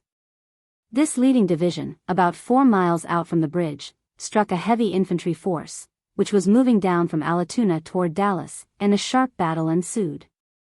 I came up in person soon after, and as my map showed that we were near an important crossroad called New Hope, from a Methodist meeting house there of that name, I ordered General Hooker to secure it if possible that night. He asked for a short delay, till he could bring up his other 2 divisions, viz., of Butterfield and Williams, but before these divisions had got up and were deployed, the enemy had also gained corresponding strength. The woods were so dense, and the resistance so spirited, that Hooker could not carry the position, though the battle was noisy, and prolonged far into the night. This point, New Hope, was the accidental intersection of the road leading from Allatoona to Dallas with that from Van Wert to Marietta, was 4 miles northeast of Dallas.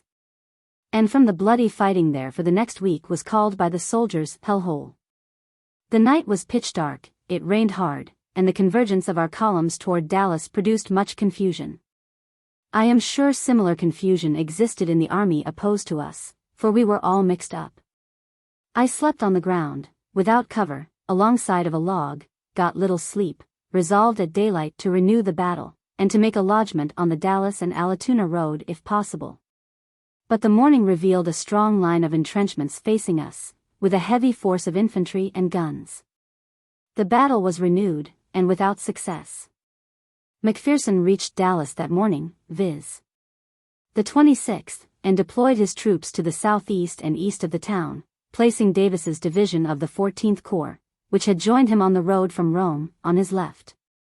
But this still left a gap of at least 3 miles between Davis and Hooker. Meantime, also, General Schofield was closing up on Thomas's left. Satisfied that Johnston in person was at New Hope with all his army, and that it was so much nearer my objective, the railroad, than Dallas, I concluded to draw McPherson from Dallas to Hooker's right, and gave orders accordingly.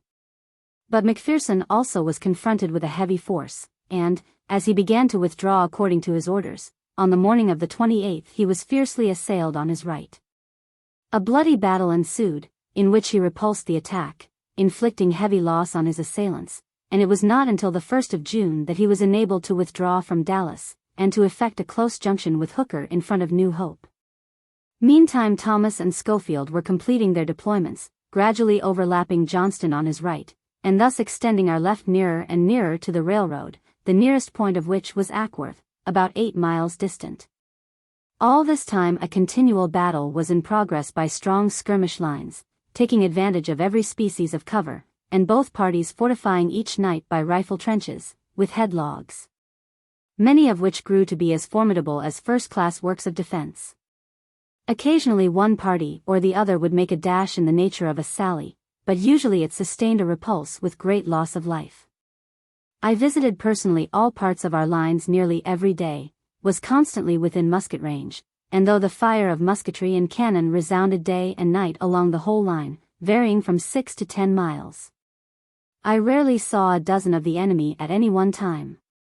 And these were always skirmishers dodging from tree to tree, or behind logs on the ground, or who occasionally showed their heads above the hastily constructed but remarkably strong rifle trenches.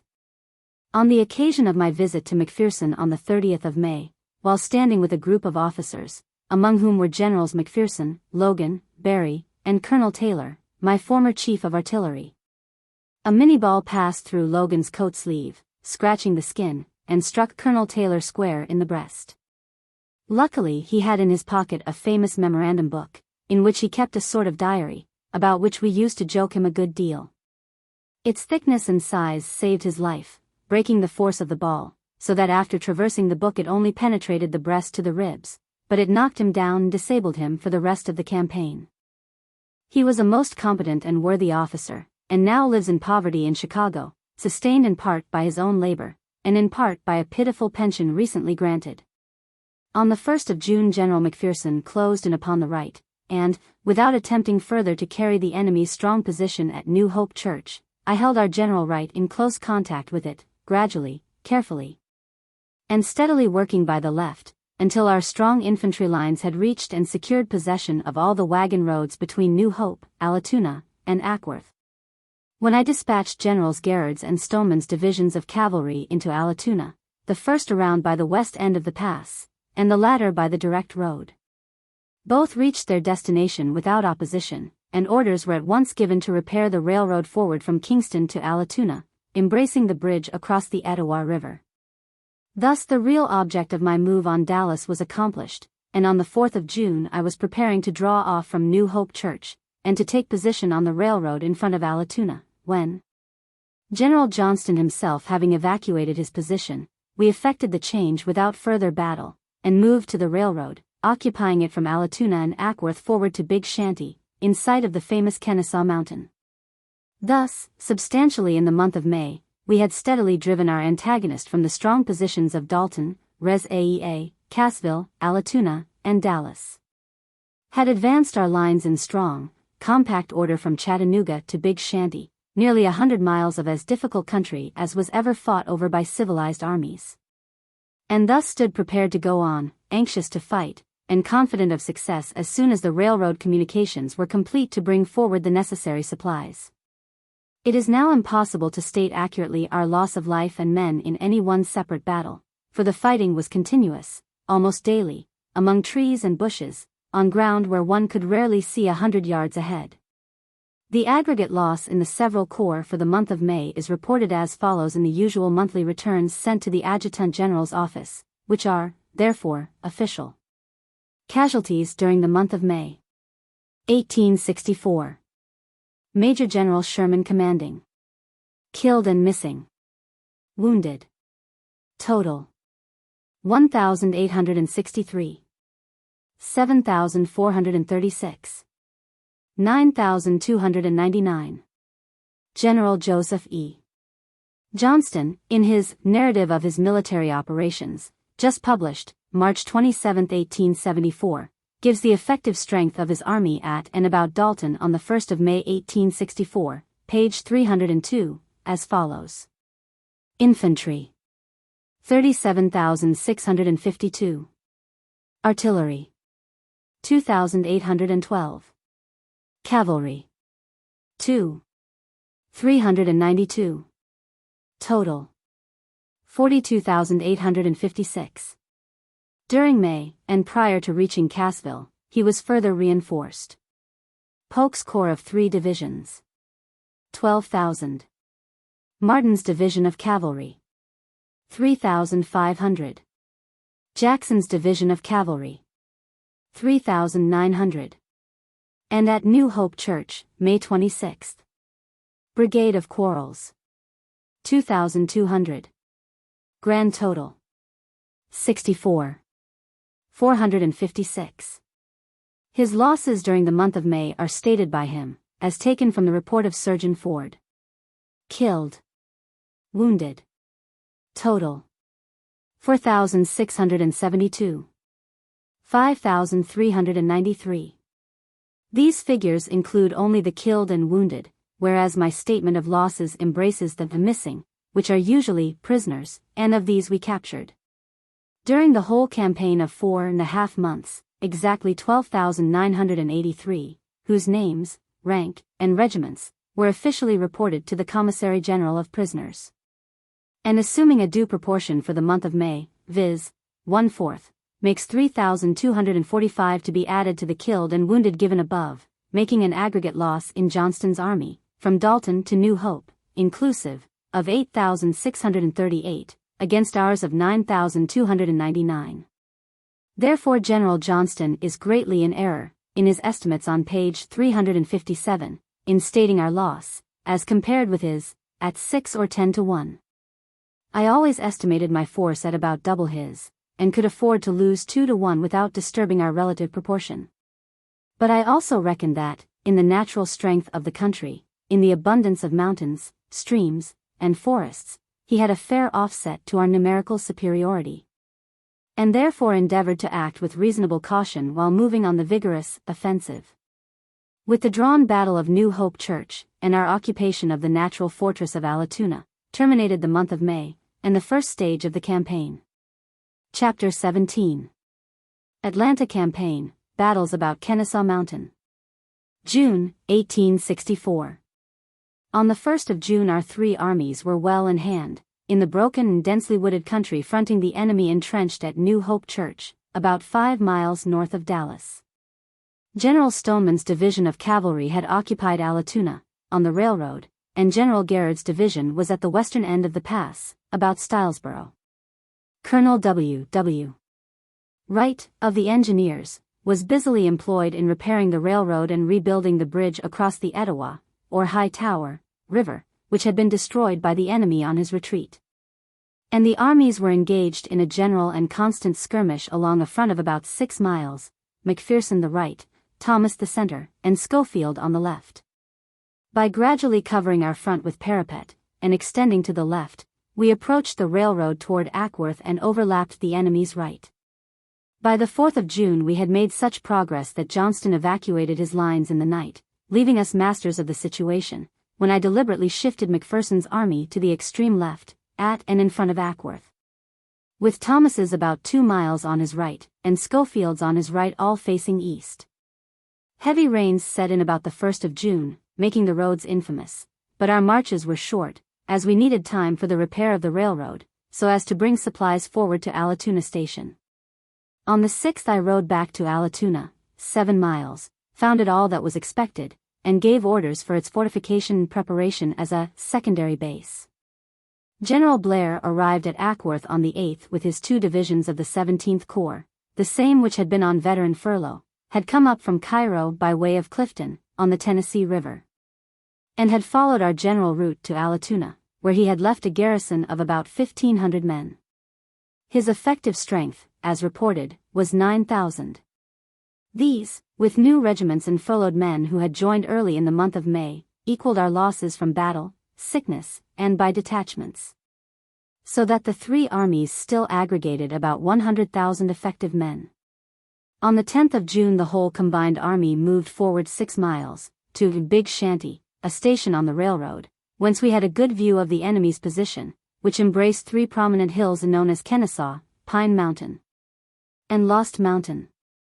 On each of these hills the enemy had signal stations and fresh lines of parapets. Heavy masses of infantry could be distinctly seen with the naked eye, and it was manifest that Johnston had chosen his ground well, and with deliberation had prepared for battle. But his line was at least 10 miles in extent, too long, in my judgment, to be held successfully by his force, then estimated at 60,000.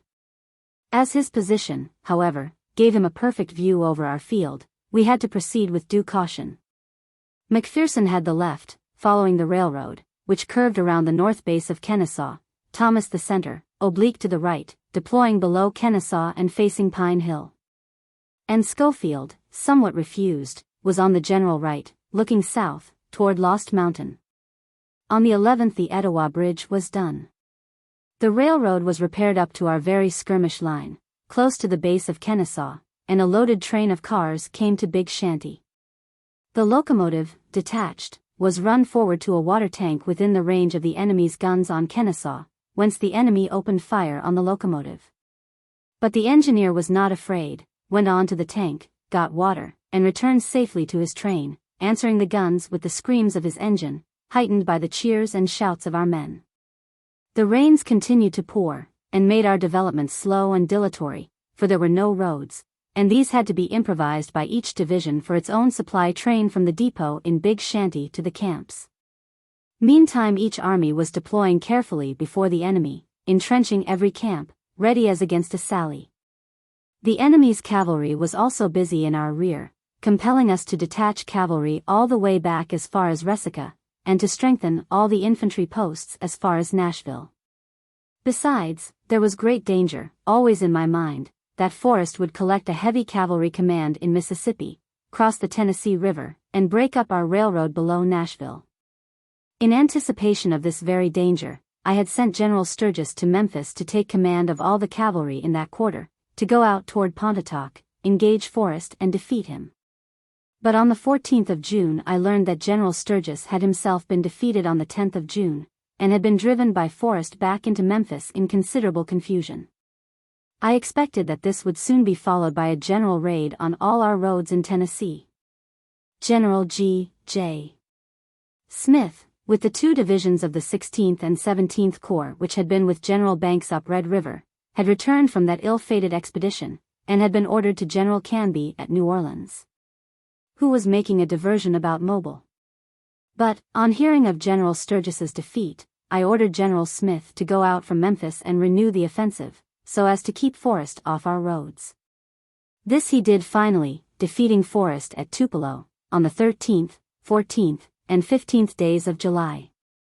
And he so stirred up matters in North Mississippi that Forrest could not leave for Tennessee. This, for a time, left me only the task of covering the roads against such minor detachments of cavalry as Johnston could spare from his immediate army, and I proposed to keep these 2 busy in their own defense to spare detachments. By the 14th the rain slackened, and we occupied a continuous line of 10 miles, entrenched, conforming to the irregular position of the enemy, when I reconnoitered, with a view to make a break in their line between Kennesaw and Pine Mountain. When abreast of Pine Mountain I noticed a rebel battery on its crest, with a continuous line of fresh rifle trench about halfway down the hill. Our skirmishers were at the time engaged in the woods about the base of this hill between the lines, and I estimated the distance to the battery on the crest at about 800 yards.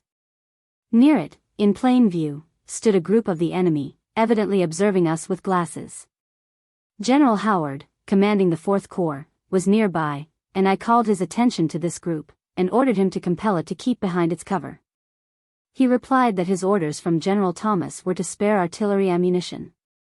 This was right, according to the general policy, but I explained to him that we must keep up the morale of a bold offensive, that he must use his artillery, force the enemy to remain on the timid defensive, and ordered him to cause a battery close by to fire 3 volleys. I continued to ride down our line, and soon heard, in quick succession, the 3 volleys.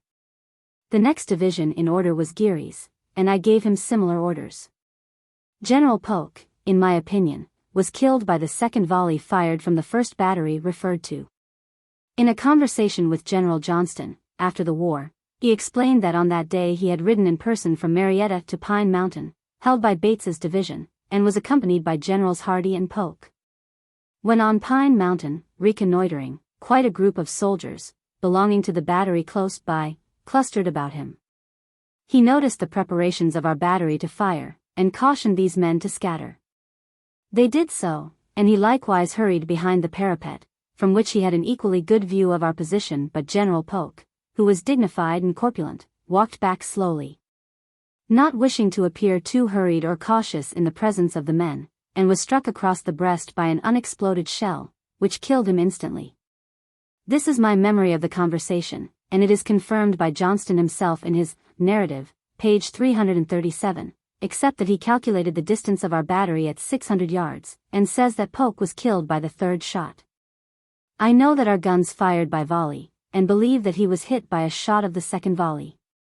It has been asserted that I fired the gun which killed General Polk, and that I knew it was directed against that general. The fact is, at that distance we could not even tell that the group were officers at all. I was on horseback, a couple of 100 yards off, before my orders to fire were executed, had no idea that our shot had taken effect, and continued my ride down along the line to Schofield's extreme flank.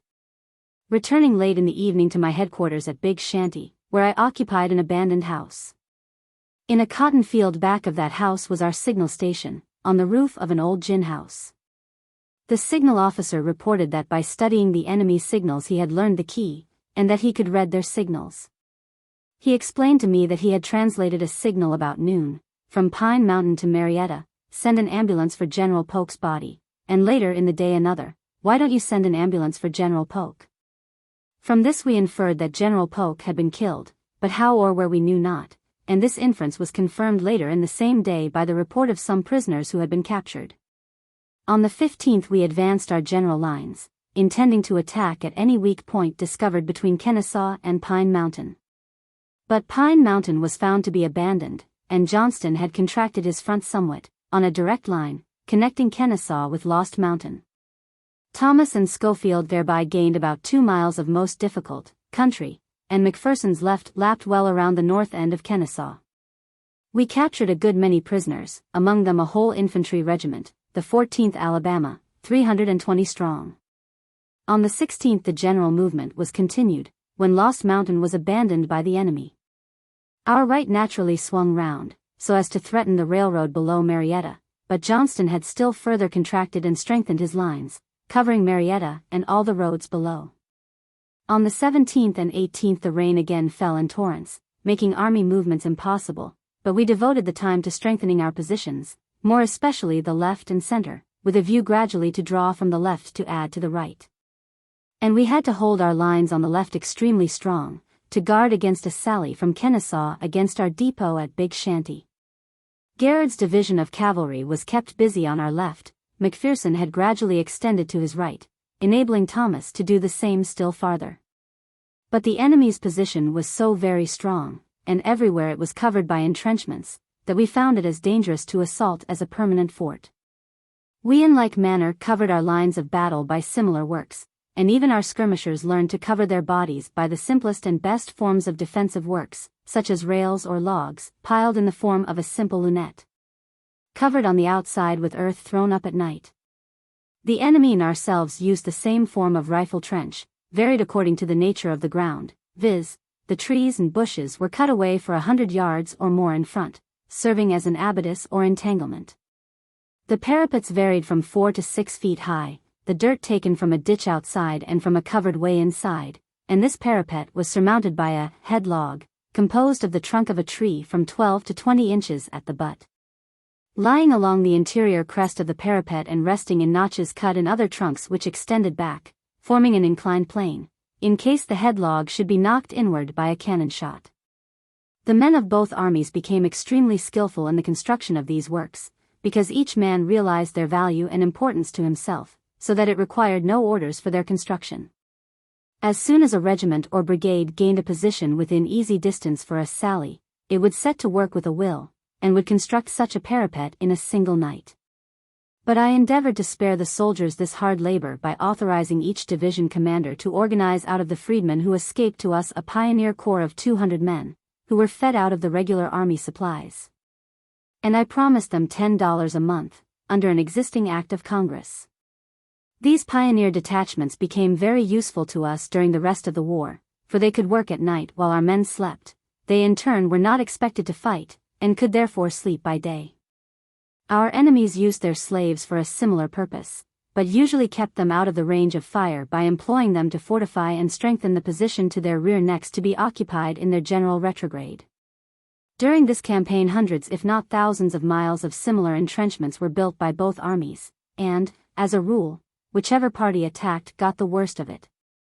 On the 19th of June the rebel army again fell back on its flanks, to such an extent that for a time I supposed it had retreated to the Chattahoochee River, 15 miles distant. But as we pressed forward we were soon undeceived, for we found it still more concentrated, covering Marietta and the railroad.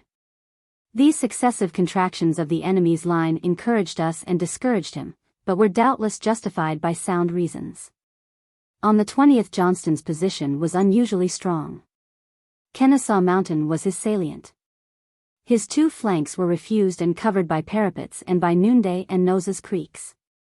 His left flank was his weak point, so long as he acted on the defensive, whereas, had he designed to contract the extent of his line for the purpose of getting in reserve a force with which to strike, offensively, from his right, he would have done a wise act, and I was compelled to presume that such was his object. We were also so far from Nashville and Chattanooga that we were naturally sensitive for the safety of our railroad and depots. So that the left, McPherson, was held very strong. About this time came reports that a large cavalry force of the enemy had passed around our left flank, evidently to strike this very railroad somewhere below Chattanooga. I therefore reinforced the cavalry station from Resica to Cossaville, and ordered forward from Huntsville, Alabama, the infantry division of General John E. Smith, to hold Kingston securely. While we were thus engaged about Kennesaw, General Grant had his hands full with Lee, in Virginia. General Halleck was the chief of staff at Washington, and to him I communicated almost daily. I find from my letter book that on the 21st of June I reported to him tersely and truly the condition of facts on that day. This is the 19th day of rain, and the prospect of fair weather is as far off as ever. The roads are impassable. The fields and woods become quagmires after a few wagons have crossed over. Yet we are at work all the time. The left flank is across Noonday Creek, and the right is across Noses Creek. The enemy still holds Kennesaw, a conical mountain, with Marietta behind it, and has his flanks retired, to cover that town and the railroad behind. I am all ready to attack the moment the weather and roads will permit troops and artillery to move with anything like life. The weather has a wonderful effect on troops. In action and on the march, rain is favorable. But in the woods, where all is blind and uncertain, it seems almost impossible for an army covering 10 miles of front to act in concert during wet and stormy weather. Still I pressed operations with the utmost earnestness, aiming always to keep our fortified lines in absolute contact with the enemy, while with the surplus force we felt forward, from one flank or the other, for his line of communication and retreat. On the 22d of June I rode the whole line, and ordered General Thomas in person to advance his extreme right corps, Hooker's, and instructed General Schofield, by letter, to keep his entire army, viz. the 23rd Corps, as a strong right flank in close support of Hooker's deployed line. During this day the sun came out, with some promise of clear weather, and I had got back to my bivouac about dark, when a signal message was received, dated Culp House, 5:30 p.m. General Sherman, we have repulsed 2 heavy attacks, and feel confident, our only apprehension being from our extreme right flank. 3 entire corps are in front of us. Major General Hooker. Hooker's corps, the 20th, belonged to Thomas's army. Thomas's headquarters were 2 miles nearer to Hooker than mine, and Hooker, being an old army officer, knew that he should have reported this fact to Thomas and not to me. I was, moreover, specially disturbed by the assertion in his report that he was uneasy about his right flank, when Schofield had been specially ordered to protect that. I first inquired of my adjutant, Dayton, if he were certain that General Schofield had received his orders, and he answered that the envelope in which he had sent them was receipted by General Schofield himself. I knew, therefore, that General Schofield must be nearby, in close support of Hooker's right flank. General Thomas had before this occasion complained to me of General Hooker's disposition to switch off, leaving wide gaps in his line, so as to be independent, and to make glory on his own account. I therefore resolved not to overlook this breach of discipline and propriety. The rebel army was only composed of 3 corps. I had that very day ridden 6 miles of their lines, found them everywhere strongly occupied, and therefore Hooker could not have encountered 3 entire corps. Both McPherson and Schofield had also complained to me of this same tendency of Hooker to widen the gap between his own corps and his proper army, Thomas's, so as to come into closer contact with one or other of the wings.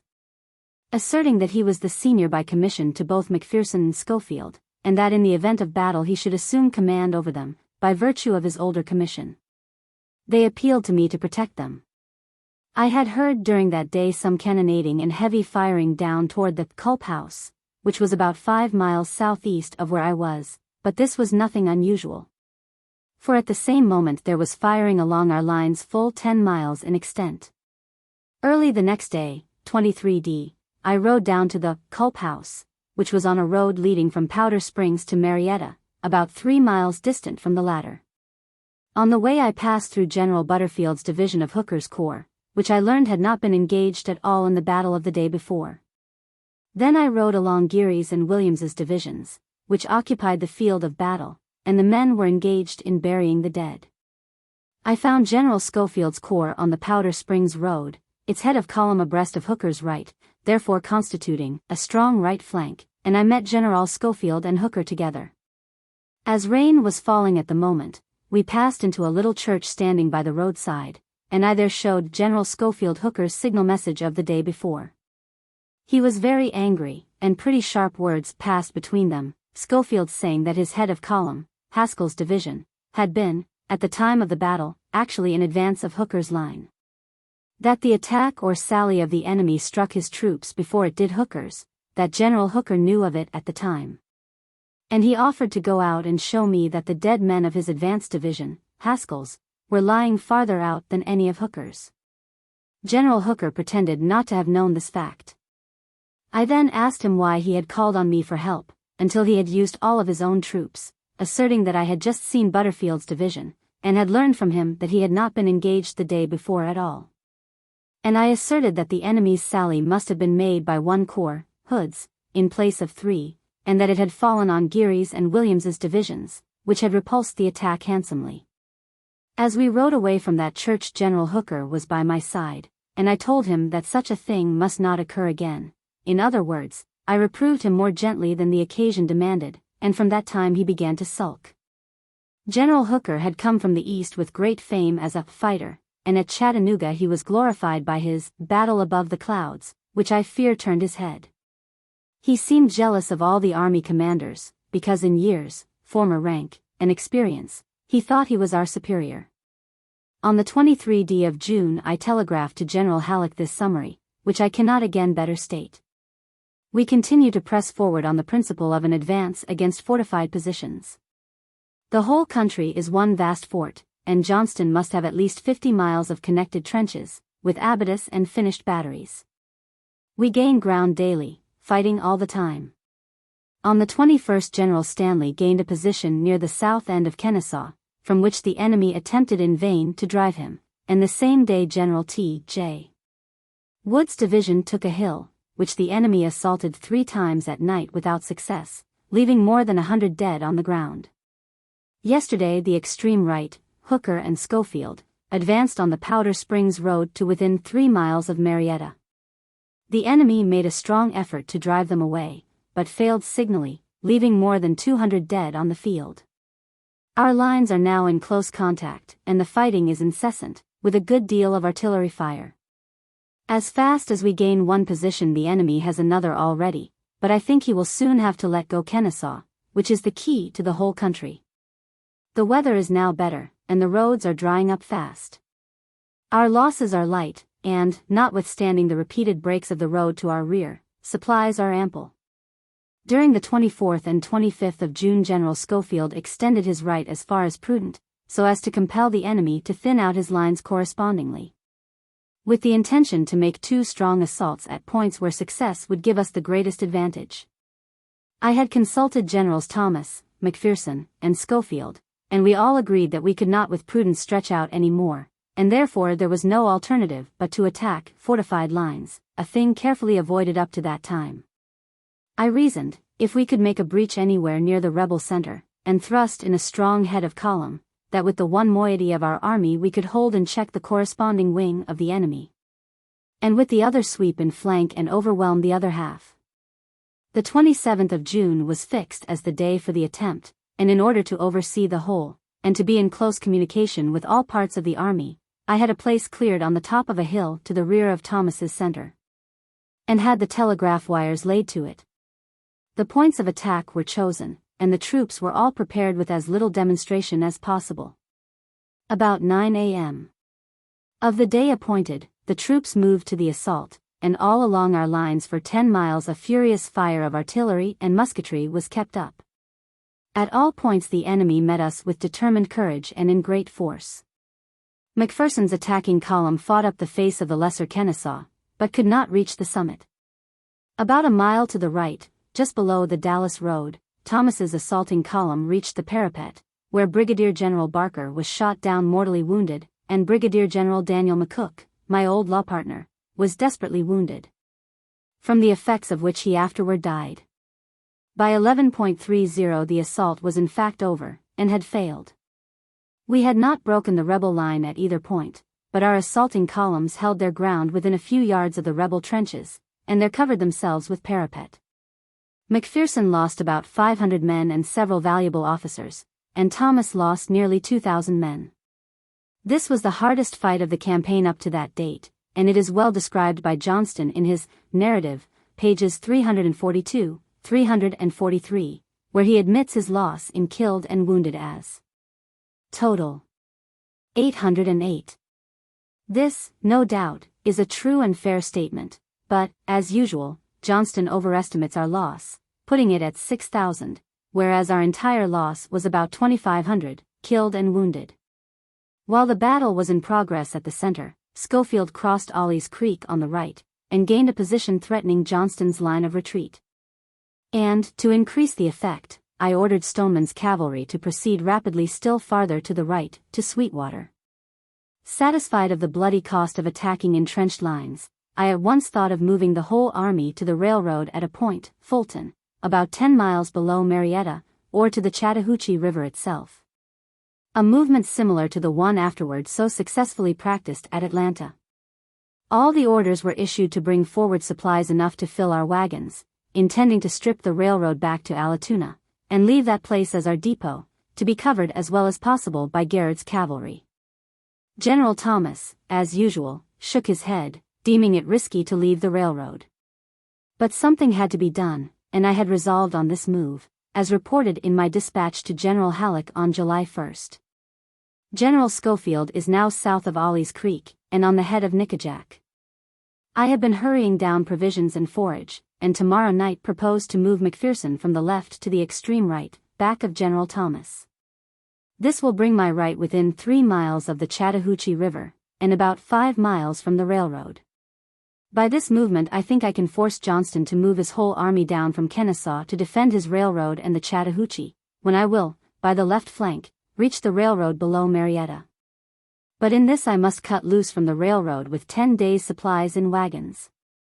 Johnston may come out of his entrenchments to attack Thomas, which is exactly what I want, for General Thomas is well entrenched on a line parallel with the enemy south of Kennesaw. I think that Allatoona and the line of the Etowah are strong enough for me to venture on this move. The movement is substantially down the Sandtown Road straight for Atlanta. McPherson drew out of his lines during the night of July 2d, leaving Garrett's cavalry, dismounted, occupying his trenches, and moved to the rear of the Army of the Cumberland, stretching down the Nickajack. But Johnston detected the movement, and promptly abandoned Marietta and Kennesaw. I expected as much, for, by the earliest dawn of the 3d of July, I was up at a large spyglass mounted on a tripod, which Colonel Poe, United States Engineers, had at his bivouac close by our camp. I directed the glass on Kennesaw, and saw some of our pickets crawling up the hill cautiously. Soon they stood upon the very top, and I could plainly see their movements as they ran along the crest just abandoned by the enemy. In a minute I roused my staff, and started them off with orders in every direction for a pursuit by every possible road, hoping to catch Johnston in the confusion of retreat, especially at the crossing of the Chattahoochee River. I must close this chapter here, so as to give the actual losses during June, which are compiled from the official returns by months.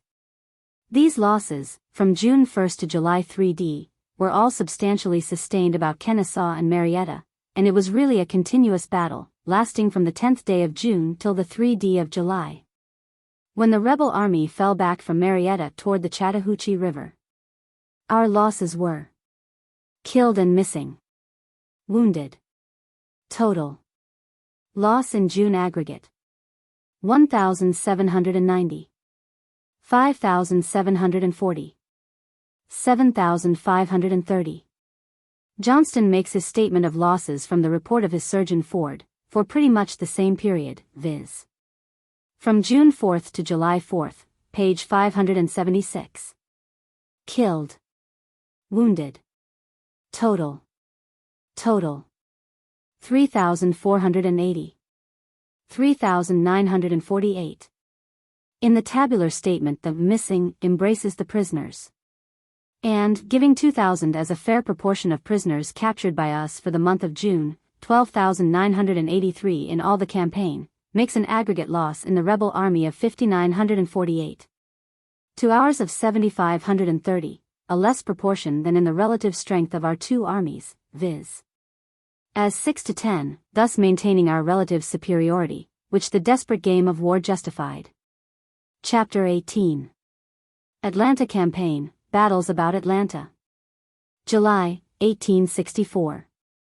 As before explained, on the 3d of July, by moving McPherson's entire army from the extreme left, at the base of Kennesaw to the right, below Ollie's Creek, and stretching it down the Nickajack toward Turner's Ferry of the Chattahoochee, we forced Johnston to choose between a direct assault on Thomas's entrenched position, or to permit us to make a lodgment on his railroad below Marietta, or even to cross the Chattahoochee. Of course, he chose to let go Kennesaw and Marietta, and fall back on an entrenched camp prepared by his orders in advance on the north and west bank of the Chattahoochee, covering the railroad crossing and his several pontoon bridges. I confess I had not learned beforehand of the existence of this strong place, in the nature of a tête du pont, and had counted on striking him an effectual blow in the expected confusion of his crossing the Chattahoochee. A broad and deep river then to his rear. Ordering every part of the army to pursue vigorously on the morning of the 3d of July, I rode into Marietta, just quitted by the rebel rearguard, and was terribly angry at the cautious pursuit by Garrett's cavalry, and even by the head of our infantry columns. But Johnston had in advance cleared and multiplied his roads, whereas ours had to cross at right angles from the direction of Powder Springs toward Marietta, producing delay and confusion. By night Thomas's head of column ran up against a strong rearguard entrenched at Smyrna Campground, 6 miles below Marietta, and there on the next day we celebrated our 4th of July, by a noisy but not a desperate battle, designed chiefly to hold the enemy there till Generals McPherson and Schofield could get well into position below him, near the Chattahoochee crossings. It was here that General Noyes, late governor of Ohio, lost his leg. I came very near being shot myself while reconnoitering in the second story of a house on our picket line, which was struck several times by cannon shot, and perfectly riddled with musket balls. During the night Johnston drew back all his army in trains inside the Tête du Pont at the Chattahoochee, which proved one of the strongest pieces of field fortification I ever saw. We closed up against it, and were promptly met by a heavy and severe fire. Thomas was on the main road in immediate pursuit, next on his right was Schofield, and McPherson on the extreme right, reaching the Chattahoochee River below Turner's Ferry. Stoneman's cavalry was still farther to the right, along down the Chattahoochee River as far as opposite Sandtown. And on that day I ordered Garrett's division of cavalry up the river 18 miles, to secure possession of the factories at Roswell, as well as to hold an important bridge and ford at that place. About 3 miles out from the Chattahoochee the main road forked, the right branch following substantially the railroad, and the left one leading straight for Atlanta, via Pace's Ferry and Buckhead. We found the latter unoccupied and unguarded, and the 4th Corps, Howard's, reached the river at Pace's Ferry. The right-hand road was perfectly covered by the Tête du Pont before described, where the resistance was very severe, and for some time deceived me, for I was pushing Thomas with orders to fiercely assault his enemy. Supposing that he was merely opposing us to gain time to get his trains and troops across the Chattahoochee. But, on personally reconnoitering, I saw the abattis and the strong redoubts, which satisfied me of the preparations that had been made by Johnston in anticipation of this very event.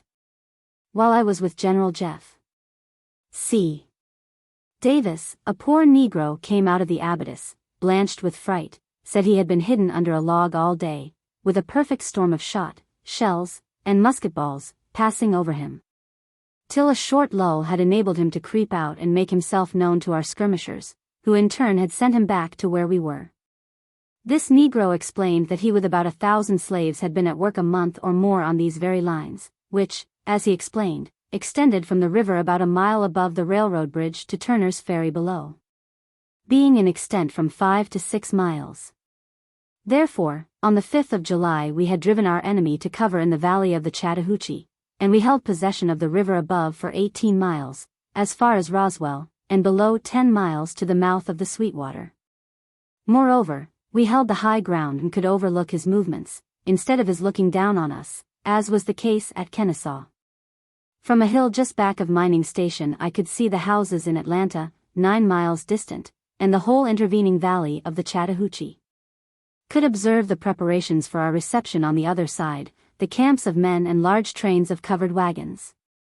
And supposed, as a matter of course, that Johnston had passed the river with the bulk of his army, and that he had only left on our side a corps to cover his bridges, but in fact he had only sent across his cavalry and trains. Between Howard's corps at Pace's Ferry and the rest of Thomas's army pressing up against this Tête du Pont, was a space concealed by dense woods, in crossing which I came near riding into a detachment of the enemy's cavalry.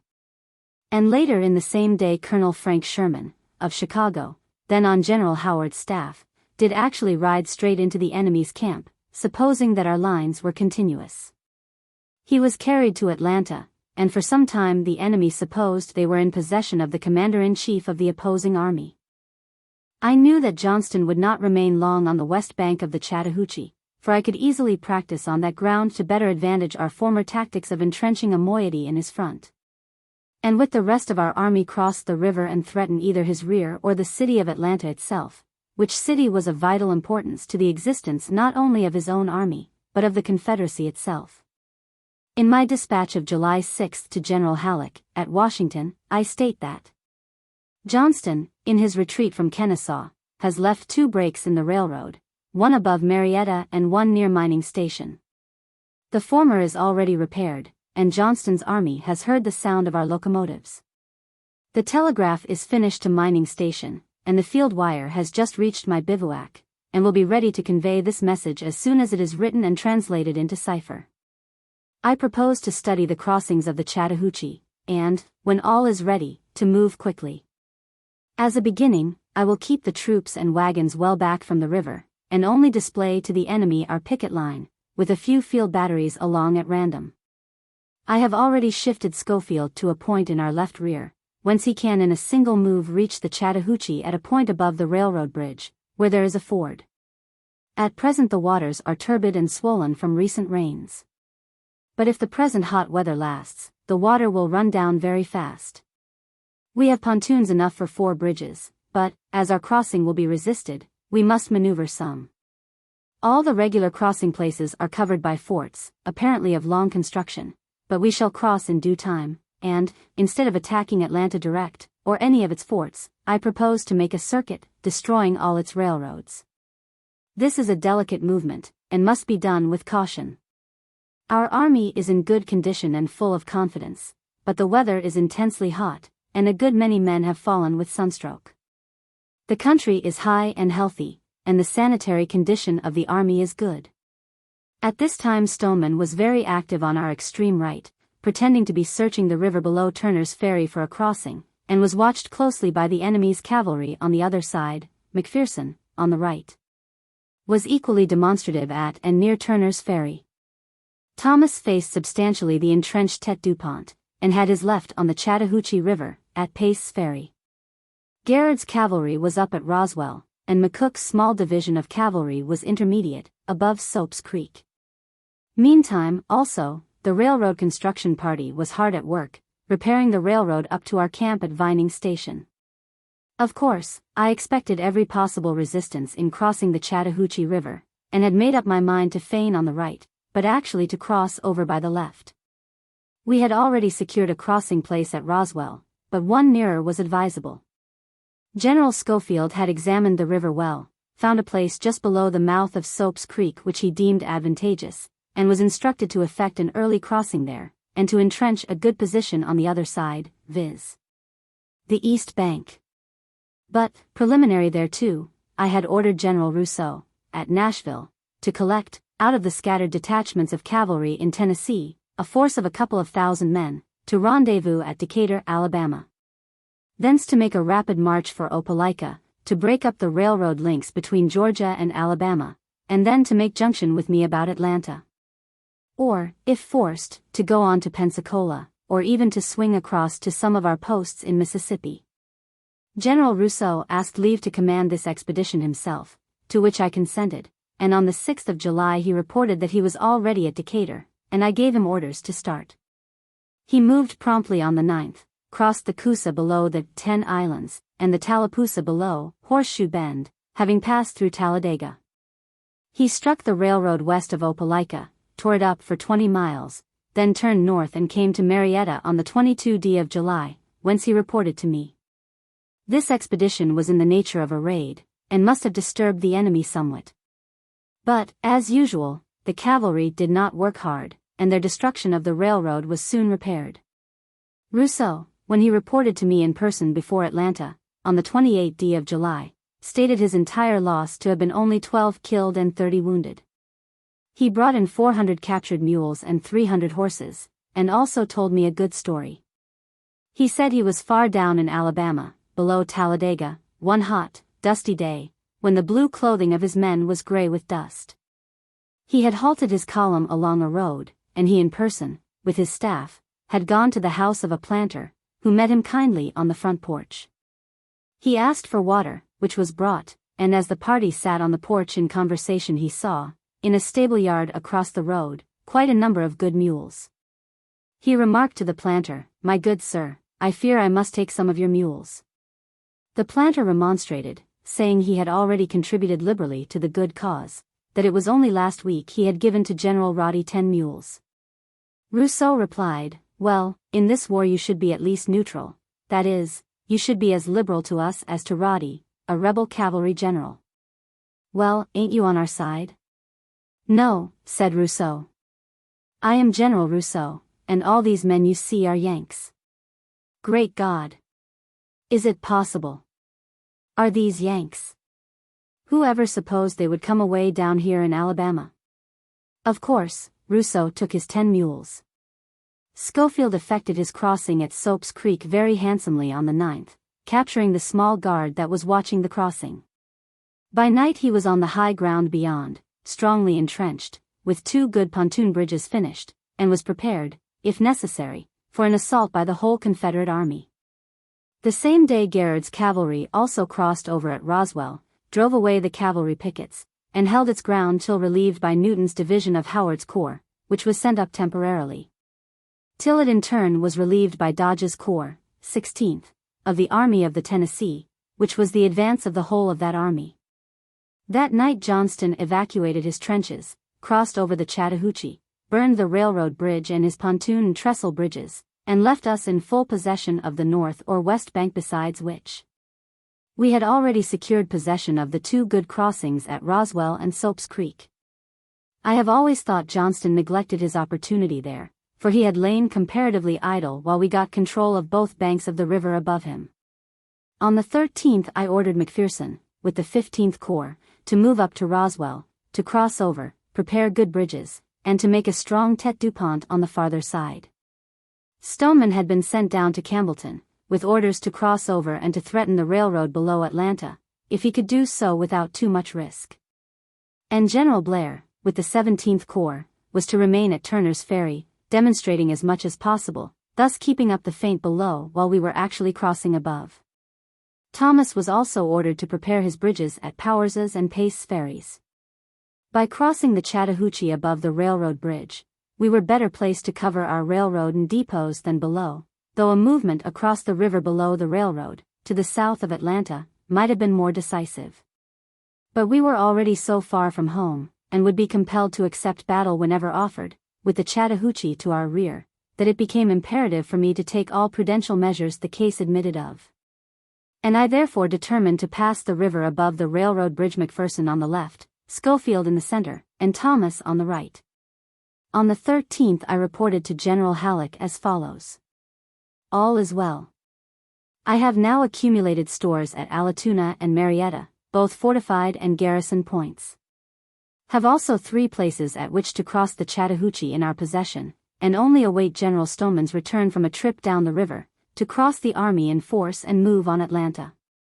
Stoneman is now out 2 days, and had orders to be back on the 4th or 5th day at furthest. From the 10th to the 15th we were all busy in strengthening the several points for the proposed passage of the Chattahoochee, in increasing the number and capacity of the bridges, rearranging the garrisons to our rear, and in bringing forward supplies. On the 15th General Stoneman got back to Powder Springs, and was ordered to replace General Blair at Turner's Ferry, and Blair, with the 17th Corps, was ordered up to Roswell to join McPherson. On the 17th we began the general movement against Atlanta, Thomas crossing the Chattahoochee at Powers's and Pace, by pontoon bridges, Schofield moving out toward Cross Keys, and McPherson toward Stone Mountain. We encountered but little opposition except by cavalry. On the 18th all the armies moved on a general right wheel, Thomas to Buckhead, forming line of battle facing Peachtree Creek. Schofield was on his left, and McPherson well over toward the railroad between Stone Mountain and Decatur, which he reached at 2 p.m. of that day, about 4 miles from Stone Mountain, and 7 miles east of Decatur, and there he turned toward Atlanta, breaking up the railroad as he progressed, his advance guard reaching Exeter about night, where he came into communication with Schofield's troops, which had also reached Decatur about 10 a.m. of that day, July 18th, when the armies were all in motion. One of General Thomas's staff officers brought me a citizen, one of our spies, who had just come out of Atlanta, and had brought a newspaper of the same day, or of the day before, containing Johnston's order relinquishing the command of the Confederate forces in Atlanta, and Hood's order assuming the command. I immediately inquired of General Schofield, who was his classmate at West Point, about Hood, as to his general character, etc., and learned that he was bold even to rashness, and courageous in the extreme. I inferred that the change of commanders meant fight. Notice of this important change was at once sent to all parts of the army, and every division commander was cautioned to be always prepared for battle in any shape. This was just what we wanted, viz., to fight in open ground, on anything like equal terms, instead of being forced to run up against prepared entrenchments. But, at the same time, the enemy having Atlanta behind him, could choose the time and place of attack, and could at pleasure mass a superior force on our weakest points. Therefore, we had to be constantly ready for sallies. On the 19th the 3 armies were converging toward Atlanta, meeting such feeble resistance that I really thought the enemy intended to evacuate the place. McPherson was moving astride of the railroad, near Decatur. Schofield along a road leading toward Atlanta, by Colonel Howard's house in the distillery, and Thomas was crossing Peachtree, in line of battle, building bridges for nearly every division as deployed. There was quite a gap between Thomas and Schofield, which I endeavored to close by drawing two of Howard's divisions nearer Schofield. On the 20th I was with General Schofield near the center, and soon after noon heard heavy firing in front of Thomas's right, which lasted an hour or so, and then ceased. I soon learned that the enemy had made a furious sally, the blow falling on Hooker's corps, the 20th, and partially on Johnson's division of the 14th, and Newton's of the 4th. The troops had crossed Peachtree Creek, were deployed, but at the time were resting for noon, when, without notice, the enemy came pouring out of their trenches down upon them. They became commingled, and fought in many places hand to hand. General Thomas happened to be near the rear of Newton's division, and got some field batteries in a good position, on the north side of Peachtree Creek, from which he directed a furious fire on a mass of the enemy, which was passing around Newton's left and exposed flank. After a couple of hours of hard and close conflict, the enemy retired slowly within his trenches, leaving his dead and many wounded on the field. Johnson's and Newton's losses were light, for they had partially covered their fronts with light parapet, but Hooker's whole corps fought in open ground, and lost about 1,500 men. He reported 400 rebel dead left on the ground, and that the rebel wounded would number 4,000, but this was conjectural, for most of them got back within their own lines.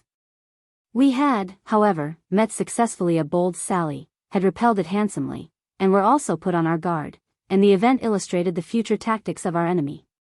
This sally came from the Peachtree line, which General Johnston had carefully prepared in advance, from which to fight us outside of Atlanta.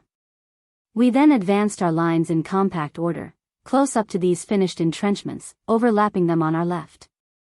From various parts of our lines the houses inside of Atlanta were plainly visible, though between us were the strong parapets, with ditch, phrase, chevaux de frise, and abatis, prepared long in advance by Colonel Jeremy F. Gilmer, formerly of the United States Engineers. McPherson had the 15th Corps astride the Augusta Railroad, and the 17th deployed on its left. Schofield was next on his right, then came Howard's, Hooker's, and Palmer's corps, on the extreme right. Each corps was deployed with strong reserves, and their trains were parked to their rear. McPherson's trains were in Decatur, guarded by a brigade commanded by Colonel Sprague of the 63rd Ohio. The 16th Corps, Dodge's, was crowded out of position on the right of McPherson's line, by the contraction of the circle of investment. And, during the previous afternoon, the 17th Corps, Blair's, had pushed its operations on the farther side of the Augusta Railroad, so as to secure possession of a hill, known as Leggett's Hill, which Leggett's and Force's divisions had carried by assault. Giles S. Smith's division was on Leggett's left, deployed with a weak left flank, in air, in military phraseology. The evening before General Gresham, a great favorite, was badly wounded. And there also Colonel Tom Reynolds, now of Madison, Wisconsin, was shot through the leg. When the surgeons were debating the propriety of amputating it in his hearing, he begged them to spare the leg, as it was very valuable, being an imported leg. He was of Irish birth, and this well-timed piece of wit saved his leg, for the surgeons thought, if he could perpetrate a joke at such a time, they would trust to his vitality to save his limb. During the night, I had full reports from all parts of our line, most of which was partially entrenched as against a sally, and finding that McPherson was stretching out too much on his left flank.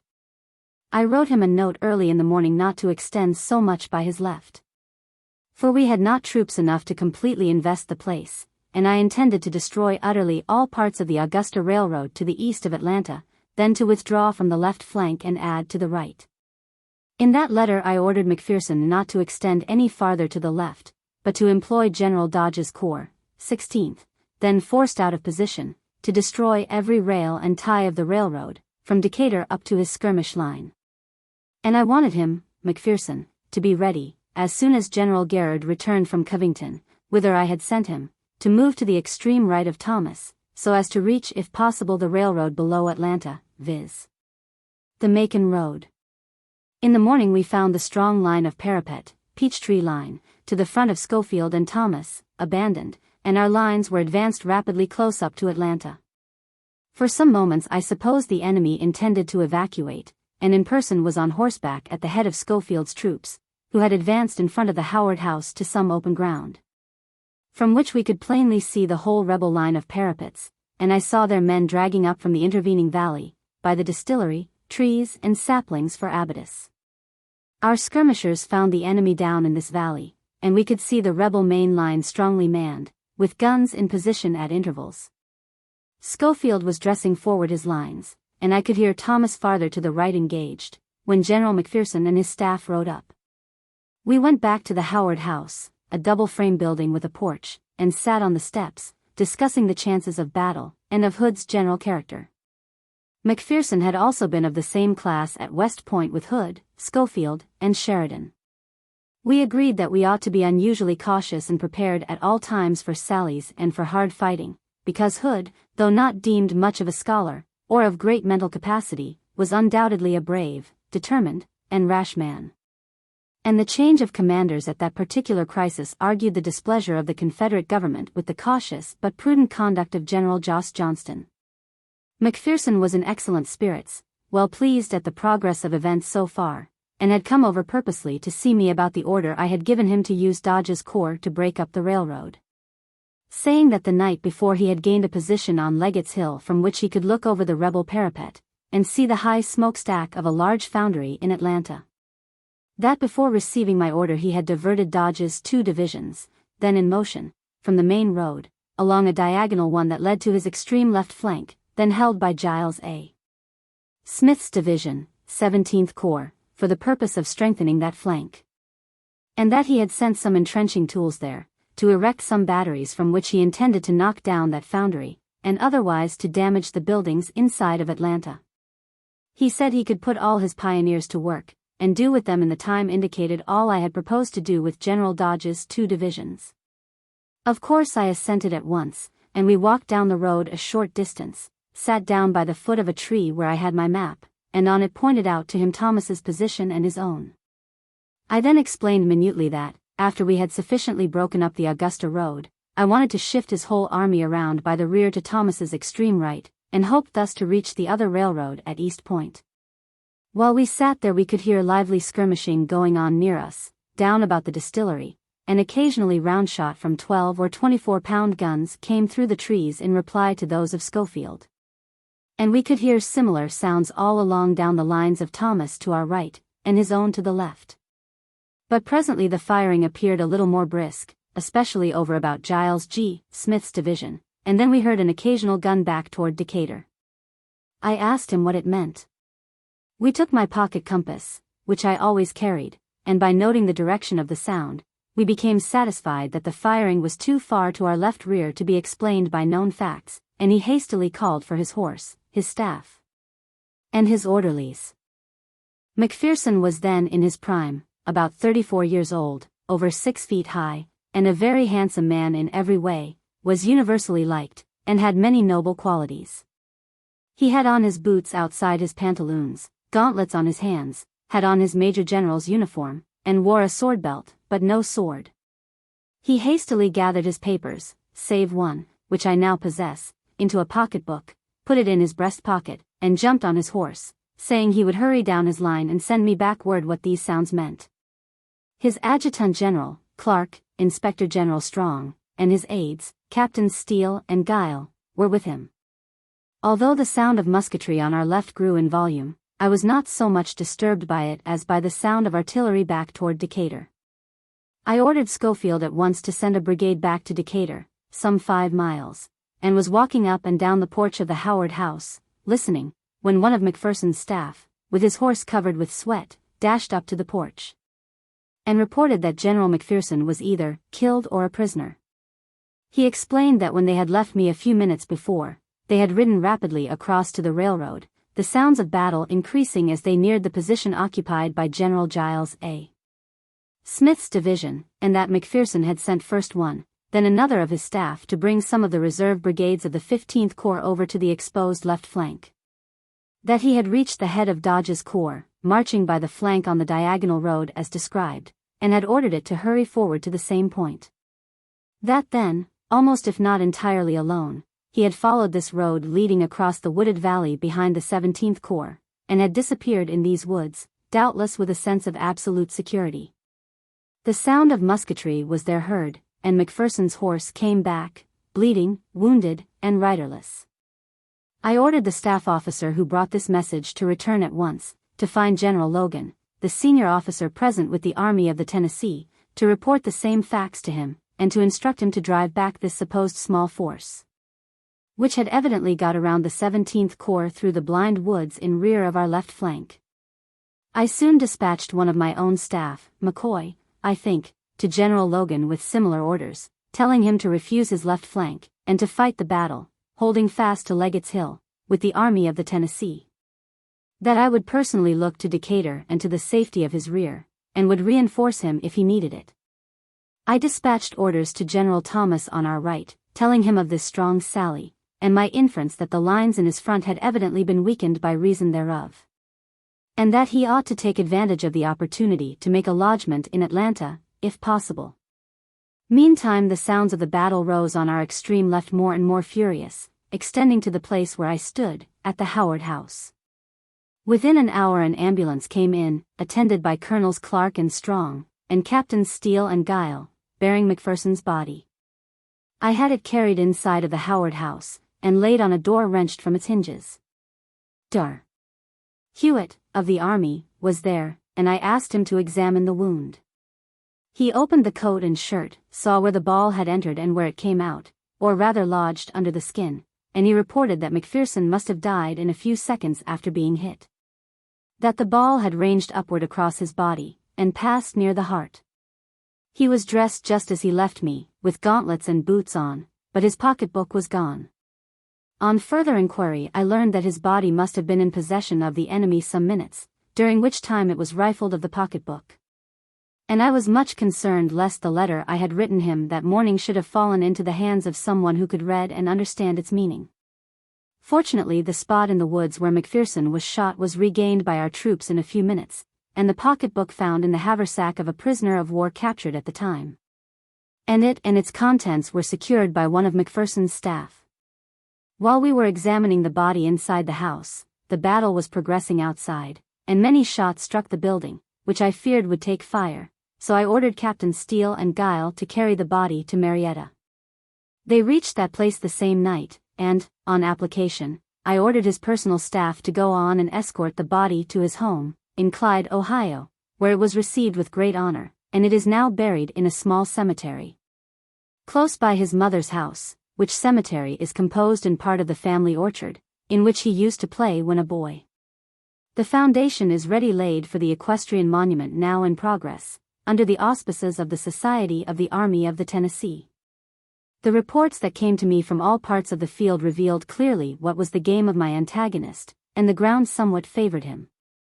The railroad and wagon road from Decatur to Atlanta lie along the summit, from which the waters flow, by short, steep valleys, into the Peachtree and Chattahoochee, to the west, and by other valleys, of gentler declivity.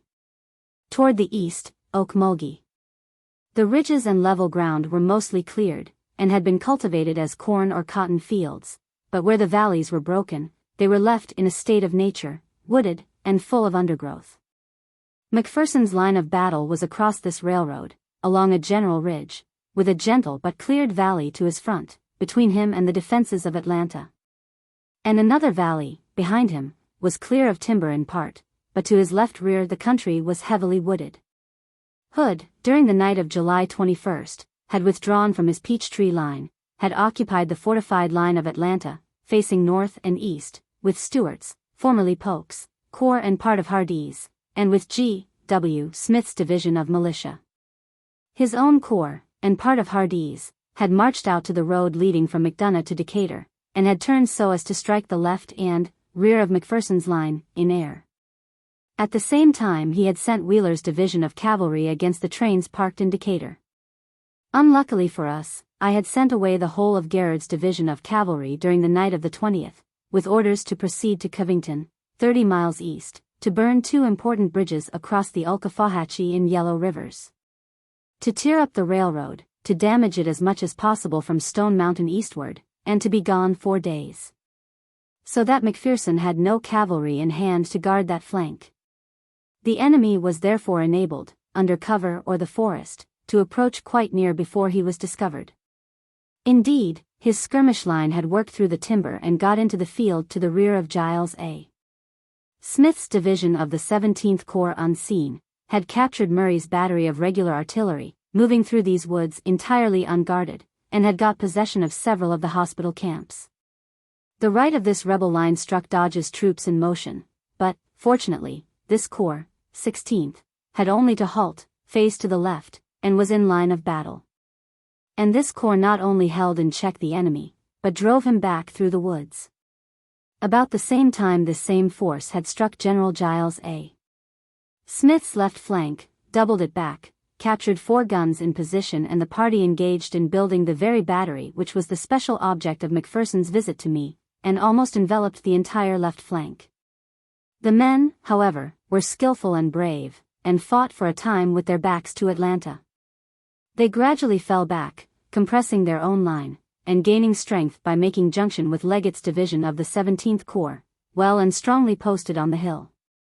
1 or 2 brigades of the 15th Corps, ordered by McPherson, came rapidly across the open field to the rear, from the direction of the railroad, filled up the gap from Blair's new left to the head of Dodge's column, now facing to the general left, thus forming a strong left flank, at right angles to the original line of battle. The enemy attacked, boldly and repeatedly, the whole of this flank, but met an equally fierce resistance, and on that ground a bloody battle raged from little after noon till into the night. A part of Hood's plan of action was to sally from Atlanta at the same moment. But this sally was not, for some reason, simultaneous, for the first attack on our extreme left flank had been checked and repulsed before the sally came from the direction of Atlanta. Meantime, Colonel Sprague, in Decatur, had got his teams harnessed up, and safely conducted his train to the rear of Schofield's position, holding in check Wheeler's cavalry till he had got off all his trains, with the exception of 3 or 4 wagons.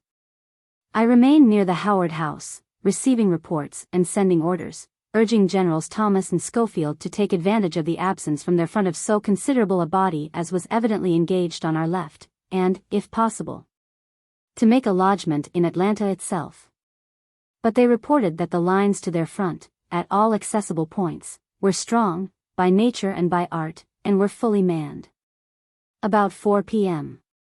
the expected sally came from Atlanta, directed mainly against Leggett's Hill and along the Decatur Road. At Leggett's Hill they were met and bloodily repulsed. Along the railroad they were more successful. Sweeping over a small force with 2 guns, they reached our main line, broke through it, and got possession of De Graisse's battery of 4 20-pound Parrotts, killing every horse, and turning the guns against us. General Charles R. Wood's division of the 15th Corps was on the extreme right of the Army of the Tennessee, between the railroad and the Howard House, where he connected with Schofield's troops. He reported to me in person that the line on his left had been swept back, and that his connection with General Logan, on Leggett's Hill, was broken. I ordered him to wheel his brigades to the left, to advance in echelon, and to catch the enemy in flank. General Schofield brought forward all his available batteries, to the number of 20 guns, to a position to the left front of the Howard House, whence we could overlook the field of action, and directed a heavy fire over the heads of General Wood's men against the enemy. And we saw Wood's troops advance and encounter the enemy, who had secured possession of the old line of parapet which had been held by our men. His right crossed this parapet, which he swept back, taking it in flank. And, at the same time, the division which had been driven back along the railroad was rallied by General Logan in person, and fought for their former ground. These combined forces drove the enemy into Atlanta, recovering the 20-pound Parrott guns, but one of them was found bursted while in the possession of the enemy. The 2 6-pounders farther in advance were, however, lost, and had been hauled back by the enemy into Atlanta. Poor Captain De Graisse came to me in tears, lamenting the loss of his favorite guns. When they were regained he had only a few men left, and not a single horse. He asked an order for a re-equipment, but I told him he must beg and borrow of others till he could restore his battery, now reduced to 3 guns. How he did so I do not know, but in a short time he did get horses, men, and finally another gun, of the same special pattern, and served them with splendid effect till the very close of the war. This battery had also been with me from Shiloh till that time. The Battle of July 22d is usually called the Battle of Atlanta. It extended from the Howard House to General Giles A. Smith's position, about a mile beyond the Augusta Railroad, and then back toward Decatur, the whole extent of ground being fully 7 miles. In part the ground was clear and in part densely wooded. I rode over the whole of it the next day, and it bore the marks of a bloody conflict. The enemy had retired during the night inside of Atlanta, and we remained masters of the situation outside. I purposely allowed the Army of the Tennessee to fight this battle almost unaided, save by demonstrations on the part of General Schofield and Thomas against the fortified lines to their immediate fronts, and by detaching, as described, one of Schofield's brigades to Decatur, because I knew that the attacking force could only be a part of Hood's army, and that, if any assistance were rendered by either of the other armies, the Army of the Tennessee would be jealous. Nobly did they do their work that day, and terrible was the slaughter done to our enemy, though at sad cost to ourselves, as shown by the following reports. Headquarters Military Division of the Mississippi. In the field near Atlanta. July 23, 1864. General Halleck, Washington, D.C.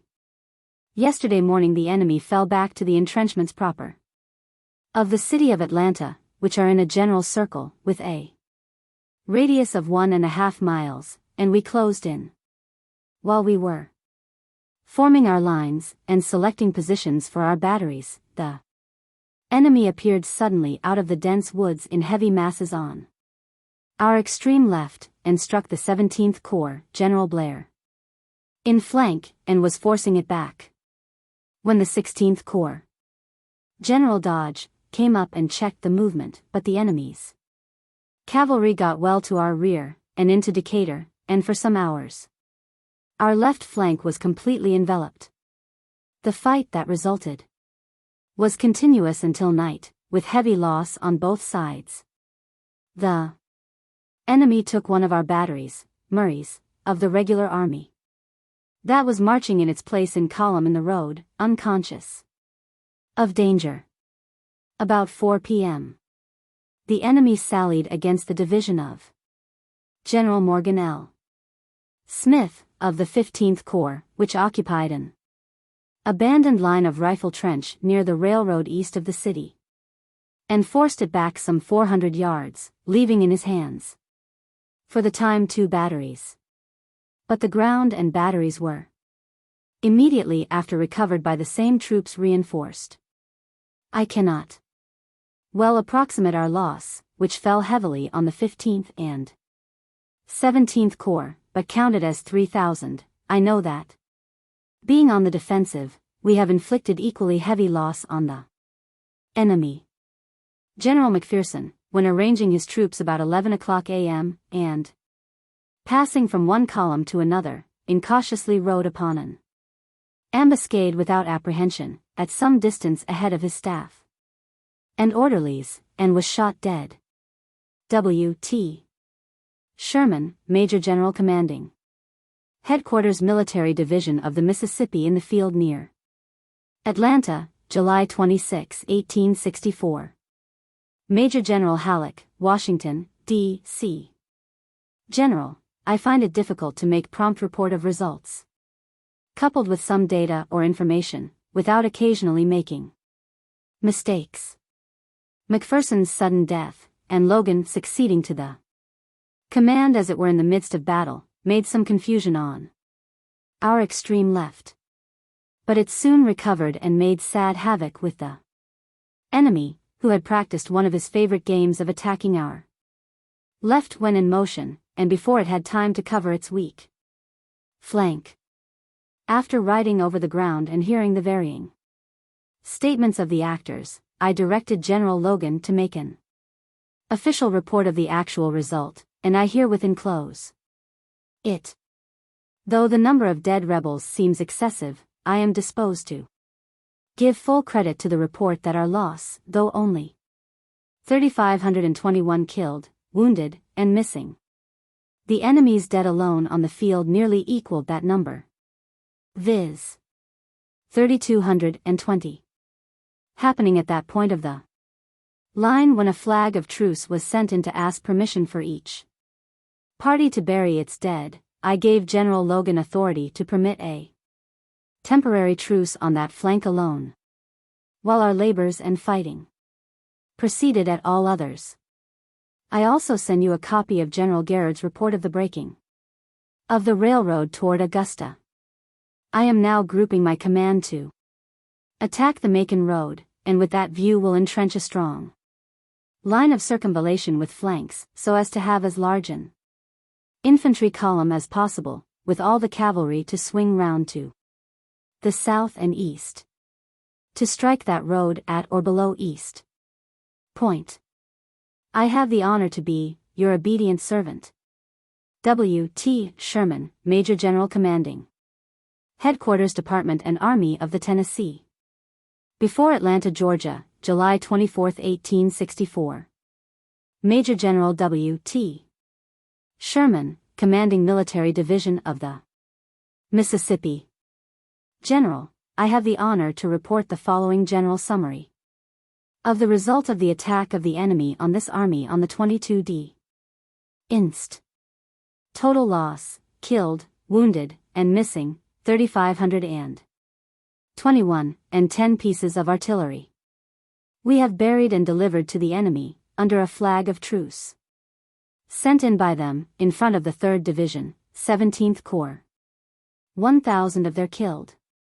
The number of their dead in front of the 4th Division of the same corps, including those on the ground not now occupied by our troops, General Blair reports, will swell the number of their dead on his front to 2,000. The number of their dead buried in front of the 15th Corps, up to this hour, is 360, and the commanding officer reports that at least as many more are yet unburied, burying parties being still at work. The number of dead buried in front of the 16th Corps is 422. We have over 1,000 of their wounded in our hands, the larger number of the wounded being carried off during the night, after the engagement, by them. We captured 18 stands of colors, and have them now. We also captured 5,000 stands of arms. The attack was made on our lines 7 times, and was 7 times repulsed. Hood's and Hardee's Corps and Wheeler's cavalry engaged us. We have sent to the rear 1,000 prisoners, including 33 commissioned officers of high rank. We still occupy the field, and the troops are in fine spirits. A detailed and full report will be furnished as soon as completed. Recapitulation. Our total loss: 3,521. Enemies dead, thus far reported, buried, and delivered to them: 3,220. Total prisoners sent north: 1,017. Total prisoners, wounded, in our hands: 1,000. Estimated loss of the enemy, at least 10,000. Very respectfully, your obedient servant, Joan A. Logan, Major General.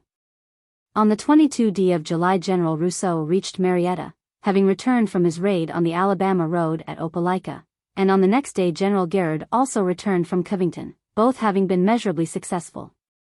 The former was about 2,500 strong, the latter about 4,000, and both reported that their horses were jaded and tired, needing shoes and rest. But, about this time, I was advised by General Grant, then investing Richmond, that the rebel government had become aroused to the critical condition of things about Atlanta, and that I must look out for Hood being greatly reinforced.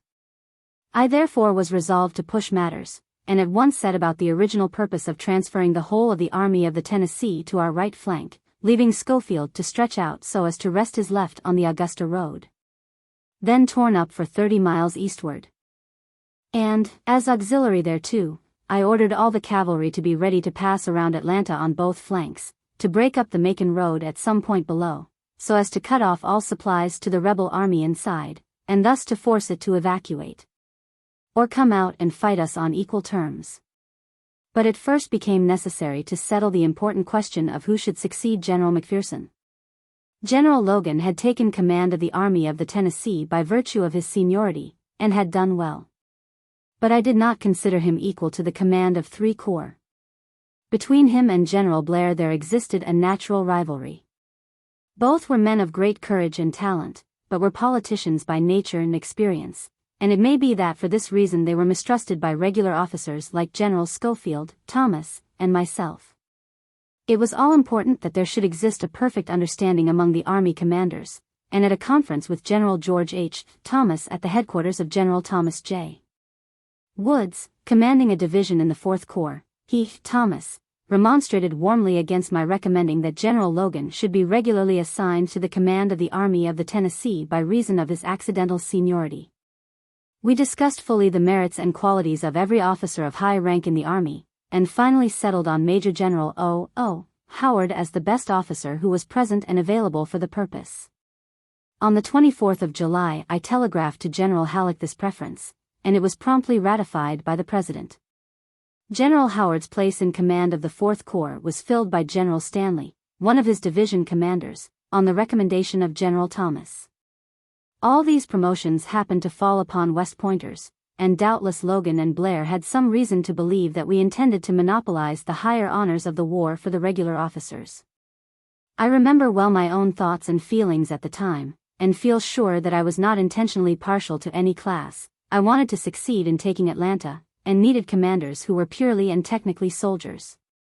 Men who would obey orders and execute them promptly and on time. For I knew that we would have to execute some most delicate maneuvers, requiring the utmost skill, nicety, and precision. I believed that General Howard would do all these faithfully and well, and I think the result has justified my choice. I regarded both Generals Logan and Blair as volunteers, that looked to personal fame and glory as auxiliary and secondary to their political ambition, and not as professional soldiers. As soon as it was known that General Howard had been chosen to command the Army of the Tennessee, General Hooker applied to General Thomas to be relieved of the command of the 20th Corps, and General Thomas forwarded his application to me approved and heartily recommended. I at once telegraphed to General Halleck, recommending General Slocum, then at Vicksburg, to be his successor. Because Slocum had been displaced from the command of his corps at the time when the 11th and 12th were united and made the 20th. General Hooker was offended because he was not chosen to succeed McPherson, but his chances were not even considered. Indeed, I had never been satisfied with him since his affair at the Gulp House, and had been more than once disposed to relieve him of his corps, because of his repeated attempts to interfere with Generals McPherson and Schofield.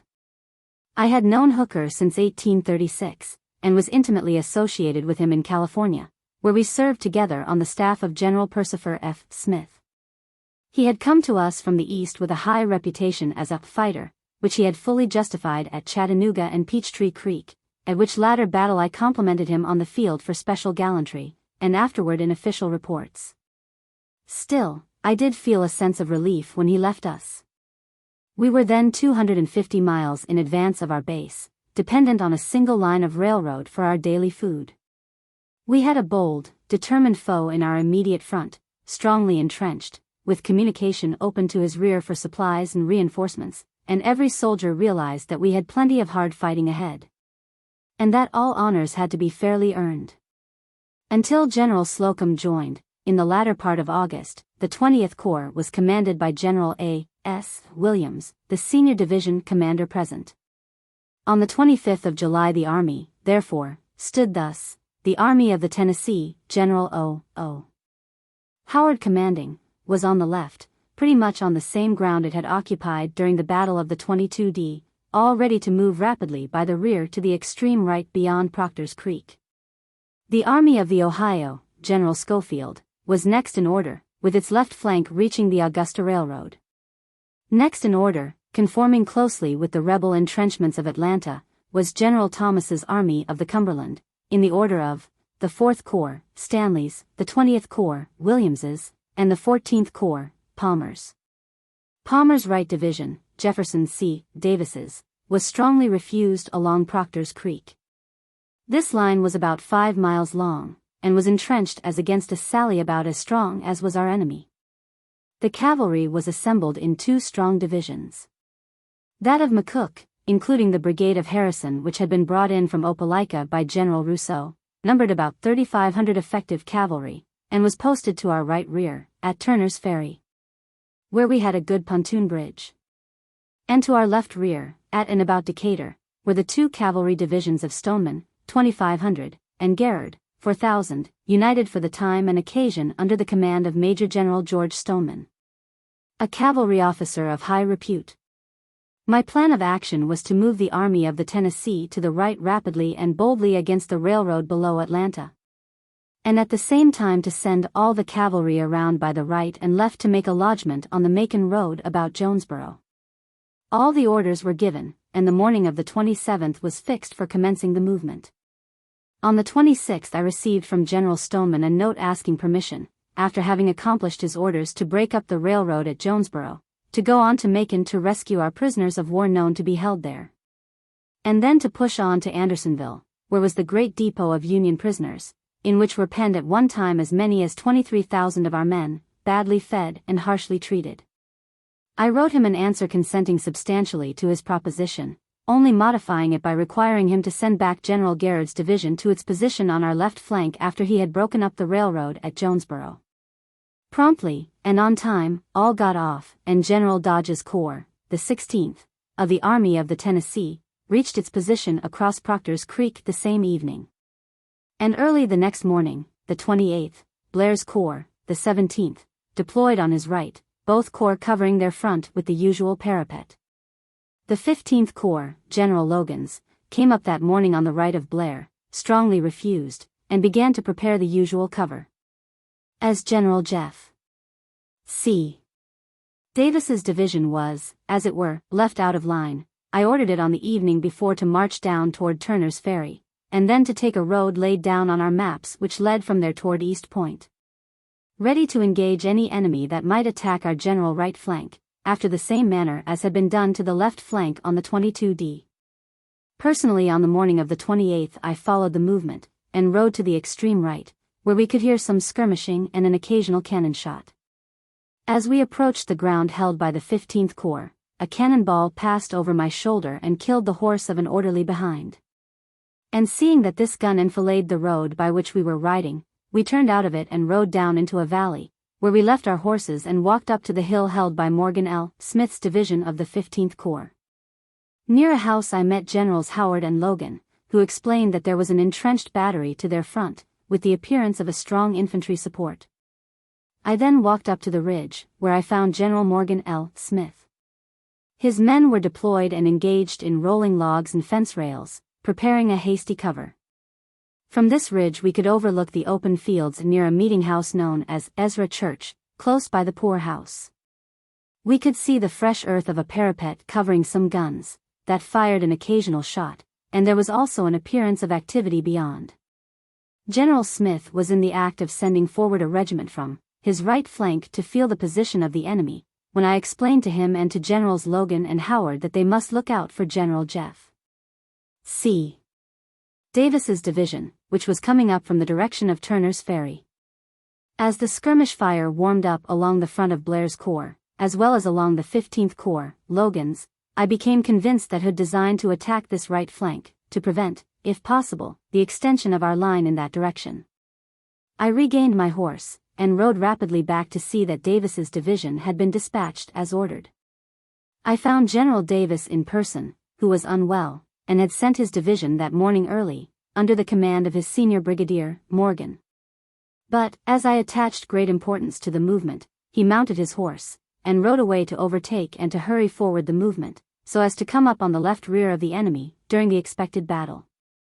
By this time the sound of cannon and musketry denoted a severe battle as in progress, which began seriously at 11:30 a.m., and ended substantially by 4 p.m.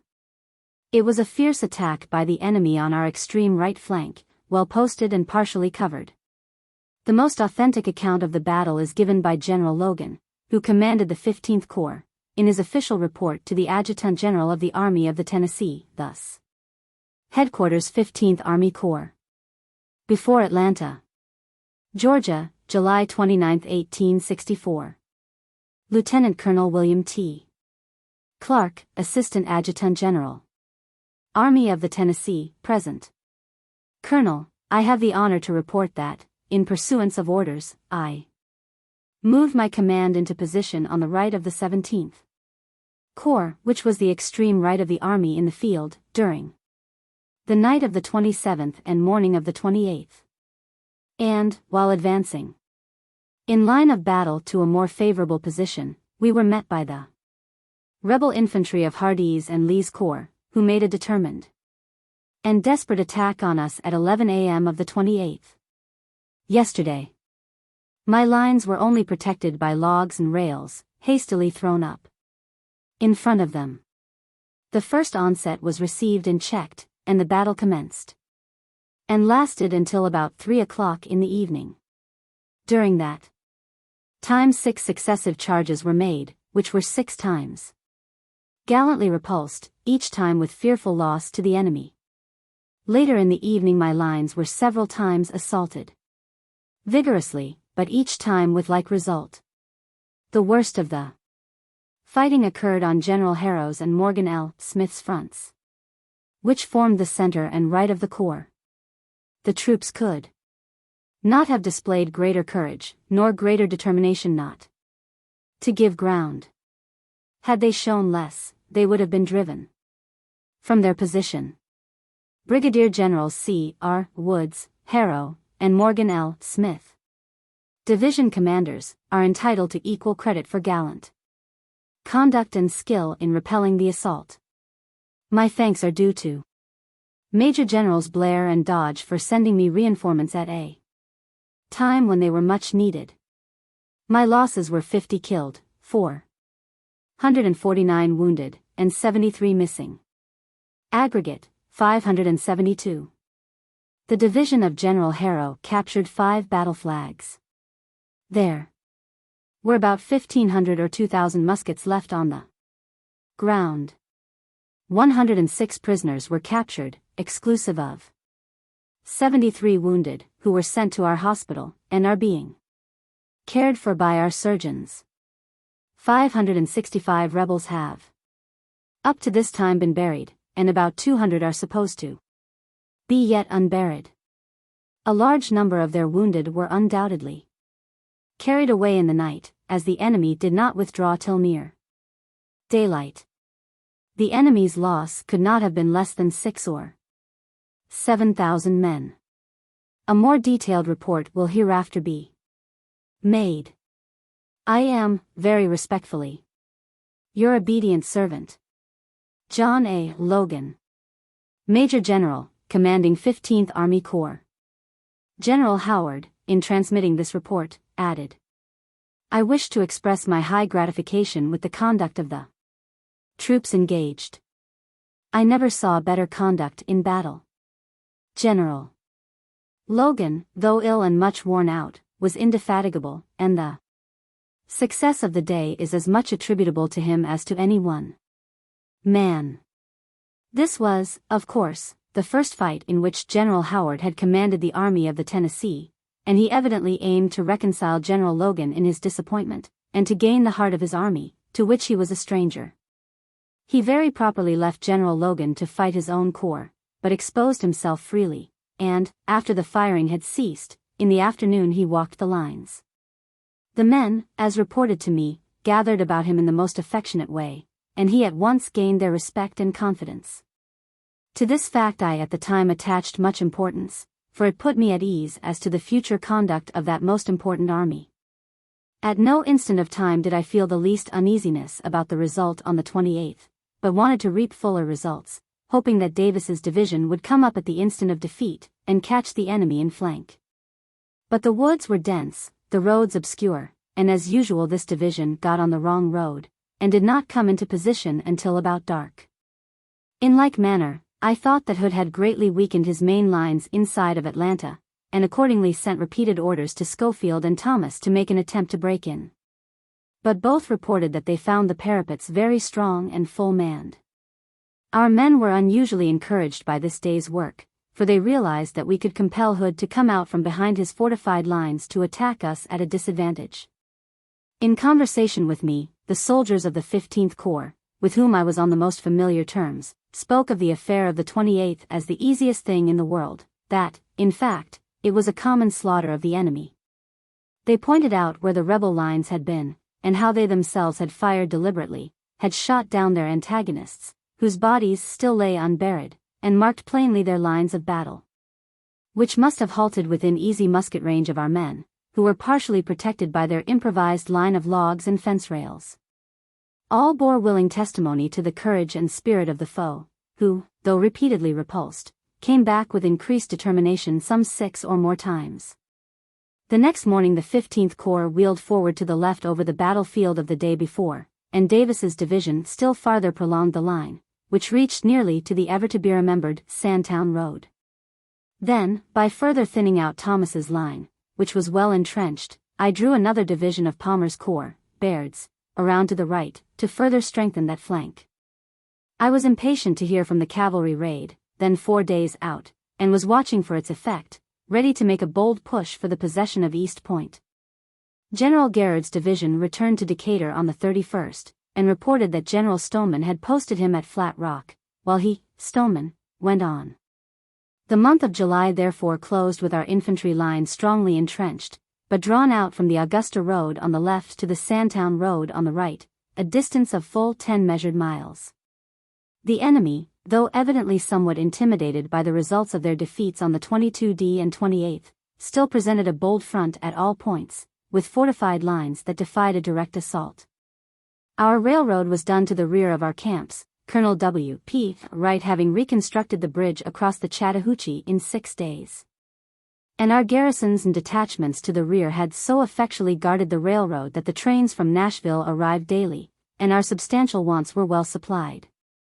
The month, though hot in the extreme, had been one of constant conflict, without intermission, and on 4 several occasions, viz., July 4th, 20th, 22d, and 28th, these affairs had amounted to real battles, with casualty lists by the thousands. Assuming the correctness of the rebel Surgeon Ford's report, on page 577 of Johnston's narrative, commencing with July 4th and terminating with July 31st, we have aggregate loss of the enemy 10,841. Our losses, as compiled from the official returns for July 1864, are killed and missing, wounded. Total aggregate loss of July 3,804, 5,915, 9,719. In this table the column of killed and missing embraces the prisoners that fell into the hands of the enemy, mostly lost in the 17th Corps, on the 22d of July, and does not embrace the losses in the cavalry divisions of Garrard and McCook, which, however, were small for July. In all other respects the statement is absolutely correct. I am satisfied, however, that Surgeon Ford could not have been in possession of data sufficiently accurate to enable him to report the losses in actual battle of men who never saw the hospital. During the whole campaign I had rendered to me tri-monthly statements of effective strength, from which I carefully eliminated the figures not essential for my conduct, so that at all times I knew the exact fighting strength of each corps, division, and brigade, of the whole army, and also endeavored to bear in mind our losses both on the several fields of battle and by sickness. And well remember that I always estimated that during the month of July we had inflicted heavier loss on the enemy than we had sustained ourselves, and the above figures prove it conclusively. Before closing this chapter, I must record 1 or 2 minor events that occurred about this time, that may prove of interest. On the 24th of July I received a dispatch from Inspector General James A. Hardy, then on duty at the War Department in Washington, to the effect that Generals Osterhaus and Alvin P. Hovey had been appointed major generals. Both of these had begun the campaign with us in command of divisions, but had gone to the rear, the former by reason of sickness, and the latter dissatisfied with General Schofield and myself about the composition of his division of the 23rd Corps. Both were esteemed as first-class officers, who had gained special distinction in the Vicksburg campaign. But up to that time, when the newspapers announced daily promotions elsewhere, no prominent officers serving with me had been advanced a peg, and I felt hurt.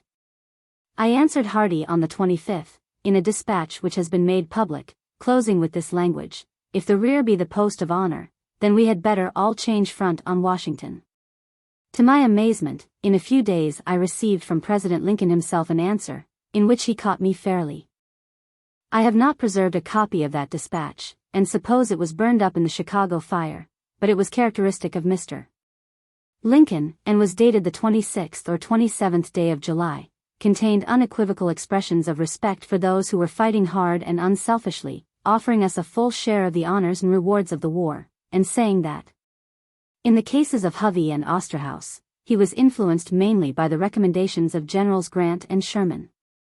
On the 27th I replied direct, apologizing somewhat for my message to General Hardee, saying that I did not suppose such messages ever reached him personally. Explaining that General Grant's and Sherman's recommendations for Hovey and Osterhaus had been made when the events of the Vicksburg campaign were fresh with us, and that my dispatch of the 25th to General Hardee had reflected chiefly the feelings of the officers then present with me before Atlanta. The result of all this, however, was good, for another dispatch from General Hardee, of the 28th, called on me to nominate 8 colonels for promotion as brigadier generals. I at once sent a circular note to the army commanders to nominate 2 colonels from the Army of the Ohio and 3 from each of the others. And the result was, that on the 29th of July I telegraphed the names of Colonel William Gross, 36th Indiana, Colonel Charles C. Walcott, 46th Ohio, Colonel James W. Riley, 104th Ohio, Colonel L. P. Bradley, 51st Illinois, Colonel J. W. Sprague, 63rd Ohio, Colonel Joseph A. Cooper, 6th East Tennessee, Colonel John T. Croxton, 4th Kentucky, Colonel William W. Belknap, 15th Iowa. These were promptly appointed brigadier generals, were already in command of brigades or divisions, and I doubt if 8 promotions were ever made fairer, or were more honestly earned, during the whole war. Chapter 19. Capture of Atlanta. August and September, 1864. The month of August opened hot and sultry, but our position before Atlanta was healthy, with ample supply of wood, water, and provisions. The troops had become habituated to the slow and steady progress of the siege. The skirmish lines were held close up to the enemy, were covered by rifle trenches or logs, and kept up a continuous clatter of musketry. The main lines were held farther back, adapted to the shape of the ground, with muskets loaded and stacked for instant use. The field batteries were in select positions, covered by handsome parapets, and occasional shots from them gave life and animation to the scene. The men loitered about the trenches carelessly, or busied themselves in constructing ingenious huts out of the abundant timber, and seemed as snug, comfortable, and happy, as though they were at home. General Schofield was still on the extreme left, Thomas in the center, and Howard on the right. 2 divisions of the 14th Corps, Baird's and Jeff C. Davis's, were detached to the right rear, and held in reserve. I thus awaited the effect of the cavalry movement against the railroad about Jonesboro, and had heard from General Garrard that Stoneman had gone on to Mason. During that day, August 1st, Colonel Brownlow, of a Tennessee cavalry regiment, came in to Marietta from General McCook, and reported that McCook's whole division had been overwhelmed, defeated, and captured at Noonan. Of course, I was disturbed by this wild report, though I discredited it, but made all possible preparations to strengthen our guards along the railroad to the rear, on the theory that the force of cavalry which had defeated McCook would at once be on the railroad about Marietta. At the same time Garrard was ordered to occupy the trenches on our left, while Schofield's whole army moved to the extreme right, and extended the line toward East Point. Thomas was also ordered still further to thin out his lines, so as to set free the other division, Johnson's, of the 14th Corps, Palmer's, which was moved to the extreme right rear, and held in reserve ready to make a bold push from that flank to secure a footing on the Mason Railroad at or below East Point. These changes were effected during the 2D and 3D days of August, when General McCook came in and reported the actual results of his cavalry expedition. He had crossed the Chattahoochee River below Campbellton, by his pontoon bridge. had then marched rapidly across to the Mason Railroad at Lovejoy Station, where he had reason to expect General Stoneman. But, not hearing of him, he set to work, tore up 2 miles of track, burned 2 trains of cars, and cut away 5 miles of telegraph wire. He also found the wagon train belonging to the rebel army in Atlanta, burned 500 wagons, killed 800 mules, and captured 72 officers and 350 men. Finding his progress eastward, toward McDonough, barred by a superior force, he turned back to Noonan, where he found himself completely surrounded by infantry and cavalry. He had to drop his prisoners and fight his way out, losing about 600 men in killed and captured, and then returned with the remainder to his position at Turner's Ferry. This was bad enough, but not so bad as had been reported by Colonel Brownlow. Meantime, rumors came that General Stoneman was down about Mason, on the east bank of the Ocmulgee. On the 4th of August, Colonel Adams got to Marietta with his small brigade of 900 men belonging to Stoneman's cavalry, reporting, as usual, all the rest lost. And this was partially confirmed by a report which came to me all the way round by General Grant's headquarters before Richmond. A few days afterward, Colonel Capron also got in, with another small brigade perfectly demoralized, and confirmed the report that General Stoneman had covered the escape of these 2 small brigades, himself standing with a reserve of 700 men, with which he surrendered to a Colonel Iverson. Thus another of my cavalry divisions was badly damaged, and out of the fragments we hastily reorganized 3 small divisions under Brigadier Generals Garrard, McCook, and Kilpatrick. Stoneman had not obeyed his orders to attack the railroad first before going to Macon and Andersonville, but had crossed the Ocmulgee River high up near Covington, and had gone down that river on the east bank. He reached Clinton, and sent out detachments which struck the railroad leading from Macon to Savannah at Griswold Station, where they found and destroyed 17 locomotives and over 100 cars. Then went on and burned the bridge across the Oconee, and reunited the division before Macon. Stoneman shelled the town across the river, but could not cross over by the bridge, and returned to Clinton, where he found his retreat obstructed, as he supposed, by a superior force. There he became bewildered, and sacrificed himself for the safety of his command. He occupied the attention of his enemy by a small force of 700 men, giving Colonels Adams and Capron leave, with their brigades, to cut their way back to me at Atlanta. The former reached us entire, but the latter was struck and scattered at some place farther north, and came in by detachments. Stoneman surrendered, and remained a prisoner until he was exchanged some time after, late in September, at Rough and Ready. I now became satisfied that cavalry could not, or would not, make a sufficient lodgment on the railroad below Atlanta, and that nothing would suffice but for us to reach it with the main army. Therefore the most urgent efforts to that end were made, and to Schofield, on the right, was committed the charge of this special object. He had his own corps, the 23rd, composed of 11,075 infantry and 885 artillery, with McCook's broken division of cavalry, 1,754 men and horses. For this purpose I also placed the 14th Corps, Palmer, under his orders. This corps numbered at the time 17,288 infantry and 826 artillery. But General Palmer claimed to rank General Schofield in the date of his commission as Major General, and denied the latter's right to exercise command over him. General Palmer was a man of ability, but was not enterprising.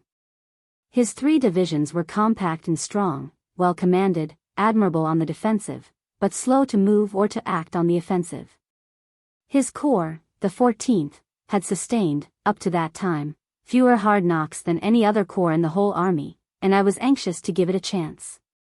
I always expected to have a desperate fight to get possession of the Macon road, which was then the vital objective of the campaign. Its possession by us would, in my judgment, result in the capture of Atlanta, and give us the fruits of victory, although the destruction of Hood's army was the real object to be desired. Yet Atlanta was known as the Gate City of the South, was full of foundries, arsenals, and machine shops, and I knew that its capture would be the death knell of the Southern Confederacy. On the 4th of August I ordered General Schofield to make a bold attack on the railroad, anywhere about East Point, and ordered General Palmer to report to him for duty. He at once denied General Schofield's right to command him. But, after examining the dates of their respective commissions, and hearing their arguments, I wrote to General Palmer. August 4th, -10:45 p.m.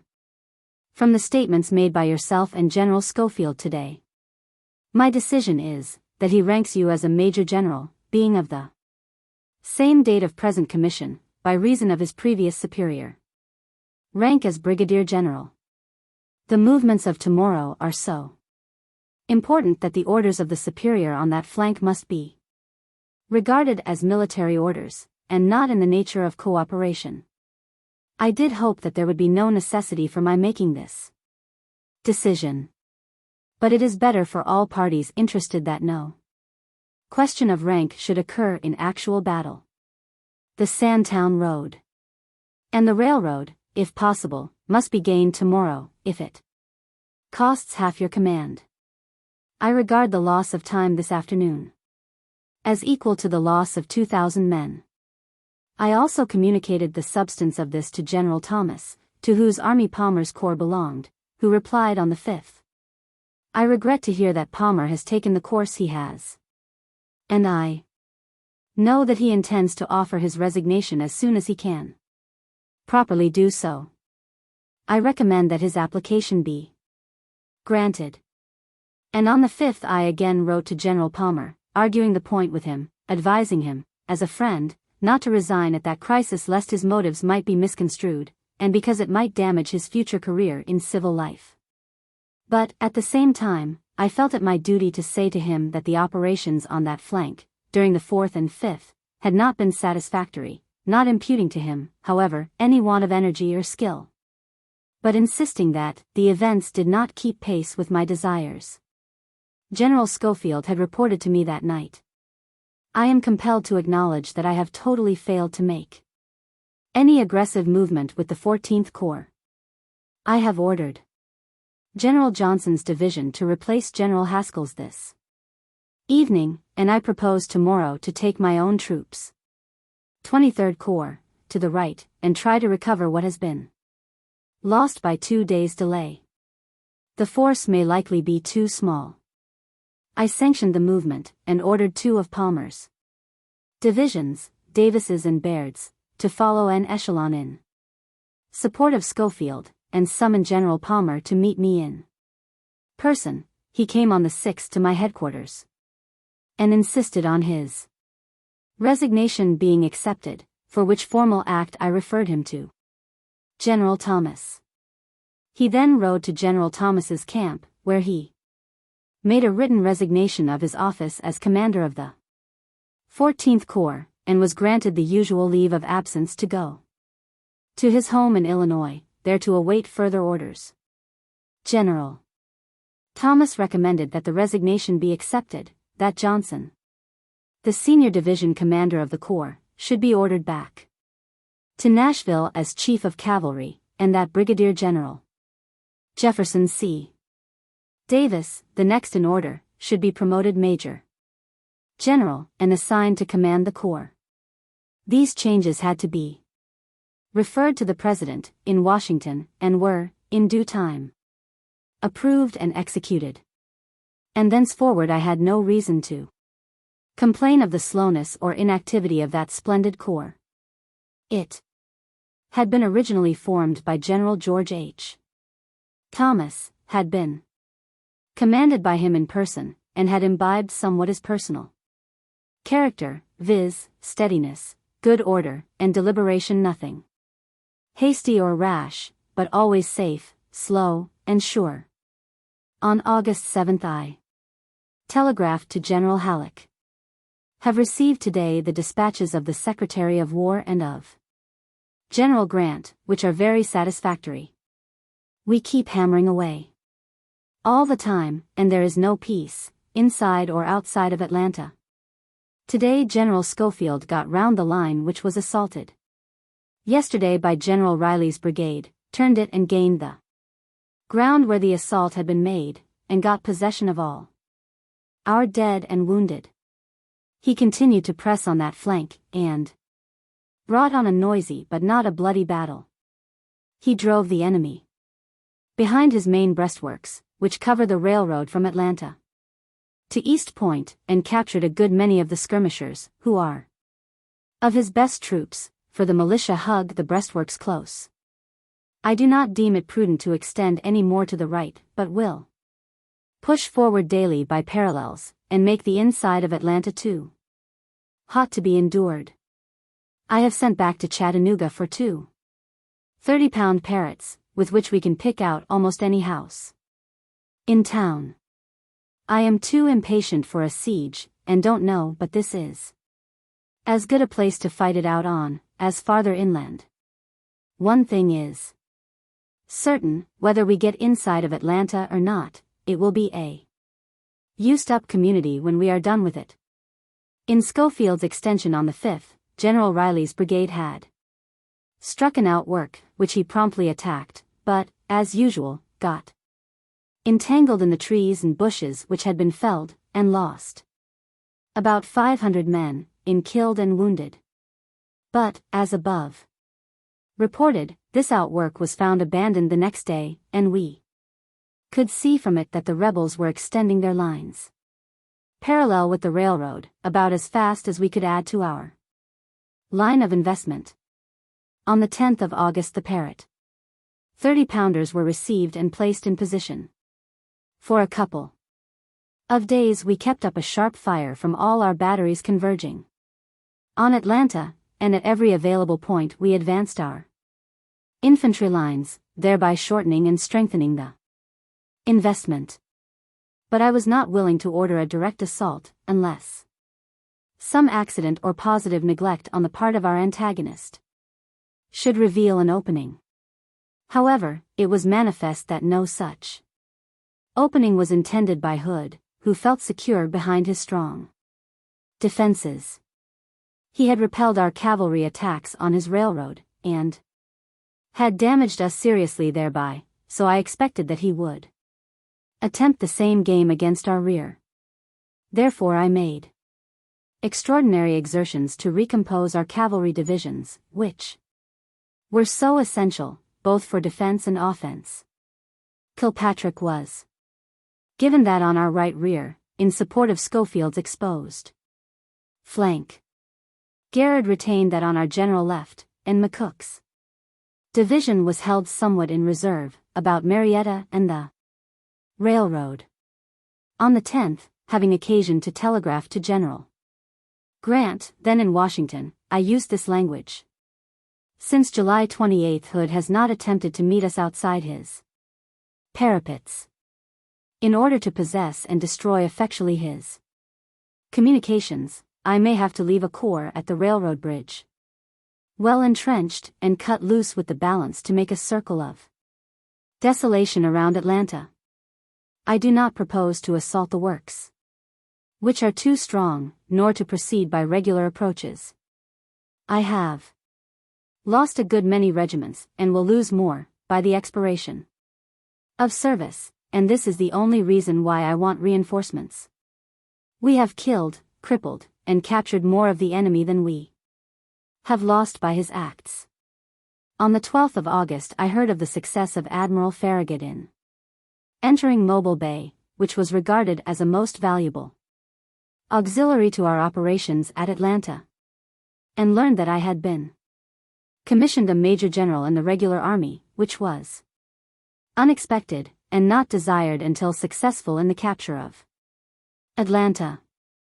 These did not change the fact that we were held in check by the stubborn defense of the place, and a conviction was forced on my mind that our enemy would hold fast, even though every house in the town should be battered down by our artillery.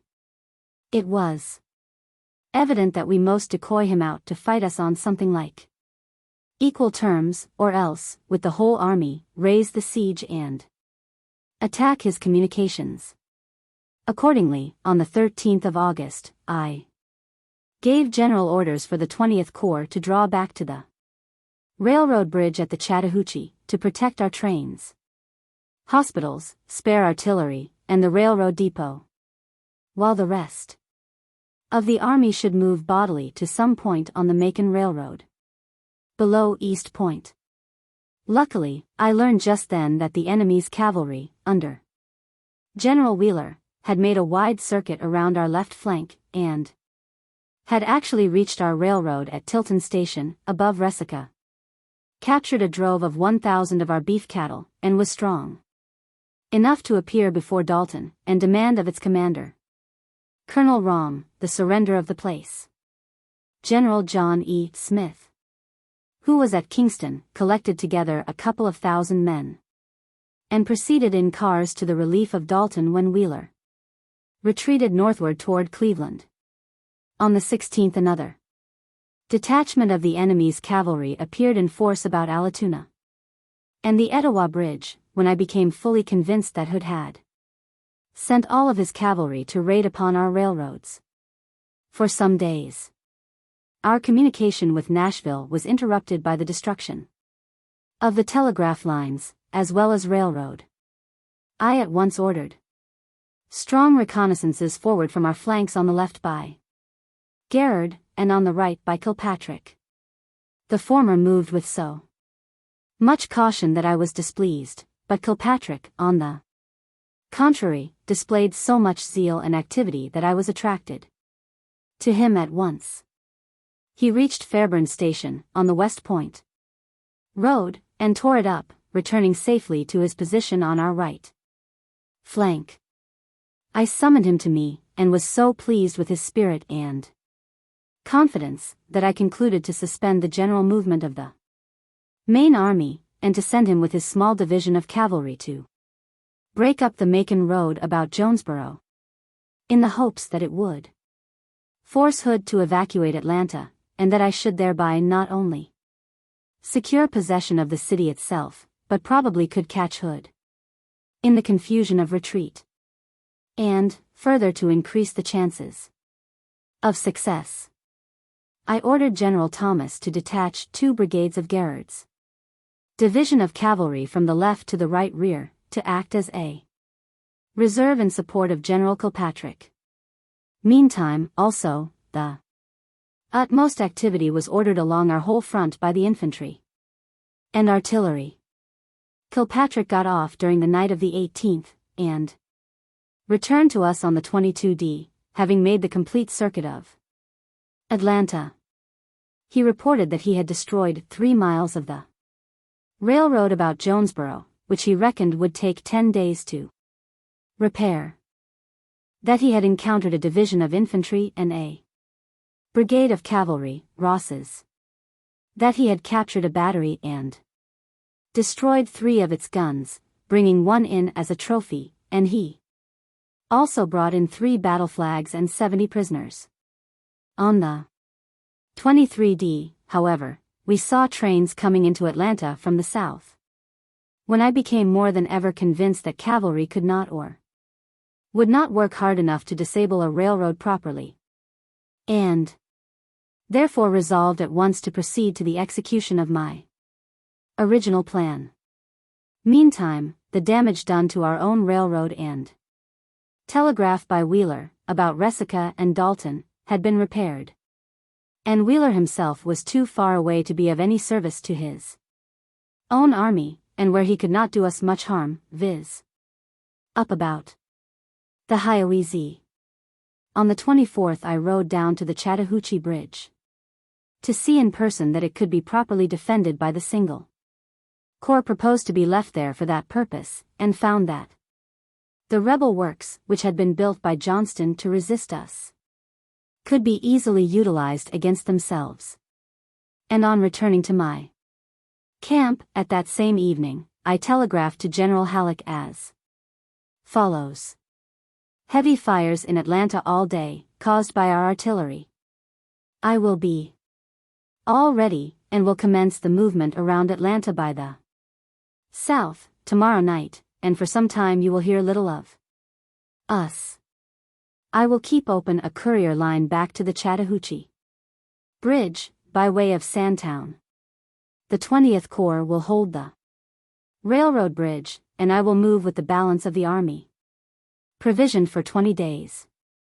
Meantime General Dodge, commanding the 16th Corps, had been wounded in the forehead, had gone to the rear, and his 2 divisions were distributed to the 15th and 17th Corps. The real movement commenced on the 25th, at night. The 20th Corps drew back and took post at the railroad bridge, and the 4th Corps, Stanley, moved to his right rear, closing up with the 14th Corps, Jeff. C. Davis, near Utoy Creek. At the same time Garrett's cavalry, leaving their horses out of sight, occupied the vacant trenches, so that the enemy did not detect the change at all. The next night, 26th, the 15th and 17th Corps, composing the Army of the Tennessee, Howard, drew out of their trenches, made a wide circuit, and came up on the extreme right of the 4th and 14th Corps of the Army of the Cumberland, Thomas, along Utoy Creek, facing south. The enemy seemed to suspect something that night, using his artillery pretty freely, but I think he supposed we were going to retreat altogether. An artillery shot, fired at random, killed one man and wounded another, and the next morning some of his infantry came out of Atlanta and found our camps abandoned. It was afterward related that there was great rejoicing in Atlanta that the Yankees were gone. The fact was telegraphed all over the South, and several trains of cars, with ladies, came up from Macon to assist in the celebration of their grand victory. On the 28th, making a general left wheel, pivoting on Schofield, both Thomas and Howard reached the West Point Railroad, extending from East Point to Red Oak Station in Fairburn, where we spent the next day, 29th, in breaking it up thoroughly. The track was heaved up in sections the length of a regiment, then separated rail by rail. Bonfires were made of the ties and of fence rails on which the rails were heated, carried to trees or telegraph poles, wrapped around and left to cool.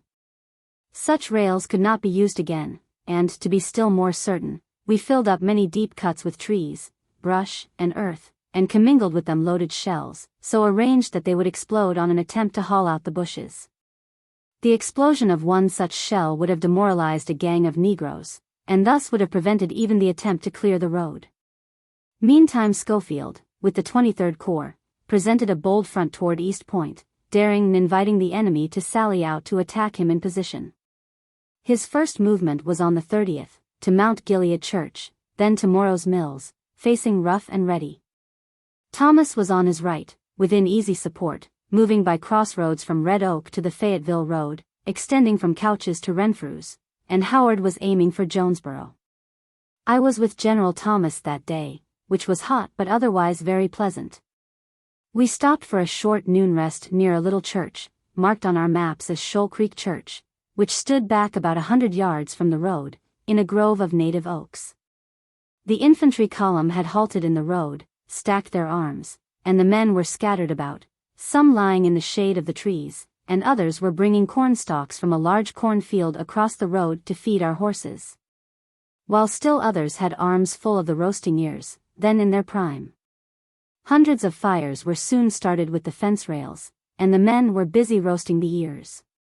Thomas and I were walking up and down the road which led to the church, discussing the chances of the movement, which he thought were extra hazardous, and our path carried us by a fire at which a soldier was roasting his corn. The fire was built artistically. The man was stripping the ears of their husks, standing them in front of his fire, watching them carefully, and turning each ear little by little, so as to roast it nicely. He was down on his knees intent on his business, paying little heed to the stately and serious deliberations of his leaders. Thomas's mind was running on the fact that we had cut loose from our base of supplies, and that 70,000 men were then dependent for their food on the chance supplies of the country, already impoverished by the requisitions of the enemy, and on the contents of our wagons. Between Thomas and his men there existed a most kindly relation, and he frequently talked with them in the most familiar way. Pausing a while, and watching the operations of this man roasting his corn, he said, "What are you doing?" The man looked up smilingly. "Why, General, I am laying in a supply of provisions." "That is right, my man, but don't waste your provisions." As we resumed our walk, the man remarked, in a sort of musing way, but loud enough for me to hear, there goes the old man, economizing as usual. Economizing, with corn, which cost only the labor of gathering and roasting. As we walked, we could hear General Howard's guns at intervals, away off to our right front, but an ominous silence continued toward our left, where I was expecting at each moment to hear the sound of battle. That night we reached Renfrew's, and had reports from left to right, from General Schofield, about Morrow's Mills, to General Howard, within a couple of miles of Jonesboro. The next morning, August 31st, all moved straight for the railroad. Schofield reached it near Rough and Ready, and Thomas at 2 points between there and Jonesboro. Howard found an entrenched foe, Hardee's corps, covering Jonesboro, and his men began at once to dig their accustomed rifle pits. Orders were sent to Generals Thomas and Schofield to turn straight for Jonesboro, tearing up the railroad track as they advanced. About 3:00 p.m. The enemy sallied from Jonesboro against the 15th Corps, but was easily repulsed and driven back within his lines. All hands were kept busy tearing up the railroad, and it was not until toward evening of the first day of September that the 14th Corps, Davis, closed down on the north front of Jonesboro, connecting on his right with Howard, and his left reaching the railroad, along which General Stanley was moving, followed by Schofield. General Davis formed his divisions in line about 4 p.m., swept forward over some old cotton fields in full view, and went over the rebel parapet handsomely, capturing the whole of Govan's brigade, with 2 field batteries of 10 guns. Being on the spot, I checked Davis's movement, and ordered General Howard to send the 2 divisions of the 17th Corps, Blair, round by his right rear, to get below Jonesboro, and to reach the railroad, so as to cut off retreat in that direction. I also dispatched orders after orders to hurry forward Stanley, so as to lap around Jonesboro on the east, hoping thus to capture the whole of Hardee's corps. I sent first Captain Audenried, aide-de-camp, then Colonel Poe, of the Engineers, and lastly General Thomas himself, and that is the only time during the campaign I can recall seeing General Thomas urge his horse into a gallop. Night was approaching, and the country on the farther side of the railroad was densely wooded. General Stanley had come up on the left of Davis, and was deploying, though there could not have been on his front more than a skirmish line. Had he moved straight on by the flank, or by a slight circuit to his left, he would have enclosed the whole ground occupied by Hardee's corps, and that corps could not have escaped us. But night came on, and Hardee did escape. Meantime General Slocum had reached his corps, the 20th, stationed at the Chattahoochee Bridge, had relieved General A.S. Williams in command, and orders had been sent back to him to feel forward occasionally toward Atlanta, to observe the effect when we had reached the railroad. That night I was so restless and impatient that I could not sleep, and about midnight there arose toward Atlanta sounds of shells exploding, and other sound like that of musketry.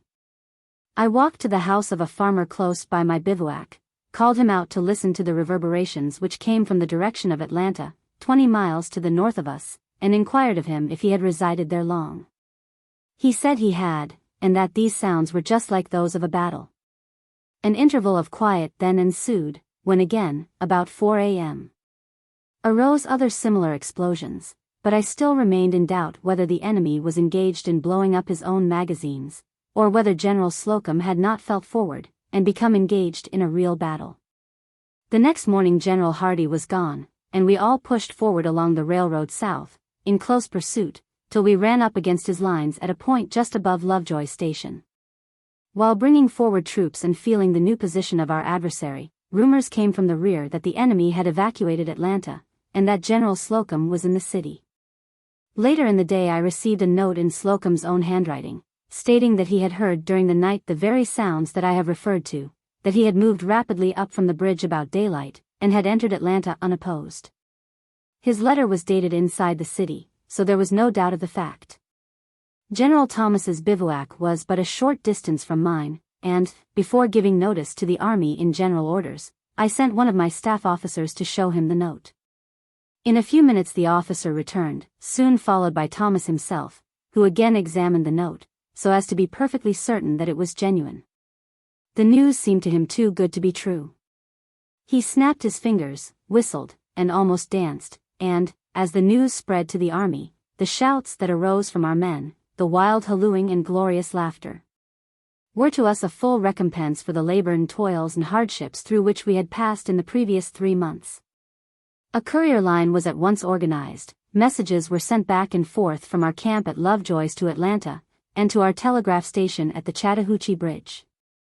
Of course, the glad tidings flew on the wings of electricity to all parts of the North, where the people had patiently awaited news of their husbands, sons, and brothers, away down in Dixieland. And congratulations came pouring back full of goodwill and patriotism.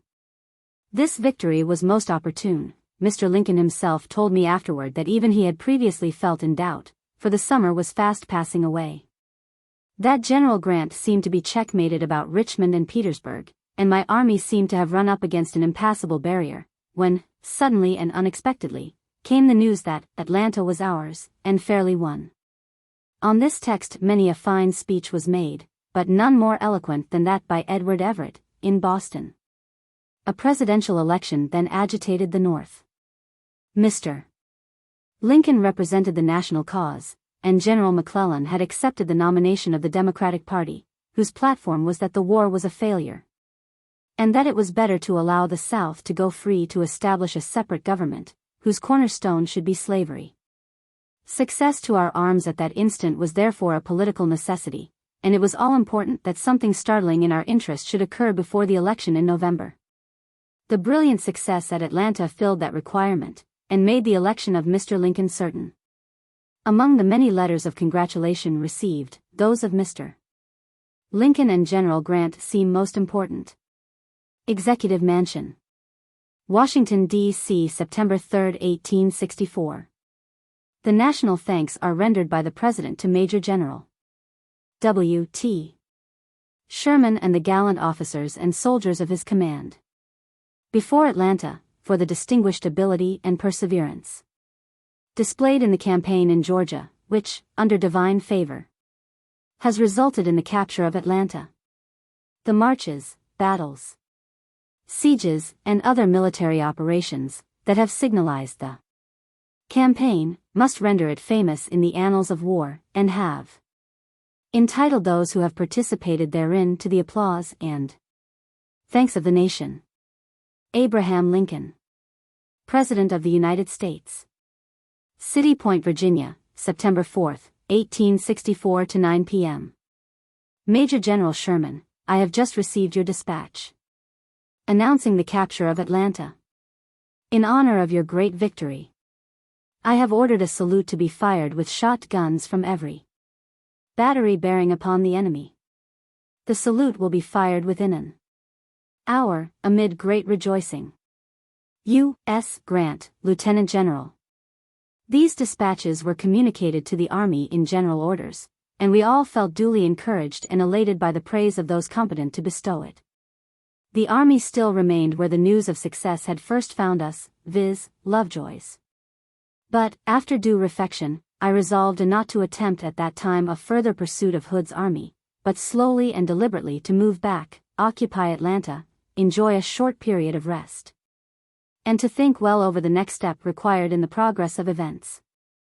Orders for this movement were made on the September 5th, and 3 days were given for each army to reach the place assigned it, viz., the Army of the Cumberland in and about Atlanta, the Army of the Tennessee at East Point, and the Army of the Ohio at Decatur. Personally, I rode back to Jonesboro on the 6th, and there inspected the rebel hospital, full of wounded officers and men left by Hardee in his retreat. The next night we stopped at Rough and Ready, and on the 8th of September we rode into Atlanta, then occupied by the 20th Corps, General Slocum. In the courthouse square was encamped a brigade, embracing the Massachusetts 2nd and 33rd Regiments, which had 2 of the finest bands of the Army. And their music was to us all a source of infinite pleasure during our sojourn in that city. I took up my headquarters in the house of Judge Lyons, which stood opposite one corner of the courthouse square, and at once set about a measure already ordered, of which I had thought much and long, viz., to remove the entire civil population, and to deny to all civilians from the rear the expected profits of civil trade. Hundreds of sutlers and traders were waiting at Nashville and Chattanooga, greedy to reach Atlanta with their wares and goods, with which to drive a profitable trade with the inhabitants. I gave positive orders that none of these traders, except 3, 1 for each separate army, should be permitted to come nearer than Chattanooga. And, moreover, I peremptorily required that all the citizens and families resident in Atlanta should go away, giving to each the option to go south or north, as their interests or feelings dictated. I was resolved to make Atlanta a pure military garrison or depot, with no civil population to influence military measures. I had seen Memphis, Vicksburg, Natchez, and New Orleans, all captured from the enemy, and each at once was garrisoned by a full division of troops, if not more.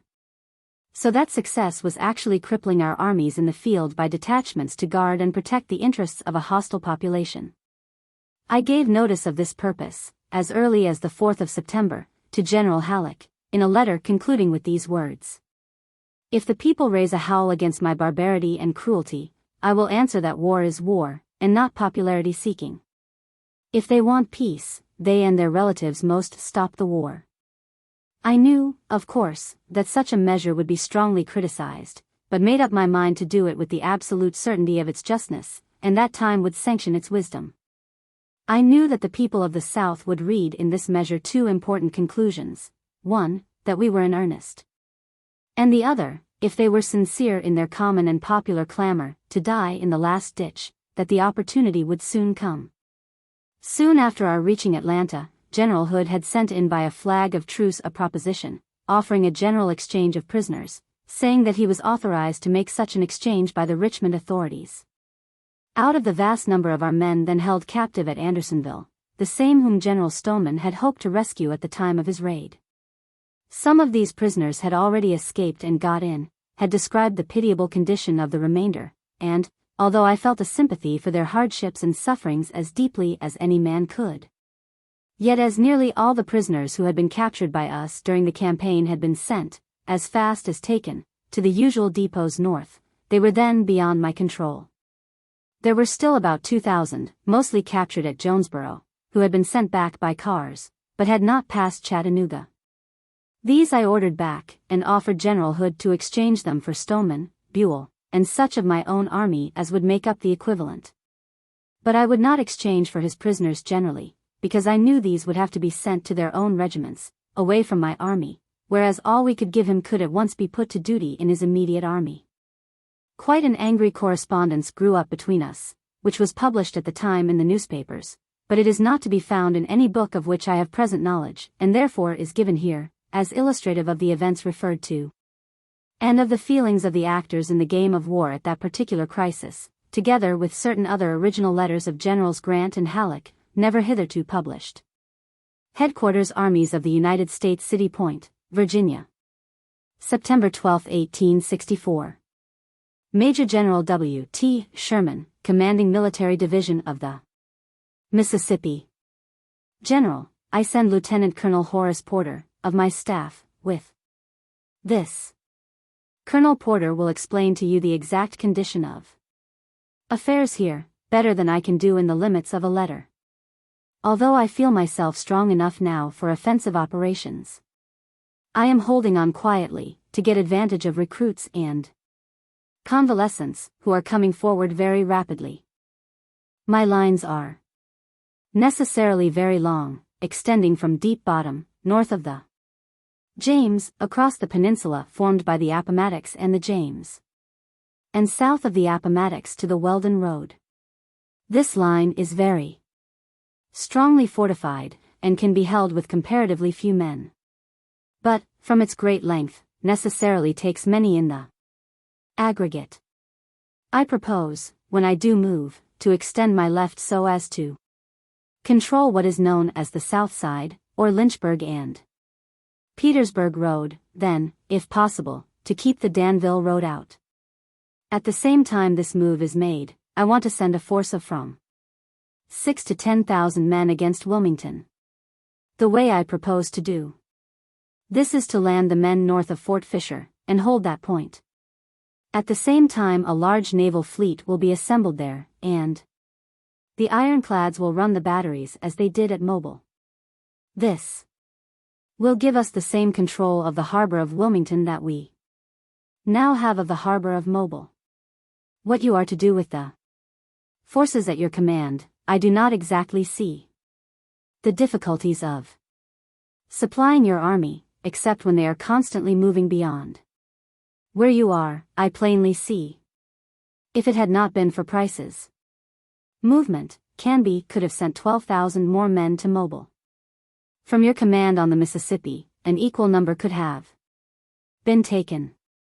With these forces, my idea would have been to divide them, sending one half to Mobile, and the other half to Savannah. You could then move as proposed in your telegram, so as to threaten Macon and Augusta equally. Whichever one should be abandoned by the enemy, you could take and open up a new base of supplies. My object now in sending a staff officer to you is not so much to suggest operations for you as to get your views, and to have plans matured. By the time everything can be got ready, it would probably be the 5th of October before any of the plans here indicated will be executed. If you have any promotions to recommend, send the names forward, and I will approve them. In conclusion, it is hardly necessary for me to say that I feel you have accomplished the most gigantic undertaking given to any general in this war, and with a skill and ability that will be acknowledged in history as unsurpassed, if not unequaled. It gives me as much pleasure to record this in your favor as it whirled in favor of any living man, myself included. Truly yours. U.S. Grant, Lieutenant General.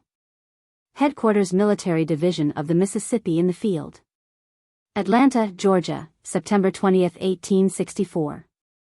Lieutenant General U.S. Grant, Commander-in-Chief, City Point, Virginia. General, I have the honor to acknowledge, at the hands of Lieutenant Colonel Porter, of your staff, your letter of September 12th. And accept with thanks the honorable and kindly mention of the services of this army in the great cause in which we are all engaged. I send by Colonel Porter all official reports which are completed, and will in a few days submit a list of names which are deemed worthy of promotion. I think we owe it to the President to save him the invidious task of selection among the vast number of worthy applicants, and have ordered my army commanders to prepare their lists with great care, and to express their preferences based upon claims of actual capacity and services rendered. These I will consolidate and submit in such a form that, if mistakes are made, they will at least be sanctioned by the best contemporaneous evidence of merit. For I know that vacancies do not exist equal in number to that of the officers who really deserve promotion. As to the future, I am pleased to know that your army is being steadily reinforced by a good class of men, and I hope it will go on until you have a force that is numerically double that of your antagonist, so that with one part you can watch him, and with the other push out boldly from your left flank, occupy the south side railroad, compel him to attack you in position, or accept battle on your own terms. We ought to ask our country for the largest possible armies that can be raised, as so important a thing as the self-existence of a great nation should not be left to the fickle chances of war. Now that Mobile is shut out to the commerce of our enemy, it calls for no further effort on our part, unless the capture of the city can be followed by the occupation of the Alabama River and the railroad to Columbus, Georgia, when that place would be a magnificent auxiliary to my further progress into Georgia. But until General Canby is much reinforced, and until he can more thoroughly subdue the scattered armies west of the Mississippi, I suppose that much cannot be attempted by him against the Alabama River and Columbus, Georgia. The utter destruction of Wilmington, North Carolina, is of importance only in connection with the necessity of cutting off all foreign trade to our enemy, and if Admiral Farragut can get across the bar, and move quickly, I suppose he will succeed. From my knowledge of the mouth of Cape Fear River, I anticipate more difficulty in getting the heavy ships across the bar than in reaching the town of Wilmington. But, of course, the soundings of the channel are well known at Washington, as well as the draft of his ironclads, so that it must be demonstrated to be feasible, or else it would not be attempted. If successful, I suppose that Fort Caswell will be occupied, and the fleet at once sent to the Savannah River. Then the reduction of that city is the next question. It once in our possession, and the river open to us, I would not hesitate to cross the state of Georgia with 60,000 men, hauling some stores, and depending on the country for the balance. Where 1 million of people find subsistence, my army won't starve, but, as you know, in a country like Georgia, with few roads and innumerable streams, an inferior force can so delay an army and harass it, that it would not be a formidable object.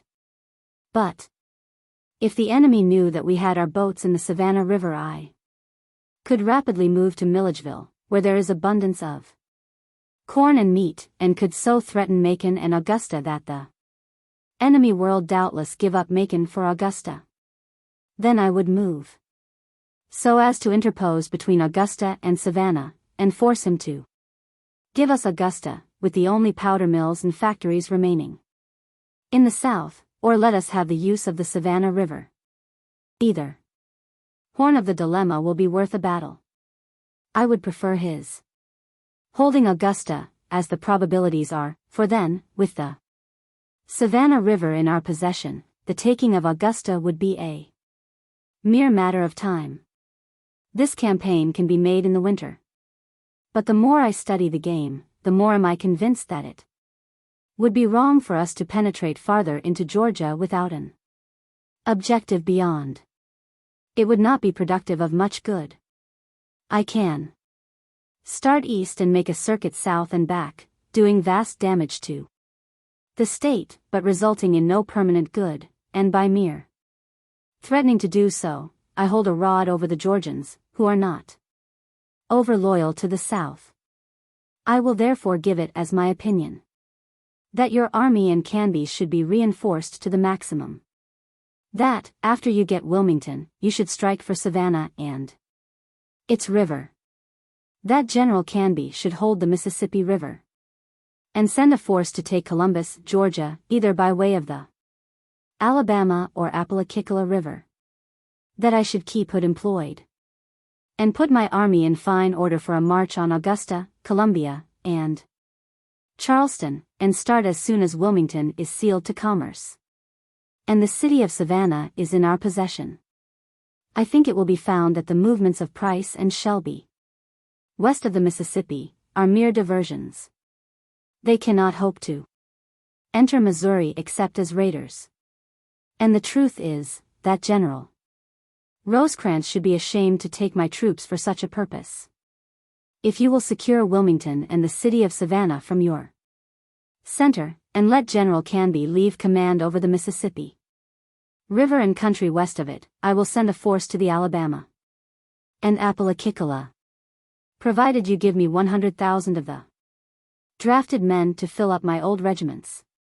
And if you will fix a day to be in Savannah, I will ensure our possession of Macon and a point on the river below Augusta. The possession of the Savannah River is more than fatal to the possibility of Southern independence. They may stand the fall of Richmond, but not of all Georgia.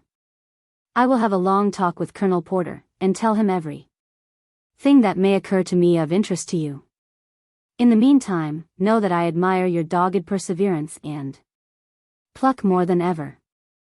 If you can whip Lee and I can march to the Atlantic, I think Uncle Abe will give us a 20 days leave of absence to see the young folks. Yours as ever, W. T. Sherman, Major General. Headquarters of the Army. Washington, September 16, 1864. General W. T. Sherman, Atlanta, Georgia. My dear General, your very interesting letter of the 4th is just received. Its perusal has given me the greatest pleasure.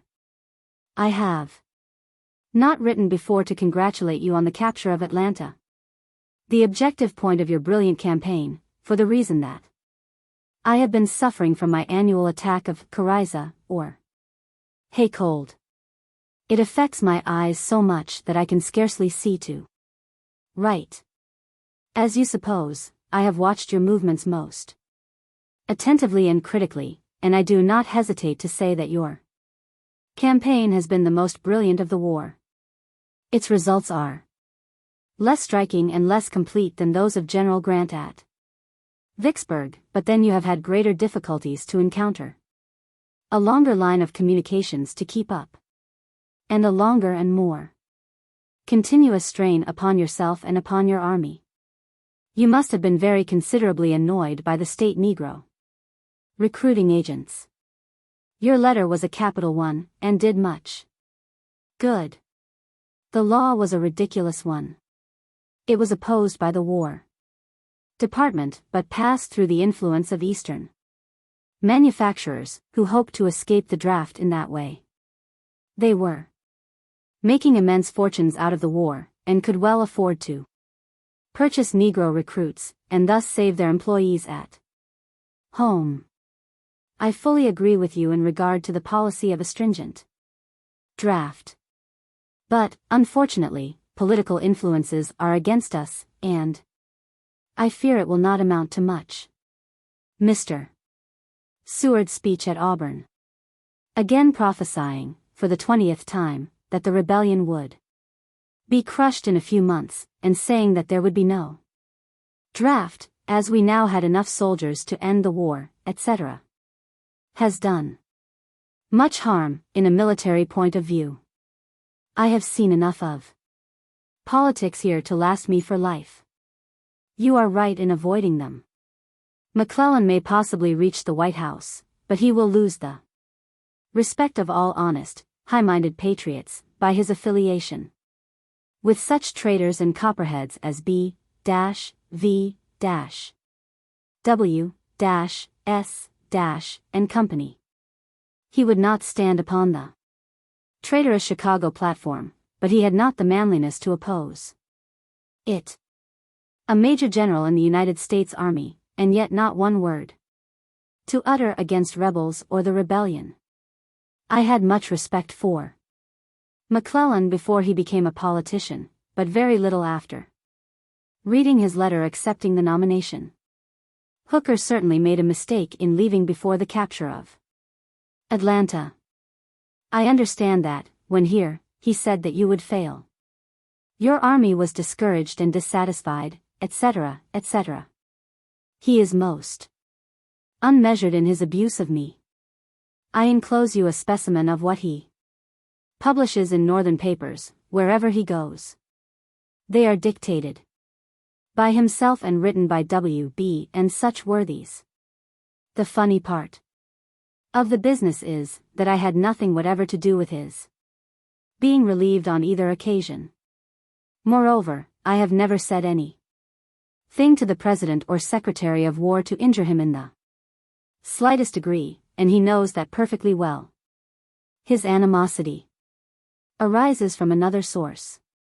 He is aware that I know some things about his character and conduct in California, and, fearing that I may use that information against him, he seeks to ward off its effect by making it appear that I am his personal enemy, am jealous of him, etc.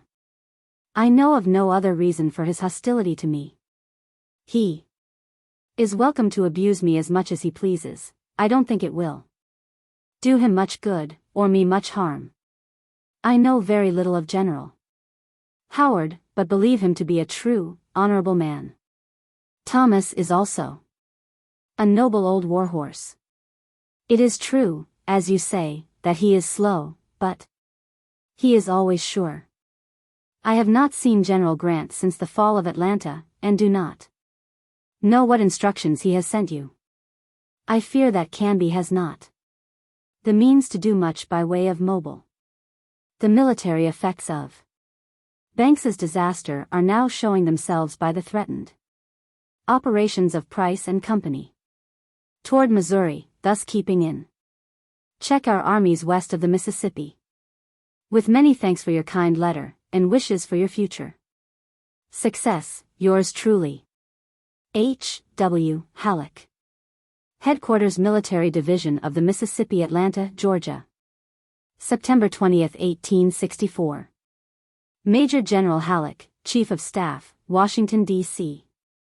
General, I have the honor herewith to submit copies of a correspondence between General Hood, of the Confederate Army, the Mayor of Atlanta, and myself, touching the removal of the Inhabitants of Atlanta. In explanation of the tone which marks some of these letters, I will only call your attention to the fact that, after I had announced my determination, General Hood took upon himself to question my motives. I could not tamely submit to such impertinence, and I have also seen that, in violation of all official usage, he has published in the Macon newspapers such parts of the correspondence as suited his purpose. This could have had no other object than to create a feeling on the part of the people. But if he expects to resort to such artifices, I think I can meet him there too. It is sufficient for my government to know that the removal of the inhabitants has been made with liberality and fairness, that it has been attended with no force, and that no women or children have suffered, unless for want of provisions by their natural protectors and friends. My real reasons for this step were: we want all the houses of Atlanta for military storage and occupation. We want to contract the lines of defense, so as to diminish the garrison to the limit necessary to defend its narrow and vital parts, instead of embracing, as the lines now do, the vast suburbs. This contraction of the lines, with the necessary citadels and redoubts, will make it necessary to destroy the very houses used by families as residences. Atlanta is a fortified town, was stubbornly defended, and fairly captured. As captors, we have a right to it. The residence here of a poor population would compel us, sooner or later, to feed them or to see them starve under our eyes. The residence here of the families of our enemies would be a temptation and a means to keep up a correspondence dangerous and hurtful to our cause. A civil population calls for provost guards and absorbs the attention of officers in listening to everlasting complaints and special grievances that are not military. These are my reasons. And, if satisfactory to the government of the United States, it makes no difference whether it pleases General Hood and his people or not. I am, with respect, your obedient servant, W. T. Sherman, Major General Commanding Headquarters Military Division of the Mississippi. In the field, Atlanta, Georgia, September 7, 1864. General Hood, Commanding Confederate Army. General, I have deemed it to the interest of the United States that the citizens now residing in Atlanta should remove, those who prefer it to go south, and the rest north. For the latter I can provide food and transportation to points of their election in Tennessee, Kentucky, or farther north. For the former I can provide transportation by cars as far as Rough and Ready, and also wagons. But, that their removal may be made with as little discomfort as possible, it will be necessary for you to help the families from Rough and Ready to the care at Lovejoy's. If you consent, I will undertake to remove all the families in Atlanta who prefer to go south to Rough and Ready, with all their movable effects, viz. clothing, trunks, reasonable furniture, bedding, etc. With their servants, white and black, with the proviso that no force shall be used toward the blacks, one way or the other. If they want to go with their masters or mistresses, they may do so. Otherwise they will be sent away, unless they be men, when they may be employed by our quartermaster. Atlanta is no place for families or non-combatants, and I have no desire to send them north if you will assist in conveying them south. If this proposition meets your views, I will consent to a truce in the neighborhood of Rough and Ready, stipulating that any wagons, horses, animals, or persons sent there for the purposes herein stated, shall in no manner be harmed or molested. You in your turn agreeing that any wagons, or carriages, persons or animals sent to the same point shall not be interfered with. Each of us might send a guard of, say, 100 men, to maintain order, and limit the truce to say, 2 days after a certain time appointed. I have authorized the mayor to choose 2 citizens to convey to you this letter, with such documents as the mayor may forward in explanation, and shall await your reply. I have the honor to be your obedient servant, W. T. Sherman, Major General Commanding. Major General W. T. Sherman, commanding United States Forces in Georgia. General, your letter of yesterday's date, borne by James M. Ball and James R. Crew, citizens of Atlanta, is received. You say therein, I deem it to be to the interest of the United States that the citizens now residing in Atlanta should remove, etc. I do not consider that I have any alternative in this matter. I therefore accept your proposition to declare a truce of 2 days, or such time as may be necessary to accomplish the purpose mentioned, and shall render all assistance in my power to expedite the transportation of citizens in this direction. I suggest that a staff officer be appointed by you to superintend the removal from the city to Rough and Ready, while I appoint a like officer to control their removal farther south. That a guard of 100 men be sent by either party as you propose, to maintain order at that place, and that the removal begin on Monday next. And now, sir, permit me to say that the unprecedented measure you propose transcends, in studied and ingenious cruelty, all acts ever before brought to my attention in the dark history of war. In the name of God and humanity, I protest, believing that you will find that you are expelling from their homes and firesides the wives and children of a brave people. I am, General, very respectfully, your obedient servant, J. B.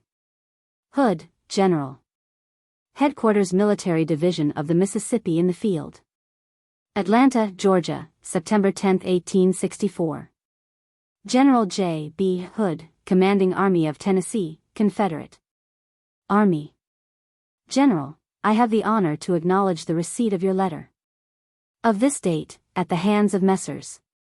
Ball and Crew, consenting to the arrangements I had proposed to facilitate the removal south of the people of Atlanta, who prefer to go in that direction. I enclose you a copy of my orders, which will, I am satisfied, accomplish my purpose perfectly. You style the measures proposed unprecedented, and appeal to the dark history of war for a parallel, as an act of studied and ingenious cruelty. It is not unprecedented, for General Johnston himself very wisely and properly removed the families all the way from Dalton down, and I see no reason why Atlanta should be excepted. Nor is it necessary to appeal to the dark history of war, when recent and modern examples are so handy.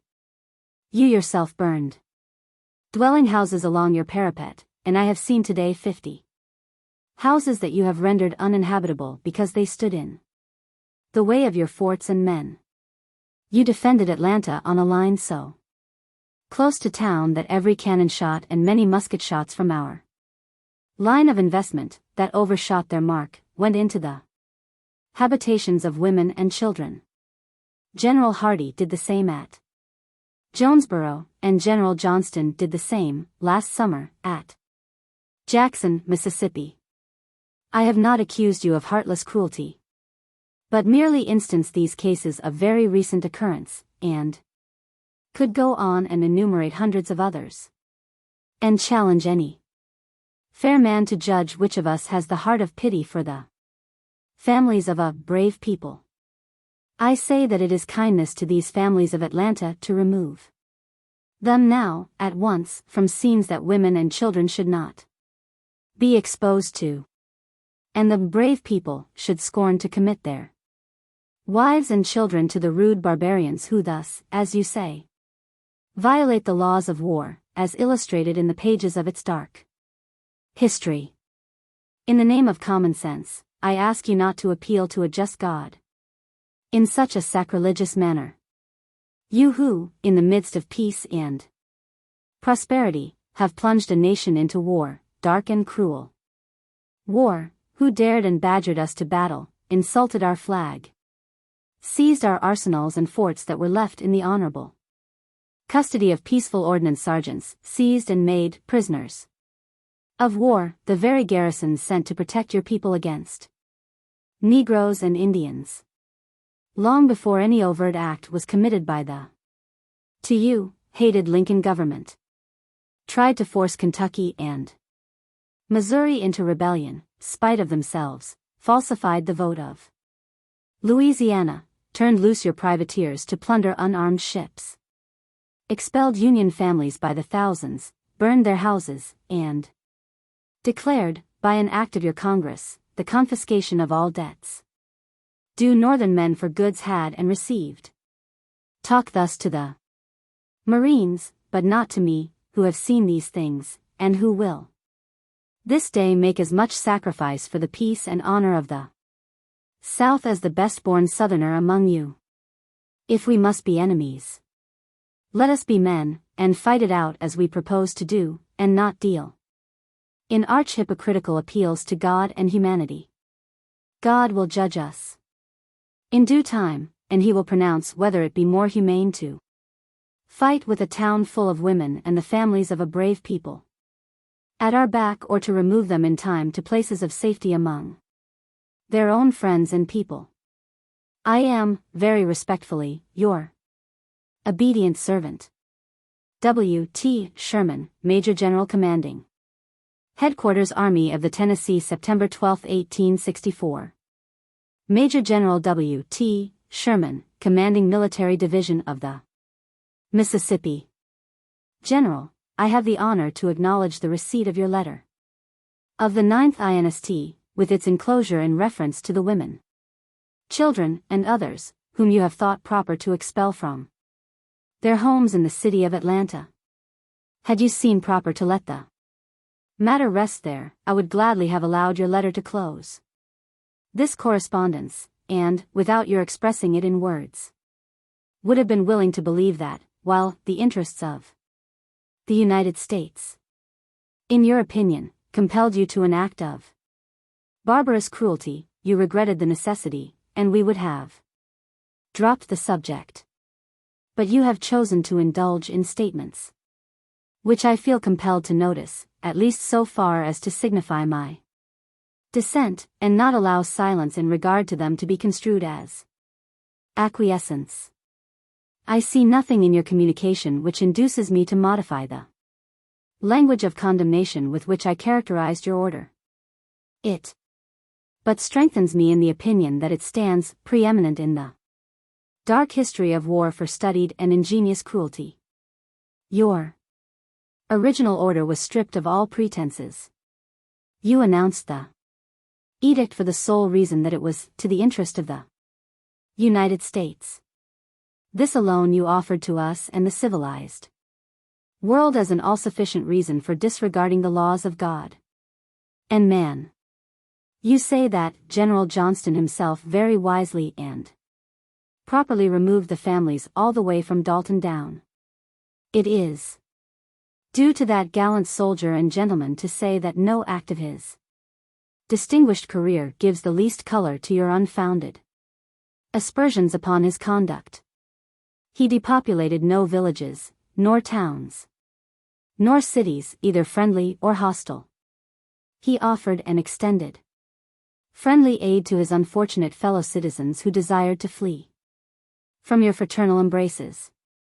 You are equally unfortunate in your attempt to find a justification for this act of cruelty, either in the defense of Jonesboro, by General Hardee, or of Atlanta, by myself. General Hardee defended his position in front of Jonesboro at the expense of injury to the houses, an ordinary, proper, and justifiable act of war. I defended Atlanta at the same risk and cost. If there was any fault in either case, it was your own, in not giving notice, especially in the case of Atlanta, of your purpose to shell the town, which is usual in war among civilized nations. No inhabitant was expelled from his home and fireside by the orders of General Hardy or myself, and therefore your recent order can find no support from the conduct of either of us.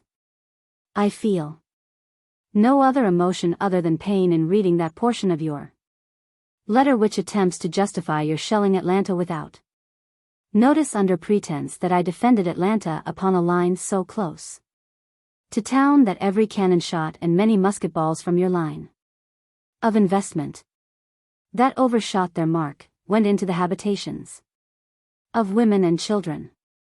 I made no complaint of your firing into Atlanta in any way you thought proper.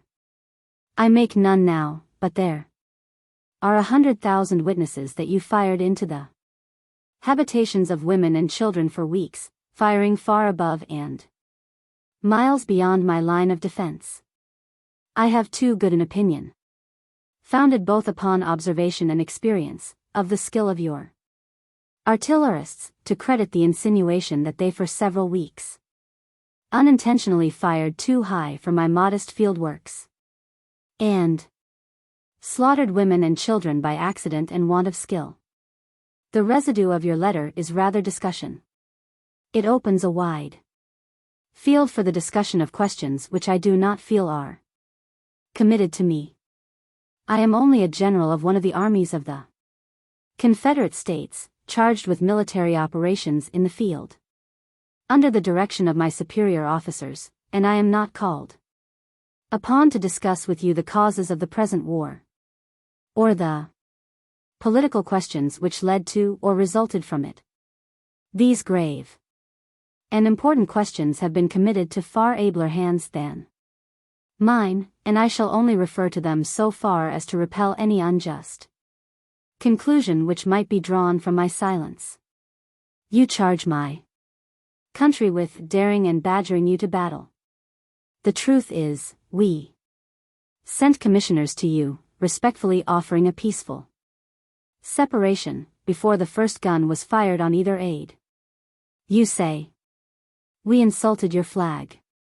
The truth is, we fired upon it, and those who fought under it, when you came to our doors upon the mission of subjugation. You say we seized upon your forts and arsenals, and made prisoners of the garrisons sent to protect us against Negroes and Indians. The truth is, we, by force of arms, drove out insolent intruders and took possession of our own forts and arsenals, to resist your claims to dominion over masters, slaves, and Indians, all of whom are to this day, with a unanimity unexampled in the history of the world, warring against your attempts to become their masters. You say that we tried to force Missouri and Kentucky into rebellion in spite of themselves. The truth is, my government, from the beginning of this struggle to this hour, has again and again offered, before the whole world, to leave it to the unbiased will of these states, and all others, to determine for themselves whether they will cast their destiny with your government or ours. And your government has resisted this fundamental principle of free institutions with the bayonet, and labors daily, by force and fraud, to fasten its hateful tyranny upon the unfortunate freemen of these states. You say we falsified the vote of Louisiana. The truth is, Louisiana not only separated herself from your government by nearly a unanimous vote of her people, but has vindicated the act upon every battlefield from Gettysburg to the Sabine, and has exhibited an heroic devotion to her decision which challenges the admiration and respect of every man capable of feeling sympathy for the oppressed or admiration for heroic valor. You say that we turned loose pirates to plunder your unarmed ships. The truth is, when you robbed us of our part of the navy, we built and bought a few vessels, hoisted the flag of our country, and swept the seas in defiance of your navy, around the whole circumference of the globe. You say we have expelled Union families by thousands. The truth is, not a single family has been expelled from the Confederate States, that I am aware of. But, on the contrary, the moderation of our government toward traitors has been a fruitful theme of denunciation by its enemies and well-meaning friends of our cause. You say my government, by acts of Congress, has confiscated all debts due northern men for goods sold and delivered. The truth is, our Congress gave due and ample time to your merchants and traders to depart from our shores with their ships, goods, and effects, and only sequestrated the property of our enemies in retaliation for their acts, declaring us traitors, and confiscating our property wherever their power extended, either in their country or our own. Such are your accusations, and such are the facts known of all men to be true. You order into exile the whole population of a city. Drive men, women and children from their homes at the point of the bayonet, under the plea that it is to the interest of your government, and on the claim that it is an act of kindness to these families of Atlanta. Butler only banished from New Orleans the registered enemies of his government, and acknowledged that he did it as a punishment. You issue a sweeping edict, covering all the inhabitants of a city, and add insult to the injury heaped upon the defenseless by assuming that you have done them a kindness. This you follow by the assertion that you will make as much sacrifice for the peace and honor of the South as the best-born Southerner. And, because I characterize what you call as kindness as being real cruelty, you presume to sit in judgment between me and my God. And you decide that my earnest prayer to the Almighty Father to save our women and children from what you call kindness is a sacrilegious, hypocritical appeal. You came into our country with your army, avowedly for the purpose of subjugating free white men, women, and children, and not only intend to rule over them, but you make Negroes your allies, and desire to place over us an inferior race, which we have raised from barbarism to its present position, which is the highest ever attained by that race, in any country, in all time. I must, therefore, decline to accept your statements in reference to your kindness toward the people of Atlanta, and your willingness to sacrifice everything for the peace and honor of the South, and refuse to be governed by your decision in regard to matters between myself, my country, and my God. You say, let us fight it out like men. To this my reply is, for myself, and I believe for all the free men, and women and children, in my country, we will fight you to the death. Better die 1,000 deaths than submit to live under you, or your government and your Negro allies. Having answered the points forced upon me by your letter of the 9th of September, I close this correspondence with you. And, notwithstanding your comments upon my appeal to God in the cause of humanity, I again humbly and reverently invoke His almighty aid in defense of justice and right. Respectfully, your obedient servant, J. B. Hood, General. Atlanta, Georgia, September 11, 1864. Major General W. T. Sherman. Sir, we the undersigned, Mayor and 2 of the Council for the City of Atlanta, for the time being the only legal organ of the people of the said city, to express their wants and wishes, ask leave most earnestly but respectfully to petition you to reconsider the order requiring them to leave Atlanta.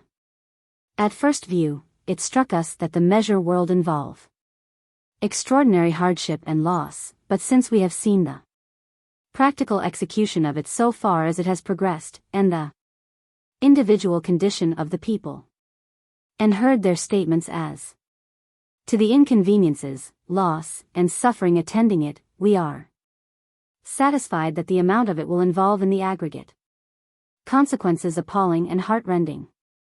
Many poor women are in advanced state of pregnancy, others now having young children, and whose husbands for the greater part are either in the army, prisoners, or dead. Some say, I have such a one sick at my house. Who will wait on them when I am gone? Others say, what are we to do? We have no house to go to, and no means to buy, build, or rent any, no parents, relatives, or friends, to go to. Another says, I will try and take this or that article of property, but such and such things I must leave behind, though I need them much. We reply to them, General Sherman will carry your property to Rough and Ready, and General Hood will take it thence on. And they will reply to that, but I want to leave the railroad at such a place, and cannot get conveyance from there on.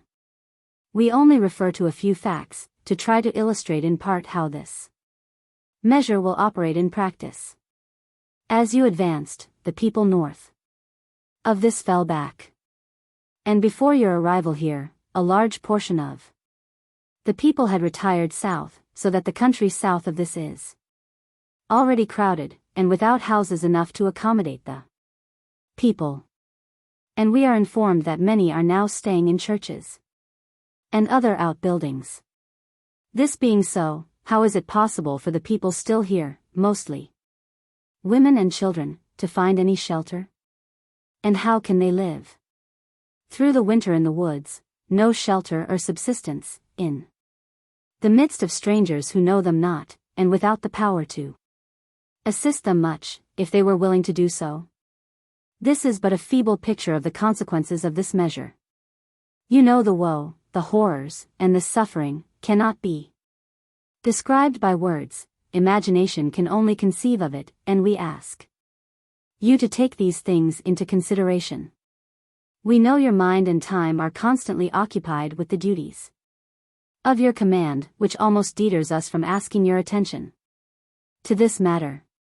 But thought it might be that you had not considered this subject in all of its awful consequences, and that on more reflection you, we hope, would not make this people an exception to all mankind.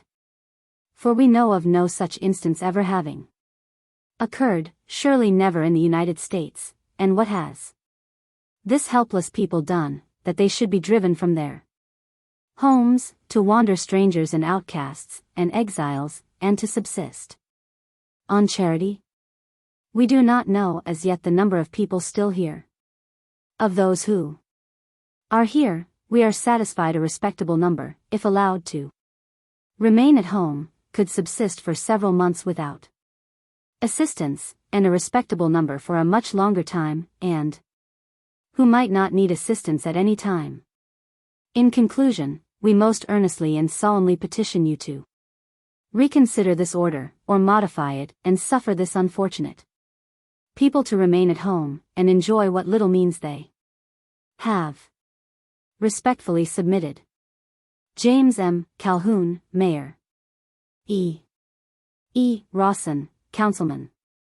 S. C. Warnes, Councilman. Headquarters Military Division of the Mississippi in the Field. Atlanta, Georgia, September 12, 1864. James M. Calhoun, Mayor, E. Rawson and S. C. Wares, representing City Council of Atlanta. Gentlemen, I have your letter of the 11th, in the nature of a petition to revoke my orders removing all the inhabitants from Atlanta. I have read it carefully, and give full credit to your statements of the distress that will be occasioned, and yet shall not revoke my orders, because they were not designed to meet the humanities of the case, but to prepare for the future struggles in which millions of good people outside of Atlanta have a deep interest. We must have peace, not only at Atlanta, but in all America. To secure this, we must stop the war that now desolates our once happy and favored country. To stop war, we must defeat the rebel armies which are arrayed against the laws and Constitution that all must respect and obey. To defeat those armies, we must prepare the way to reach them in their recesses, provided with the arms and instruments which enable us to accomplish our purpose. Now, I know the vindictive nature of our enemy, that we may have many years of military operations from this quarter, and therefore, deem it wise and prudent to prepare in time. The use of Atlanta for warlike purposes is inconsistent with its character as a home for families. There will be no manufactures, commerce, or agriculture here, for the maintenance of families, and sooner or later want will compel the inhabitants to go. Why not go now, when all the arrangements are completed for the transfer, instead of waiting till the plunging shot of contending armies will renew the scenes of the past months? Of course, I do not apprehend any such thing at this moment, but you do not suppose this army will be here until the war is over. I cannot discuss this subject with you fairly, because I cannot impart to you what we propose to do, but I assert that our military plans make it necessary for the inhabitants to go away. And I can only renew my offer of services to make their exodus in any direction as easy and comfortable as possible. You cannot qualify war in harsher terms than I will. War is cruelty, and you cannot refine it, and those who brought war into our country deserve all the curses and maledictions a people can pour out. I know I had no hand in making this war, and I know I will make more sacrifices today than any of you to secure peace. But you cannot have peace and a division of our country. If the United States submits to a division now, it will not stop, but will go on until we reap the fate of Mexico, which is eternal war. The United States does and must assert its authority, wherever it once had power. For, if it relaxes one bit to pressure, it is gone, and I believe that such is the national feeling. This feeling assumes various shapes, but always comes back to that of union. Once admit the union, once more acknowledge the authority of the national government, and, instead of devoting your houses and streets and roads to the dread uses of war, I and this army become at once your protectors and supporters. Shielding you from danger, let it come from what quarter it may. I know that a few individuals cannot resist a torrent of error and passion, such as swept the South into rebellion, but you can point out, so that we may know those who desire a government, and those who insist on war and its desolation. You might as well appeal against the thunderstorm as against these terrible hardships of war. They are inevitable, and the only way the people of Atlanta can hope once more to live in peace and quiet at home is to stop the war, which can only be done by admitting that it began in error and is perpetuated in pride. We don't want your Negroes, or your horses, or your houses, or your lands, or anything you have, but we do want and will have a just obedience to the laws of the United States. That we will have, and if it involves the destruction of your improvements, we cannot help it. You have heretofore read public sentiment in your newspapers, that live by falsehood and excitement. And the quicker you seek for truth in other quarters, the better. I repeat then that, by the original compact of government, the United States had certain rights in Georgia, which have never been relinquished and never will be. That the South began war by seizing forts, arsenals, mints, custom houses, etc., etc., long before Mr. Lincoln was installed, and before the South had one jot or tittle of provocation. I myself have seen in Missouri, Kentucky, Tennessee, and Mississippi, hundreds and thousands of women and children fleeing from your armies and desperadoes, hungry and with bleeding feet. In Memphis, Vicksburg, and Mississippi, we fed thousands upon thousands of the families of rebel soldiers left on our hands, and whom we could not see starve. Now that war comes home to you, you feel very different. You deprecate its horrors, but did not feel them when you sent carloads of soldiers and ammunition, and molded shells and shot, to carry war into Kentucky and Tennessee. To desolate the homes of hundreds and thousands of good people who only asked to live in peace at their old homes, and under the government of their inheritance. But these comparisons are idle.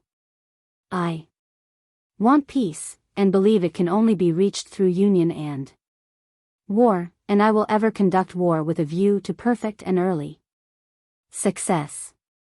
But, my dear sirs, when peace does come, you may call on me for any thing.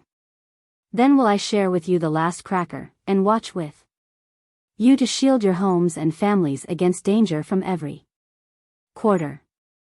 Now you must go, and take with you the old and feeble, feed and nurse them, and build for them, in more quiet places, proper habitations to shield them against the weather until the mad passions of men cool down, and allow the union and peace once more to settle over your old homes at Atlanta. Yours in haste, W. T. Sherman, Major General Commanding Headquarters Military Division of the Mississippi. In the field, Atlanta, Georgia, September 14, 1864. General J. B. Hood, Commanding Army of the Tennessee, Confederate Army. General, yours of September 12 is received, and has been carefully perused. I agree with you that this discussion by two soldiers is out of place, and profitless. But you must admit that you began the controversy by characterizing an official act of mine in unfair and improper terms. I reiterate my former answer, and to the only new matter contained in your rejoinder add, we have no Negro allies, in this army, not a single Negro soldier left Chattanooga with this army, or is with it now. There are a few guarding Chattanooga, which General Steedman sent at one time to drive Wheeler out of Dalton. I was not bound by the laws of war to give notice of the shelling of Atlanta, a fortified town, with magazines, arsenals, foundries, and public stores. You were bound to take notice. See the books. This is the conclusion of our correspondence, which I did not begin, and terminate with satisfaction. I am, with respect, your obedient servant, W. T. Sherman, Major General Commanding Headquarters of the Army. Washington, September 28, 1864. Major General Sherman, Atlanta, Georgia. General, your communications of the 20th in regard to the removal of families from Atlanta, and the exchange of prisoners, and also the official report of your campaign, are just received. I have not had time as yet to examine your report. The course which you have pursued in removing rebel families from Atlanta, and in the exchange of prisoners, is fully approved by the War Department. Not only are you justified by the laws and usages of war in removing these people, but I think it was your duty to your own army to do so. Moreover, I am fully of opinion that the nature of your position, the character of the war, the conduct of the enemy, and especially of non-combatants and women of the territory which we have heretofore conquered and occupied, will justify you in gathering up all the forage and provisions which your army may require, both for a siege of Atlanta and for your supply in your march farther into the enemy's country. Let the disloyal families of the country, thus stripped, go to their husbands, fathers, and natural protectors, in the rebel ranks. We have tried 3 years of conciliation and kindness without any reciprocation. On the contrary, those thus treated have acted as spies and guerrillas in our rear and within our lines. The safety of our armies, and a proper regard for the lives of our soldiers, require that we apply to our inexorable foes the severe rules of war. We certainly are not required to treat the so-called non-combatant rebels better Then they themselves treat each other. Even here in Virginia, within 50 miles of Washington, they strip their own families of provisions, leaving them, as our army advances, to be fed by us, or to starve within our lines. We have fed this class of people long enough. Let them go with their husbands and fathers in the rebel ranks, and if they won't go, we must send them to their friends and natural protectors. I would destroy every mill and factory within reach which I did not want for my own use. This the rebels have done, not only in Maryland and Pennsylvania, but also in Virginia and other rebel states, when compelled to fall back before our armies. In many sections of the country they have not left a mill to grind grain for their own suffering families, lest we might use them to supply our armies. We most do the same. I have endeavored to impress these views upon our commanders for the last 2 years. You are almost the only one who has properly applied them. I do not approve of General Hunter's course in burning private homes or uselessly destroying private property. That is barbarous. But I approve of taking or destroying whatever may serve as supplies to us or to the enemy's army. Very respectfully, your obedient servant, H. W. Halleck, Major General, Chief of Staff. In order to effect the exchange of prisoners, to facilitate the exodus of the people of Atlanta, and to keep open communication with the South, we established a neutral camp at and about the railroad station next south of Atlanta, known as Rough and Ready, to which point I dispatched Lieutenant Colonel Willard Warner, of my staff, with a guard of 100 men, and General Hood sent Colonel Clare, of his staff, with a similar guard. These officers and men harmonized perfectly, and parted good friends when their work was done. In the meantime I also had reconnoitered the entire rebel lines about Atlanta, which were well built, but were entirely too extensive to be held by a single corps or division of troops, so I instructed Colonel Poe, United States Engineers, on my staff, to lay off an inner and shorter line, susceptible of defense by a smaller garrison. By the middle of September all these matters were in progress, the reports of the past campaign were written up and dispatched to Washington, and our thoughts began to turn toward the future. Admiral Farragut had boldly and successfully run the forts at the entrance to Mobile Bay, which resulted in the capture of Fort Morgan, so that General Canby was enabled to begin his regular operations against Mobile City, with a view to open the Alabama River to navigation. My first thoughts were to concert operations with him either by way of Montgomery, Alabama, or by the Apalachicola. But so long a line, to be used as a base for further operations eastward, was not advisable, and I concluded to await the initiative of the enemy, supposing that he would be forced to resort to some desperate campaign by the clamor raised at the South on account of the great loss to them of the city of Atlanta. General Thomas occupied a house on Marietta Streets which had a veranda with high pillars. We were sitting there one evening, talking about things generally, when General Thomas asked leave to send his trains back to Chattanooga, for the convenience and economy of forage.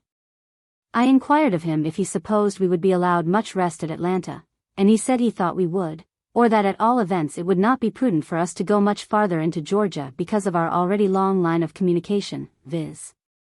300 miles from Nashville. This was true, but there we were, and we could not afford to remain on the defensive, simply holding Atlanta and fighting for the safety of its railroad. I insisted on his retaining all trains, and on keeping all his divisions ready to move at a moment's warning. All the army, officers and men, seemed to relax more or less, and sink into a condition of idleness. General Schofield was permitted to go to Knoxville, to look after matters in his department of the Ohio, and Generals Blair and Logan went home to look after politics. Many of the regiments were entitled to, and claimed, their discharge, by reason of the expiration of their term of service, so that with victory and success came also many causes of disintegration. The rebel General Wheeler was still in Middle Tennessee, threatening our railroads, and rumors came that Forrest was on his way from Mississippi to the same theater, for the avowed purpose of breaking up our railroads and compelling us to fall back from our conquest. To prepare for this, or any other emergency, I ordered Newton's division of the 4th Corps back to Chattanooga, and Corse's division of the 17th Corps to Rome, and instructed General Rousseau at Nashville, Granger at Decatur, and Stedman at Chattanooga, to adopt the most active measures to protect and ensure the safety of our roads. Hood still remained about Lovejoy Station, and, up to the 15th of September, had given no signs of his future plans. So that with this date I closed the campaign of Atlanta, with the following review of our relative losses during the months of August and September, with a summary of those for the whole campaign, beginning May 6 and ending September 15, 1864. The losses for August and September are added together, so as to include those about Jonesboro. Killed and missing. Wounded. Total. Grand aggregate. 1,408. 3,731. 5,139. Hood's losses, as reported for the same period, page 577. Johnston's narrative. Killed. Wounded. Total. 3,223. 3,705. To which should be added prisoners captured by us. 3,738. Giving his total loss. 7,440. On recapitulating the entire losses of each army during the entire campaign, from May to September, inclusive, we have, in the Union Army, as per table appended. Killed. 4,423. Wounded. 22,822. Missing. 4,442. Aggregate loss. 31,627. In the Southern Army, according to the reports of Surgeon Ford, pp. 576, 577, Johnston's narrative. Total killed. 3,044. Total killed and wounded. 21,996. Prisoners captured by us. 12,983. Aggregate loss to the Southern Army. 34,979. The foregoing figures are official, and are very nearly correct. I see no room for error save in the cavalry, which was very much scattered, and whose reports are much less reliable than of the infantry and artillery. But as Surgeon Ford's tables do not embrace Wheeler's, Jackson's, and Martin's divisions of cavalry, I infer that the comparison, as to cavalry losses, is a stand-off. I have no doubt that the Southern officers flattered themselves that they had filled and crippled of us 2 and even 6 to 1, as stated by Johnston. But they were simply mistaken, and I herewith submit official tabular statements made up from the archives of the War Department, in proof thereof. I have also had a careful tabular statement compiled from official records in the Adjutant General's office, giving the effective strength of the Army under my command for each of the months of May, June, July, August, and September, 1864. Which enumerate every man, infantry, artillery, and cavalry, for duty. The recapitulation clearly exhibits the actual truth. We opened the campaign with 98,797 men. Blair's 2 divisions joined us early in June, giving 112,819, which number gradually became reduced to 106,070 men, 91,675, 91,675, and 81,758, at the end of the campaign. This gradual reduction was not altogether owing to death and wounds, but to the expiration of service, or by detachments sent to points at the rear. Chapter 20. Atlanta and after, pursuit of Hood. September and October, 1864. By the middle of September, matters and things had settled down in Atlanta, so that we felt perfectly at home.